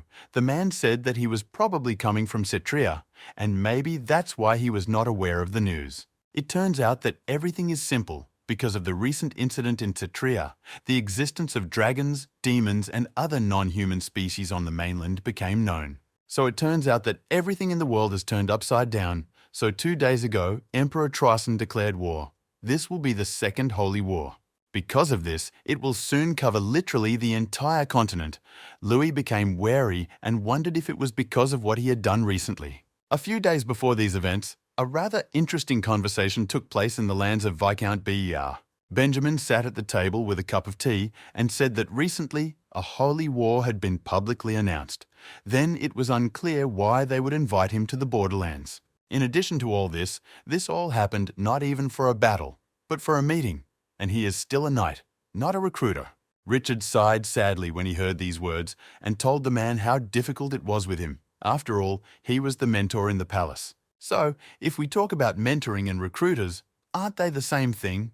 The man asked him not to talk his mouth off, because why is there such an interest in that mercenary Louis? The wizard noted that they could become friends, and then asked if he had read the documents from Horn. Benjamin said that it was so. If there had not been a seal and a manager liar, he would have decided that it was a fake. Louis Delossi is better known by the nickname the Collector of Souls. But his real name is still Louis Croyd. This guy is just the missing person and the child of the family. He, in turn, killed the demon who had led the kingdom of Tetria to destruction all this time and was also chosen as a dragon to revive the legend of the first king. The interlocutor asked what kind of story this was, because not only did Richard say that he uses divine power, but also this. In addition, it can be said that even in the novels this sounded quite right. The magician asked whether it was because of his suspicions that he personally came to look. It is not clear why he says such things without seeing it for himself, or whether he is afraid that the Croyd offspring are more distinguished than him. The swordsman's hand trembled after these words because he didn't like it, and I also violated his creed. But pretending that everything was in order, he said that it was funny. It is possible, of course, that it is the same woman, yes, but in this generation, none of the Croyds are his equal. The interlocutor said that, of course, this one is so. This is not a groundless sense of pride. The man again did not like these words, and he immediately thought what kind of ridiculous remark he had just heard. Soon, Gina also joined the conversation. She noticed that they expected a similar reaction, but Richard said that if it were him, it would also be difficult for him to believe it. But even so, he had seen with his own eyes how this man used divine power. Perhaps if the swordsman had been there, he would have changed his mind. The interlocutor thought for a few moments when he heard these words, then noted that Richard still would not joke with such things, but there is a but. And when he was talking about this, their conversation was interrupted by the Viscount, who apologized for being late. The magician noticed that he had finally come to them. After that, he turned around and said that lately it had been quite difficult to meet the Viscount. The man replied that it was awkward, and they arrived without warning. Therefore, it turns out that the preparations took quite a long time. Richard interrupted him and told the man to familiarize himself, because this is Viscount Quain Bear. It is this person who will be today's main character in the conversation. Benjamin thought that one could only think that this was some kind of viscount, but he introduced himself. The aristocrat broke into a smile and said that from His Highness to the heir himself, the Duke of Chef Moon, it was an honor for him to meet such important people. But for whatever reason these people arrived in such a remote place as this place, the wizard did not listen to him and handed over a flask, which he found at the battle site. He continued to smile and said that it was this drug that turned a person into a monster, or more correctly, that it subjugated the mind. After this, the guy became more serious and noticed that this incident took place in the dark forest in his domain, so it is not clear what Quain is trying to achieve. Benjamin Mulnogo listened to their conversation and realized that things were taking a rather interesting turn, so he wondered why this very man called him. The Viscount was a little confused and told His Highness that it seems that there was a slight misunderstanding between them, the interlocutor noted. If so, then let him explain so that they understand. The old man also changed his face after that and noticed that before he said anything, there was something that they should discuss before that. Then he looked straight into Richard's face and asked whether those who arrived with him should still know about this great matter. Those present immediately drew attention to him and thought what else it was. It turns out that now it was about a man, as well as a girl, who were also here. Benjamin looked at the Viscount with contempt when he began to say such words, but he was interested in it. Gina also looked at him because the words about a great matter sounded somehow strange and it was not clear what it was. Of course, Richard was interested in this and he thought that he should stop. Is there really something else hidden here besides what they know? So he noticed that he trusted them. When Quain heard these words, he immediately threw himself down on his knees, then turned to the prince and said that he was simply following the will of His Majesty and nothing more. That same drug is intended only to blind fellow tribesmen who want to destroy people. In fact, he wanted to provide at least a meager amount of help. After all, this path leads to the achievement of ideals for His Majesty. The Viscount himself is not at all like their fellow tribesmen, who are delirious with dreams of reviving the legend and beg to be believed. Richard ended up confused by the words he heard and thought about what he was talking about. It was not clear which tribesman he was talking about and who was following the will of the Emperor. If we are talking about a fellow tribesman who dreams of resurrecting a legend, then isn't it a demon by chance? But suddenly the demons obey his father. Then why does he declare a holy war? There is quite a bit of information on this matter, so the guy wondered how to find out more. But the Viscount turned to the gentleman, interrupting his thoughts. Then he stood up and looked at him with a rather aggressive look and noticed that he couldn't help but know about this great matter. And that's true. Literally moments after this man gave in to the aggression, an ice blade pierced him and pierced his chest. Because of this, the aristocrat immediately flew to the side and made a large dent in the wall that was opposite. Gina did this to him, who got angry and said that he dared to talk about safety. Did he really think that he could get away with being insolent towards Mr. The Viscount sat silently, and one could say that he sat in an unconscious state, as if he had really died. Richard came closer and looked at him, and then told Gina that she was being willful again. The girl immediately apologized for what she had done. The prince continued to look at him carefully and said that it was a pity, because if they had played along with this man, perhaps he would have told them something interesting. Suddenly the door of the room they were in opened, and a knight with a weapon ran in and asked what the noise was. After this, he immediately ran up to his master's body and asked him if he was okay. The old man did not answer, but Richard turned to him and asked what his name was. The man looked at him and then hesitantly said that he was Paolo. The interlocutor noticed that this was good and asked if the Viscount had given him medicine. The knight was surprised that he was asking, so he asked why he was suddenly talking about this. Then he began to talk about the same ethereal potion that the knights had recently received, but he was interrupted by BR, who immediately grabbed him by the neck. Despite everything that happened, this old man turned out to be alive and, smiling madly, said that be that as it may, it seems that they still misunderstood something. Gina rushed forward and immediately shouted at Richard to step aside. The guy was disappointed, but he also wanted to see what would happen. The Viscount continued to hold his subordinate by the neck and said that he could not understand this, of course. They were thinking about the son of the Emperor. After all, he has the power of the people and is on their side. But why did His Excellency bring him into the world and leave him aside? Benjamin was amazed when he saw what happened to the body of the knight from which the spirit came, and this was clearly visible to the naked eye. A moment later, that man's body was completely exhausted, and the Viscount pulled out his energy. Bia said that there was no need to worry, because he was, after all, the prince of this country. And since this man is not on His Majesty's side, it is necessary to get rid of him and shut his mouth as soon as possible. That's why the man used his power and demonic creatures appeared from above, which were once human. But after the medicine, they turned into this. Benjamin immediately used his family's technique and said that the knights had turned into demonic monsters, which was interesting. Then he thrust the blade into the ground and said that even if there were 5 of them against him alone, but despite this, isn't it enough to fight him? So he immediately pulled the blade out of its sheath, which he left in the ground, and said that it was even infuriating. In the next few seconds, this man rushed near the monsters that were supposed to attack and cut them with his weapon. Some of the creatures didn't even have time to land on the ground before they were cut into pieces. Not even a minute had passed after the attack, and all the opponents were killed, and Benjamin attacked another monster and thought that this was the last. When he was about to finish him off, a huge mouth of a demonic creature appeared on the other side and wanted to eat him.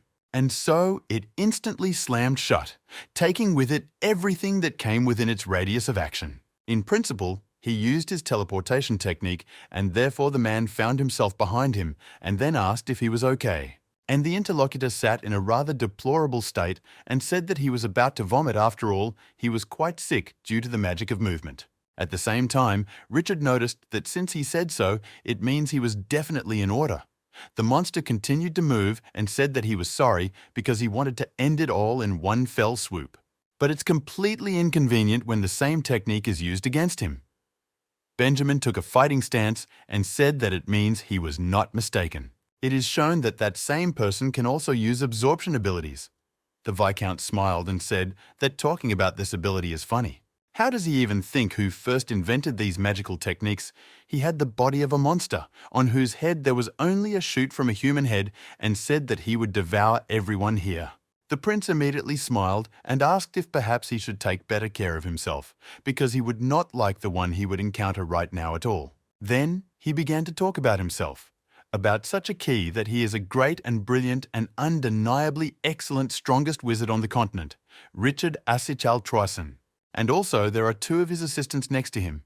The knights were immediately indignant because of this, and thought what kind of performance this was, because it was somehow dry and not like theirs. In response to some strange cries, the knights who defended the Viscount came running and asked what those sounds were. Then they asked him if he was okay. But when they saw a large demonic creature in front of them, they were amazed and began to ask what kind of monster this was. Quain immediately turned his attention to them and shouted that they had arrived here just in time, because it turned out that they would be suitable as a snack for him before the meal. Everyone else, as well as the prince, realized what was about to happen, so he shouted for these idiots to run away from here as quickly as possible. But at the same time, it was too late.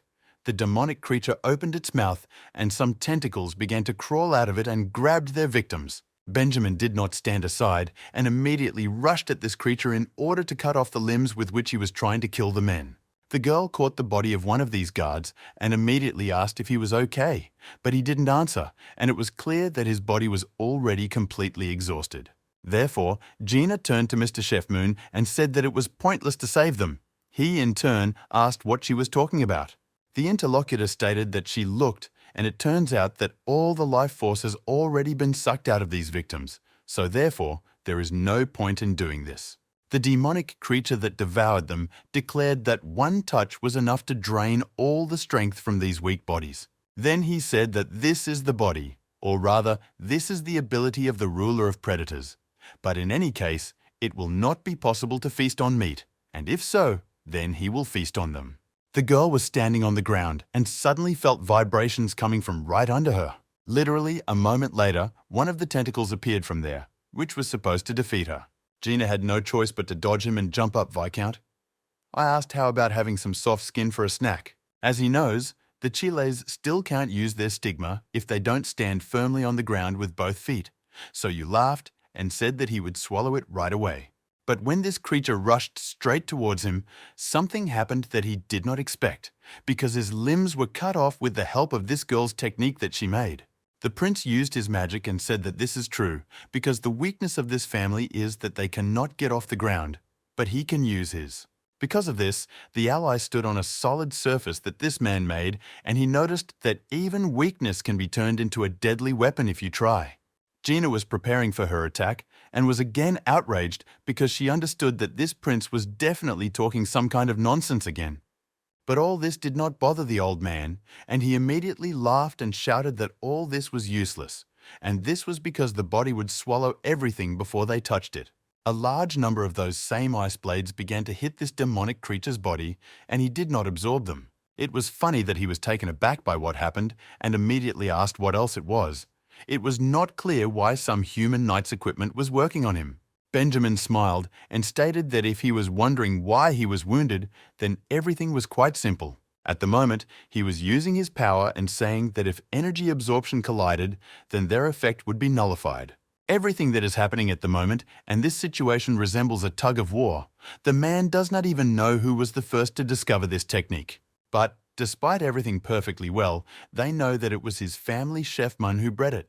And the most important thing is that the old man will not be able to build it to suit his own abilities. The demonic creature became wary and said that this lousy scoundrel was ruining everything towards him. On the other hand, Richard began to use his technique, who said that it would take too long to explain, and in short, this restaurant is closing for a dear guest. The technique he wanted to use was completely ready for use and was just waiting for its target. So in a moment, it was released into the body of the demonic creature, and its chest was pierced right through. The monster didn't even have time to do anything before the blast wave scattered from his body in a semicircle and turned into a mountain of dust. The wizard turned to Benjamin, who was sitting on the back of this creature, and said that he was constantly moving, so maybe he was hungry by chance, and perhaps he should eat donuts. The interlocutor plunged his weapon into its sheath and then said that he would probably refuse this offer. I also noticed that you shouldn't relax, because this creature has not died yet, which is why first you still need to absorb the remaining energy. Bear's head was near his head for an instant, and the old man began to laugh. Then he declared that this man was damn right, and he would eat him in one fell swoop. Still, it turns out that you rarely get a chance to fight with someone who has the same abilities as him. He further asked if he really compared it to a tug of war. And if he really wants to absorb his power so badly, then let him come up and take it all at once. Of course, he can do all this only if his human body can withstand it. There was quite a lot of energy, and therefore the man lost concentration after a while and immediately began coughing up blood. And then he lost consciousness and immediately fell to the ground. The Viscount laughed at what he saw and asked if this little bastard had really been transferred. The prince saw what was happening and immediately shouted to his partner to make sure he was okay. The demonic creature continued its attacks, and he noticed that he had changed the order of the dishes a little, and now he should return to the previous victim, which he wanted right away. He was heading straight towards the girl, who continued to stand on the support in the air that Richard had made. Gina understood that if she defended herself before then, she used her power and summoned quite a large number of ice blades. All these blades, and one after another, began to fly forward towards the demonic creature that was moving towards her. But the girl noticed that this was of no use, because it turned out that the monster did not receive damage at all. Because of what was happening, the old man began to laugh uncontrollably and said that this was very stupid. And this was because he could absorb this clot of ether without even touching it. When the demon absorbed all the weapons that were flying towards him, he continued to head straight towards his victim. Richard noticed what was happening and, using his power, he shouted for Gina to run away there, and for now he would remain stubborn. The tentacles that were moving from the Viscount's body in turn had already reached that same support and were ready to attack. That's why the girl tried to push away from them, as well as from the magic circles that her partner created, while the monster continued to chase her. Several tentacles that were reaching forward were in an instant cut by Benjamin's ball technique. He was already conscious and shouted to Richard to be careful. This is because the monster is attacking randomly, as well as throughout this area. The man realized that this situation looked pretty bad since the ether was quickly running out, so he decided that he would pull out the blade and create a sphere with it. And when she lost a little concentration in the battle and was preparing to use her power, the tentacle attacked him. But the prince used his strength and covered him, and then told him to be careful himself because the guy was busy protecting both of them, so he should move on to another plan. The demonic creature heard all this and asked if they had such a common opportunity. It turns out that he made a huge mistake when he decided to do all this, because now the main body of this monster was trying to eat him. After all, he asked if he protects these people with both hands, then how he intends to protect himself. The wizard said nothing and used his power. The demon opened its mouth and shot a large stream of energy directly at its opponent. Gina saw this attack and immediately turned to Richard. Everything was bad, because the support on which she had been standing all this time disappeared, and she began to fall down.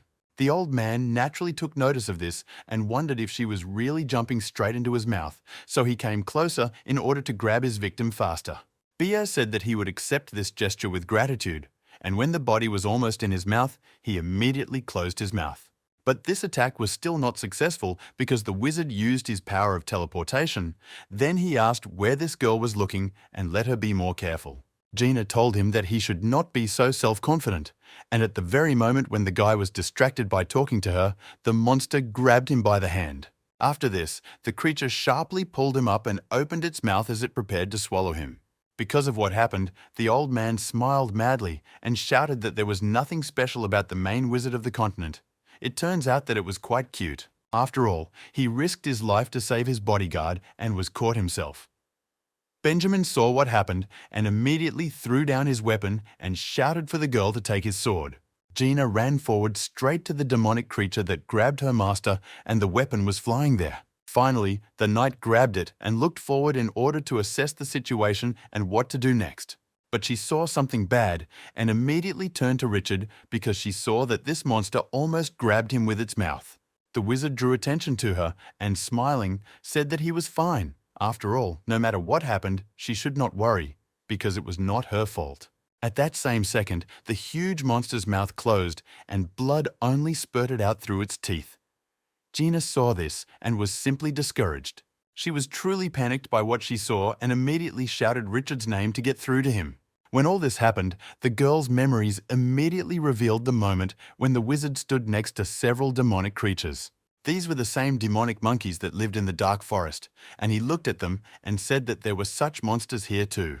Richard sat casually right next to them, and after a few moments, the bodies of these creatures were struck by Gina with her ice technique.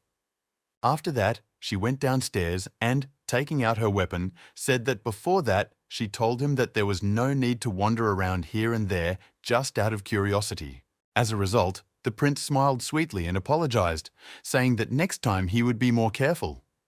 The interlocutor noted that she said one thing, but still did the opposite. Then she extended her hand to help him get up, and noted that he should never forget to be careful, because his body is priceless, and many people want to encroach on it. Richard smiled when he heard these words and remarked that there was no need to talk about sad things because she was nearby, so he had nothing to worry about right now. He went on to say that, no matter what anyone says, she is truly the best bodyguard. When Gina remembered that very moment and the hand that was reaching out to her, she saw how the same limb was bitten off and fell down. The demonic creature laughed uncontrollably and said what a pity it was, because now she was a bodyguard who could not protect her ward. The girl very angrily told him to spit it out immediately, and the interlocutor, pretending as if he had not heard this, asked what she was saying. At the same time, Gina was furious and therefore almost did not understand what she was doing. Then she rushed to the attack and shouted that she told him to spit it out. The tentacles with which the monster tried to push her away from its main body were easily destroyed with the help of her technique. So in a few moments, the bodyguard was already near the head and prepared to cut it off in one blow. Suddenly, the head of the demonic creature changed, and Richard's head was there. He smiled sweetly and asked to stop, because now everything is in order. Of course, the girl immediately stopped because she was confused and asked if it was really him. The interlocutor noted that he had gained control over the body of this creature. Then he asked whether he was a genius by chance, because she probably wanted to say this when he said it, that the facial expressions on his face changed and were somehow strange. Because of this, the knight lost concentration. The battle and the demonic creature pierced her with its tentacles in several places. Gina realized that it was after all the same Viscount and thought that she could not believe that he could fool her so easily. The situation at the moment looked very bad. After all, because of the attack she made, the ether began to spread faster. Benjamin noticed what happened and immediately rushed to the attack in order to chop off the monster's limbs. When he did this, he immediately grabbed the body of his partner in order to carry her to safety. Bear laughed and said that this was the same Duke Chef Moon. It turns out that this very touching friendship of brothers in arms appears, and although his sword skills are impressive, the monster quickly regenerates.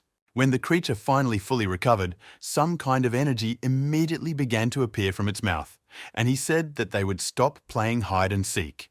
Benjamin noticed that an attack was being prepared on him, and a few seconds later there was a rather powerful explosion in the place where the main body of the demonic creature was. After the incident, most of his limbs were cut off, and they immediately began to disappear from this world. The Duke himself, together with his partner, landed on the ground, and he carefully looked at what was happening. Due to the power that this person used, the tentacles did not regenerate, but gradually disappeared, as if they had melted due to the impact on them. After the partners landed down, the girl began to head towards the monster and told Benjamin to move away, because she would deal with him herself. The man understood that the situation was tense, and this person was not himself, so a long slap in the face so that she would come to her senses a little. At the same time, the Duke shouted for her to calm down, because if she continues to be willful, she will even drag him down with her. Still, she won't achieve anything if she continues to inflict slips and attacks, but Gina still hadn't come to her senses and stood with her eyes downcast. And so she cheered up after the interlocutor said that Richard was still alive, and he understood this very well. Then she looked at this man with hope, and he said that the more energy, the more time it will take to absorb it. There might only be a couple of minutes left at this point, but that would be enough to save him. So it turns out that first they need to disperse the creature's attention. The Duke said that the girl should attack from the front, and he would come from behind. At the same moment, the monster attacked them and asked what the two of them were whispering about. After this creature hit the ground, this body of Gina immediately flew into the air and the monster prepared to eat her. But the bodyguards did not give in to despair and thought about Mr. Richard and that she would definitely save him using her strength. Therefore, she again created ice blades and continued to attack the creature that was below. But the demon, as before, easily absorbed them. The Viscount then smiled and shouted to the side, attacking, squeezing out the last vital forces from himself, and from the outside, it looks quite pitiful. Suddenly, he felt that someone was attacking him from behind, and when he looked there, he saw that Benjamin was there, who stuck his blade into him. The old man asked why this was still happening, because the two of them had recently joked down there together and committed the same stupid thing.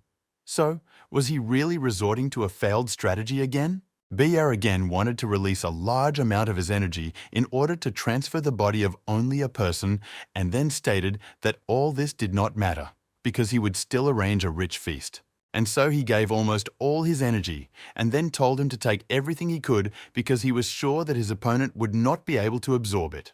But the Duke only smiled after that and said that he should thank him for his own self-confidence. The device the man was using continued to reside in the body of the demonic creature and released energy. A moment later, something happened that the Viscount had never expected, and there was a rather large explosion in the very place where the blade was. The creature felt hellish pain when all this happened and began to scream out of nowhere. Benjamin's body fell straight to the ground a few moments later, and then he said that the demon was unable to swallow his own strength. So it was he who was very reckless and did not even hide because the man did not notice, and his role remained over. And then he turned to his ally and said that everything was now in her hands. She heard this and already ran towards the creature with great speed. On the way, Gina thought that she should run a little forward, and there was very little left before she approached this body. Suddenly, the girl began to slow down, and from the side, it was clear that a sphere was rising, which only a person from the Chef Moon clan could use.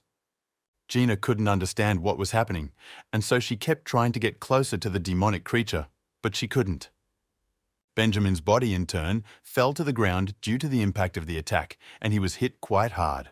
After I concentrated my gaze and analyzed the situation, I realized that this brat used the same technique as him. BR, in turn, continued to laugh at them and said that this was true, Because this technique of the chef Mu family, the man was also very reckless and did not even hide. So this demon looked at what was happening and was able to repeat after him, but for a second it became dangerous, and still isn't it time for them to stop these games? The Viscount opened the main marshmallow on his body and began to concentrate a large amount of energy in order to splash it out at his enemies. At the same time, Richard was still alive and conscious. He saw darkness in front of him and wondered where he was, because there was no one and some kind of light appeared. It became interesting what it really was, and he immediately began to make his way towards this light, reaching out to it with his hand. The demonic creature at that very second felt that something began to break through his body. The prince was there saying what it was and why it was so cramped. He further stated that perhaps it should be expanded a little in order to get out, and in the place where he was, a rupture occurred and blood poured out. Benjamin, as well as Gina, were surprised by what happened and saw that the sphere that covered the room began to fall away. A silhouette appeared from inside the body of a huge monster, asking what it was. He, in turn, was unclear about what really happened here. Then the guy turned his attention to his comrades and said that these were familiar faces, and the girl was amazed and asked if this was the prince. In fact, it was that person. But now he had changed his appearance and was in demonic form. He noted to Gina so that she would look at him carefully. And he also immediately asked if he really looked cool. Suddenly, the Viscount drew attention to him and asked how this happened because he absorbed his life energy. In a moment, the head of this creature was half crushed, and he said that this was a chaotic force, definitely the force of his fellow tribesmen. After that, he began to scream, and Richard said that the chaos was his fellow tribesmen, or something else was unknown to him. Simply, he still shouldn't use other people's faces or at least facial expressions. Let him do it more abruptly if he does. The Viscount was still alive at the same time, and his facial expression showed that he was discouraged. And his opponent, who seemed to be a fellow tribesman, continued to use his strength to kill him. Bear shouted that the power in his hands was quite familiar, but Richard used it, and a dark clot of matter appeared. The guy looked at it more closely and said that it was a little different from the ether, but you could still get rid of it in almost the same way. The old man still had vitality, so he began to regenerate his head in order to continue to exist. After that, he changed his appearance to Quain. When he was told about this, then, not understanding what was happening, he asked why he had this power. Richard, in turn, directed his new technique towards his opponent and began to cut off his limbs one after another, and then said that he himself did not know it. Benjamin, who was on the side, began to come closer, and when he saw what was happening, he thought it was overwhelming energy. If you look closely, the prince is simply playing with this demon, and to all this we can say that now everything is fine. But there is a catch, because this appearance of Richard resembles a demon, so the man wondered if they should still be afraid of him. The Viscount, in turn, did not want to give up, and therefore, using his tentacles, he enveloped the prince's legs and tried to knock him down. After that, they immediately lifted up and opened their mouth quite wide, began to laugh and say that this stupid bastard was inattentive. Still, although he cannot absorb the power of his own tribesmen, even so he can swallow the body, so he should do it right now.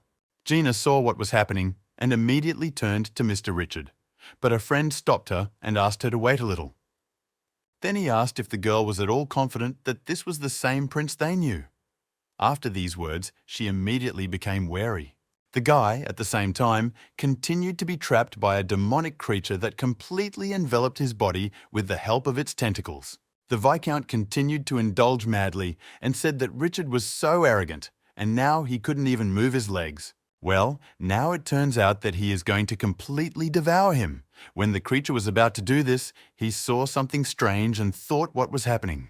It was completely unclear at that moment what else it was and why he could not absorb his fellow tribesmen. Then the prince also smiled. But then he used his technique and said that this was interesting and a technique. Now it was clear to him, this is how it's all done. The old man's body and head gradually began to be absorbed due to the use of power that Richard made. Bia realized that something irreparable was happening to him now and asked him to wait a little, but his opponent did not listen to him at all and continued to absorb him. Soon, his body, as well as his strength, almost dried up, and the old man only managed to say that this could not be because he was absorbing him. For the Viscount, what was happening really was something that he could not believe because his magic was taken away as well as all his vitality. Literally everything he had before was being taken away right now, so this creature asked the prince to wait a second and not do this. He, in turn, wanted his fellow tribesmen to stop with you, but Richard looked at him dismissively and said nothing. Pierre was in a panic at that moment, so he shouted that he realized everything and was not his enemy, but, as before, the guy didn't want to listen to him at all and immediately grabbed his head.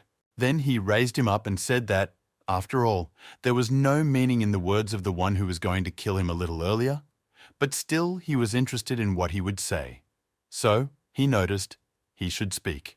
The old man clings to life, thanked him for his mercy, and noted that he did not recognize this body of a commoner, but now he understood everything, because it is the prince who is the mediator of his majesty. So it turns out that it was Richard who should become the hero of the new world. The guy looked at him in surprise and did not understand what he was actually talking about. And if we still talk about mortal beings, they believe that they live in submission to their own will and no one else's. But even so, the reality becomes that their existence is subject to the will of a few ghouls. The very war that was called sacred was started by Emperor Troisen, namely by the will of God Charlotte. This is what their demons began to bring out the devil himself, but in other words, it is simply that mortals are just pawns in the hands of the gods. The emperor himself, in turn, understood perfectly well what fate awaited mere mortals, and so he did something to break this tragic cycle with you. Richard asked if he understood correctly that he should get rid of the gods, and that's all. The interlocutor asked what he meant. The guy responded to this by asking if he really got rid of the gods and freed mere mortals. Although they say so, in this world gods and people cannot exist without each other, and this is clear. If some disappear, then the others will not exist either. As a result, all living beings really depend on this very balance. But suddenly I thought about it and asked to wait. The old man said that this facial expression looked interesting and had it really dawned on him. Most likely it was true, and he too had only recently realized all this. Richard said that his interlocutor, it turns out, is not a man and a demon, but he turned himself into a creature not subordinate to the gods. So it turns out that now he understands all this and tells him to return to the emperor. The Viscount was surprised and asked what he meant. The prince responded to this by saying that he understood everything, but could not agree to this, so thank him for the information. And thanks to him, he learned a little about the emperor's intentions. But this creature now betrayed his compatriots and told about the plans of the emperor, so he asked whether he would definitely be okay when he did this. Bio began to cry, and then, inspired, shouted that glory to His Majesty the Emperor, because he did not doubt his mission for a second. When he once again said that he was expressing his glory to the emperor, his head was crushed in an instant by Richard. In the end, this turned out to be not what could be said at first glance, and the guy asked if it was really a self-detonation. He thought that now he was definitely convinced of something. It turns out that the Viscount, in turn, feared and favored the emperor more than his own compatriots, even so much so that he chose death. And so he turned towards his comrades and said that there was still a lot to learn, and asked them if he understood this correctly. Gina and Benjamin continued to remain in the same place and said nothing, looking at him rather uncertainly. Richard waved to them and said that it was such a touching moment of reunion, but then he didn't understand what happened to their reaction. The man immediately touched his weapon and told him to prove that he was a prince. The interlocutor was surprised and asked what he meant. It turns out that he is asking for evidence. And probably it should be said that what only the three of them know, then he began to remember what to tell. The first thing he immediately remembered, told and noticed was something like how this man confessed his love to the fencing teacher, and they rejected him. And the friend who consoled him during that very difficult period was precisely him. Benjamin got angry and shouted into his own. He covered his mouth because that's enough, let him shut up. Further, in order to prove to Gina that he too is who he was, he wanted to say something, but suddenly he felt the girl approach him. She pressed herself closer to his chest, and so the guy was surprised by what happened. Then he asked what happened, because he hadn't even said anything yet. The interlocutor's body began to shake, and she apologized to the gentleman. Tears also appeared in her eyes, and she said that it was because of her weakness that she could not protect him, and therefore she was grateful that he still survived. The prince smiled lightly, and then hugged her, saying that he had already said before that no matter what anyone said, she was still the best bodyguard. Benjamin turned to him and noted that then he would now meet with Louis Croyd. The prince was delighted and asked if he would really help. And the interlocutor puts it on this: he noted. Is it really possible to remain on the sidelines after what happened today? After all, if you really believe Richard's words, then there is no need to check whether this Louis is on the side of the Emperor. And so the man told this whole story to the main character. He noticed that this man told him and came here and then asked if he was on the side of the Emperor.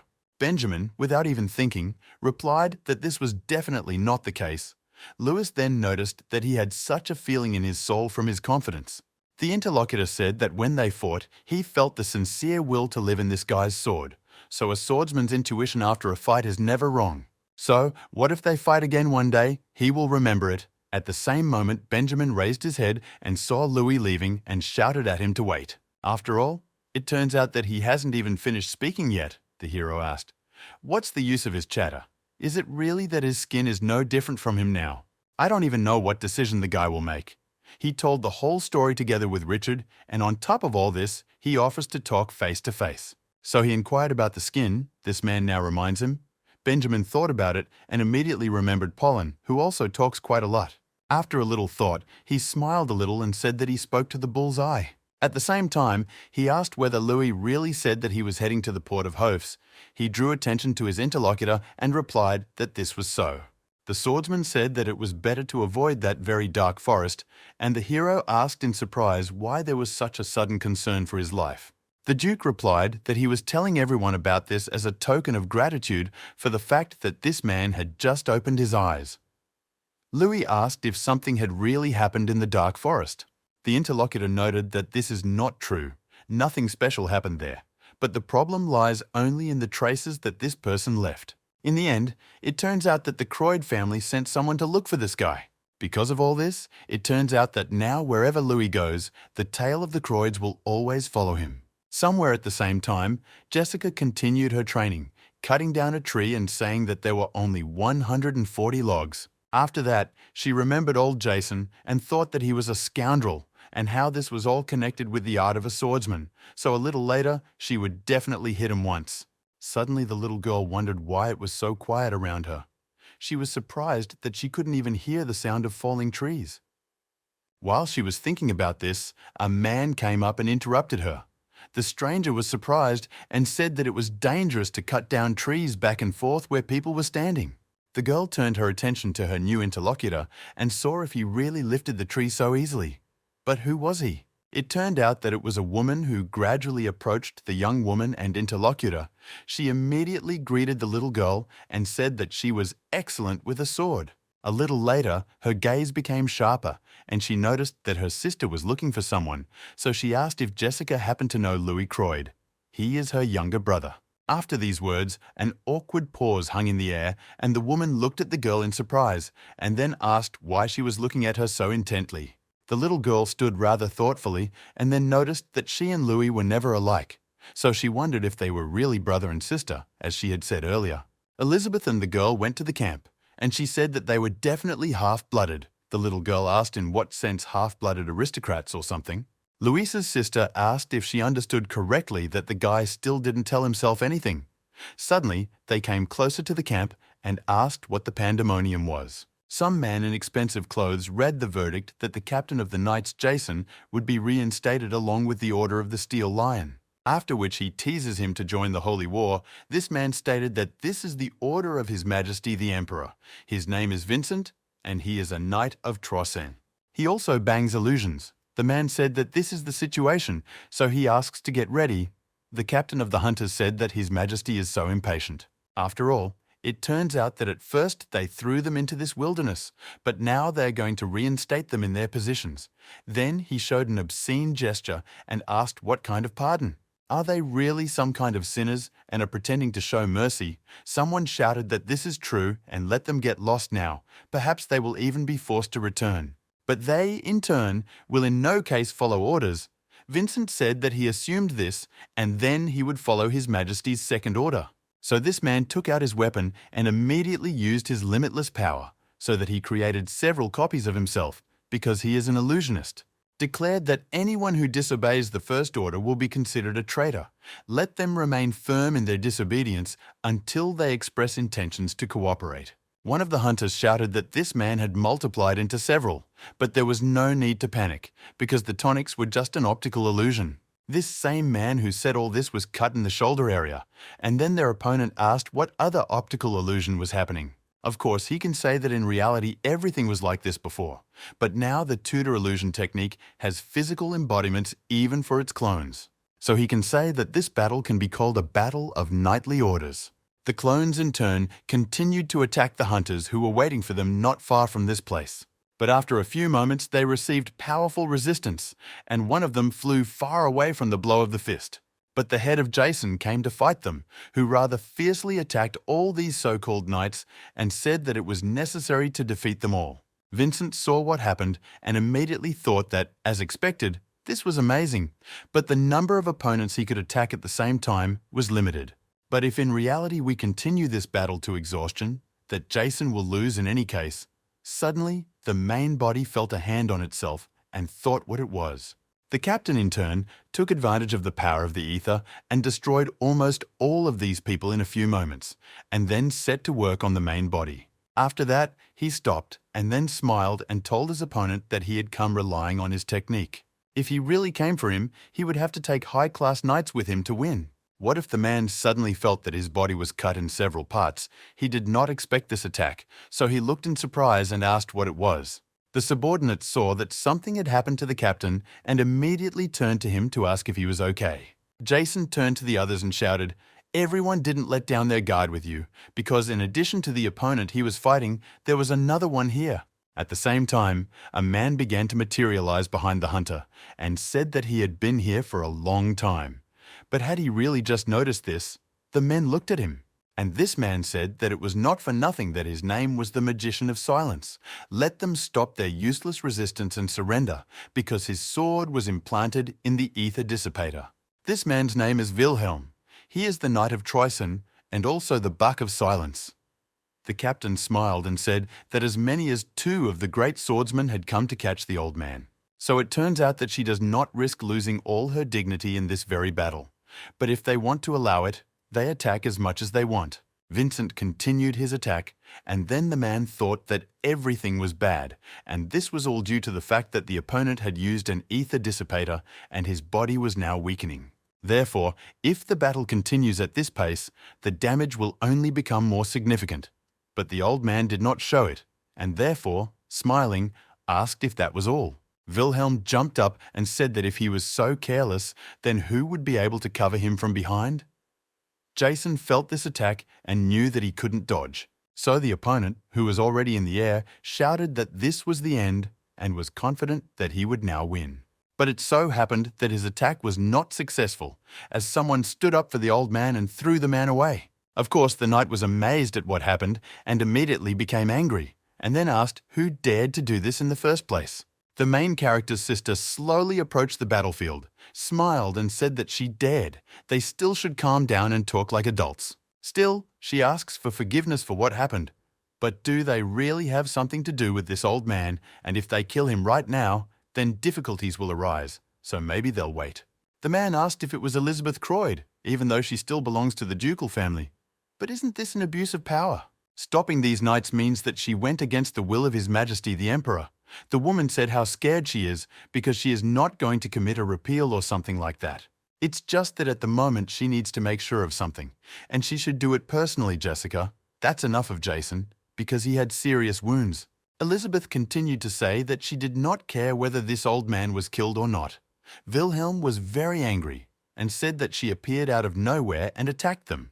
But at the moment, it turns out that she is talking about this bullshit. So does she want to say that if she is from a ducal family, there are unwritten imperial laws for her? Let us stop now, talk nonsense and get lost. Vincent pointed his weapon at this woman and said that, unfortunately, they cannot retreat either. The Duchess smiled at that moment and said that nothing could be done, and then suggested that they should not blame each other in the event that whatever the outcome. The illusionist knight used his clones and immediately rushed to attack after these words, without even thinking. Wilhelm, in turn, also used his power, and immediately his body began to disappear and materialize. Elizabeth, in turn, remained motionless and looked at how these people attacked her, and then coldly replied that there was no fun in this. Moments later, she harnessed the power of her family's lightning and thereby struck the clones who attacked her. When this happened, this woman said that no matter how much illusion this person created, it would still not help him. After all, if a real person hides in a blind spot, like the last coward, everything becomes obvious, and then it is quite easy to capture him. Elizabeth leaned the blade of her weapon against her opponent's neck and said not to move, and then suggested that they still be kind to each other and not make bad moves. The interlocutor was good, but because of what happened, he didn't want it, but agreed anyway. The Duchess felt an attack from behind and said that there was something else. And then, with a sharp movement, she turned in the other direction and said that this person who was attacking her was too rude towards her. It was on this occasion that he got it once, and the weapon he aimed pierced his opponent's stomach. At the same time, he was now in the air and was ready to inflict damage on this woman. But alas, this failed for him, and he himself paid with the same attack. Wilhelm was shocked by what happened and shouted that she was just a scoundrel. Then did she really think that she could just get away with it like that? Elizabeth was angry at what he was saying and asked if he still couldn't bite his tongue. But did she still know that today he hadn't met him at all? After all, it turns out that before coming here, he came across a high-level monster, and as a result, that same creature fried him to death. Then, using her power, she delivered a rather powerful lightning strike, and when this happened, she noticed that she needed to be careful in the forest, which was full of monsters. At the same time, she asked if this was not so. Vincent responded by saying that she was right. The woman noticed that the interlocutor was quite accommodating, and now let him return.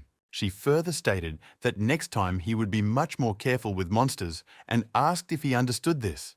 But the man simply ran away and did not even say anything in response. The Duchess approached the rest of the hunters, who were on the sidelines, and noted that now that nothing was stopping them, they should move on to the main thing.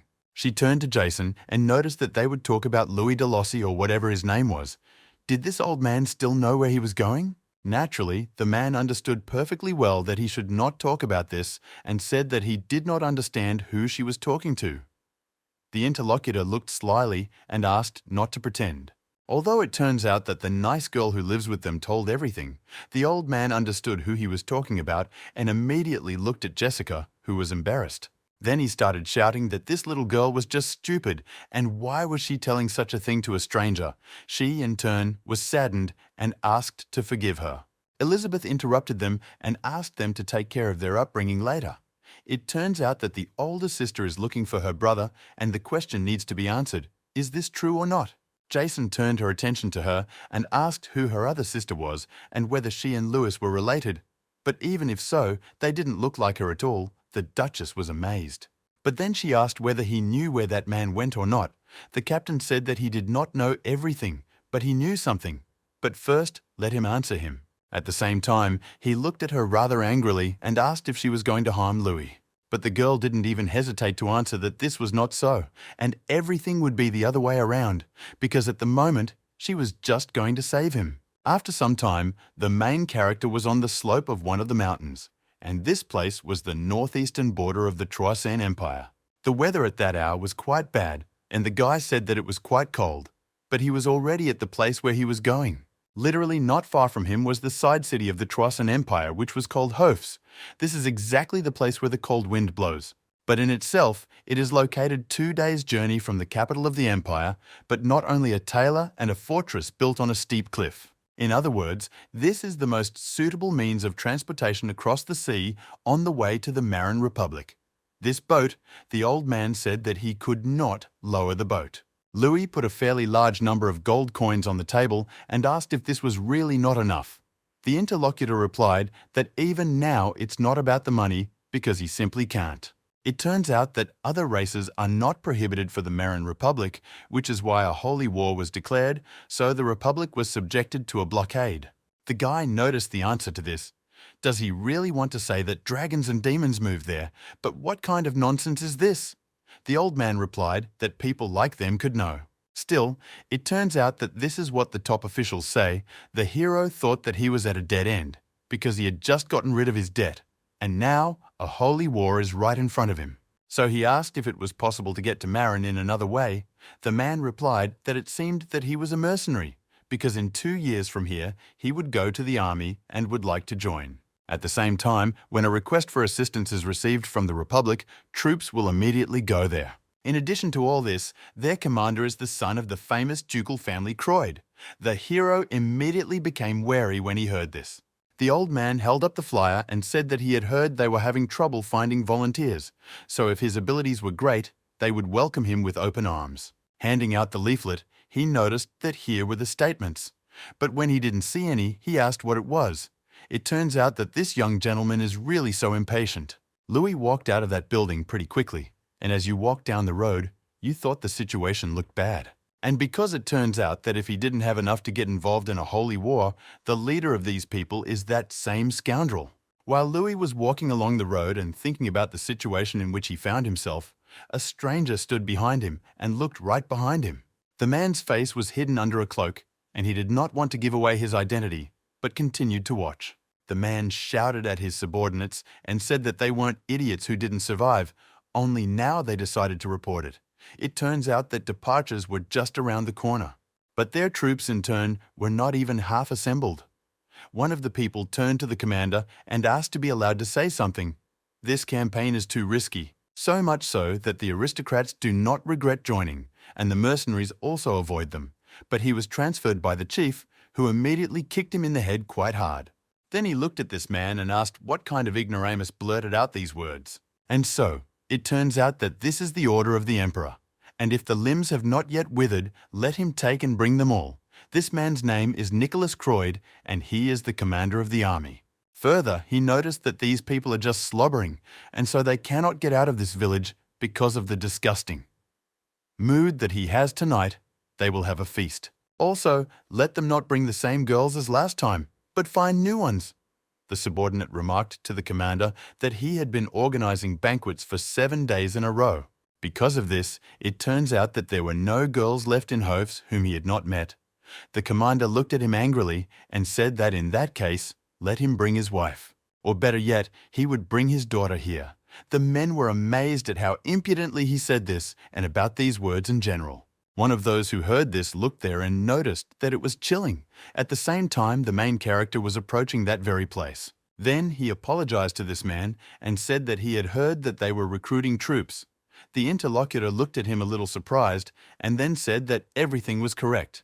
Louis immediately put something on the table and noticed that here were his credentials from the Mercenary Guild. It turns out that his name is Louis de Lossi, and he does not belong to any of the organizations.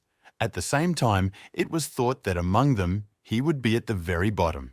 So, while hoping that he would not have to meet with their commander, the recruiter shouted that he was a second-level mercenary and not a knight at all. The guy asked him to speak more quietly. Then Nicholas came up and asked if a mercenary really couldn't be a knight, what was so surprising about that, and why the fuss was made. The same mercenaries who use the ether, although talented, are disgusting self-interested types. Further asked the guy who he was with. The main character at that moment thought that he couldn't tell him about it like that and stated that he was not with anyone right now. The captain got angry when he saw him and told someone to look at him and see what he would do now. Then he took off the hood that Louis had on his head and asked if he dared to stand in the hood in front of the ducal Croyd family. Then he turned his attention to the man who was right in front of him and asked why this was. Could he really be who he thought he was? Isn't he really Louis Croyd? The heroes, in turn, did not look him in the eyes and only lowered their gaze in order not to give themselves away. Nicholas, after what happened, broke into a bright smile and shouted that he thought he was already dead. But he lives like this, of course. You can say that he is obsessed with the idea of surviving. Besides all this has been happening for a long time. Then this man approached the guy and immediately continued to put his hand on his shoulder. And after that, he continued to smile and said that not so long ago, the Croyds put him on the wanted list. His older brother would still help him, so let him return to the family. Louis really didn't like all this, so he immediately threw away the hand that was on his shoulder and told you to wake up already. After all, it really turns out that the guy gave up the name Croyd a long time ago and is not going to return after all. Then he smiled slyly and asked, but even if so, then how did the second son get sent to the outskirts? And did he really not control himself again and do bad things? Nicholas, of course, got angry because of the words he heard and noticed that it caught up with him. Ours didn't scratch his tongue. Is he really so amused by the rank of commander? Lewis stated that when it comes down to it, it's funny and he's having fun like a real scumbag. In addition to all this, as he could literally only recently hear about what happened, the troops had not even been assembled yet. So, to tell the truth, this is surprising, because even money-hungry mercenaries do not come to them if he wants to know the reason. For some reason, he can name the reason. To tell the truth, this is not due to fear of war, but due to the fact that this army will have an incompetent commander. But don't worry too much about this. So it turns out that the main character came here to help him. The interlocutor did not even listen to what his younger brother was telling him and immediately rushed to the attack, hitting him. Louis missed this rather strong blow, and therefore his body flew a long distance and then hit the barrels. Immediately after this, Nicholas smiled and said that it seems that the guy learned something from wandering around the battlefield, should he still show arrogance with an unfinished stigma. This boy is just an idiot who has been hiding behind his mother's skirt all his life, and there may be a reason why he is going to Marin. Perhaps killing his own mother is not enough for him, and he also wants to burn his own homeland. While this man was speaking, the main character stood up and began to gradually approach further. He noticed that he was definitely not going there for this reason. If we still say exactly, he did not kill his own mother, but at the same time there is one big but. After all, if the older brother bends over her again, the guy will easily kill him. Then Louis has already taken out his weapon and used his own strength. The subordinates noticed what was happening and turned to the commander, and he shouted that they should not interfere, because now he would just show them an example. After this, he took out his own weapon and used ether, after which the opponent was ready for battle. Before they engaged in a fierce duel, memories immediately surfaced of how young Louis was hurt by his older brother. Then, Nicholas swung his weapon and shouted that this was a pathetic puppy. He told him not to be an eyesore during his training. After all, he is incompetent, and he also dares to show off.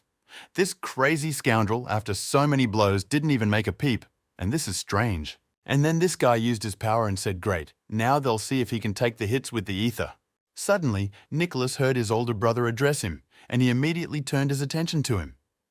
There he saw his brother standing with his sister and closely watching what was happening. Then he got angry and began to walk away, and only said that his older brother and sister also hated him, so let Louis consider that he was definitely lucky today. The main character then began to get up and said, is it really that he finally left after all? We can say that the fist fight was really worth it. But you can't fight with swords against someone who is trained in this at all.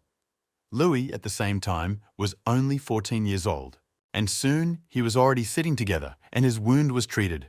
The woman said that now everything would be fine for everyone who was ready. Then she touched his face with her hand and noticed that her son was a good man for being patient and not saying anything. He was a little embarrassed and noticed that there was nothing complicated.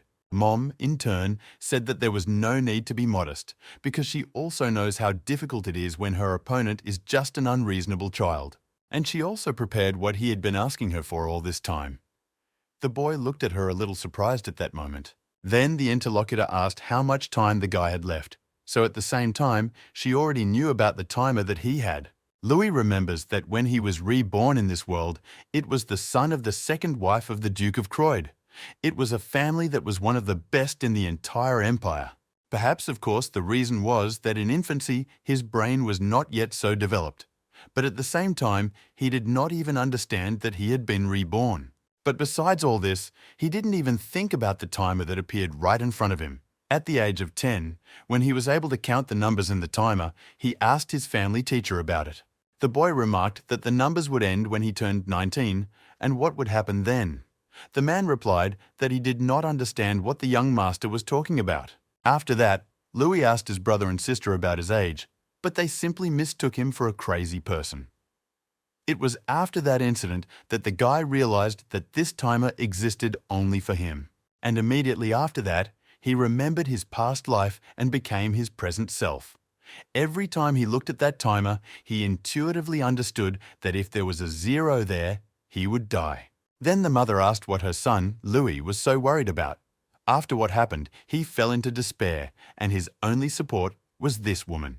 It was his own blood, which seriously listened to the 10-year-old child, his mother, whom he acquired in this world.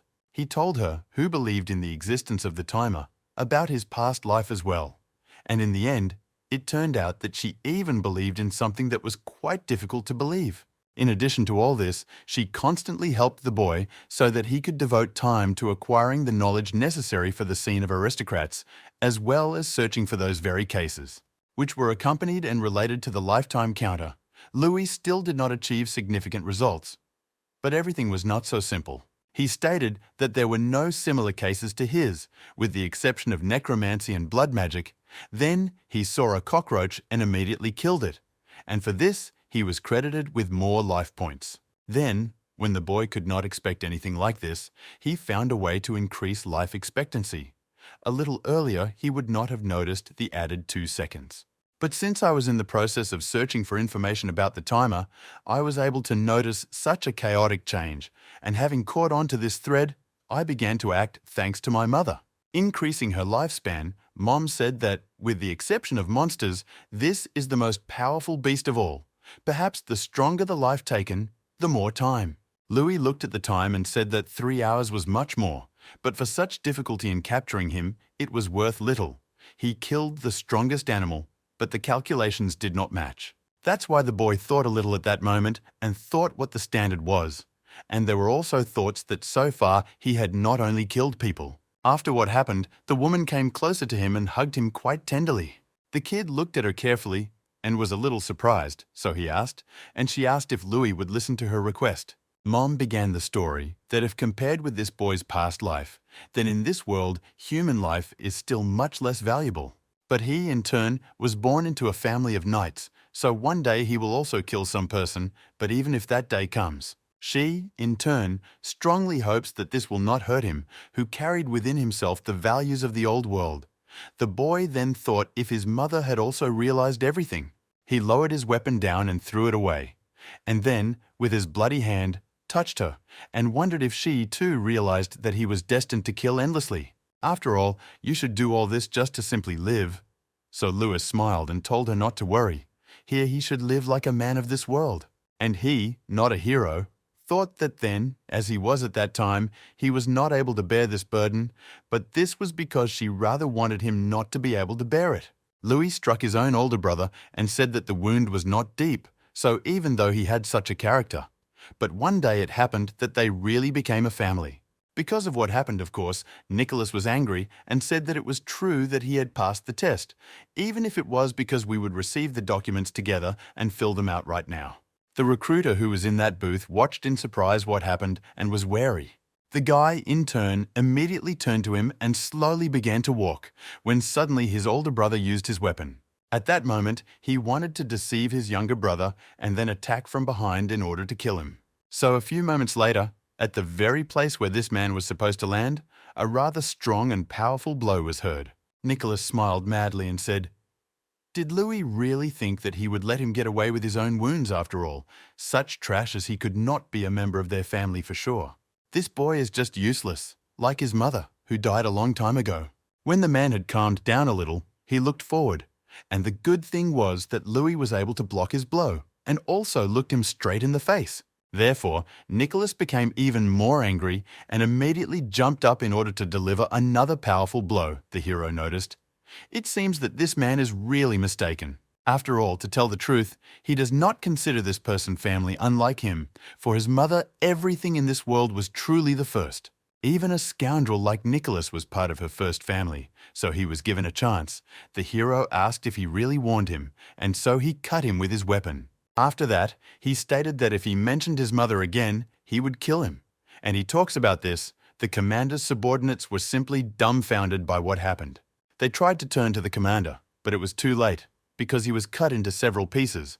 The knight said that he had just been attacked. Everyone was panicking at the same time, and one of the people who was upstairs asked why these idiots were standing still. He started shouting for these people to arrest him immediately, because if they missed the killer of the second Duke's son, then they would definitely not blow their heads off. The knights understood what needed to be done, but when they looked at the place where the main character stood, they saw that there was no one there anymore. The guy quickly began to run away from there because he understood what was waiting for him and immediately began to think whether he should endure it. Although this is definitely not the case, because how can such a thing be tolerated? At the moment, everything is very confused, which is why he has no choice but to steal the boat. It turns out that these people don't even realize that the guy is heading to the port and not from the city, some girl approached the place where it was noisy and asked what was happening. The old man immediately drew attention to her, and when he was dumbfounded, he asked if it was Her Highness the Princess. In fact, it was Vivian Trossen, who was the first princess of this empire. She was surrounded by several guards and was waiting for an answer. The rather arrogant one immediately noticed that Commander Croyd was indeed dead, but now she wonders how it all happened. The interlocutor hesitated for a moment, but then said that he had entered into an argument with a mercenary who wanted to join the army, and during the battle, everything happened. The girl interrupted his story and remarked that he should go to the port. The man asked what she was like and said, "Shouldn't he first catch this man?" The princess looked at him rather slyly and said that that's why he said that they were heading to the port. The old man was still unable to understand this whole picture. When Her Highness looked at the place where everything was happening, she saw a trail of ether that led from Nicholas's body. Then it spread around the area in the direction where there was an exit from this fortress. But after that, he headed straight towards the port to where the main character actually was. The princess did not tell this to her subordinates, but noticed that thanks to her eyes, she knew everything. Lewis finally got to the port and, looking at the coastal area, saw that there was only a warship there. He noticed that he needed a ship that he could handle himself. While he was talking about this, I heard what a noise it was and people who were shouting that they should hurry up and run here. These were the same knights who were chasing him, studying that he could not get out quite far. The guy paid attention to them and figured out what else it was. At the moment, it was completely unclear to him how they knew that he was here. There were thoughts in his head that everything was bad, and would he really have to fight again? While Louis was thinking about all this, the water began to freeze behind him and gradually headed towards the shore. Then he heard a voice that spoke straight to him. The interlocutor told him that if he wants to live, then let him walk along this road. The hero paid attention and saw that there was an ice path there. So, without thinking, I began to run quite quickly along it and thought that the first thing I needed to do was disappear from their field of vision. After a short period of time, he saw a silhouette ahead and immediately became alert and thought it was that voice. So he slowly and carefully approached his interlocutor and asked if he had created the ice path. The creature replied that this was true and she had been watching him for a long time. The guy first thanked him and then, becoming wary, asked him to wait because something was quite confusing when he saw this. So I asked if she was a demon. The girl replied that this was true and her name was Sway. She was one of the demon lords. In addition to all this, she stated that the guy had nothing to beware of. Although she was a demon lord, she did not come here to fight him. Louis was cautious, so he grabbed his weapon and noticed that she had not come for a friendly conversation. But even so, she saved him from danger. So he will listen to her carefully. The demon lord said that he is really different from other people. They can still become more than just temporary allies. And at the same time, we can say that they will be each other's constant comrades.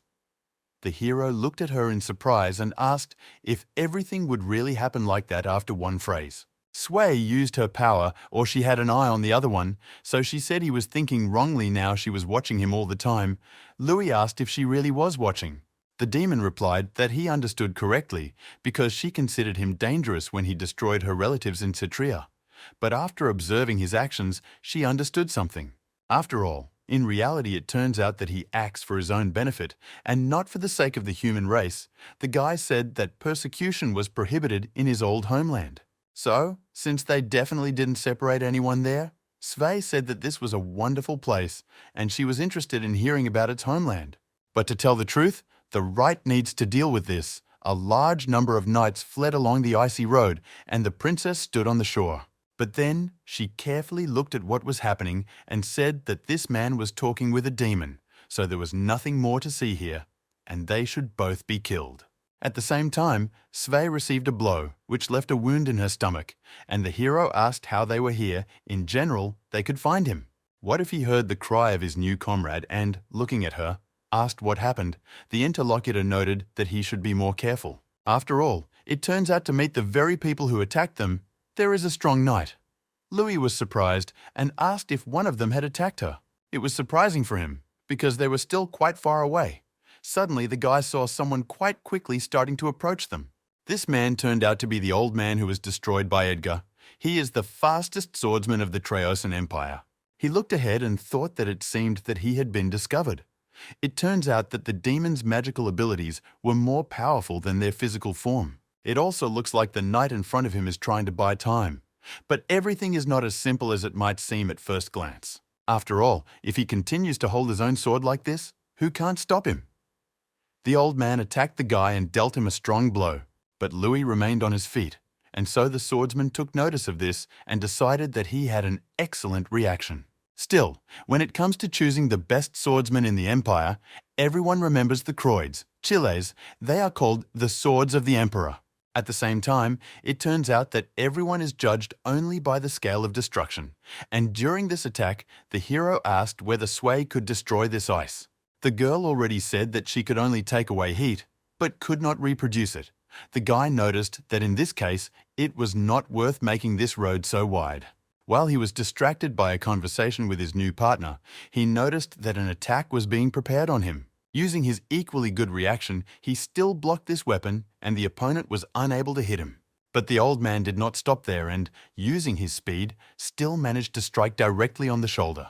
Edgar then smiled and noted that the true art of a swordsman directly depends on the work of the feet. It seems that a fast swordsman has proven his superiority over others. The main character received blows and thought that the situation was bad because it was unclear how this man could be so fast.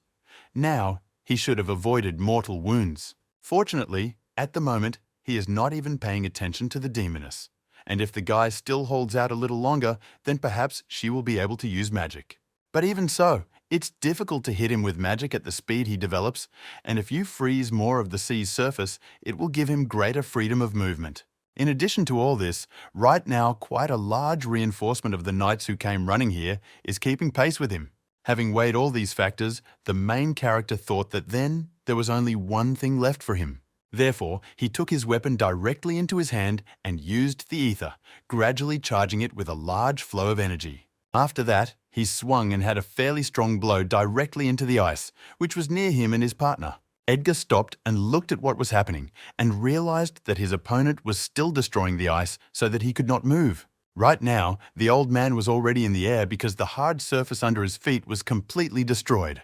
But using his very good speed, he immediately pushed off from the debris and headed, using his weapon straight at the guy. Louis, in turn, had no time to dodge this attack, and so it pierced his shoulder and went deeper inside. After Edgar did this, he immediately said that if the guy lost his foothold, it seemed that he would not be able to avoid his sword. The main character, in turn, did not lose heart, but smiled and said that this was true. It turns out that he thought that with the speed of this old man, he would definitely attack him. And as a result of this, it is true that he wanted all this now due to a rather powerful attack. Together, they were heading in the other direction. A few moments later, both rivals landed directly on the ice where there were quite a large number of knights, as well as the princess. Louis quickly concentrated and, using his weapon, tried to stop and get to his feet immediately. Her Highness was surprised and asked what else Edgar was attacked, and he flew all the way here. After that, she saw something and was dumbfounded, so she shouted for her subordinates to take the sword away from this man and do it quickly. Well, the main character, in turn, had already begun to use his power and shouted that it was too late for her to say this. Further, a huge amount of ether spread throughout the area, and the Croid lightning was also there. Everyone noticed that Louis was in some kind of dome, which was spreading around the area at a fairly high speed and destroying everything in its path. Sui continued to be in the same place, and when she saw all this, she thought it was amazing. It turns out that she pretended to be wounded and did not interfere on purpose. All this was done in order to assess the guy's strength. At the moment, it was a dangerous, even for him, non-standard strategy and bold execution. Now we can actually say that this is the thinking of an unusual knight. In addition to all this, he uses the power of several gods, so is he really just a man? She was wondering what it was all about. Louis saw Sui and asked what it was. Had she really recovered as soon as it was all over? Although it was thanks to her that he took care of everything himself, then he threw the princess to the ground and said that the remaining problem was her. The girl began to gradually get up and cough because of the water she had swallowed. The hero noticed that she survived, and her clothes all say that she is definitely the boss here. The princess turned to him and, angry, shouted what impudence this was. It was completely unclear to her what kind of disdainful attitude towards the imperial person this was. Louis, in turn, did not want to listen to all this, so he used a small blade and plunged it straight into the leg of his interlocutor. She then fell to the ground and started screaming in pain, and then screamed that he was just a scoundrel, and wasn't she afraid of the consequences of this? The hero pointed his weapon at her and asked if she still hadn't realized the situation. The girl had already understood everything at that moment. But the guy stood right in front of her and with a rather menacing look said that if she was an imperial process, then it was dangerous, but only if there was evidence that he killed her. The Supreme Demon said that she was Juliana. Louis turned to the side and looked in surprise. Then he asked what she was talking about and what it was. The girl replied that if we speak the Elvish language, it means the one who is chosen among the elves. Let him just take it and look at her eyes, because Julianne sees the ethereal trace thanks to her eyes, which are called the inside of a fairy. The guy wondered what kind of inside of a fairy, and what an elf, after all. She called herself a princess of the empire. And before that, it was said what a strange attitude towards her. Louis wondered what he should do at this very time, and then he put his hands in front of him and prayed in order to turn to God. After a few moments, he connected with this consciousness, and had already moved there. And also at that moment he noticed that he should talk. A goddess now appeared in front of the guy, who noticed that he had not come to them for a long time, an adept of Bamhara. The hero noticed that he did not have time, so he would get straight to the point. Then his gaze became sharper, and he asked what Juliana Sonetti was like.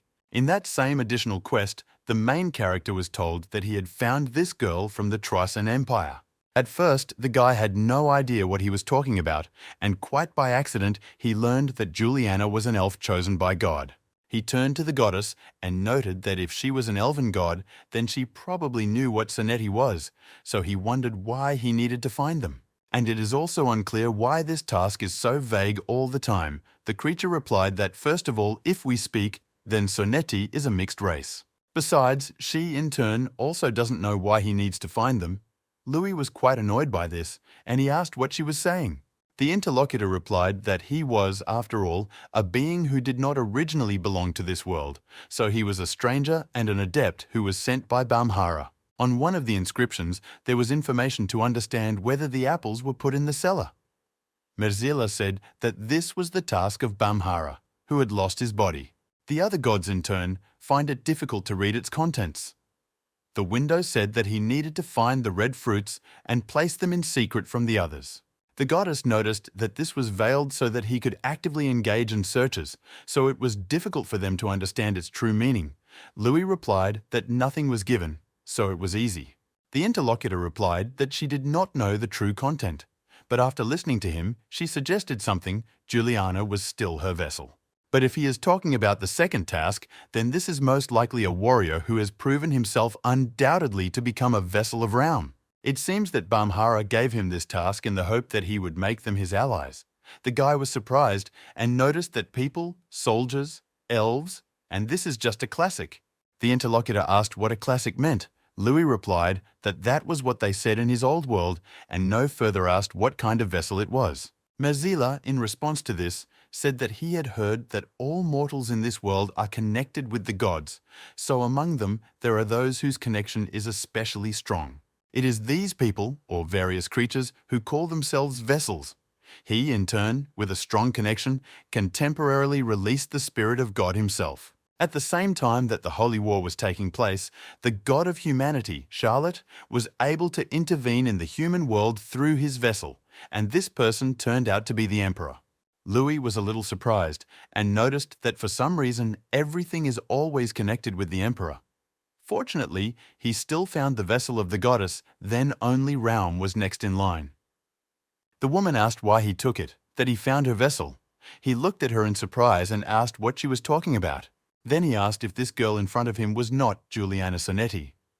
After all, she has the eyes of a fairy as well as the lord of the theme, but she called her that. She may not be a pure-blooded elf, but based on the goddess's words, she is of mixed race, so it makes sense that she is the child of the Emperor.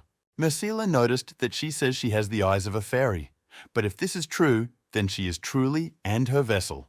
But at the same time, there are no those around him who have a connection with her. The main character immediately thought about it and noticed that he could say something. After all, if you think like that, and based on what he heard, then one of the people he knows named Richard is using demonic powers in human form. He also heard that it was said about his opponent that he was neither a man nor a demon, and moreover, he was a creature that did not even belong to any of the gods. So now he's actually wondering if there are those who are not under the influence of God, but can still use divine power. Merzila, in response to this, stated that it seems that she is beginning to understand why he was brought into this world, because big changes are literally coming soon. But everything is not at all as simple as it might seem at first glance. From the side where the goddess was, some kind of silhouette appeared, and so the guy asked who it was. The woman noticed that he had said shortly before that that girl had fairy eyes. It seems that his and her abilities really interact. Initially, the mortals who were connected with her definitely could not meet with each other. But isn't this currently beneficial for them in the current situation? The guy saw a completely different girl, and the goddess told him to get acquainted, because she is Juliana Sonetti. In the capital of the Trossan Empire, in the main room of this country, there was an interesting conversation between some subjects. The man said that he was asking for forgiveness, and they did not have time to properly prepare due to the sudden request for an audience. The girl replied that it was nothing, because she came herself. It was her initiative to come here of her own free will. The interlocutor smiled and politely asked her to wait here for a while. There are only 6 people in the entire country who can have an audience with the emperor in the imperial palace at any time. Of course, we can talk about this. Except for the 3 children of the emperor, then only the vessels of each blog remain in the temple of the 3 guardian gods. The first of these, of course, is the vessel of the Archbishop Charlotte. The next in line is the commander of the knights, which is the embodiment of Raum. Also among all of them, there is a girl who is the incarnation of Saint Messila. This girl was precisely Juliana, who was sitting in the waiting room in order to get an audience. There were only these 3 who could get it. The elf sat and worried a little, and then thought that only a few years had passed since she was chosen as Saint Messila, and she began to pray.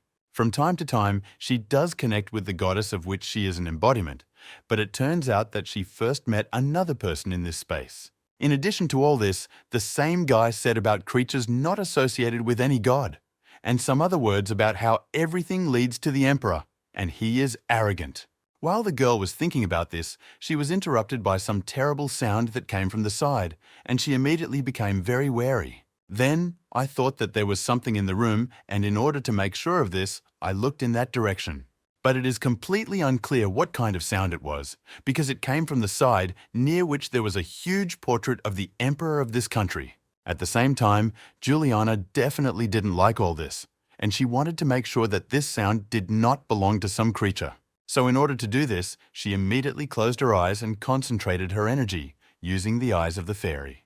The elf saw a rather strange trail that led her to one of the buttons, which she immediately pressed. And after what happened, a secret door appeared near the portrait, which immediately opened. The girl saw her and was surprised at what was happening because this secret passage led deep down, and it was quite dark there. She immediately headed there and thought that she had unknowingly followed where the fairy's eyes pointed her. In turn, there was some rather strange feeling that she had learned something that she should not have known under any circumstances. Well, soon the same sound was clearly heard again, and she, becoming wary, realized that it was the same groan. Juliana wondered if someone needed help there, and therefore decided to go down, because in that case she was obliged to help. In addition to all this, she hoped that the emperor would understand her.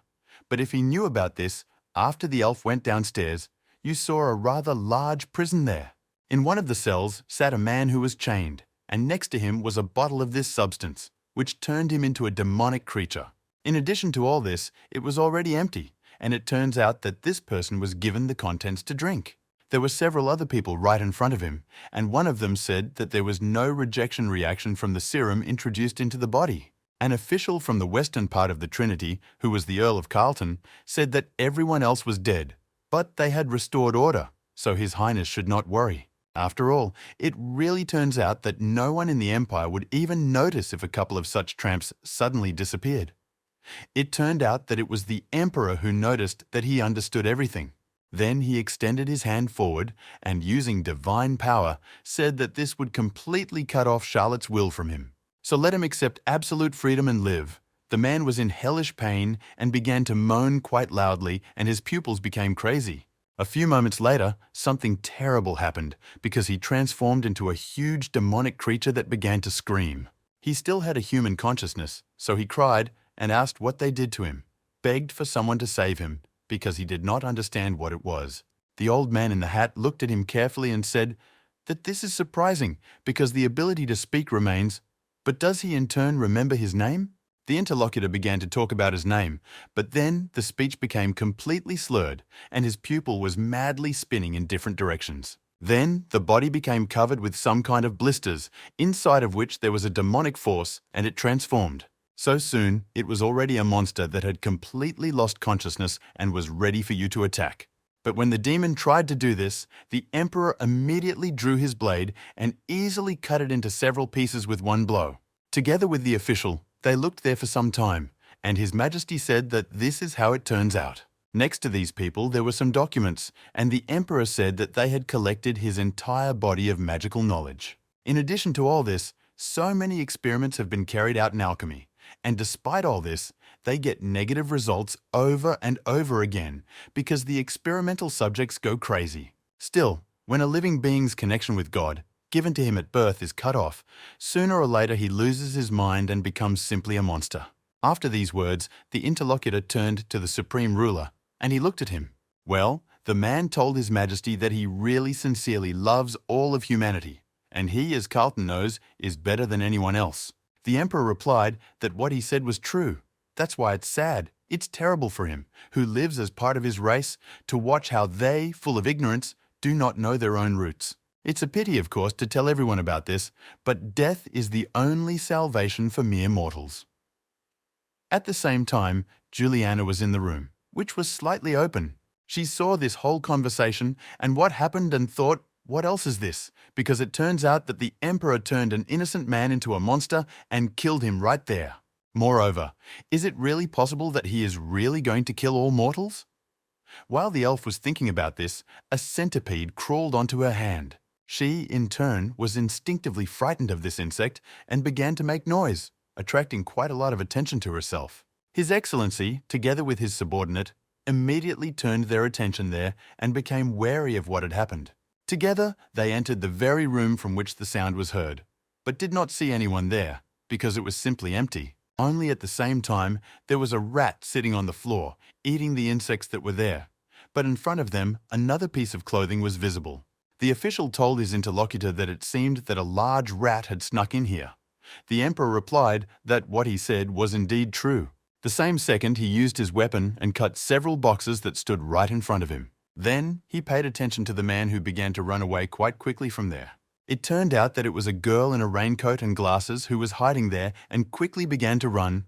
The man said that it was a huge rat, and it seemed that she saw everything perfectly.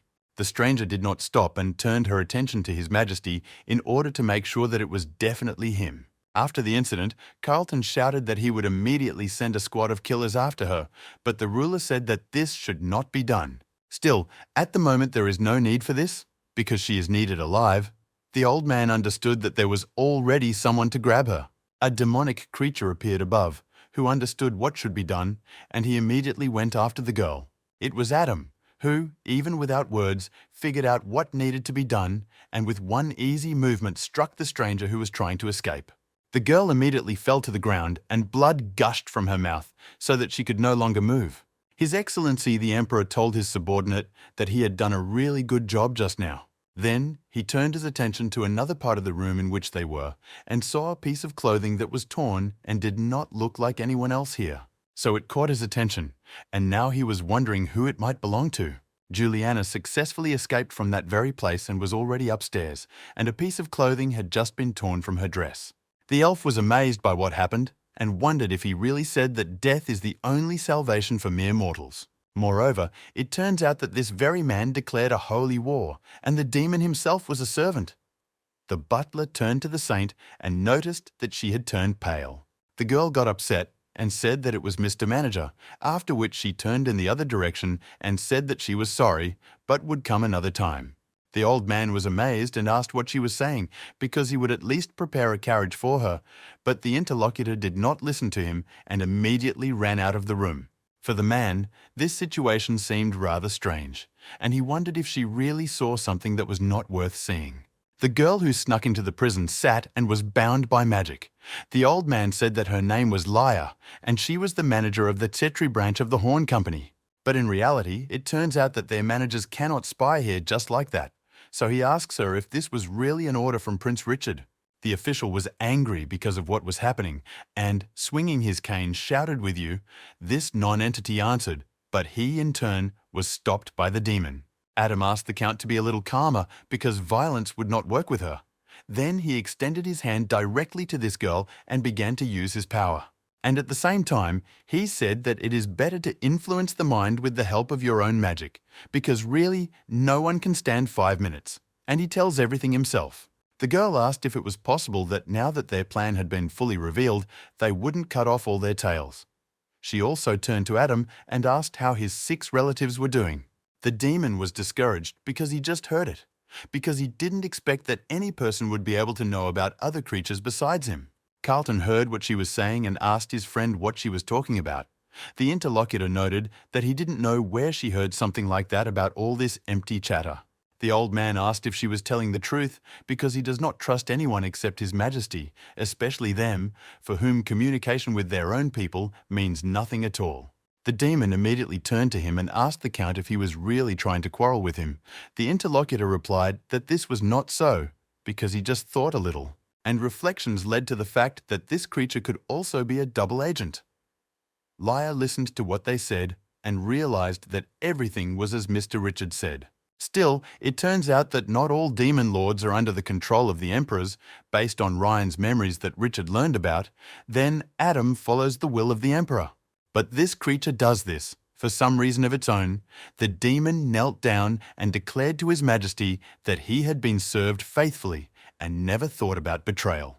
The girl thought that, especially knowing Ryan's fear, the emperor must have treated the demons in a too tyrannical manner. After that, the old man said that this is true, because betrayal is the worst choice this creature can make, but he is a little worried after all. This is ruled out by how he does his job. If you remember, there really was a knight in the dark forest who used the power of God. As a result, it was this same guy who recreated the Tsetris legend, and one of his subordinates' relatives even died at his own hands. In the end, it turns out that all this happened on his lands, so why should the emperor listen to someone else's report? The interlocutor hesitated to answer. The supreme ruler interrupted him and, turning his back, noted that he did not want to think of him as a traitor. But despite this, in truth, hope and faith are different things. At the same time, the emperor can say that Adam quite recently promised him that he would control his relatives. So right now, he is already starting to think that this demon's abilities are completely insufficient, and if this is the case, then he has no reason to save them at his request. A short period of time after the incident, Adam returned to the same place where they had recently held a meeting. First of all, Lucifer turned to him and asked what this sudden gathering was. The interlocutor coldly replied that there was indeed a reason for this. Then he turned to the demonic individual and asked why there were only 4 of them here and where Sway and Ricardo were. The interlocutor responded to this by saying that the second one is not well now, but Sway is busy with something. She was actually running away with the main character. The one who gathered them all noticed that in this case they would talk while in this composition. Suddenly, the girl told him to wait a second. Lucifer interrupted them all and said that if this was the case, then he had to tell them this. How long was this guy going to prepare for the resurrection of the devil while hiding from the emperor? That is, it turns out that if the woman has already been caught, that now they will not stay away. Most likely this is so, and then it is better to follow his plan. But now, Adam interrupted his relative and said that there was a traitor among them. The demon immediately became wary after hearing this and opened his eyes.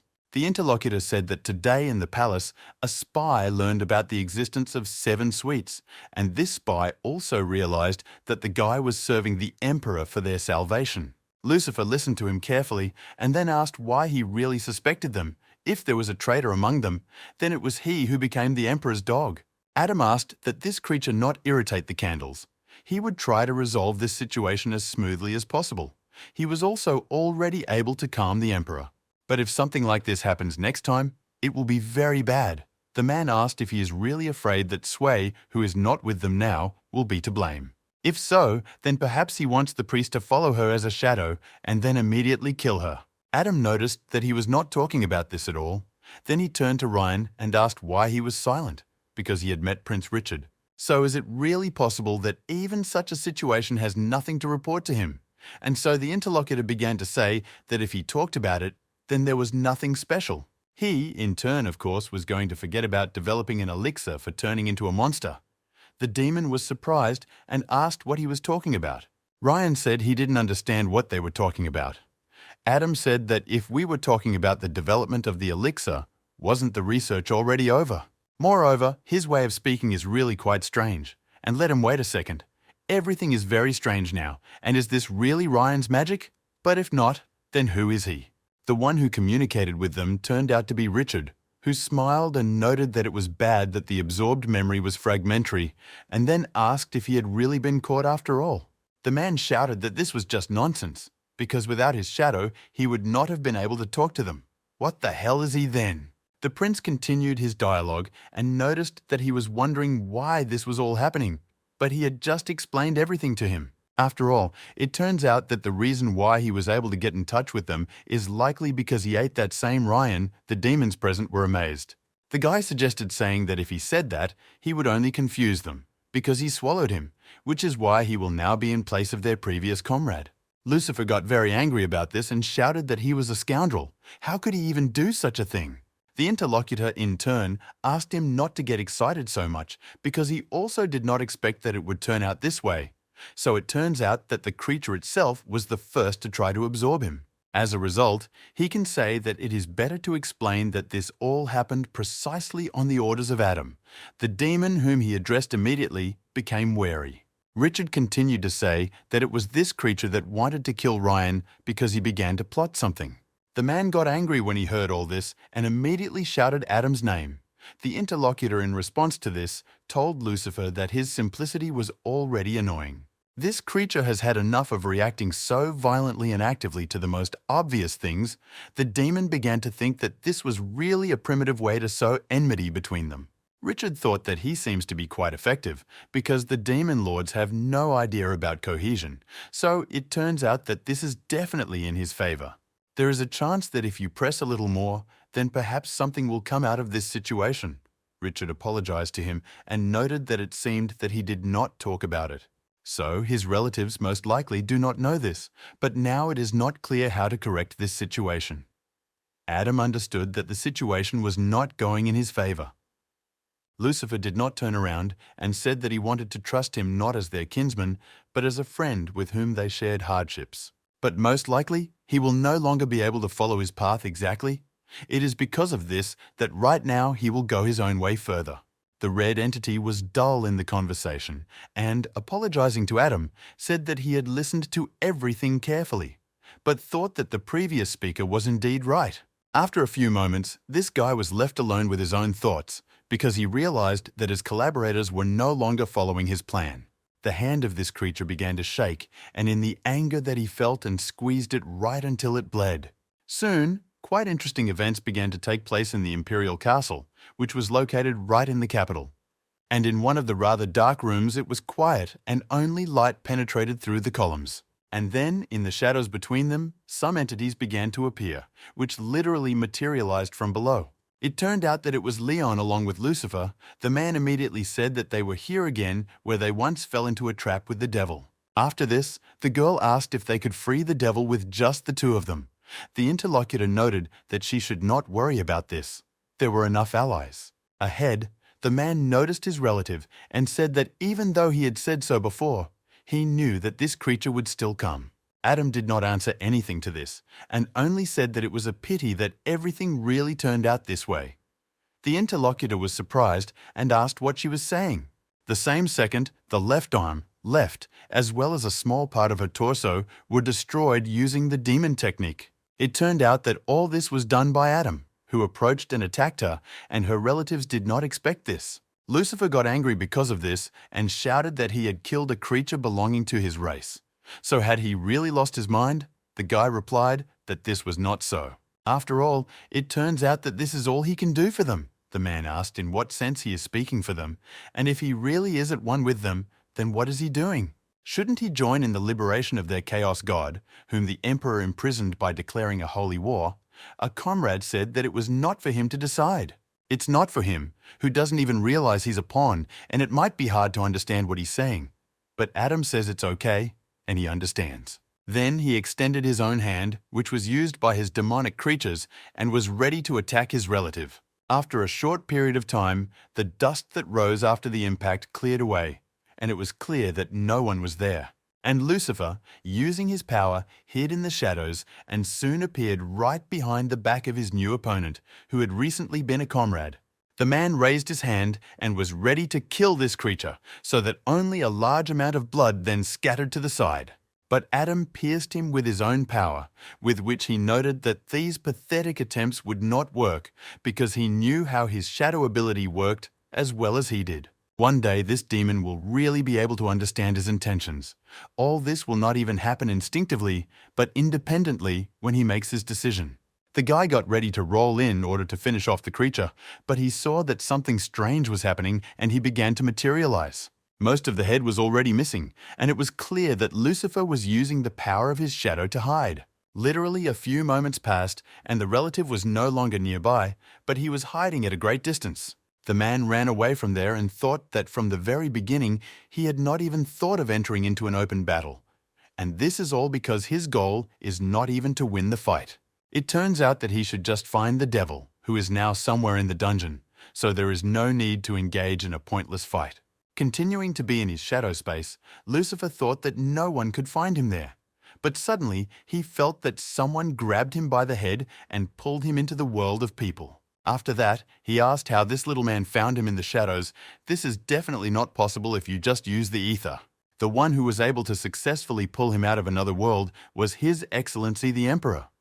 He noted that he was able to do all this during the First Holy War. At the same time, he became the vessel of the god of humanity. Charlotte overthrew their god and also captured all the other rulers. So after this, do they really consider it lucky that they were able to escape from prison? This is absolutely not true, because he allowed this creature to escape. All this was done only because his analysis had long been completed. The interlocutor was dumbfounded at first by what he was saying. And after that, he got angry and plucked up courage, shouted not to make him laugh, and then tried to hit him in the face with his limb. But the attack was not successful, because the consequences of this action, his fingers began to die, as if they had fallen into some kind of liquid in which they dissolved. Then, His Excellency, the Emperor, released this demonic creature and noticed that Charlotte had implanted divine powers into his body. Since the friendly forces will not be able to coexist, they will self-destruct and disappear. Lucifer became angry because of this and immediately turned to Adam, who was standing nearby. He looked angrily at his relative and said that it was he who destroyed everything. Don't I now feel their relatives who were killed in the Holy War? And does he really want to say that on Sunday, the devil must be prevented for the sake of their people? Don't let such words make him laugh, because without God, mortals in this world will eventually die. And this interlocutor, who was recently his comrade, will cause the extinction of their entire race. So all this will happen precisely because of him. A few moments after all the words were spoken, this creature completely disappeared due to the forces within that were in conflict with each other. The Emperor turned to his subordinate and asked if this was the true appearance of his relatives that he was talking about. Compared to this demon's incompetence, their ignorance is truly boundless. After all, it was unclear what the point of a watchdog was. After all, he, in turn, cannot even do anything alone and forces his master to intervene. Adam then replied that he could not look His Majesty in the face out of shame. Then he knelt before the old man again and noticed that this incident was an unforgivable mistake on his part, which is why he brazenly asks for mercy. And also, in turn, he begs to be given just one more chance, because there are only 2 more relatives left who responded to his call. These supreme demons will be confused, because now the shadow of Lucifer, which was the means of communication, has disappeared. The Emperor asked if he was going to deceive them, and then force him to act according to his will. The guy replied that this was so. Then the Emperor remarked that this was not such a useless idea. In the end, he will have mercy on him and give him a chance. So let him use it properly. Perhaps, if he is lucky, he will even save the remaining relatives. Soon the Emperor left him, and Adama was left alone with his thoughts, pondering his future. After some time, he asked himself whether they really would never see freedom again. The main character and the Princess Empire were heading somewhere on the water, and she said that the horizon was visible there. As a result, it turns out that they reached the Republic of Maron earlier than she expected. Sui noticed that this was thanks to the eyes of the fairy and the princess. She, in turn, counted the ocean current and saw that it had intensified. The girl asked the mercenary what would happen to her when they finally ended up in the Republic. In response to this, Louis said that she really would not die. But even in the Republic, there are pro-imperial and anti-American factions, so everything depends on only one thing. Whoever she speaks to first, and either let her go or keep her with her. Vivian then noticed that no matter what he was thinking about, it seemed that everything would not turn out the way he wanted. The guy looked at her in surprise and asked why she was saying this. The princess used the power of her eyes and noticed that soon he would see all this himself. In the very place where they were heading from the water, buildings could be seen burning, and that city was apparently quite destroyed. The main character's sister talked to an equally famous person and asked if he was really going to the Marin Republic through Hofs, because it's very noisy there now. Usually one could say that everything was quiet, even if some wars broke out. But why now, when it was hot there, he gathered from there to such a place? The woman thought that if we talk more about this, that older brother Nicholas is now in the hospice. After that, they will definitely start a fight as soon as they see each other. Elizabeth asked her interlocutor if he was talking about this information accurately. The swordsman noted that the person concerned told him about this a few days ago. It turned out that her interlocutor was Benjamin, who remarked that he did not expect to meet them in such a place. After that, he raised his head uncertainly and paid attention to everyone present in this room. A large number of people previously known to the main character had gathered there, so the man asked them what kind of alliance this was. On one side sat the hero of the First Holy War, Jason, who is an Iron Lion, and also next to him was the student Jessica. And also on the other side sits the representative of the royal family of Tetria, Sylvia, and they talk to each other together. The baby hesitated because she wanted to say something about this, but when Caesar heard about it, he coughed in order to attract attention to himself. And then he looked down at Elizabeth and noticed that the imperial knight should not interfere in this matter, so he urgently asks not to poke his nose into this matter. The woman in turn looked at him coldly, and then noticed that this was not even something official, and whether he was overdoing it if he did it. After all, if she definitely wants to be aware of what might come of it, of course, it's not difficult to assume that Jason received an order yesterday to return to the Empire. But he, in turn, immediately refused, and the Kingdom of Tetria is suffering from a lack of troops as a result of recent events. So, right now, the purpose of the meeting is obvious. A large number of people say that the number of demonic beasts in Bior's territory has decreased sharply. Jason can provide funding without returning. To do this, he will not need to return to the Empire, and Cetria can provide security. Elizabeth asked what they would say to me about this. Had she really made a mistake somewhere? Jason turned his attention to the young princess and remarked that if this was really so, then why were they taking so long? At the same time, the Countess asked this old man whether he was naive or just stupid, because it turns out that the Empire declared a holy war, so the girl is here for a reason. I came to this place in order to steal knights during martial law, but it just so happened that she was caught by the daughter of the imperial ducal family. The little girl listened carefully to what happened and then said, since everything was revealed, that she would say directly they would actually like to recruit him and the hunters. So he asks Jason to join them to ensure security around Tetria. Recently, the number of demonic beasts around has increased, and the number of free troops decreased. The old man said that he would accept this offer even if the Empire was not looking for him. He remarked to the woman that if she was here, she could not leave. It just won't work out that way. In response to this, she said that not everything always goes as it should, and now waste recycling has become popular, but the Empire may not forgive. But at the same time, don't let them worry, because she doesn't care at all what they were up to here, because their bespectacled man wasn't here. Benjamin was amazed at what he heard. Then he came closer and asked in a whisper whether Knight Croyd was out of her mind, and whether she would really just allow him to hire the Iron Lion himself. The man was alarmed by this, and he said that during the Holy War, which is strong because they are endangering the Empire, if something goes wrong, it will be bad. They, in turn, would immediately find themselves involved in this too. The woman punched him in the stomach and told him not to make a fuss because all he had to do was shut up. Sylvia listened carefully to this conversation and then asked why this was so. The interlocutor asked what she was talking about now. The little girl remarked that since she wanted it to be unofficial, she would tell her in the same way, wouldn't it, that she still served this empire.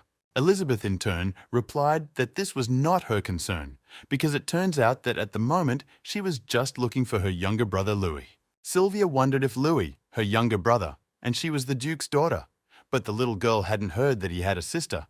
How could she really be a sister-in-law? Some time after the conversation, Elizabeth and Benjamin were leaving this place. The young princess went outside and asked them to wait. They turned the woman around and asked if she really wanted to tell them something else. The little girl noticed that she had previously said that she was Louis's sister. That's why she wonders if something really happened to him, because her kingdom of Titria really owes him a lot. So she asks for forgiveness for these questions. But can she at least find out what happened? The interlocutor asked if she was really close with Louis. Benjamin whispered in the lady's ear that this was a personal conversation. Elizabeth told him to cover his mouth because she knew what she was doing, and then asked the princess if she knew what the Croyd family was. Sylvia said that she knows that this is the second-ranking archducal family in the Troisan Empire. The woman said that everything is correct and the decision of the head of the family is undeniable. Her father, and also the current head of the house, Master Croyd, is a man obsessed with power and swordsmanship, with a primary interest in raising an heir of his level. Moreover, it turns out that Louis is the only son of his second wife. In the end, it turns out that he was not trained properly, and his father did not pay attention to him. But the recent news that spread because of the incident in Satria did its job, after which the father became very interested in his own son. Louis was still able to kill a demon of the highest level alone, and also become the chosen dragon. So the old man thought that this was a stone that he had thrown away as unnecessary. So it is he, in turn, who may prove precious. Whether he is good with his own sword or not is all that matters to her father. It doesn't matter what the guy really wants or doesn't want at all, because if Louis refuses to follow his own father, he will immediately kill him. But if she agreed, then her mother would try to secretly kill him to protect her older brother's position. Sylvia knew that the situation really looked bad. Next, she turned to her older interlocutor and asked if it was possible that she could help with anything. Elizabeth was surprised and asked why Princess Cetria would help him. The little girl was embarrassed, hesitated, and replied that if you think about it, it was she who caused trouble in their family because she hired Louis, and the responsibility also lies with her.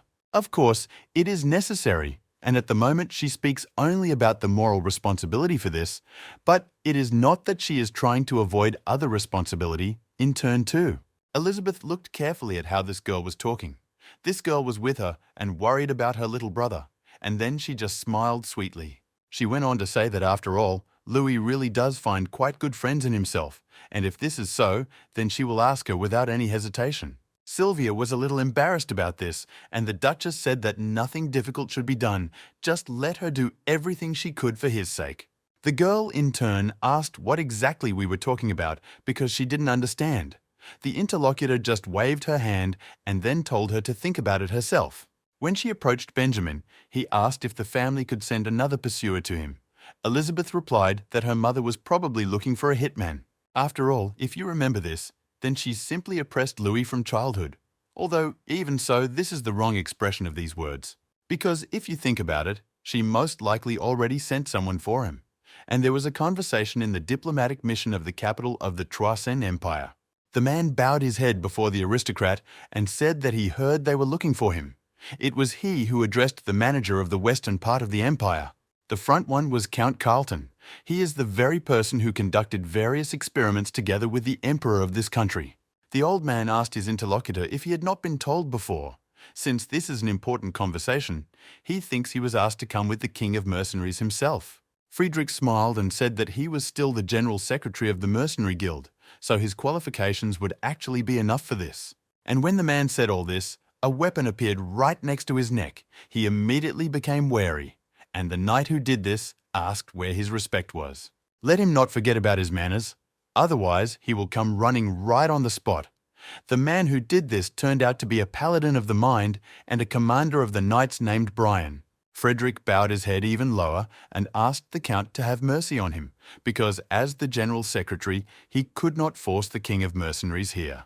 That same person called Donald is a monster. He is comparable to an Imperial Master-level knight. A man can force him to accept the offer. But if we talk, then everything else is actually quite difficult. The interlocutor noted that so be it. That's enough, because there's no point in taking out your anger. Because a second-rate person was sitting in front of him, the secretary noticed that this was so, and could he tell him about the conditions? The Count asked what conditions because he had not yet told him. It's not even clear what the mission is. The interlocutor noted that the Kurds are mercenaries.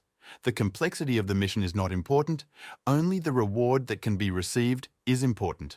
The old man threw a bag of gold coins and said that he was paying 20,000 gold coins as an advance payment. But if they succeeded, then the mind would double in doing so. Frederick noted that he still thought that this would definitely be enough for him. Then he raised the money and stated that he was also asking for indulgences and an internal empire. The Count said that he really was asking for strange things. But don't worry, because he would persuade His Majesty. The secretary thanked him for this with a smile. And then he said that then he would come to him with good news soon. And after a while, he was already outside the door of this building. Friedrich read that it was written in the building that a guy went on a rampage in Hofs and kidnapped the princess. He needs to be killed and return her. The man thought about how he kidnapped it. In fact, we can say that it's terrible what's happening in the world. Then it became interesting what kind of crazy person would even dare to do all this and began to pick up the photo. Soon after a moment, he saw a man who was familiar to him and immediately asked what he was doing. This is again the same guy who came to him several times. He called him Louis Croyd, and he was just the main character. The Republic to which the main character was heading along with his new comrades was burned, and cries for help were heard there. The invaders shouted to turn everything upside down, and that's not all. Every corner of this place had to be searched. A large number of people were captured. They were being held hostage, and there were different races there. Some knight kicked one orc and shouted that they had found another one. An old man who was nearby shouted that he would stop doing this because he was a worthy citizen of this republic. The man who did all this turned to him and asked what kind of citizens they were, because it wasn't even funny, because Parliament had already approved the emergency law. But it actually said that these non-humans would be deprived of their citizenship. And if this old man is dissatisfied with anything, let him complain to Parliament, and he will fulfill his duty as a soldier. Also protects all these good citizens. This land from the very beginning belonged only to the Maroons, but everyone else changed this country. Those races that were currently considered not human were hiding and trying to hide from them. The soldier noticed that if you think like that, then this person is no longer a member of Parliament. So it was completely unclear to him why he was giving him an order at all. This old man's name is Henry Thor, and he is a former member of the Supreme Parliament of the Maroon Republic.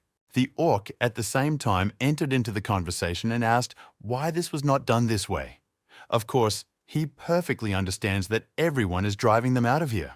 But it is not clear whether it is necessary to do it like this, using violence, because it turns out that all these guards invade the village and suppress them with military force. Theodore grabbed his weapon and asked if it was really necessary, since it turns out that they have long believed in the god of war and practiced combat. And their existence then, in reality, is a direct threat to the lives of normal citizens. When the man said this, he immediately swung his weapon at his opponent. It turns out that just a little over 10 hours ago, a civil war broke out in the Maroon Republic, and it was bloody. Before all this happened, it was a peaceful place where other races and people lived together. But shortly before this, it turned out that a holy war was declared on the Trojan Empire, and it was she who poisoned her army, the Republic of Maroon, after which everything changed. At the same time when all this happened, the age to number of people who hated other races, they all immediately began to blame them for the current situation.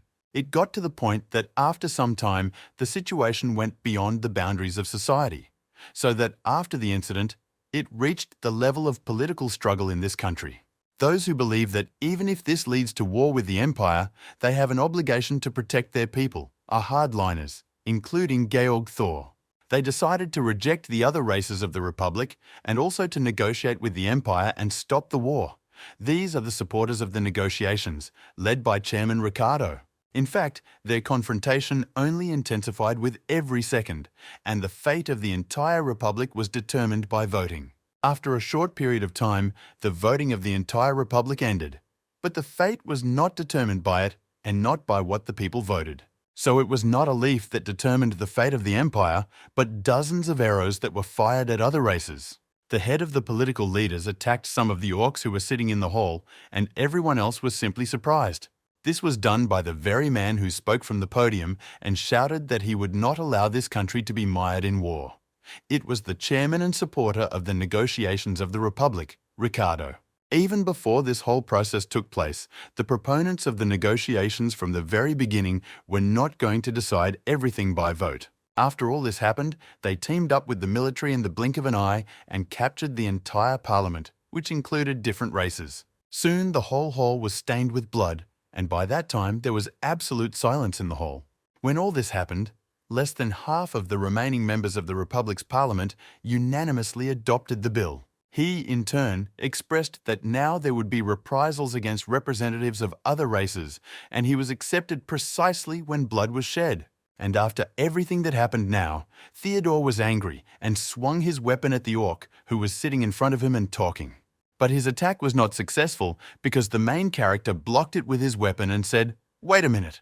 The guard at the car dealership was a short distance away and asked who this scumbag was anyway, and the others also became wary. Luis, in response to this, noted that he was just a mercenary who was passing by, and it also turns out that he was just going to find out something. That's why he turned to the same orc whom they wanted to kill just a few moments ago and whom he protected. The interlocutor drew attention to him, and the guy said that there were two more, which he confirmed himself to be, so he was wondering if he knew how to find him. The man listened to him carefully, and then said that he was talking about a great warrior, of course. He knows this very well. But there is a small one. The question began to creep in on him as to why he should believe that this person was different from the others who were attacking them. Louis asked if he really knew. That's great.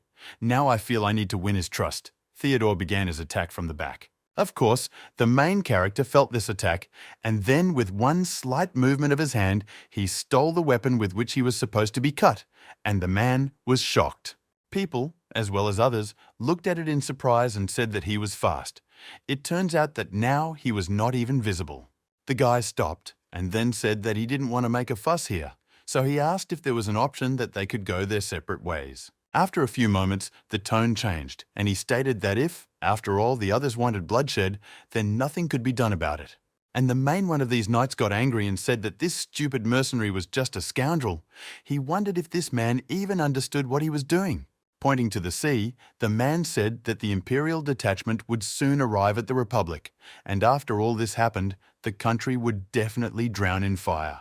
In addition to all this, it turns out that the goal of these people is to know other races from this world of races forever, and they, in turn, do not want to fight with the Imperial army. That's why all this didn't happen to the formation. They just need to get rid of them first, and then, most likely, there won't be any bloody war. Louis said that this is what this man was saying and asked what the interlocutor thought. Theodore was surprised and asked who to talk to now. Everyone present saw that a girl began to come out and asked for forgiveness for being a distraction. When they took a closer look, they said that this was Vivian, who is the imperial princess. Theodore was discouraged by what he saw in front of him. After that, he immediately asked why this princess was in a place like this. The girl was surprised and asked if she really had to report to him. Then she ordered that this person immediately take his squad and immediately report to Chairman Ricardo that she is here. It turns out that the Emperor declared a holy war in order to expel other races, but he, in turn, did not want to see other people fighting among themselves. That's why he expressed regret that Ricardo's faction seized Parliament. She said that your supporter left everything here to her and the mercenary, and also called the chairman. In addition to all this must be done quickly enough. Theodore and his subordinates obeyed the order and said that they would retreat as quickly as possible. Louis came closer and noticed that it was really quite convincing. The princess was indignant and remarked that it was completely ridiculous, but they were not afraid of her blood ties. So I asked the girl who was standing nearby if she could remove the knife from her throat, because it turns out that she had already proven her worth to them. In addition to all this, she helps them no matter what they ask her to do. After Sui heard this, she immediately put away the weapon, but was still wary. Then she told the main character that the commander listened to him and stopped, but in future he should be more careful. Louis asked what she was talking about. The demon replied that Chairman Ricardo was a kinsman and he was on their side, so they in turn should avoid confrontation with him. The main character, in response to this, stated that in this case, their union ends right here. The interlocutor was surprised and asked what she was talking about. Louis said that the basis of their alliance was not opposition to the emperor, but her people actually demonstrate pro-imperial behavior in turn too. After all, in the end, since she, in general, is keeping silent and is going to reveal her cards only gradually, the guy is not going to dance to his tune, so they will finish everything now. Sui hesitated a little and said that this is a completely different story. The guy responded by saying that is it normal not to tell your ally such important things. The demon smiled and said that Louis Croyd really does everything he wants in his own way. The old man who listened to all this attentively asked if he was really from the Croyd family. Therefore, he approached the main character and asked if he really was this person from the imperial family. The guy responded to this by saying that it seemed like that was how it was. The interlocutor noted that if we talk about this black hair, then this is definitely true, because he is definitely Elisa's son. Louis was surprised because of this. Then he became wary and noticed why this man's name is widely known, and at the same time inquired who he even was in this country. The old man smiled and noticed that he was late in making the acquaintance. His name is Georg Thor, also a member of the Parliament of the Republic and his mother's older brother. So the guy can actually call him his uncle. This is something Louis definitely didn't expect and was amazed at what happened. Theodore at the same time arrived to the main one and told what had happened. The man listened to him carefully and said that he had done well. Now let him come back. The chairman will still sort out this problem and remarked to his subordinate that he will listen. Ricardo said that this is the imperial princess. Soon he changed his appearance, said that the situation was becoming more and more confusing, and turning to the interlocutor who arrived to him, he asked why she did this. After all, now her intentions are actually becoming more and more suspicious. The old man asks if he, in turn, can trust her at all. Sui responded to this by saying that she understands everything. It turns out that it's hard to believe, but she definitely doesn't intend to do all this. Next, you wondered if the relative of the knight who uses divine power, which Adam spoke about, remembered. He answered that this is so. Is it really the one who killed Josephine? The girl replied that this was true, and she was keeping an eye on him because he is more willing to make contact than other people. The only problem is that he is the nephew of his enemy, Georg Thor. Ricardo asked if this man really had a nephew, and so then, Sui replied that this knight could indeed resist the emperor himself. The old man did not stop putting his nephew in danger and told him to leave Marin, but he refused and said that he was looking for some orc. The interlocutor said, "Does she really want to say that this problem will be easier to solve? But if they figure it out." Theodore opened the door and told the chairman that he had missed something. After all, it turns out that in his report, he did not say that that imperial knight was looking for an orc who had undergone a warrior ritual. Suddenly, he saw creatures in front of him and asked if he was a demon. Literally at the same second when all this hit him in the head, an arrow flew in and killed him literally instantly. This was done by Ricardo, who, after the incident, exhaled sadly and noticed that he valued him. And it turns out that he was kind to him, but he opened the door at the wrong time. The old man asked what she was saying there. Would this guy really leave if they found an orc? Sui noticed that this was so, and he was here with the imperial princess. In response to this, the demon smiled slyly and said that this was just great. Let her tell him that the chairman would decide everything. It was already evening outside, and the main character was sitting with his interlocutor and a fire was lit. Georg said that after Alice went to the Croyd family and returned with the corpse, what hurt his heart most was when the news came that this guy had disappeared. The old man really would have liked to have met him at a more appropriate time, but even in this atmosphere, he was really glad that Louis was alive.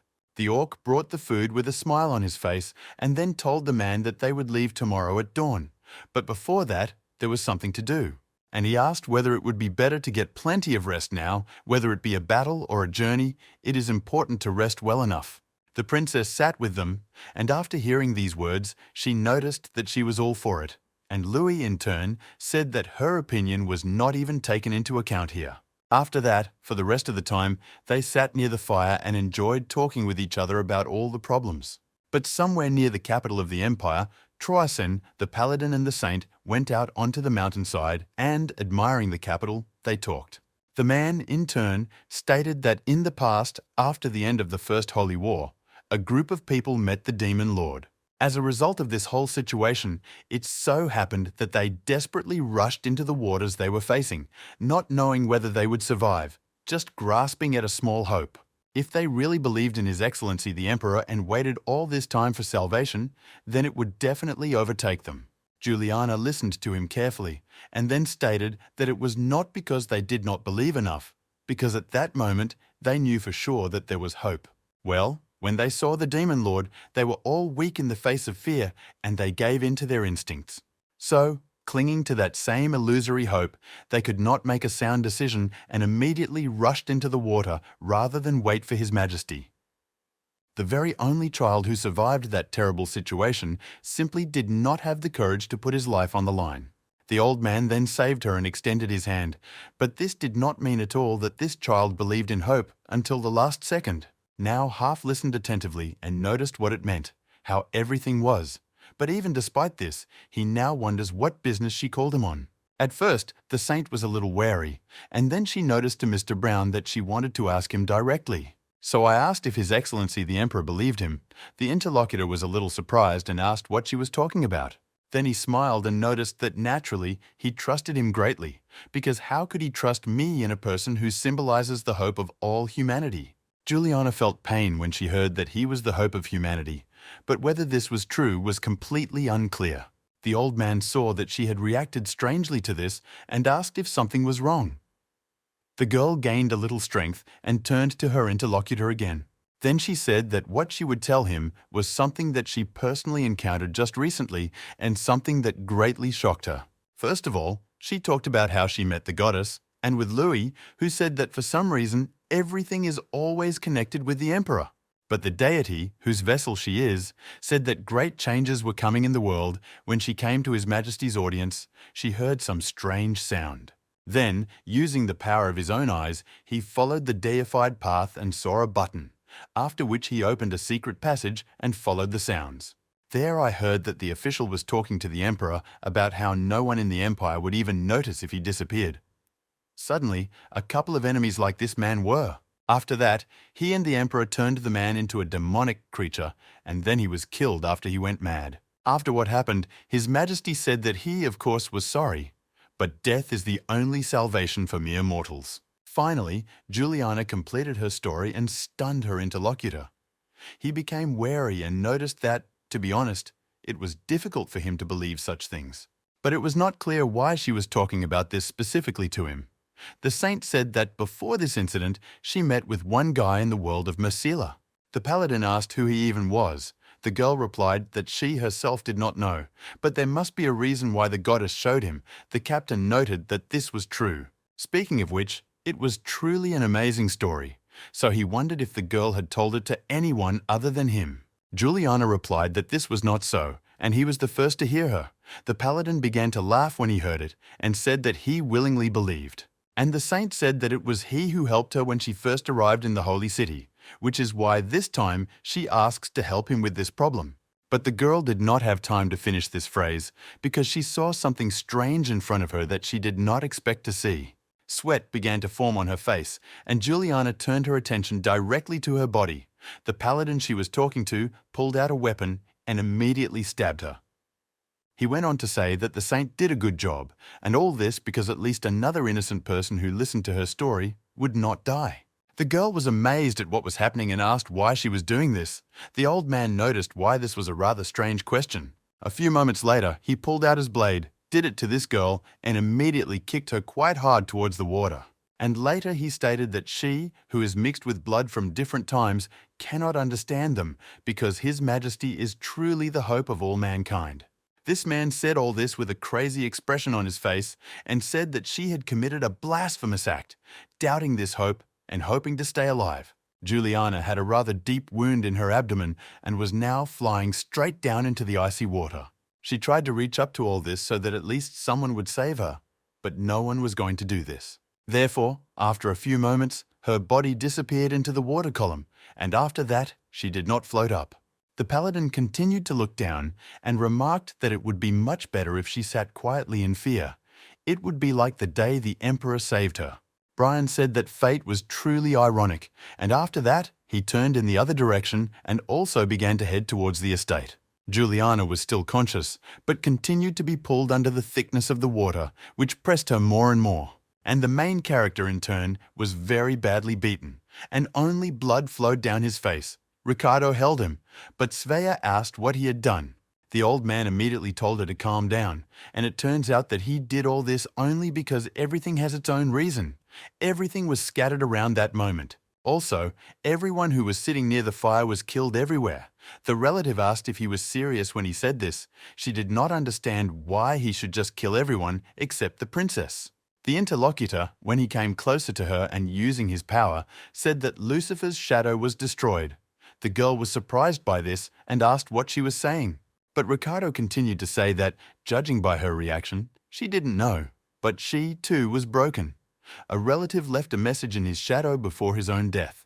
It turns out that he was saying that the Emperor can use divine power even without the incarnation of Charlotte. Then, people should be careful. It was those who use divine power. Sway said that this has nothing to do with this guy.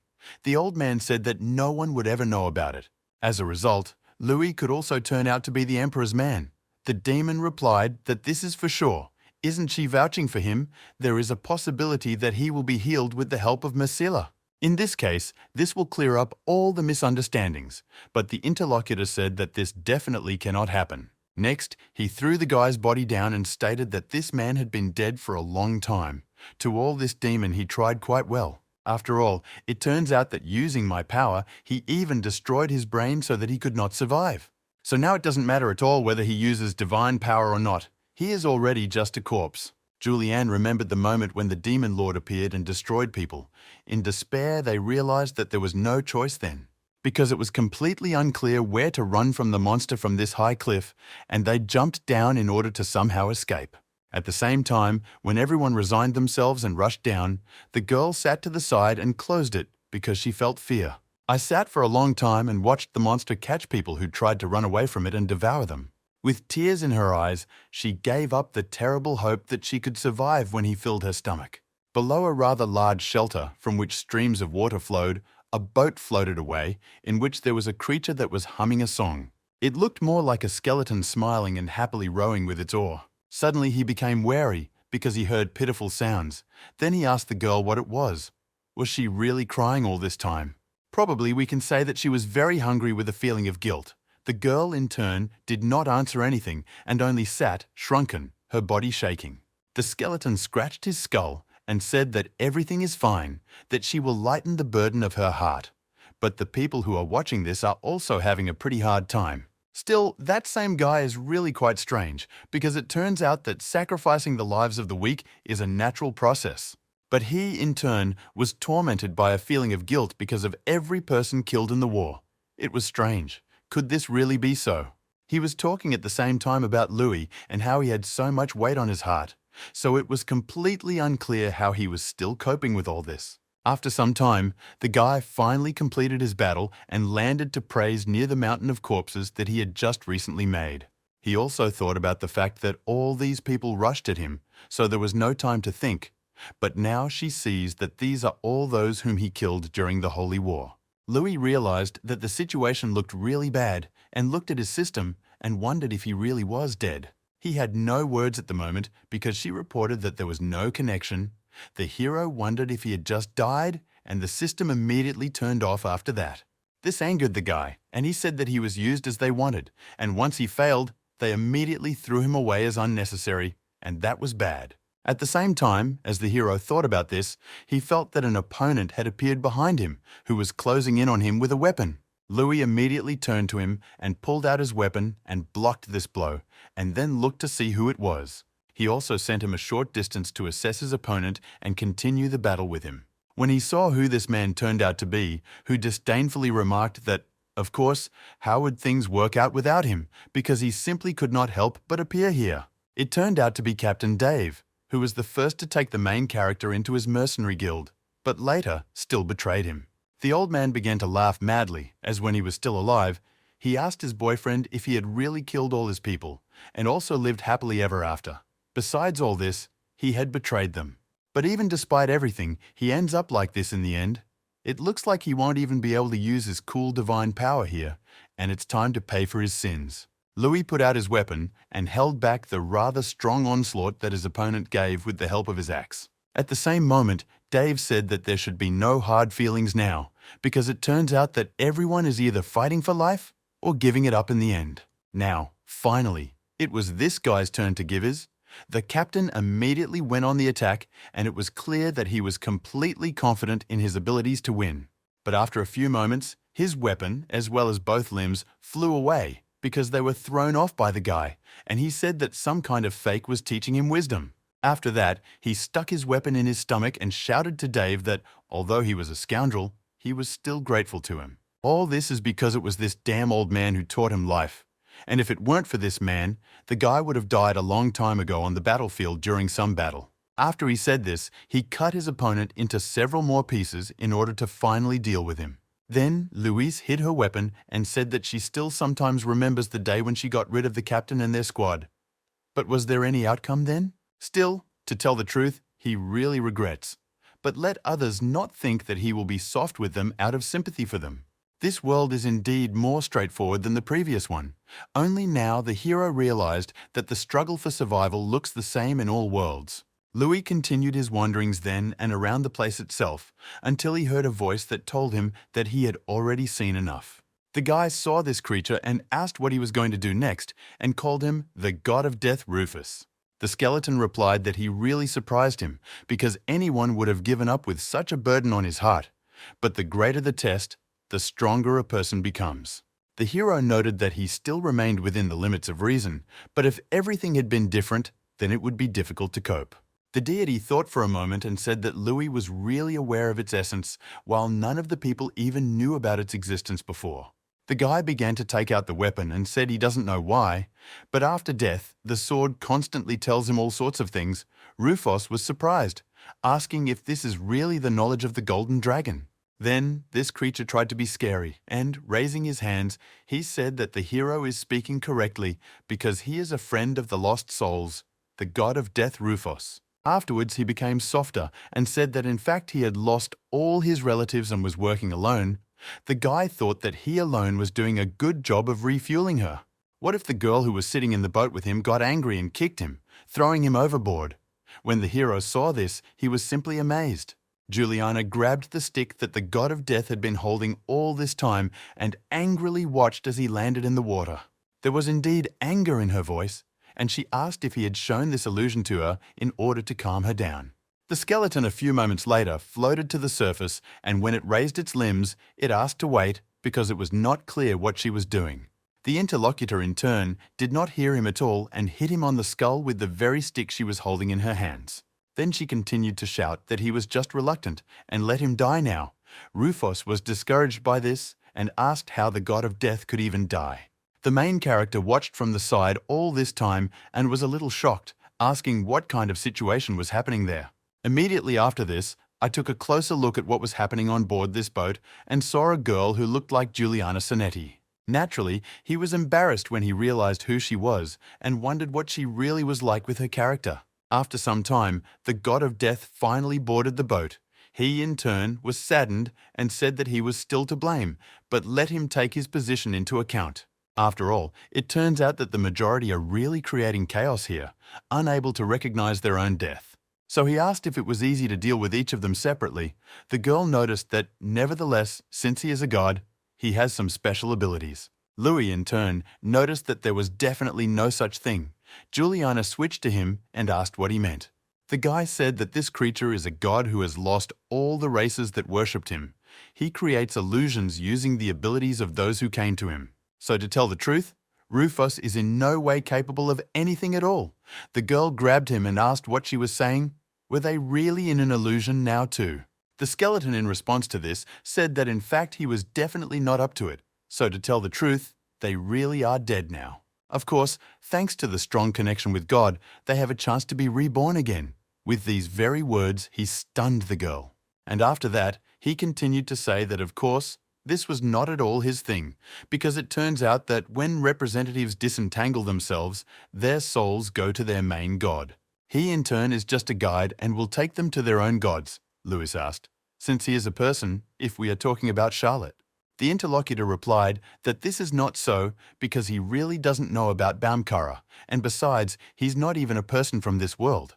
But of course, it turns out that the god of death does everything for a reason, and both should not in turn repay him. Just a few moments later, the guy and the girl were both sitting near the edge of the boat and drowning the skeleton they had just talked to. Juliana was the first to start a conversation and asked if he understood correctly that his name was Luis. It turns out that they had met earlier at Messila's. The hero noted that this was so. And she, in turn, is Julianne Sonetti, of course. He did not expect that they would meet again even after death. The girl exhaled sadly and noticed that it just happened. The hero thought that her mood swings were serious. The interlocutor noted that she was still glad that she was not alone in the world of the dead, and Louis noted that he agreed. After that, the elf said that Juliana Sonetti is her name in elf, so now she will call just Sonia. After that, Louis looked at her and also smiled sweetly. The girl noticed that, speaking to the word, the creature said that he was not from this world. That's why now she's wondering what this might mean for you.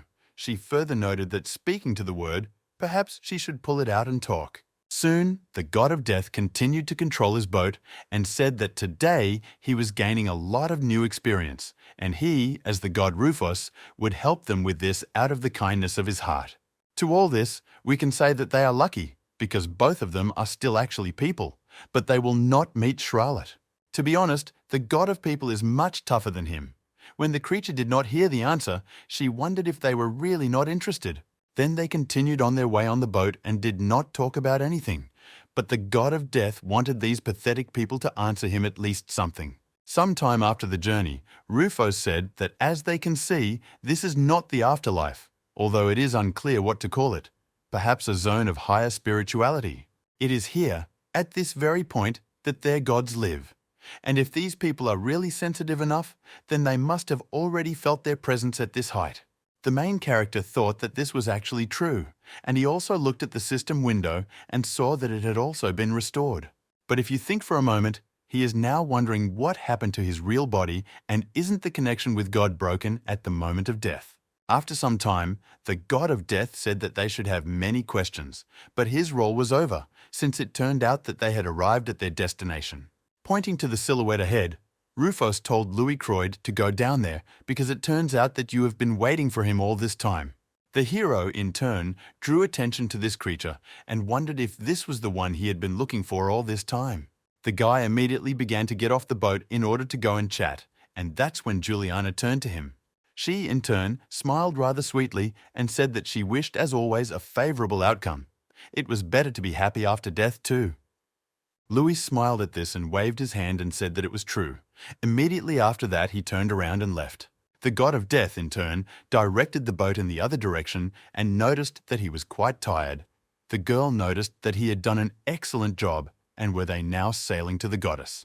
The creature responded to this by saying that of course they would swim, but after they had rested here for a while, Sonia asked how long they should do this. Rufus said that he doesn't know this, because now it's up to her to decide. The girl asked what he was talking about, because he's the one who wants to rest right now.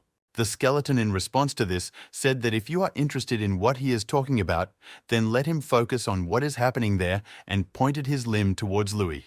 It turns out that she is half an elf, so let her ears go to the top of her head and listen.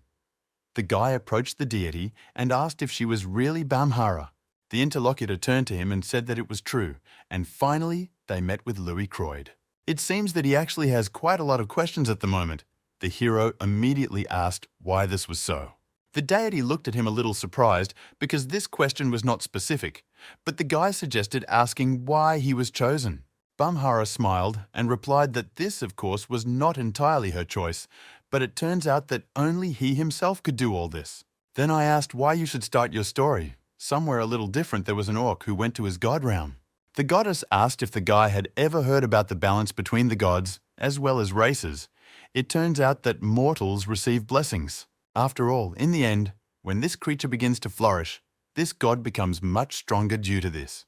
But the soul of this mortal consequence goes to God, who gave it after death. The main character listened to her carefully and then said that he knew this and was going through it himself now, and then asked if he was really making the decision to be reborn then, or perhaps about some kind of life in another afterlife. The interlocutor replied that this is not entirely true. It turns out that the mortal is so mistaken because they don't know anything. They truly know nothing about what exists after death, because after this happens, the soul of a mortal becomes a victim to the power of God. Raum was shown killing his vessel and then eating it in order to feed on his power. Bamhara continued her story, saying that it was in this way that the gods could constantly regain their own power. As a result of this very process, he does not re-award other mortals with the increased power they recently received. Louis, in turn, noticed that this looked rather strange, and it seemed to mean that the union was not endless. The goddess replied that, of course, absorption was wrong, because when this happens, the stronger the god becomes, the weaker the mortal world becomes. If such a problem did not exist, she would now do the same to him. But precisely because all this was repeated over and over again with new victims, the mortal closest to the divine power began to become a vessel. As a result, the gods considered their manifestation in the vessel a great opportunity, because this way they could become even stronger personally by descending into the mortal world. As a result of all this, that same holy war took place, and the god who used the powerful vessel became the winner in it. He became the god Charlotte, who used the body of the emperor, with the help of which he was able to win. All people who are aware of this war call it sacred. At the same time headed into demonic chaos and the gods, personality descended into the mortal world. During the war, when all this was happening, Charlotte personally ordered the death of all other races, of course. Then the goddess was against it, because it is possible to destroy a god. In this case, all this will be considered only as a matter of course, the disappearance of divine power. But what's more, he becomes a bloodthirsty creature who is left with only the anger that belongs to the race with which he is associated. In reality, it turns out that the goddess lost the battle with Charlotte, but in the end, even he spent quite a large amount of energy there. So when this happened, he did not have enough strength to kill the demon, and instead, the god tore her physical body apart. And then he used it to seal her, as well as all the other demons that existed. Raum, as well as Mozilla in turn, were forced to conclude a truce. Despite the outbreak of war, from Charlotte's position, this was just a point. He in turn used too much force and lost control of the vessel. Louis listened to this carefully and said that this is some kind of complicated story. Now, if all this is true, then he wonders why he was summoned to this world. The goddess replied that it is simply a person who can remove the magic of Charlotte. But despite this, all the people who are in this world are under the supervision of Charlotte, so a person was needed, but at the same time a creature using the abilities of the vessel. This was done in order not to be subject to the intervention of the supreme god of people. In other words, it was necessary for a human soul from another world to also eat something else. Because to tell the truth, this was not Bamhara's personal choice. Just as she found him, he found her in turn. Louis asked if this had anything to do with his memories. Since he could not remember his past life, the goddess noticed that this was true of her divine ability to manifest thoughts. A lot of memories and common sense come into conflict, which can lead to a bad outcome for her. Louis, in turn, demanded this very system before losing his memory. The guy drew attention to it and asked if it was he who wanted this. The interlocutor replied that he heard everything correctly, because in a past life he wanted to realize the game. He then said that first of all in the game a fair reward is given and he is obliged to follow his own path. Bamhara, in turn, had not played games before, so she did not recognize anything special about them, so this system was actually recreated based on the guy's memories. The hero hesitated a little and noticed that, be that as it may, this system, which requires killing someone, looks really strange. The goddess then smiled and said that it would be impossible to maintain existence without Charlotte. He had to become her embodiment and take part of her souls. If we talk about this in other words, then Louis takes her place and steals a soul that will go to the gods. She used the souls that were collected in her world. So all this was done in order to make a deal with the gods, and she is the god of freedom, Bamhara. So she wants all the mortals of this world to start living freely. The person who communicates with her really has a desire to avoid Charlotte's influence. She began to come closer and said that the fact that he joined in saving the world was the most important thing in all this. This is his fierce desire to live freely, and it is simply beautiful. So it turns out that Louis Croyd is the reason why the man in the past who went by the name Min Hyuk was chosen. The hero listened to her and then asked if the mortals of this world were really just food for the gods. The goddess replied that it was quite cruel. But that's what it looks like. Then the guy asked if the person he kills doesn't become food for the power of another god. Bamhara, in response to this, said that they will wait and see.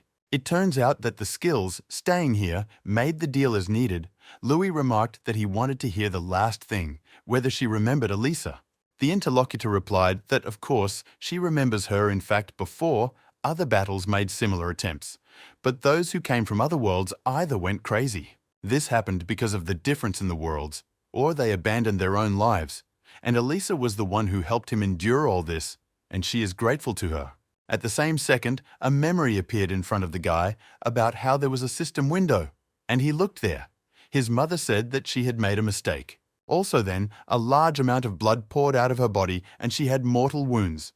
Louis asked her not to talk about nonsense and immediately stood up. But the woman didn't say anything. She just asked her own son to kill her with his own hands. The guy was amazed at what she just said. The knights fled to that place in quite a large number, and Mother, in turn, continued to say that the guy must now live without the help of the Croyd family. So at the moment, it is necessary to add at least a second to his life. Alice was telling the fox that she was really fine. So, if she can save him, she will at least give her life. And the main character immediately hesitated after that and said that it was all a lie. Mom did not understand what he was talking about and asked what he meant. The son replied that he lied to her about the existence of that timer that he only saw. That is precisely why he asks her to get up quickly, because there is no need to sacrifice herself. Elisa smiled and said, "Doesn't he really need to kill others then?" After that, she thanked God and died immediately. The hero continued to look at her in despair for some time and cried bitterly. At the same time, he didn't want her to take her last breath worrying about him, but everything was not at all as simple as it might have seemed at first. It turns out that Bakmara herself allowed Charlotte to absorb the soul of his mother. The goddess said that if you think like that, then he has plenty of reasons to fight with this god. But a few moments later, something happened that she could not have expected, because the guy took out his weapon and pointed the blade directly at her neck. The interlocutor got angry because of this and asked what he was doing. Louis, in response to this, said that for some reason her speech began to irritate him more and more. Right now, he finally realized that she also evaluates them from the point of view of God. In the end, it can be said that she and the other gods in the form of this are just livestock in them. So if she, in turn, wants to deal with people, then it is better to expand her horizons. Then I asked if she really said to help her in this world. It was clear that the guy was quite angry and shouted, did she really think that he would endlessly be her pawn, even if he didn't really make him laugh? Because from now on, he will not follow her will, but only his own. Bamhara, in response to this, told him to do as he wants, because she herself wanted all this. So it turns out that she wanted freedom along with other mortals, and here is this man like him who does not follow the will of God, the embodiment of her ideal. Louis listened and then said that everything is now clear and this is what happens in this situation. After that, he immediately threw down the weapon that was in his hands and said that if they were a hedgehog, he could not help but obey her will. Then everything was clear to him. Then the guy sat down on the ground and the goddess asked what he was going to do now. Louis, in response to this, said that it was nothing. But here it is her turn. If she wants, she can absorb him with her power and get rid of him, so let her do with him whatever she wants and whatever she pleases. Bamhara was actually surprised by this and noticed that she didn't understand anything. It turns out that he just recently wanted to live so much, but it's unclear why he's giving up now. Louis, in response to this, said that it was fate or something, but he just wanted to live in his own way, but I am like the very hero that she so desired. In the end, it so happened that even what he considered a second chance turned out to be just a decision he made, so it was better not to exist at all. Rather than live such a meaningless life like his, at the same time Juliana approached, who noticed that she understood Louis. The goddess gave him a new life. And also, as a result of this, she gave freedom to a mortal. But in the end, it turns out that all this was brought to life by her hand. That Louis lived with such determination to fight, was a fight for its own sake, was also not done in order to become a faithful servant to her. Then she turned to the guy and asked if he was really going to just give up everything like that, even if it was just a play played by God. But at the same time, there were moments when he even enjoyed it. The hero then panicked and noticed that this was not so, because now he no longer knew anything. Suddenly, the interlocutor shouted what he didn't know, and by doing so, she attracted his attention and he immediately looked at her. Juliana continued to scream and said that even now he denies everything, because it turns out that she cannot agree with this. Even if it's something insignificant, it still doesn't matter. He ate and drank something tasty, but there is still a lot that he still hasn't even tried. But when he traveled or spent time with his comrades, there was something good, and there will be more in the future.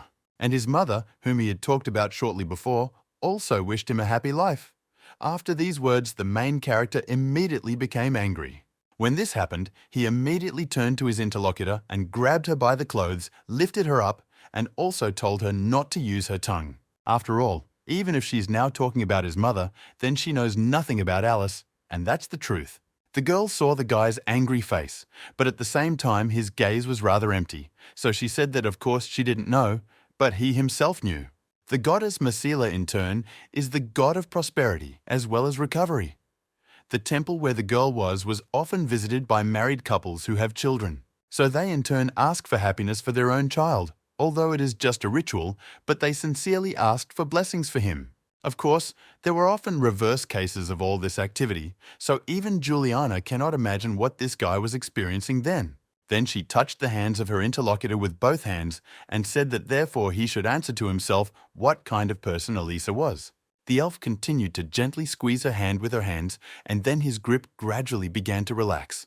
The girl asked, telling his mother, whether all the time they spent with her was in vain or not, and also whether there were really no precious memories. What kind of life did she really want for him?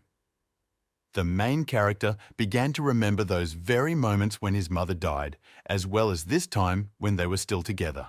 After a while, he let go of his interlocutor and also removed her hand from him. And then he turned in the other direction and noticed that Elisa wanted him to live a free life. Now he will obey Bamhara, but still he will live in his own way. It just so happens that their paths crossed only briefly, so his condition for life is that she brings Sonia back to life too. The goddess smiled when she heard this and said that she would be happy to fulfill it, and also to talk to Masila about this.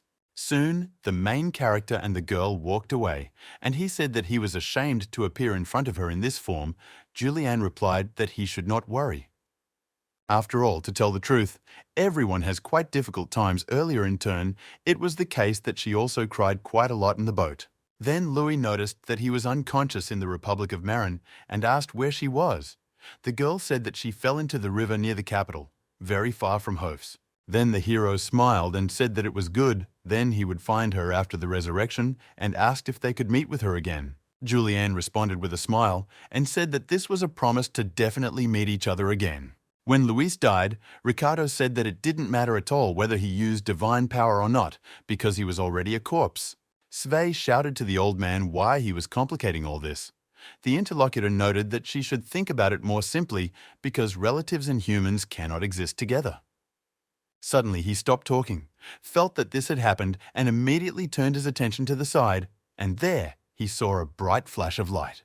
It turned out that it was the main character who came to life, who immediately after regaining consciousness and rushed to attack his opponent and was behind him. Using his weapon, he immediately tried to hit this target with just one blow and almost succeeded. But the weapon he was using melted and did not cause any harm to the demon in the process. After what happened, Louis immediately raised his head and saw the hand of a creature right in front of him, which was trying to attack him. But using his instincts, the hero still managed to dodge, but the building that came under attack was completely destroyed into several parts. The guy jumped to the side and took a fighting stance, but the weapon in his hands was destroyed. The chairman was surprised and asked how this happened. After all, it turns out that his husband absolutely exploded when he did this just recently, so this should have solved this problem. Whether it was resurrection or magic, nothing should have helped. Louis immediately threw away his weapon and noticed that he had returned from the spirit of light. And then he began to take out the sword, which he got from the dragon, and said that he would not tell how he did it, but because it was of no use to anyone who would soon recline. Another demoness entered their conversation and shouted, "With you!" They stopped immediately. The rivals immediately drew attention to her. And at the same time, she continued to shout, "What are they doing? When even their joint efforts will not be enough for everything, nothing will be achieved with the skirmish that they want to organize." The old man did not want to listen to her at all, and noticed that there was no turning back for a long time. Surprisingly, the main character agreed with him and noted that, in addition, he, unlike his opponent, would receive something from his death. Remembering what happened recently, he got out, thought that everything within the reach of this demon was destroyed. One can take into account that he is confidently concentrating on the offensive. And if this is really so, it is unlikely that he will be able to defend himself. So, what he will do now will do. The hero took advantage of Realm's blessing and grabbed his sword. Then, I took a closer look at the opponent, developing a plan of attack, and decided that Wednesday would equalize my opportunities. The old man then noticed what was happening and prepared to dodge and then counterattack immediately. Swinging his sword, he used the divine power of the god of war and directed the energy flow forward. When his attack had not even reached his place where you were eating this demon, then Ricardo had already jumped up and found herself a few meters away from him. Of course, the guy saw him and thought that he swung his sword, and he was already right in front of him, although it did not at all look like this creature was moving at super speed. And most likely, if you look closely, you can understand that with his hands he can destroy space. If so, then this ability is very annoying. When the demonic creature was already preparing to attack the sky, whoever attacked from the side and kicked it aside. It turned out that it was an orc who masterfully controlled his body and attacked the chairman with ease. The main character was dismayed by what happened and wondered if a flying orc had just appeared right in front of him. Ricardo's body missed strong blows, so it flew quite far and had not yet landed, but the man was already on his feet and said that, fortunately, he arrived on time. As a result, the same red light of the god of war brought him here, and the fighting spirit of the great warrior is still boiling right now. He smiled brightly, and turning to the main character, said that he was glad to meet his brother. The main character looked at him carefully, and a system window immediately popped up, which said that the additional quest to find the war had been completed. Ricardo still survived, and after a while began to get out from under the rubble, after which he smiled and said, "What other orc brothers are humans? Is Louis really such a brat and his mother was an orc or something?"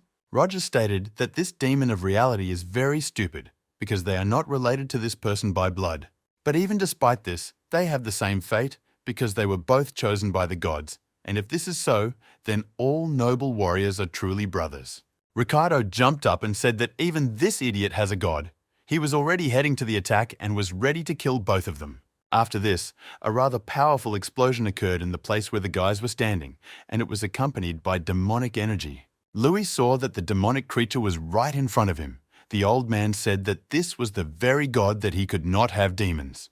The guy saw how a hand appeared literally a few centimeters from his face and was heading there. But he tilted his head a little, and then it began to pass through. Louis realized that something was wrong here and immediately looked at the old man and wondered what was going on. But he decided to take advantage of that very moment and what happened, so he took out his weapon and prepared to attack. Using this opportunity, he immediately cut the belly of the creature that tried to attack him a few moments earlier. The hero thought that this was an unfamiliar feeling. The chairman noticed what happened and wondered if this man had really been so fast before. While he was distracted, an orc was flying like this. The man said that this demon should not forget about him and immediately hit him quite hard right in the face with his own hand. While he was doing this, the main character also did not relax and prepared to finish off the creature with a weapon. But for that same moment, Ricciardo did not remain in the same place and disappeared somewhere without a trace. Since Louis had already fought with him shortly before, he realized what had happened and, looking to the side, said that he was there. The demon used his power to destroy matter and then said that they were intolerable scoundrels, thought that something had gone wrong and he needed to sort out the strategy now. Suddenly, he heard the main characters addressing him from the side and immediately paid attention. The guy swung his weapon and asked if he had always been so slow. And then he delivered a rather strong blow, which cut the creature's back right along the spine. Ricardo immediately fell to the ground from the injury he received and began to bleed. Only after screaming in pain, the orc came closer and asked if his brother was sympathetic to this. It turns out that their joint blessings of Rauma resonate and strengthen each other. Lewis thought that perhaps his opponent seemed so slow to him because of this. As a result, this is what happens if you use the divine power of the same god. The guy began to wonder what would actually happen if he joined forces with Sonya. The man stepped forward and apologized for interfering with his brother's most glorious fight. But there was one thing. And wouldn't he accidentally let him finish it? This orc took advantage of a large amount of divine power and sent it to his hands. It turns out that this demon, who is in front of him, killed a large number of his relatives. So now he will be disgraced. He is going to deal with him in the same way as he did with his comrades. Then the man turned his attention to his new brother, and the guy said that, in principle, it didn't matter to him. But he is going to take the life of this creature for himself. But for the rest, this creature can completely rely on itself. The interlocutor was inflamed with anticipation of the upcoming battle and immediately said that he would try to give his best. At the same time, their conversation was entered by Sve, who stood right in front of her comrade. She asked him to stop and stop this. She also added that they should allow her to convince him and asks him to do this, to give her just a little time, and it will be easy to deal with us. Roger told this girl to get out of her health because she started the dialogue, so he does not attack her. But still, he is not going to leave alone the enemy who fought his family. The old man heard this conversation and immediately began to laugh very hard, holding his wound, and then asked if he was really saying this seriously. The hero paid attention to this creature and realized that something was about to happen, as he spoke rather self-confidently. Ricardo stood up and, getting closer to the princess, pointed his hand straight to her neck, and then noticed that these fools should not move for a second. It will happen. It turns out that right now the fate of this entire republic is in his hands. Will they cope with such an outcome if he kills this girl right now? Roger, in response to this, shouted that these threats did not affect him, so let him try if he could do it, and he was not afraid of any outcome of the situation. Suddenly another person came up and ran with you. Everyone immediately stopped, and they turned their attention to him. It turned out that this man was Henry, who survived and approached him. Louis asked him how he could survive. The old man approached rather slowly, because his wounds did not allow him to move well. At the same time, he approached his nephew and, leaning on him, noticed that, fortunately, he was still okay. The hero asked him to rest a little, and they would sort it out themselves. The uncle noted that he could not do this, because these were the affairs of the Republic. Battle was the worst outcome of all this, and at the same time, the last resort. So it turns out that he asks to leave all this only to himself. The main character was surprised by what he just heard. Then he saw how Henry began to use his power to heal his own wounds, so he declared that he would intervene if he considered it necessary. The uncle thanked him for this, and then declared that he would not disappoint him after all, and slowly went forward to the demon.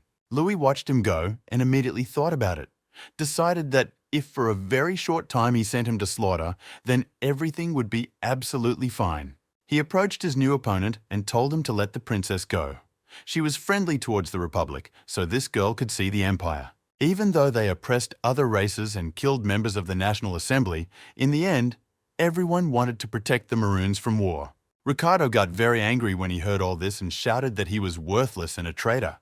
So do they really still consider the creature in front of him to be familiar to him before? He is not the same person at all, and the demon Lord Ricardo, who appears to the children of the oppressed god, is also different from these pitiful people.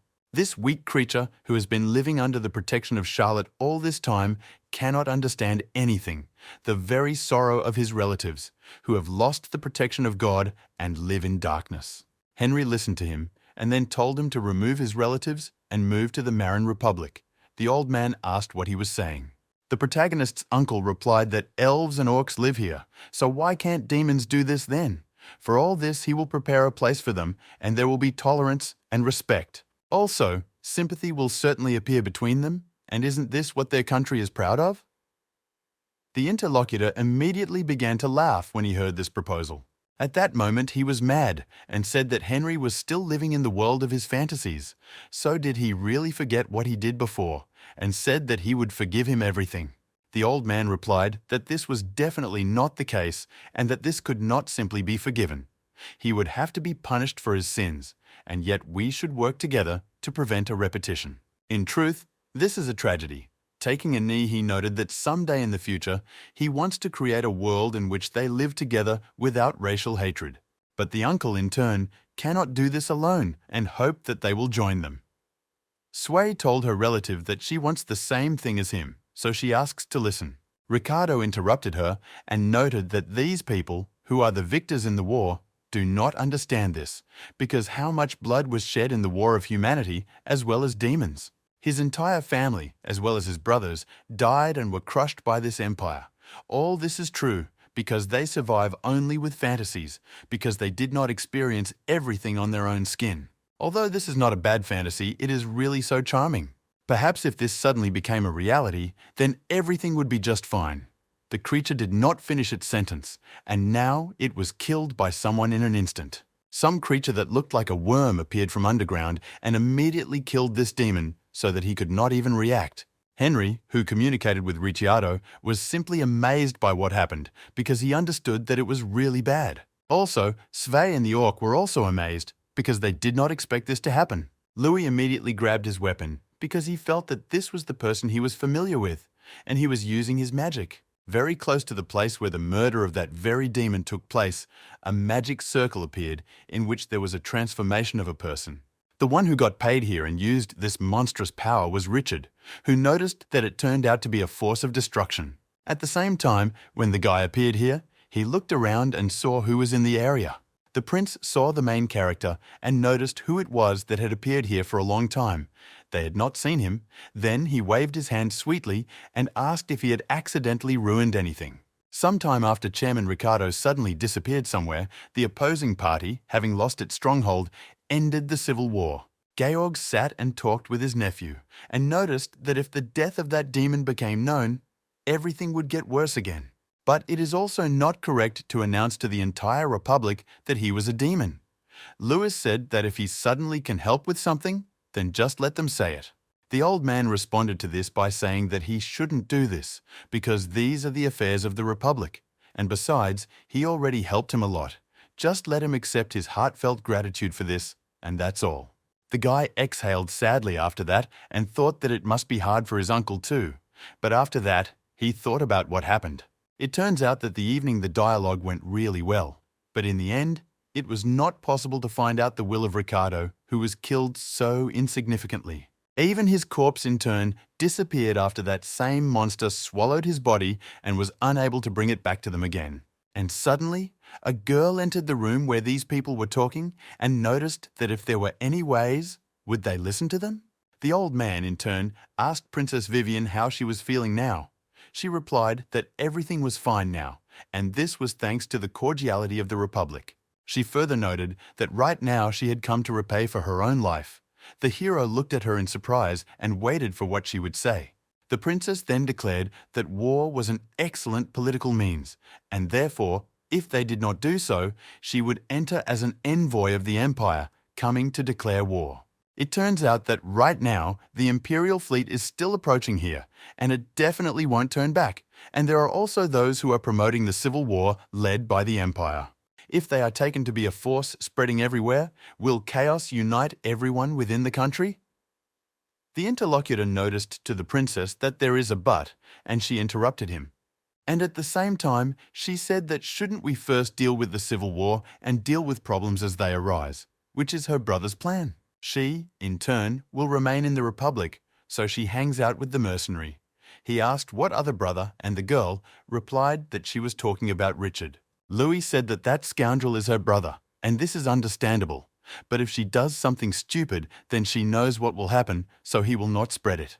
The princess said that so far there are only 2 syllables, so why does it take so long to say goodbye? Suddenly, the old man asked Louis to stop. The guy did this and asked his uncle what had happened. The man came closer and said that he was sad that they had not yet discussed a lot with him. The hero replied that everything was fine because this was the way their circumstances were. Georg continued to be sad and asked that he definitely survive, and if he needs a place to return to, let him go to the Republic, and he will give everything he can. In response to this, Louis said that he understood everything, and if there was a chance, he would definitely come here, so let his uncle still remain in health. After the end of this conversation, the main character turned around and left in the direction where his mission now led. Somewhere outside the Maroon Republic, several individuals were sitting in one of the houses, talking to each other. Richard, Roger and Sway were sitting there, and an awkward silence hung in the room. The prince was not entirely comfortable, because he understood that this was a rather unique union since an orc, a human, and also a demon gathered here. It turns out that among them there is an orc who generally calls himself and Louis brothers. And there is also a demoness who believes that she and the guy are allies. But in principle, if we talk about this, then this body is the most unique of all, which surpasses the human. And he is now talking about Richard. Sway interrupted his thoughts. And then she asked if she understood correctly that it was he who killed Ryan. The interlocutor cunningly did not reveal it, and then asked how she knew this. At that moment, she was embarrassed by the discharge that she felt on herself and stated that it was impossible not to recognize. All this happens because the magic that comes from him is a mixture of Ryan and also Ricardo. The prince stated that this is in fact true. But she, in turn, should not be afraid, because the guy is not going to harm her. The demon asked how anyone could trust him after everything that happened. And Richard sternly replied that if he really wanted to do this, he would have killed her even earlier. And then the conversation of all these creatures was interrupted by the one who entered the door. The prince drew attention to him and noticed that the long-awaited guest had finally arrived to them. The guy immediately came to him with open arms and said that they had not seen each other for a long time. And he also heard from Benjamin about what this man had done in Cetria.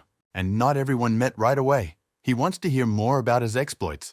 But instead of a friendly greeting, the prince only felt a fist on his head.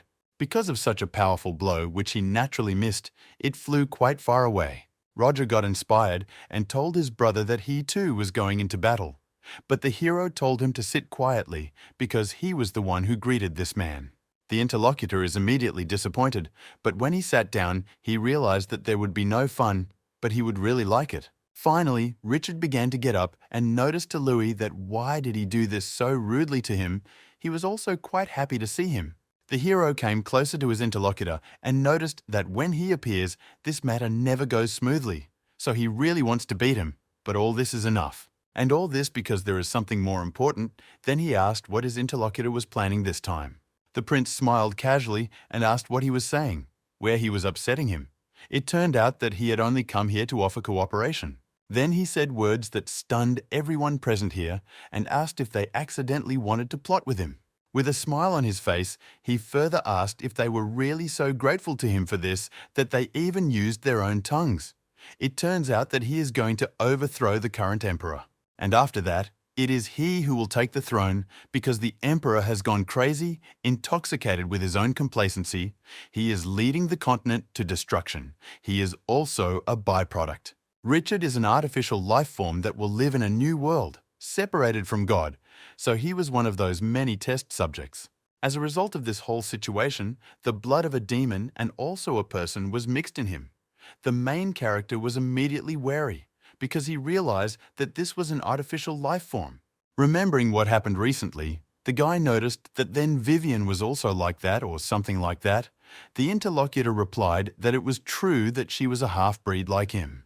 Then he used the power and said that, by the way, thanks to this, he was able to freely control the power of the demon lord, whom he absorbed in turn. At the same time, it can be said that this power is much more overwhelming than human magic, but even despite this, to be honest, this is not enough. It is because of this that he wants to borrow their powers to defeat the emperor.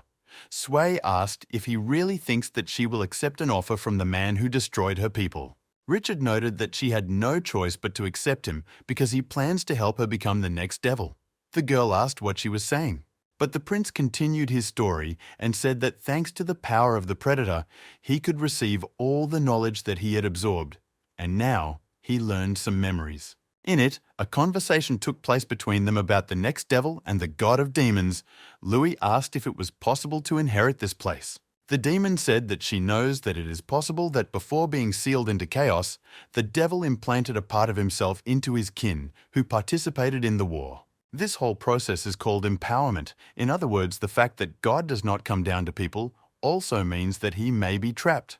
Richard asked if they were uniting, and then the first thing to do was something.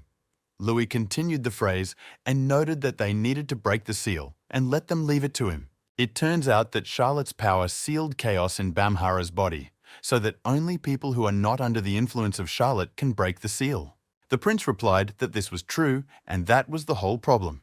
Although he met the conditions, he could not guarantee success or failure. After a few moments, the guy thought about what he had just heard, because it turns out that he told all this information only by using his power.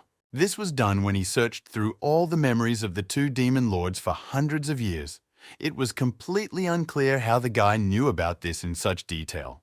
Did he have something to do with this? Richard said that, of course, God would never make a deal with a person, and he should have understood all this earlier. Louis touched his weapon and said that although he looks similar, he is still not God. It's difficult to explain all this, but we can say that he is the messenger of Bamhara. And since all this is really complicated, that's why he explains to her, as his follower, the liberation of Bamhara is just one of the processes of realizing his goal. As in principle, the same applies to the overthrow of the emperor himself. Richard smiled because he heard and noticed that this was the only way things would go smoothly. Sway was surprised and asked what all this meant. Louis replied that it was quite childish and asked her to put her hand on top. After this happened, Richard said that although this was temporary everywhere, the alliance had already been formed. Then Roger approached the main character and, calling him brother, said that the path he was following smelled of battle. And if this is so, then it turns out that he is also ready to dance, to return to them, because for him, in turn, it is an honor to be covered in blood as well as dust. The prince said that he immediately spoke, wondering who this orc was. The hero replied that it was his colleague, but the man himself said that he was his brother. Luis confirmed this and said that he was his brother. That's why he came to Maron, and now there was only one person left. The interlocutor asked who he was looking for, and the main character said that there was still someone and immediately thought about the girl with whom he promised that he would definitely meet. Somewhere at the same time, Luis's sister came up and looked there in surprise. It turned out that Juliana Sonetti was floating on it, who was unconscious, although it was clear that she was alive. The woman looked at what happened and asked what it was. In the air, there was only a question of whether this girl would join the Croids. George talked with the Empress and asked if they were really going to penetrate the Imperial Palace, the heart of the Empire, and punish the Emperor. If this is true, then he can really say that everything is quite reckless.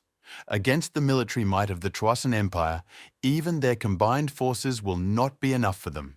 In addition to all this, even if all other states unite, nothing will happen. It is thanks to this military power that it maintains hegemony on the continent. And now we are talking about the three swords of the Emperor, as well as the judges of the Church, because it turns out that they are quite strong. But even despite this, that's not all, because there are still magicians from the Fire Magic Tower. Therefore, it is necessary to have many high-class knights with skills that can at least compare with them. And even if you defeat the Demon Lord, everything is not so simple, because it is simply impossible to deal with everyone else, the princess replied, which is why she asks the Maroon Republic to intervene. The old man asked if she was really telling them right now to declare war on the Troisan Empire. The girl said that this was not necessary. This operation excludes armed conflict and let them simply deploy the troops of the Maroon Republic in the territorial waters of the Empire. Any country, if a foreign fleet ends up in its territorial waters, will have no choice but to deploy its troops. George said that this is dispersal of troops. This all sounds good enough, and the Republic will help. The girl asked if, despite the fact that she would not be able to avoid disaster if the plan failed. The old man replied that the Emperor plans to kill all life on the continent, and isn't that so? And if their plan fails, then the Empire will soon perish, as well as part of this continent. It is precisely because of this that they are all simply obliged to help. But is this enough to win? Because if you think about it, Louis, as well as the rest of the participants in this deal, will be risking their own lives. The main character, in turn, talked to Richard and asked him if his instantaneous movement of boats was ineffective. The interlocutor hesitated a little and noticed that if you use it on more than 2 people, even a brilliant magician like him has a 50% failure rate. And in this case, it's not clear where it will take them then. He asked if they would try them once. Who wants to do this? The hero turned to the side and told him to go alone. The prince did not like this, and he asked to try it just once, but suddenly his speech was interrupted by an orc, which flew into his head with both feet. The main character heard something happen and immediately turned back to look, but was dumbfounded by what he saw. After all, he saw a flying creature again, of a different race. He was quite surprised, as if for the first time. Next, Louis asked this creature what he was doing. The interlocutor landed on his leg and noticed to the guy that he was following an amazing human culture. With a smile on his face and a sign of class, he remarked that it was truly amazing. Louis remembered that then he also hit Richard in the face and said that he was welcome, so the orc thought it was right and did so too. The hero told his interlocutor that he was great. Let him ask him next time. The man hugged him and said that he agreed with his brother. The demon looked at what was happening and wondered what would have happened if only they had not fought to the end and had simply escaped from this continent. Perhaps if they had only been able to choose coexistence instead of submission, things would have been better. Besides, if they, in turn, had not lost brothers and families with whom they could stick together like this, then it should have been good. Another demon looked at his relatives who were frozen in ice, wondering if their fate would have been different. This creature turned out to be Adam, who noted that for them, regret is just a luxury. But those who are truly cut off from God remain forever in their past. After the demon looked at his relatives, he immediately thought that he would definitely return the identity of the devil. This is the only way they will survive in the present. The main character's sister approached the girl and asked if it was true that her name was Jessica. If so, then she wondered if she would become her student. The little girl was surprised and asked if she was a student. Then she caught her breath a little after training and said that she couldn't, because Jason was her teacher. Elizabeth asked why, if she becomes her student, she will master the Croyd technique and receive a title, and career paths will open up for her. The girl replied that this does not interest her. After all, it turns out that she is simply sick of the city. The woman, of course, was surprised by these words. After that, she pulled out her blade and hid that there was nothing to be done. Because she didn't think that everything would go so far, the little girl was embarrassed and asked to wait. Why did she take out the sword? Now Julianne was talking to Elizabeth and asked if she really didn't kill this child she had been talking to recently. The Countess inquired about the answer to this, whether she would close it or not. The saint replied that everything was simply said as if everything was leading up to this. The woman noticed that she was reading a novel there, but generally speaking, she did not kill her and simply taught her how to use the ball while she was alive. Quite a large amount of benefit it brought her in just one day. The girl asked if it was really possible to learn how to use a weapon in just that amount of time. Elizabeth, without hesitation, replied that this girl simply had a truly rare talent. There is, of course, a small chance that she was mistaken, but it's not that simple at all. So, it seems that the Countess thinks that Jessica will succeed even after a short training, and after a while, it will be possible to see her result. This carriage, on board of which the girls were sitting, was heading straight to the port of Hofs.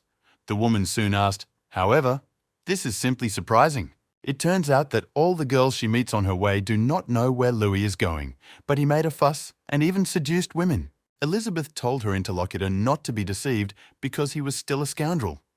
The saint smiled after that and said that this was not so. The Countess asked what they were talking about, and Juliana said that she simply could not say this because it was all connected with the mission. The woman saw something strange in front of her, and immediately she threw a cape on her interlocutor and then noticed that she had put it on and was sitting quietly. And in front, there was some familiar person who looked at the Countess and remarked that she did not think that they would meet in such a distant place as this. Together with her subordinates, she immediately bowed down and said that Charlotte's fingers, as well as Raphael, greeted the daughter of the Duke of Croyd. This woman's name was Podna Raphael, and she is the commander of Charlotte's fingers, so I wondered if she was here to personally investigate Nicholas's death. Elizabeth asked if she looked like the kind of person who would do something like that. She knew that this woman was happy to meet her. At the same time, strongly hoping that she would no longer interfere with her vacation, the interlocutor asked for forgiveness and noted that she was glad to meet her and allowed such rudeness. But as an apology for this, could she allow them to deal with the body that this woman had pulled out of the river? The Countess asked how long they had been following her. If this is really the case, then we can say that it is disgusting because it's none of her business, and she got involved with the wrong person. The commander replied that he understood her desire to protect her companions. However, information was received that she had insulted His Majesty the Emperor, as well as the God of Order, and the woman is aware of what a great sin this is in their empire. Julianne couldn't stand it when she heard such a speech and asked how she was offended, because it turns out that she was just telling the truth to those very people. Next, the saint took off her cape and shouted that the emperor no longer loved people, in which case he would bring destruction to humanity and even the entire continent. The commander of the Fingers, Charlotte No, waited for her to finish her speech and immediately rushed in to kill her. But this little girl was protected by her companion. After what happened, Raphael asked why this woman intervened. Had she not heard before that this girl dared to insult the emperor? Elizabeth smiled slyly and remarked that she did not like this shame. Is it really possible that just a few curses can really unsettle a person? In this case, wouldn't it be better to come down to earth? The commander, in response to this, stated that she understood this woman's intention and would follow as a commander. Following the laws of the empire, to which she unquestioningly obeys, she executes her.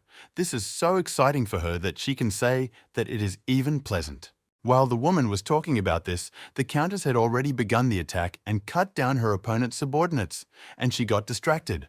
When Raphael realized what had happened, you immediately said that Elizabeth was really impatient for doing such a thing. The commander noticed that she would not rush after all and would play with her. But when she said this, she realized that something was wrong, and the countess swung her weapon at her.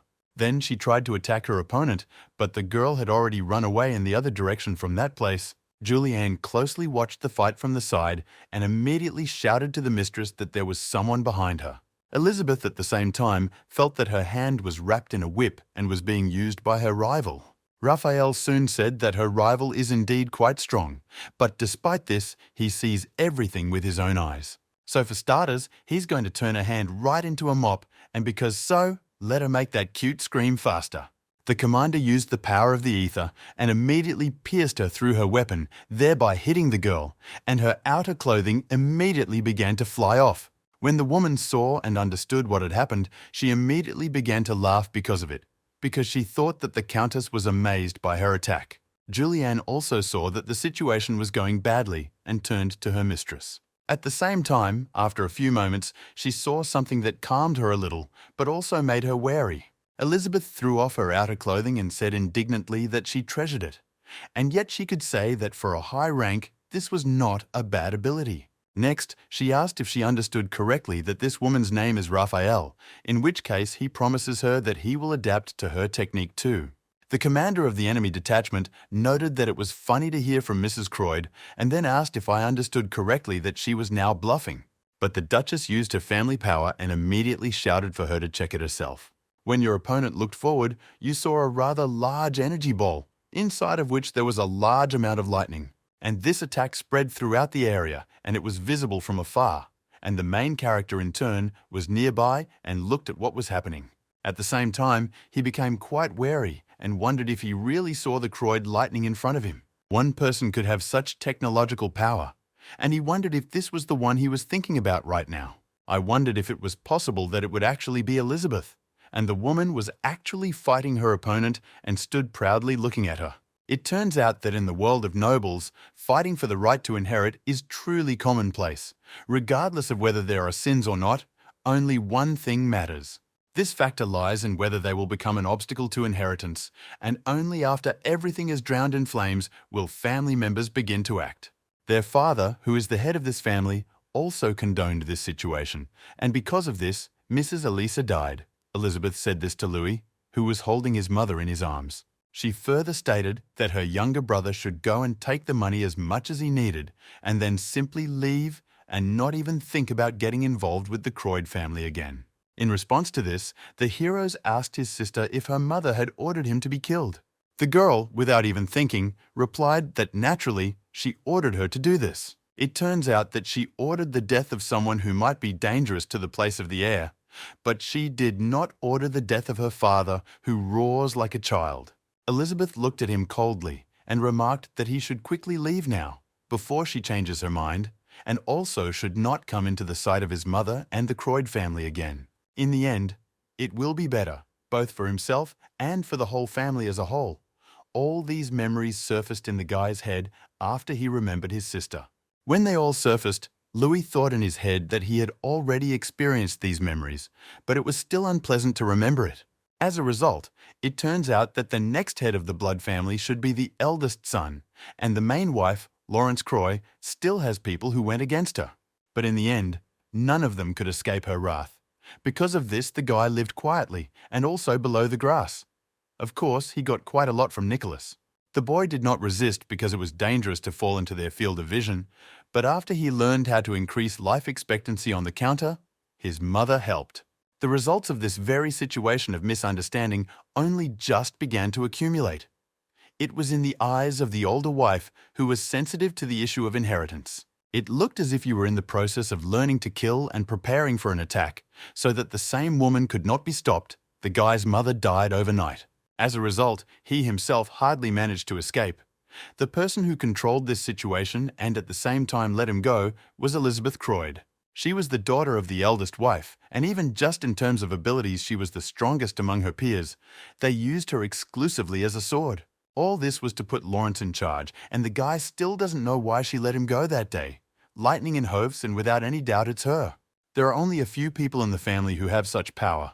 The orc saw him and noticed that his brother had turned pale, so he asked if he had any problems. Louis thought that no matter what goal she pursued, she would not try to kill him on the spot. But his allies would not worry her, and this life was not for representatives of other races. So he turned to Roger, as well as Sway, and said that when they got to the port, they would have to move separately from him. They would be surprised. She looked at him. After a while, as the guy said, they moved separately from him outside the port of Hooves. The man said that if the enemy is so strong, maybe it's worth fighting together. The demon, the answer to this, said that Louis said that bloodshed could be avoided if he went alone. The orc said that if there were 3 of them, only the blood of the enemy would be shed. But the interlocutor noted that she thought Louis made the right decision now. The man looked at her in surprise after that. The demoness replied that that man alone is capable of destroying half the city, so clearly even in the entire empire he is in the top 10 in terms of skill. After some time, the older sister finally met with Louis and asked if he remembered what happened. The same time was the same day when he ran away from their family. The sky during the same period was as dark as it is now. In fact, the weather was so disgusting that it had better be raining already. The hero noticed that it was Elizabeth Croyd, and it turns out that it really was her. Juliana was behind this woman and thought that it was Louis, although now everything was strange because she called herself his sister. So why were they so gloomy then? The guy interrupted her thoughts because he turned to his older sister and said that there was a saint next to her. Now he was wondering if she had really taken her hostage. Elizabeth smiled after that and said that it was even a little offensive that she thought so. It just so happened that their paths crossed at one point. The hero turned to his sister and noted that, if possible, he would not want to fight with her. Before, even when Nicholas attacked her, she deliberately or not slowed him down. And on the same day when his mother died, he was able to survive precisely because of her, and only because it was her next whim. The sister began to laugh and noticed that the brother had grown quite a lot and really understood his sister's intentions. But if this is the reality, then he should not have ignored it as a warning, because in the recent past she told him not to get noticed. The guy turned away from her and noticed that the circumstances just happened. The woman was angry and said that there was no need for excuses because he didn't even know how difficult it was for her now. Next, Elizabeth raised her hand up and noticed that he had only 2 paths. In the first of them, she grabbed him and returned him straight to the family. The main character, without even thinking, said that this is the way to go, so she asked what about the other one. The interlocutor in response to this said that he had already made his choice, and after a few moments the guy felt danger. Elder sister immediately attacked him with her weapon, but he was able to successfully stop her with his own. The Duchess continued her onslaught and said that it was another son of Croyd who had in fact revived the legend of Cetria. As a result of this situation, he is dangerous for the place of air, so all that remains is to kill him. I would like to think that these are all empty rumors. But has he really dealt with Nicholas? It also turns out that it creates a rustle throughout the empire and beyond its borders. Suddenly, the saint attracted attention and asked to be restored. Then she asked what kind of murder we were talking about, and the brother and sister didn't say what it was. They looked in surprise, and she wondered if they were quarreling because they were relatives. The main character answered her and asked for forgiveness, and also said that he was sorry that this was happening as soon as they met. but that's how this family is. The woman, in turn, exhaled sadly and said that she would be gentler. Of course, she was very sorry that she was going to kill him. Lewis pointed his blade at her and asked Elizabeth what it was like to kill a person. The girl immediately smiled after this and asked what kind of emotional question this was. Then I noticed that this choice really isn't based on a person's personal feelings. A few moments after this, both opponents began their movement and prepared to engage in combat. Their weapons fed on the power of their own family and clashed with each other. The Countess noted that perhaps it was then or now. Naturally, the sister in managing family power was much stronger than the guy and entered into this fight, and he only managed to fight back. Soon, one of these tiered cuts finally reached its target, and so the guy felt that his body was cut. When this happened, he found himself holding his weapon, but the girl was behind her, preparing to attack him. Louisa touched his second blade, which was on his belt, and when he took it out, this one was already trying to attack. Naturally, Elizabeth successfully blocked it, but saw that this small blade was powered by the power of ether. She had no choice but to dodge this, because she understood what had happened. And a few moments after the incident, there was an explosion. Louis gritted his teeth because he saw that the attack he tried to make was unsuccessful. The elder sister was a little to the side and dodged this attack. She noticed that it was an excessive injection of ether, and it led to an explosion. Still, we can say that this is a funny technique, but the more he concentrates on it, the larger the movements, the only way to deal with that person. But this only applies to those who do not have the skills. Thanks to quick reaction, you can dodge in 9 cases out of 10. Nicholas would never be able to do that. The main character began to use the divine technique to heal the wound that was on his belt. Elizabeth saw this and said that this was already interesting. Louis thought that an unfinished technique would definitely not work here. The longer it was delayed, the more unprofitable it would be, so he needed to fight with maximum power. That's why he immediately used divine power and also borrowed Raum's skill. So after a few moments, a huge deity weapon appeared in his hands. Elder sister looked at it and thought that this time he had established his body and summoned a weapon, so it looked like he was actively using this technique. She, in turn, can say that this is all just fine because it has not yet reached the final stage. A few moments after passing out, the main character immediately jumped up and flew in a furious attack towards his sister. At the same time, she continued to remain on the ground, and after a few moments, the divine power of the god of war, as well as the power of the Croyd family, came together in a duel. The forces were so great that their residual energy could be exerted within a fairly large radius of the city. Juliana hid behind a box from these attacks, which were spreading nearby. She thought, is this really a real knightly fight? And are they really people or not? Soon, when the dust had settled a little, the girl turned her attention forward and something struck her there. The elder sister stood right in front of the guy and said that she had indeed become stronger. But, of course, this was his limit. Also, the left hand, which had a weapon, was cut off. Louis at that moment thought that the actuarial situation was not going in his favor. He did not understand why the power of destruction of Raum's blessing was 100 times more powerful. Elizabeth looked at him and noticed that, judging by his face, he still didn't understand why he lost, although he, who lived all this time, probably couldn't understand. She pointed her own blade at him and told him to just give up and come to terms with it. In the end, it turns out that it will be better for all of them. Suddenly, out of nowhere, Friedrich appeared and said that this was not so, Mrs. Elizabeth. He did not understand whether such a tilt of the ball could kill a person. She, in turn, needs to turn him slightly to the left in order to cut his neck. The hero drew attention to him and asked if it was the bald one. The interlocutor greeted him and noticed that they had not seen each other for a long time, and he called him that. In fact, he even had a name. The Countess did not listen to him and immediately attacked. But in the same place where he was a few moments ago, there was no one, and he moved, said that he was scared. It turns out that he is attacked during a greeting, and is this really their family, the Countess? I asked who he was and whether he really wanted to die. Friedrich said that such things should be said before slaughtering people, and let him formally introduce himself. He is the General Secretary of the Mercenary Guild. At the same time, if everything had been as usual, he would have stopped his greeting there.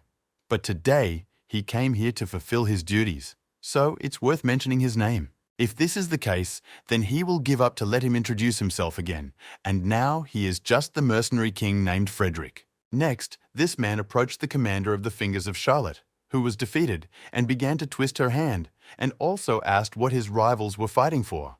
He tore off the hand of that same woman and said that he wanted to prove something. Now we are talking about the fact that he has the qualities of the strongest knight on the continent. However, even though he became the mercenary king, he did not have a chance to fight with high-class swordsmen. He shouted that this was the Croyd sword, and now they would bring Shefman later. Aristocrats surround themselves with people like them and do not give mercenaries like him a chance. No matter how outstanding a mercenary is, he is still vulnerable to them. And this is all because the mercenary is growing. He doesn't even have money for a sword. Elizabeth looked and wondered if he really melted the weapon with the heat of the ether. The woman asked how one could swing such a club. Friedrich smiled and noted that the problem was precisely in this regard, what the weapon was and what the technique was. On the battlefield, they still don't look at whether the weapon is weak and whether the stance is correct. In any case, the strong survive and the weak die, and so nothing more is given. You can really say that it was fate that they met like this, and then wondered if they could teach him this noble art, which he calls the art of swordsmanship. The Countess noticed that he didn't know that the king of the mercenary world had such an inferiority complex. The man noted that it was difficult for someone who lived like an aristocrat to understand. The woman noted that if he talks about his limitations, then she partly understands. In addition to all this, he also understands the frantic desire to receive recognition from someone. But will he be able to cope with this at the moment? The mercenary king immediately rushed to the attack and said that, of course, he would do it because it was for this day that he was worth receiving this indulgence. When he finished his sentence, you immediately attacked the place where his opponent was standing, but she was already threatening, although the blow was quite strong. The girl jumped to the side in order to assess the situation and thought that if we were talking about this bald man, then she had heard that he was called the King of Mercenaries. But in the end, he is even stronger than the young woman could imagine. Now the man was preparing to attack his opponent. Suddenly I felt that my opponent was behind me and was preparing to hit him. That's why he easily fought off the main character, who tried to strike. He did it with his foot and then said that he was moving quite slowly. The guy smiled and said that this secretary always did everything in secret, but why now she does it all so incomprehensibly? Frederick looked at him carefully and then smiled and immediately turned. He asked if his own hand had not been cut off not long ago. The guy's sister noticed this and wondered what had happened, because he had suddenly recovered. Louis thought that while these people were distracted before, he gave a sign to Sonia. This was done so that she would not stop praying until the whole battle was over. The girl began to do this, and it turns out that as soon as Mercilla's divine power strengthens, restoring the guy's hand will not be difficult. The mercenary king stopped and asked if, as a result, everything turns out this way. On the one hand, there is Croyd with the power of restoration, and on the other, there is Croyd of the master level. But he, in turn, will fight with two of them at the same time, which is like a monster, and he said that for him, this is actually ideal. And then, sometime after the incident, a fairly large explosion occurred in the very square where the rivals were fighting. Louis's body flew to the side, and he thought that this scoundrel was strong enough. In addition to all this, it turns out that he is even stronger than the Demon Lord. Frederick did not stop his attack and, rushing forward, said that he could hear this guy chattering even from afar. Well, when he was distracted by him, the Countess had already appeared behind him and was preparing to use her power and hit him. Naturally, the mercenary king noticed this attack and, in order to fight from both sides, divided her weapon into two parts. And then he easily repelled his opponent's blow as if he was not at all strong, which he actually was. The man was surprised. But what happened? Then he said, "So, in the famous art of the sword, you need to call out to the one who has his back to him."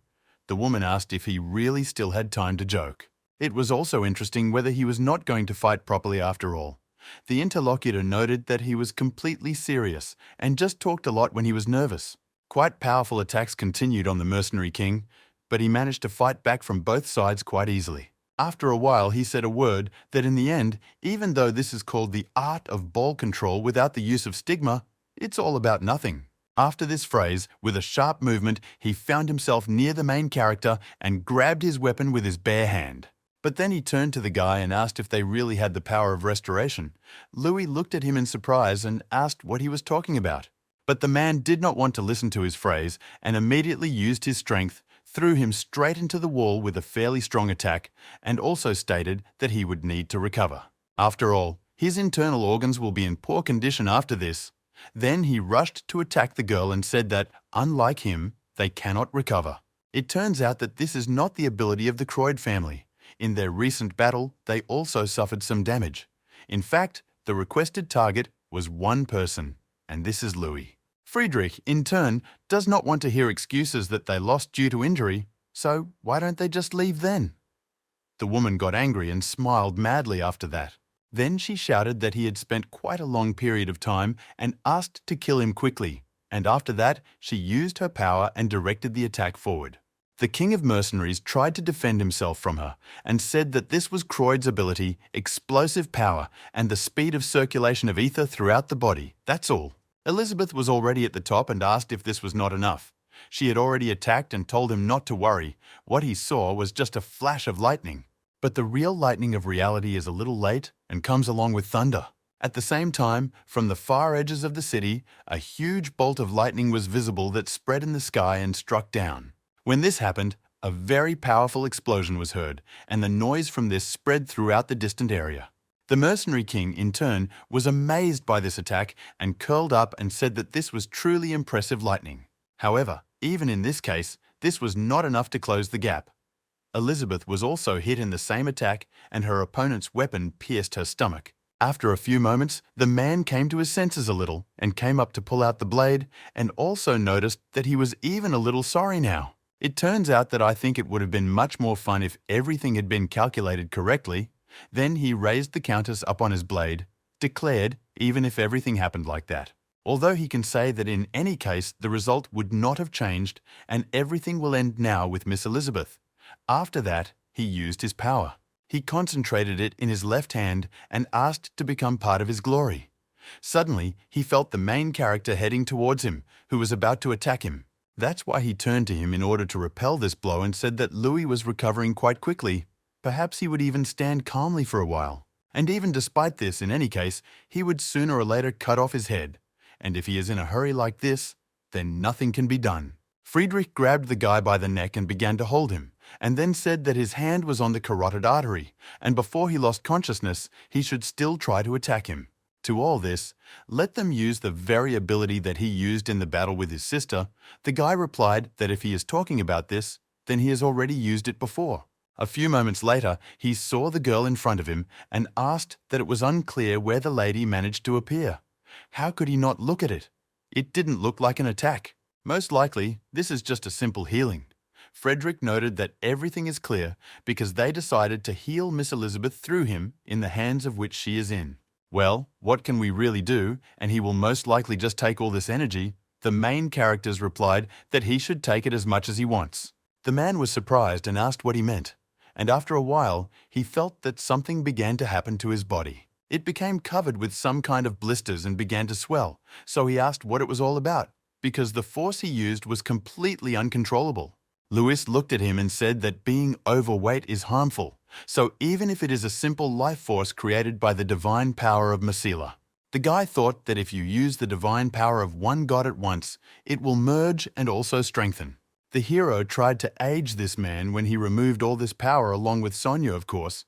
This is a little different from what he intended, but the result was similar. The Mercenary King, in turn, was in great pain, but got angry and prepared to attack the guy. Naturally, Louis returned with ease, because he realized that his opponent's movement had definitely slowed down quite a lot. Of course, this happened this way, and if you don't take care of your own body, then the destructive force increases significantly. The main character is 100% sure of one thing, and right now he needs to act, so he took a fighting stance, and behind him were two silhouettes. The eldest sister pulled out a weapon and her stomach and was ready for battle, so she declared that this might be their last chance to defeat him. Louis was surprised and asked if she could still move. Elizabeth noticed that he was now vulnerable as he struggled to control the raging force. This recovery, which defies him, just one attack will be enough to break his concentration, asks the guy to kill, that is, the force with which he fought earlier, and then let him restore it. The hero noted that it would be difficult and apologizing for this will not work either. It is difficult to explain, but there are some restrictions on the use of power. He didn't have enough life expectancy to make a deal now, because there were only 47 minutes left. His sister said that she understood everything. And then she touched him and noticed that in this case, nothing could be done, of course. She could say that she wanted to avoid it. Luis noticed what was happening to his hand and was simply amazed when she saw it. And all this because on his hand, where there was part of the stigma, the completed power of the Croids appeared. The Mercenary King spent a long time trying to begin to control the power within. Then he noted that this was a rather interesting new way to use life force. But despite all this, it wasn't done so well that everything got out of his control. He thought that he needed to pour it in moderation and repeat the decay and regeneration. Then, in the end, he will find a middle ground, and this is the result of Louis' best technique. So he is very sorry, he said, not to be too disappointed because he is the opponent. The main characters, in turn, used their completed stigma and also directed it into weapons and said that they would not see this yet. During the same period of time, the guy thought that with the help of his older sister, the stigma had been ended. As a result, it turns out that the power of rejection will no longer operate. He has little life expectancy to use the divine power. That's why at this moment this is the most optimal weapon, and so the guy jumped up and prepared to attack. Frederick saw this enormous power and immediately became a little wary. A few moments later, the attack reached the place where the Mercenary King was located, and there was a huge explosion. Subsequently, only the glasses that were in front of this man fell to the ground. When the smoke cleared a little, it was clear that most of the city was destroyed, and there was also a huge hole in front. Elizabeth looked at it and thought that this is how things turned out in the end, and this was the way to overcome a real crisis. But the fact that the Croid family's lightning is now in this man's possession is bad enough. Louis drew attention to his hands and said that the power of destruction exceeded his expectations. This was equal to his confirmation as a candidate for the role of the new head. Then the guy turned in the other direction and thanked his sister for what she did. The interlocutor replied that there was no need to thank him, because it was the best choice for everyone. Then she held out the weapon on which she was leaning and said that she had taken the sword, because it turns out that now they had no reason left to meet. The brother drew attention to her and asked if she would really go to the end. Juliana appeared in front of them, who asked to wait for Miss, and did not understand why they should take her so far. The woman threw her out to move. In response to this, the girl noticed that it was up to her to move or not, and they didn't understand what they were thinking about, whether she was going to protect Louis or kill him.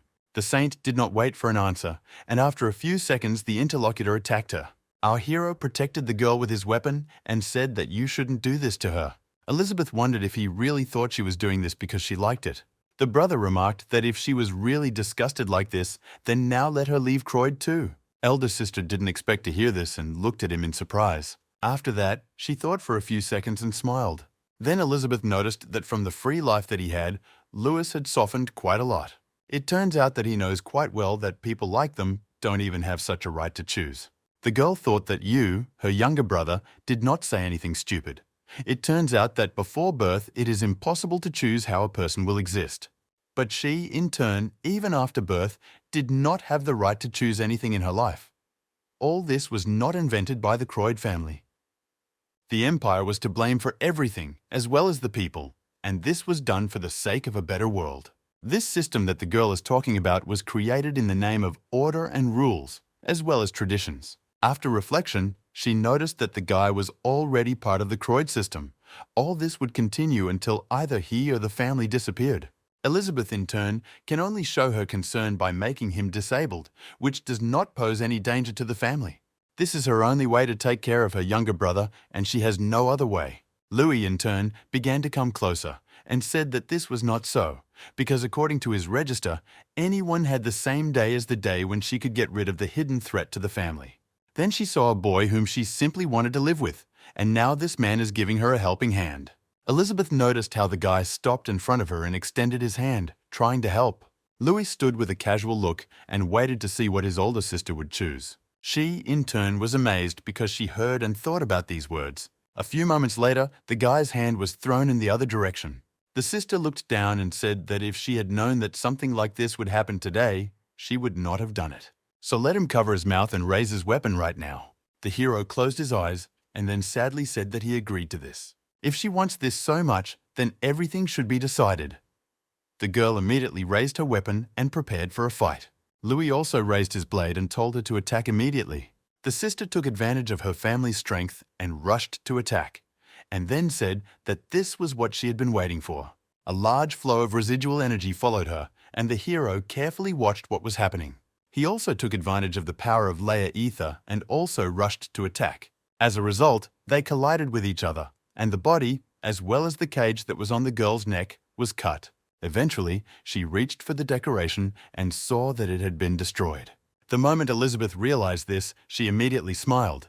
A few moments later, her body collapsed to the ground and it was clear that she was defeated. Louis turned to her and thanked her for sparing him that day, and he is sincerely grateful, even if he had said that the problem of the family would not have disappeared.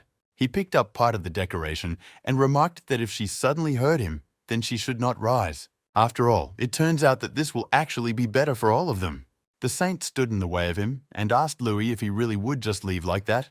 The guy said that she also knew about it and wanted it. Soon, he turned his attention to his hand and saw that there was a perfect stigma of the Croyd family. In the end, it turns out that he still acquired the power that he is confident in, but in the future, this will also not be enough. And all this is because he will continue to have to fight with the strongest people. He is talking about Master Croyd, the next head of the Lawrence family, and also, at the end, the Emperor. That's why this is not enough, and this is his personal limit in his hand, which was exposed. There was a girl's hand. He saw this and asked what she was doing. Sonia was embarrassed and said that he stretched out his hand in prostration, and she thought that he wanted her to take it. Then she was kind and noticed that no matter how complicated a relationship based on benefits may be, he always fights with his family. That's why she thought that he was in a bad mood and made such a serious face. Louis thought that everything had become so serious because of her, and I wondered what use she would be in battle. The main character was wondering how to tell her about this, but he put it aside for later and paid attention to the system windows. The guy noticed that there was a subcategory for the number of lives, a quest, and also a store, and he was surprised because of this. After this event, 5 whole days happened, and then the man brought a report to His Majesty. The Marin Republic fleet recently entered the port of Hofs. The Charlotte Finger unit, which arrived at the port, was the first to be destroyed. A large army that is heading straight from the kingdom of Cetria is heading north. They stopped at the southern border of the empire and handed over a letter with their demands. It said to stop the holy war, and if they provoke, they will respond. And also the seal was affixed with a fist. The emperor read this message and realized that the Iron Lion Jason was as powerful as he was short-sighted. But he did not expect that they would end up on the border of a small state. Carlton, who arrived with a report, asked what they should do. The ruler asked if the caravan stopped because of the barking of a mongrel. Let the subordinates immediately be placed in the magic fire tower in the southern part of the empire. But the Crusade detachment in turn must return the port of Hofs under the control of the empire. The man said that he would fulfill the demands of His Majesty. Then only the royal guard would remain in the capital, which could not stop even one night. The emperor asked what exactly the problem was. Did it really think that something would happen only because of the lack of an army? Did he accidentally forget who was in this palace? The yellow shadow controlled by Richard was above their head. The prince and the main character looked at this, and he said, as expected, most of the troops would leave the empire. Louis immediately touched his weapon and asked if they should perform then. Along with him in that room was Sway, who also began to get ready. Roger was already there too and was ready to have fun and fight properly. Just as she was completely ready for battle, there was a saint who took up her bow for battle. All the participants in the battle lined up right behind Louis, and he said that everyone should be ready for the final battle with the emperor. A carriage approached the holy city, which was located in Troyes, and was denied entry. The coachman asked what they were telling him because he constantly supplies these goods to the Horn Company. The guard said that he was aware, but there was no one in charge here. The old man noticed that, after all, the manager Lyra left with a pass to the palace and still has not returned. The interlocutor noted that this is still their problem. The hero and the saint were sitting in a carriage, and the girl asked what to do because, it seems, everything was not going so smoothly.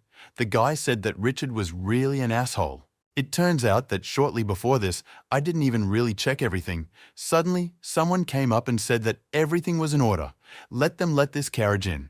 The guard drew attention to this man and asked if it was Count Carlton. He probably brought him here on some business. The aristocrat asked if there were any reasons why he couldn't come here. After all, the company belongs to Prince Richard. He guarantees that he can be trusted, so they let him in. The soldier noticed that he understood everything, and immediately after that, he shouted for the gate to be raised. Louis was surprised and wondered if the Count really helped them. Quite recently, because he saw this man together with the Emperor through the eyes of Richard. It seems that he is close to that very person, and here he stood while the carriage passed. Then he began to say out loud that with such a size there are only 1 or 2 people inside, so are they really going to unite with the rest later? The guy heard these words and was surprised. The Emperor asked why he was so surprised.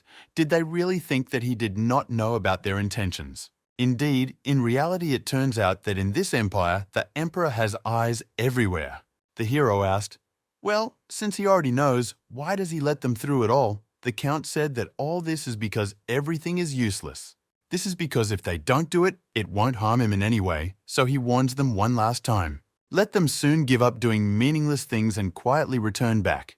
But if they go home like they came on this strip, then nothing will happen. He really promises that everything will be fine. Louis wondered if he was making fun of them, thinking that they had done their preparations carelessly before arriving. Besides, let her keep her illusions to herself, because their target is not some emperor. The old man shouted that this mercenary is just a scoundrel. Does he really dare to insult him? He showed him a bicycle, but this man behaves disgustingly. Louis opened the curtain a little and noticed that he should speak properly, because it was he who showed mercy to him. Because if you did, Carlton got the number wrong, then they would have cut everyone out and just entered. The old man smiled when he heard this and said that this is true, and this is how he does not evaluate his strength. In any case, such freedom will not last longer than tonight. The hero noted that, by the way, is it really okay that he didn't check the troops on the front line? The Count got angry because of this and immediately shouted that this man was just a scoundrel, so what really happened to those who remained was what he thought. Now Louis smiled slyly and then noticed that he understood everything correctly. As a result of this strategy, only they will enter this castle. Isn't it better to entrust all this to an army that uses divine powers and demonic specialists? The two of them, in turn, will easily deal with the holy knights and magicians. Or, in general, there is also a high probability that everything has already been settled long ago. At the moment, the battle site was destroyed by wars, as well as a large amount of ice. One of the bugs was still alive, so he stood up and said that you, their opponent, had stopped because the battle was not over yet.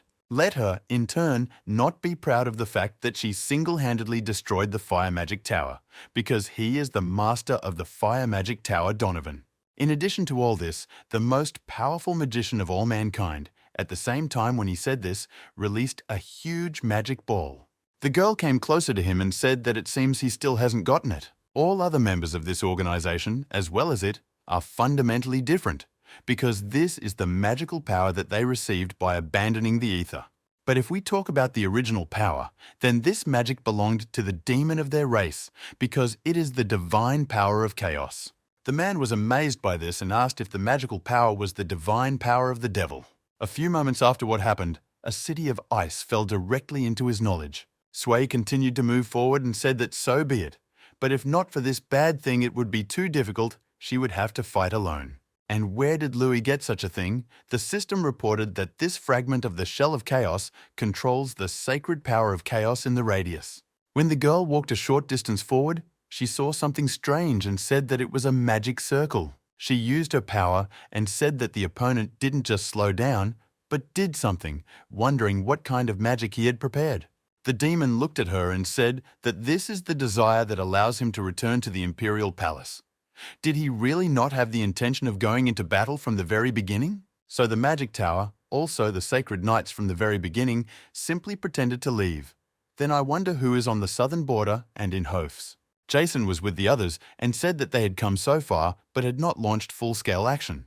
If he is not going to do this further, then why did the girl invite them? Caesar asked if he didn't say that a full-scale war is the last resort.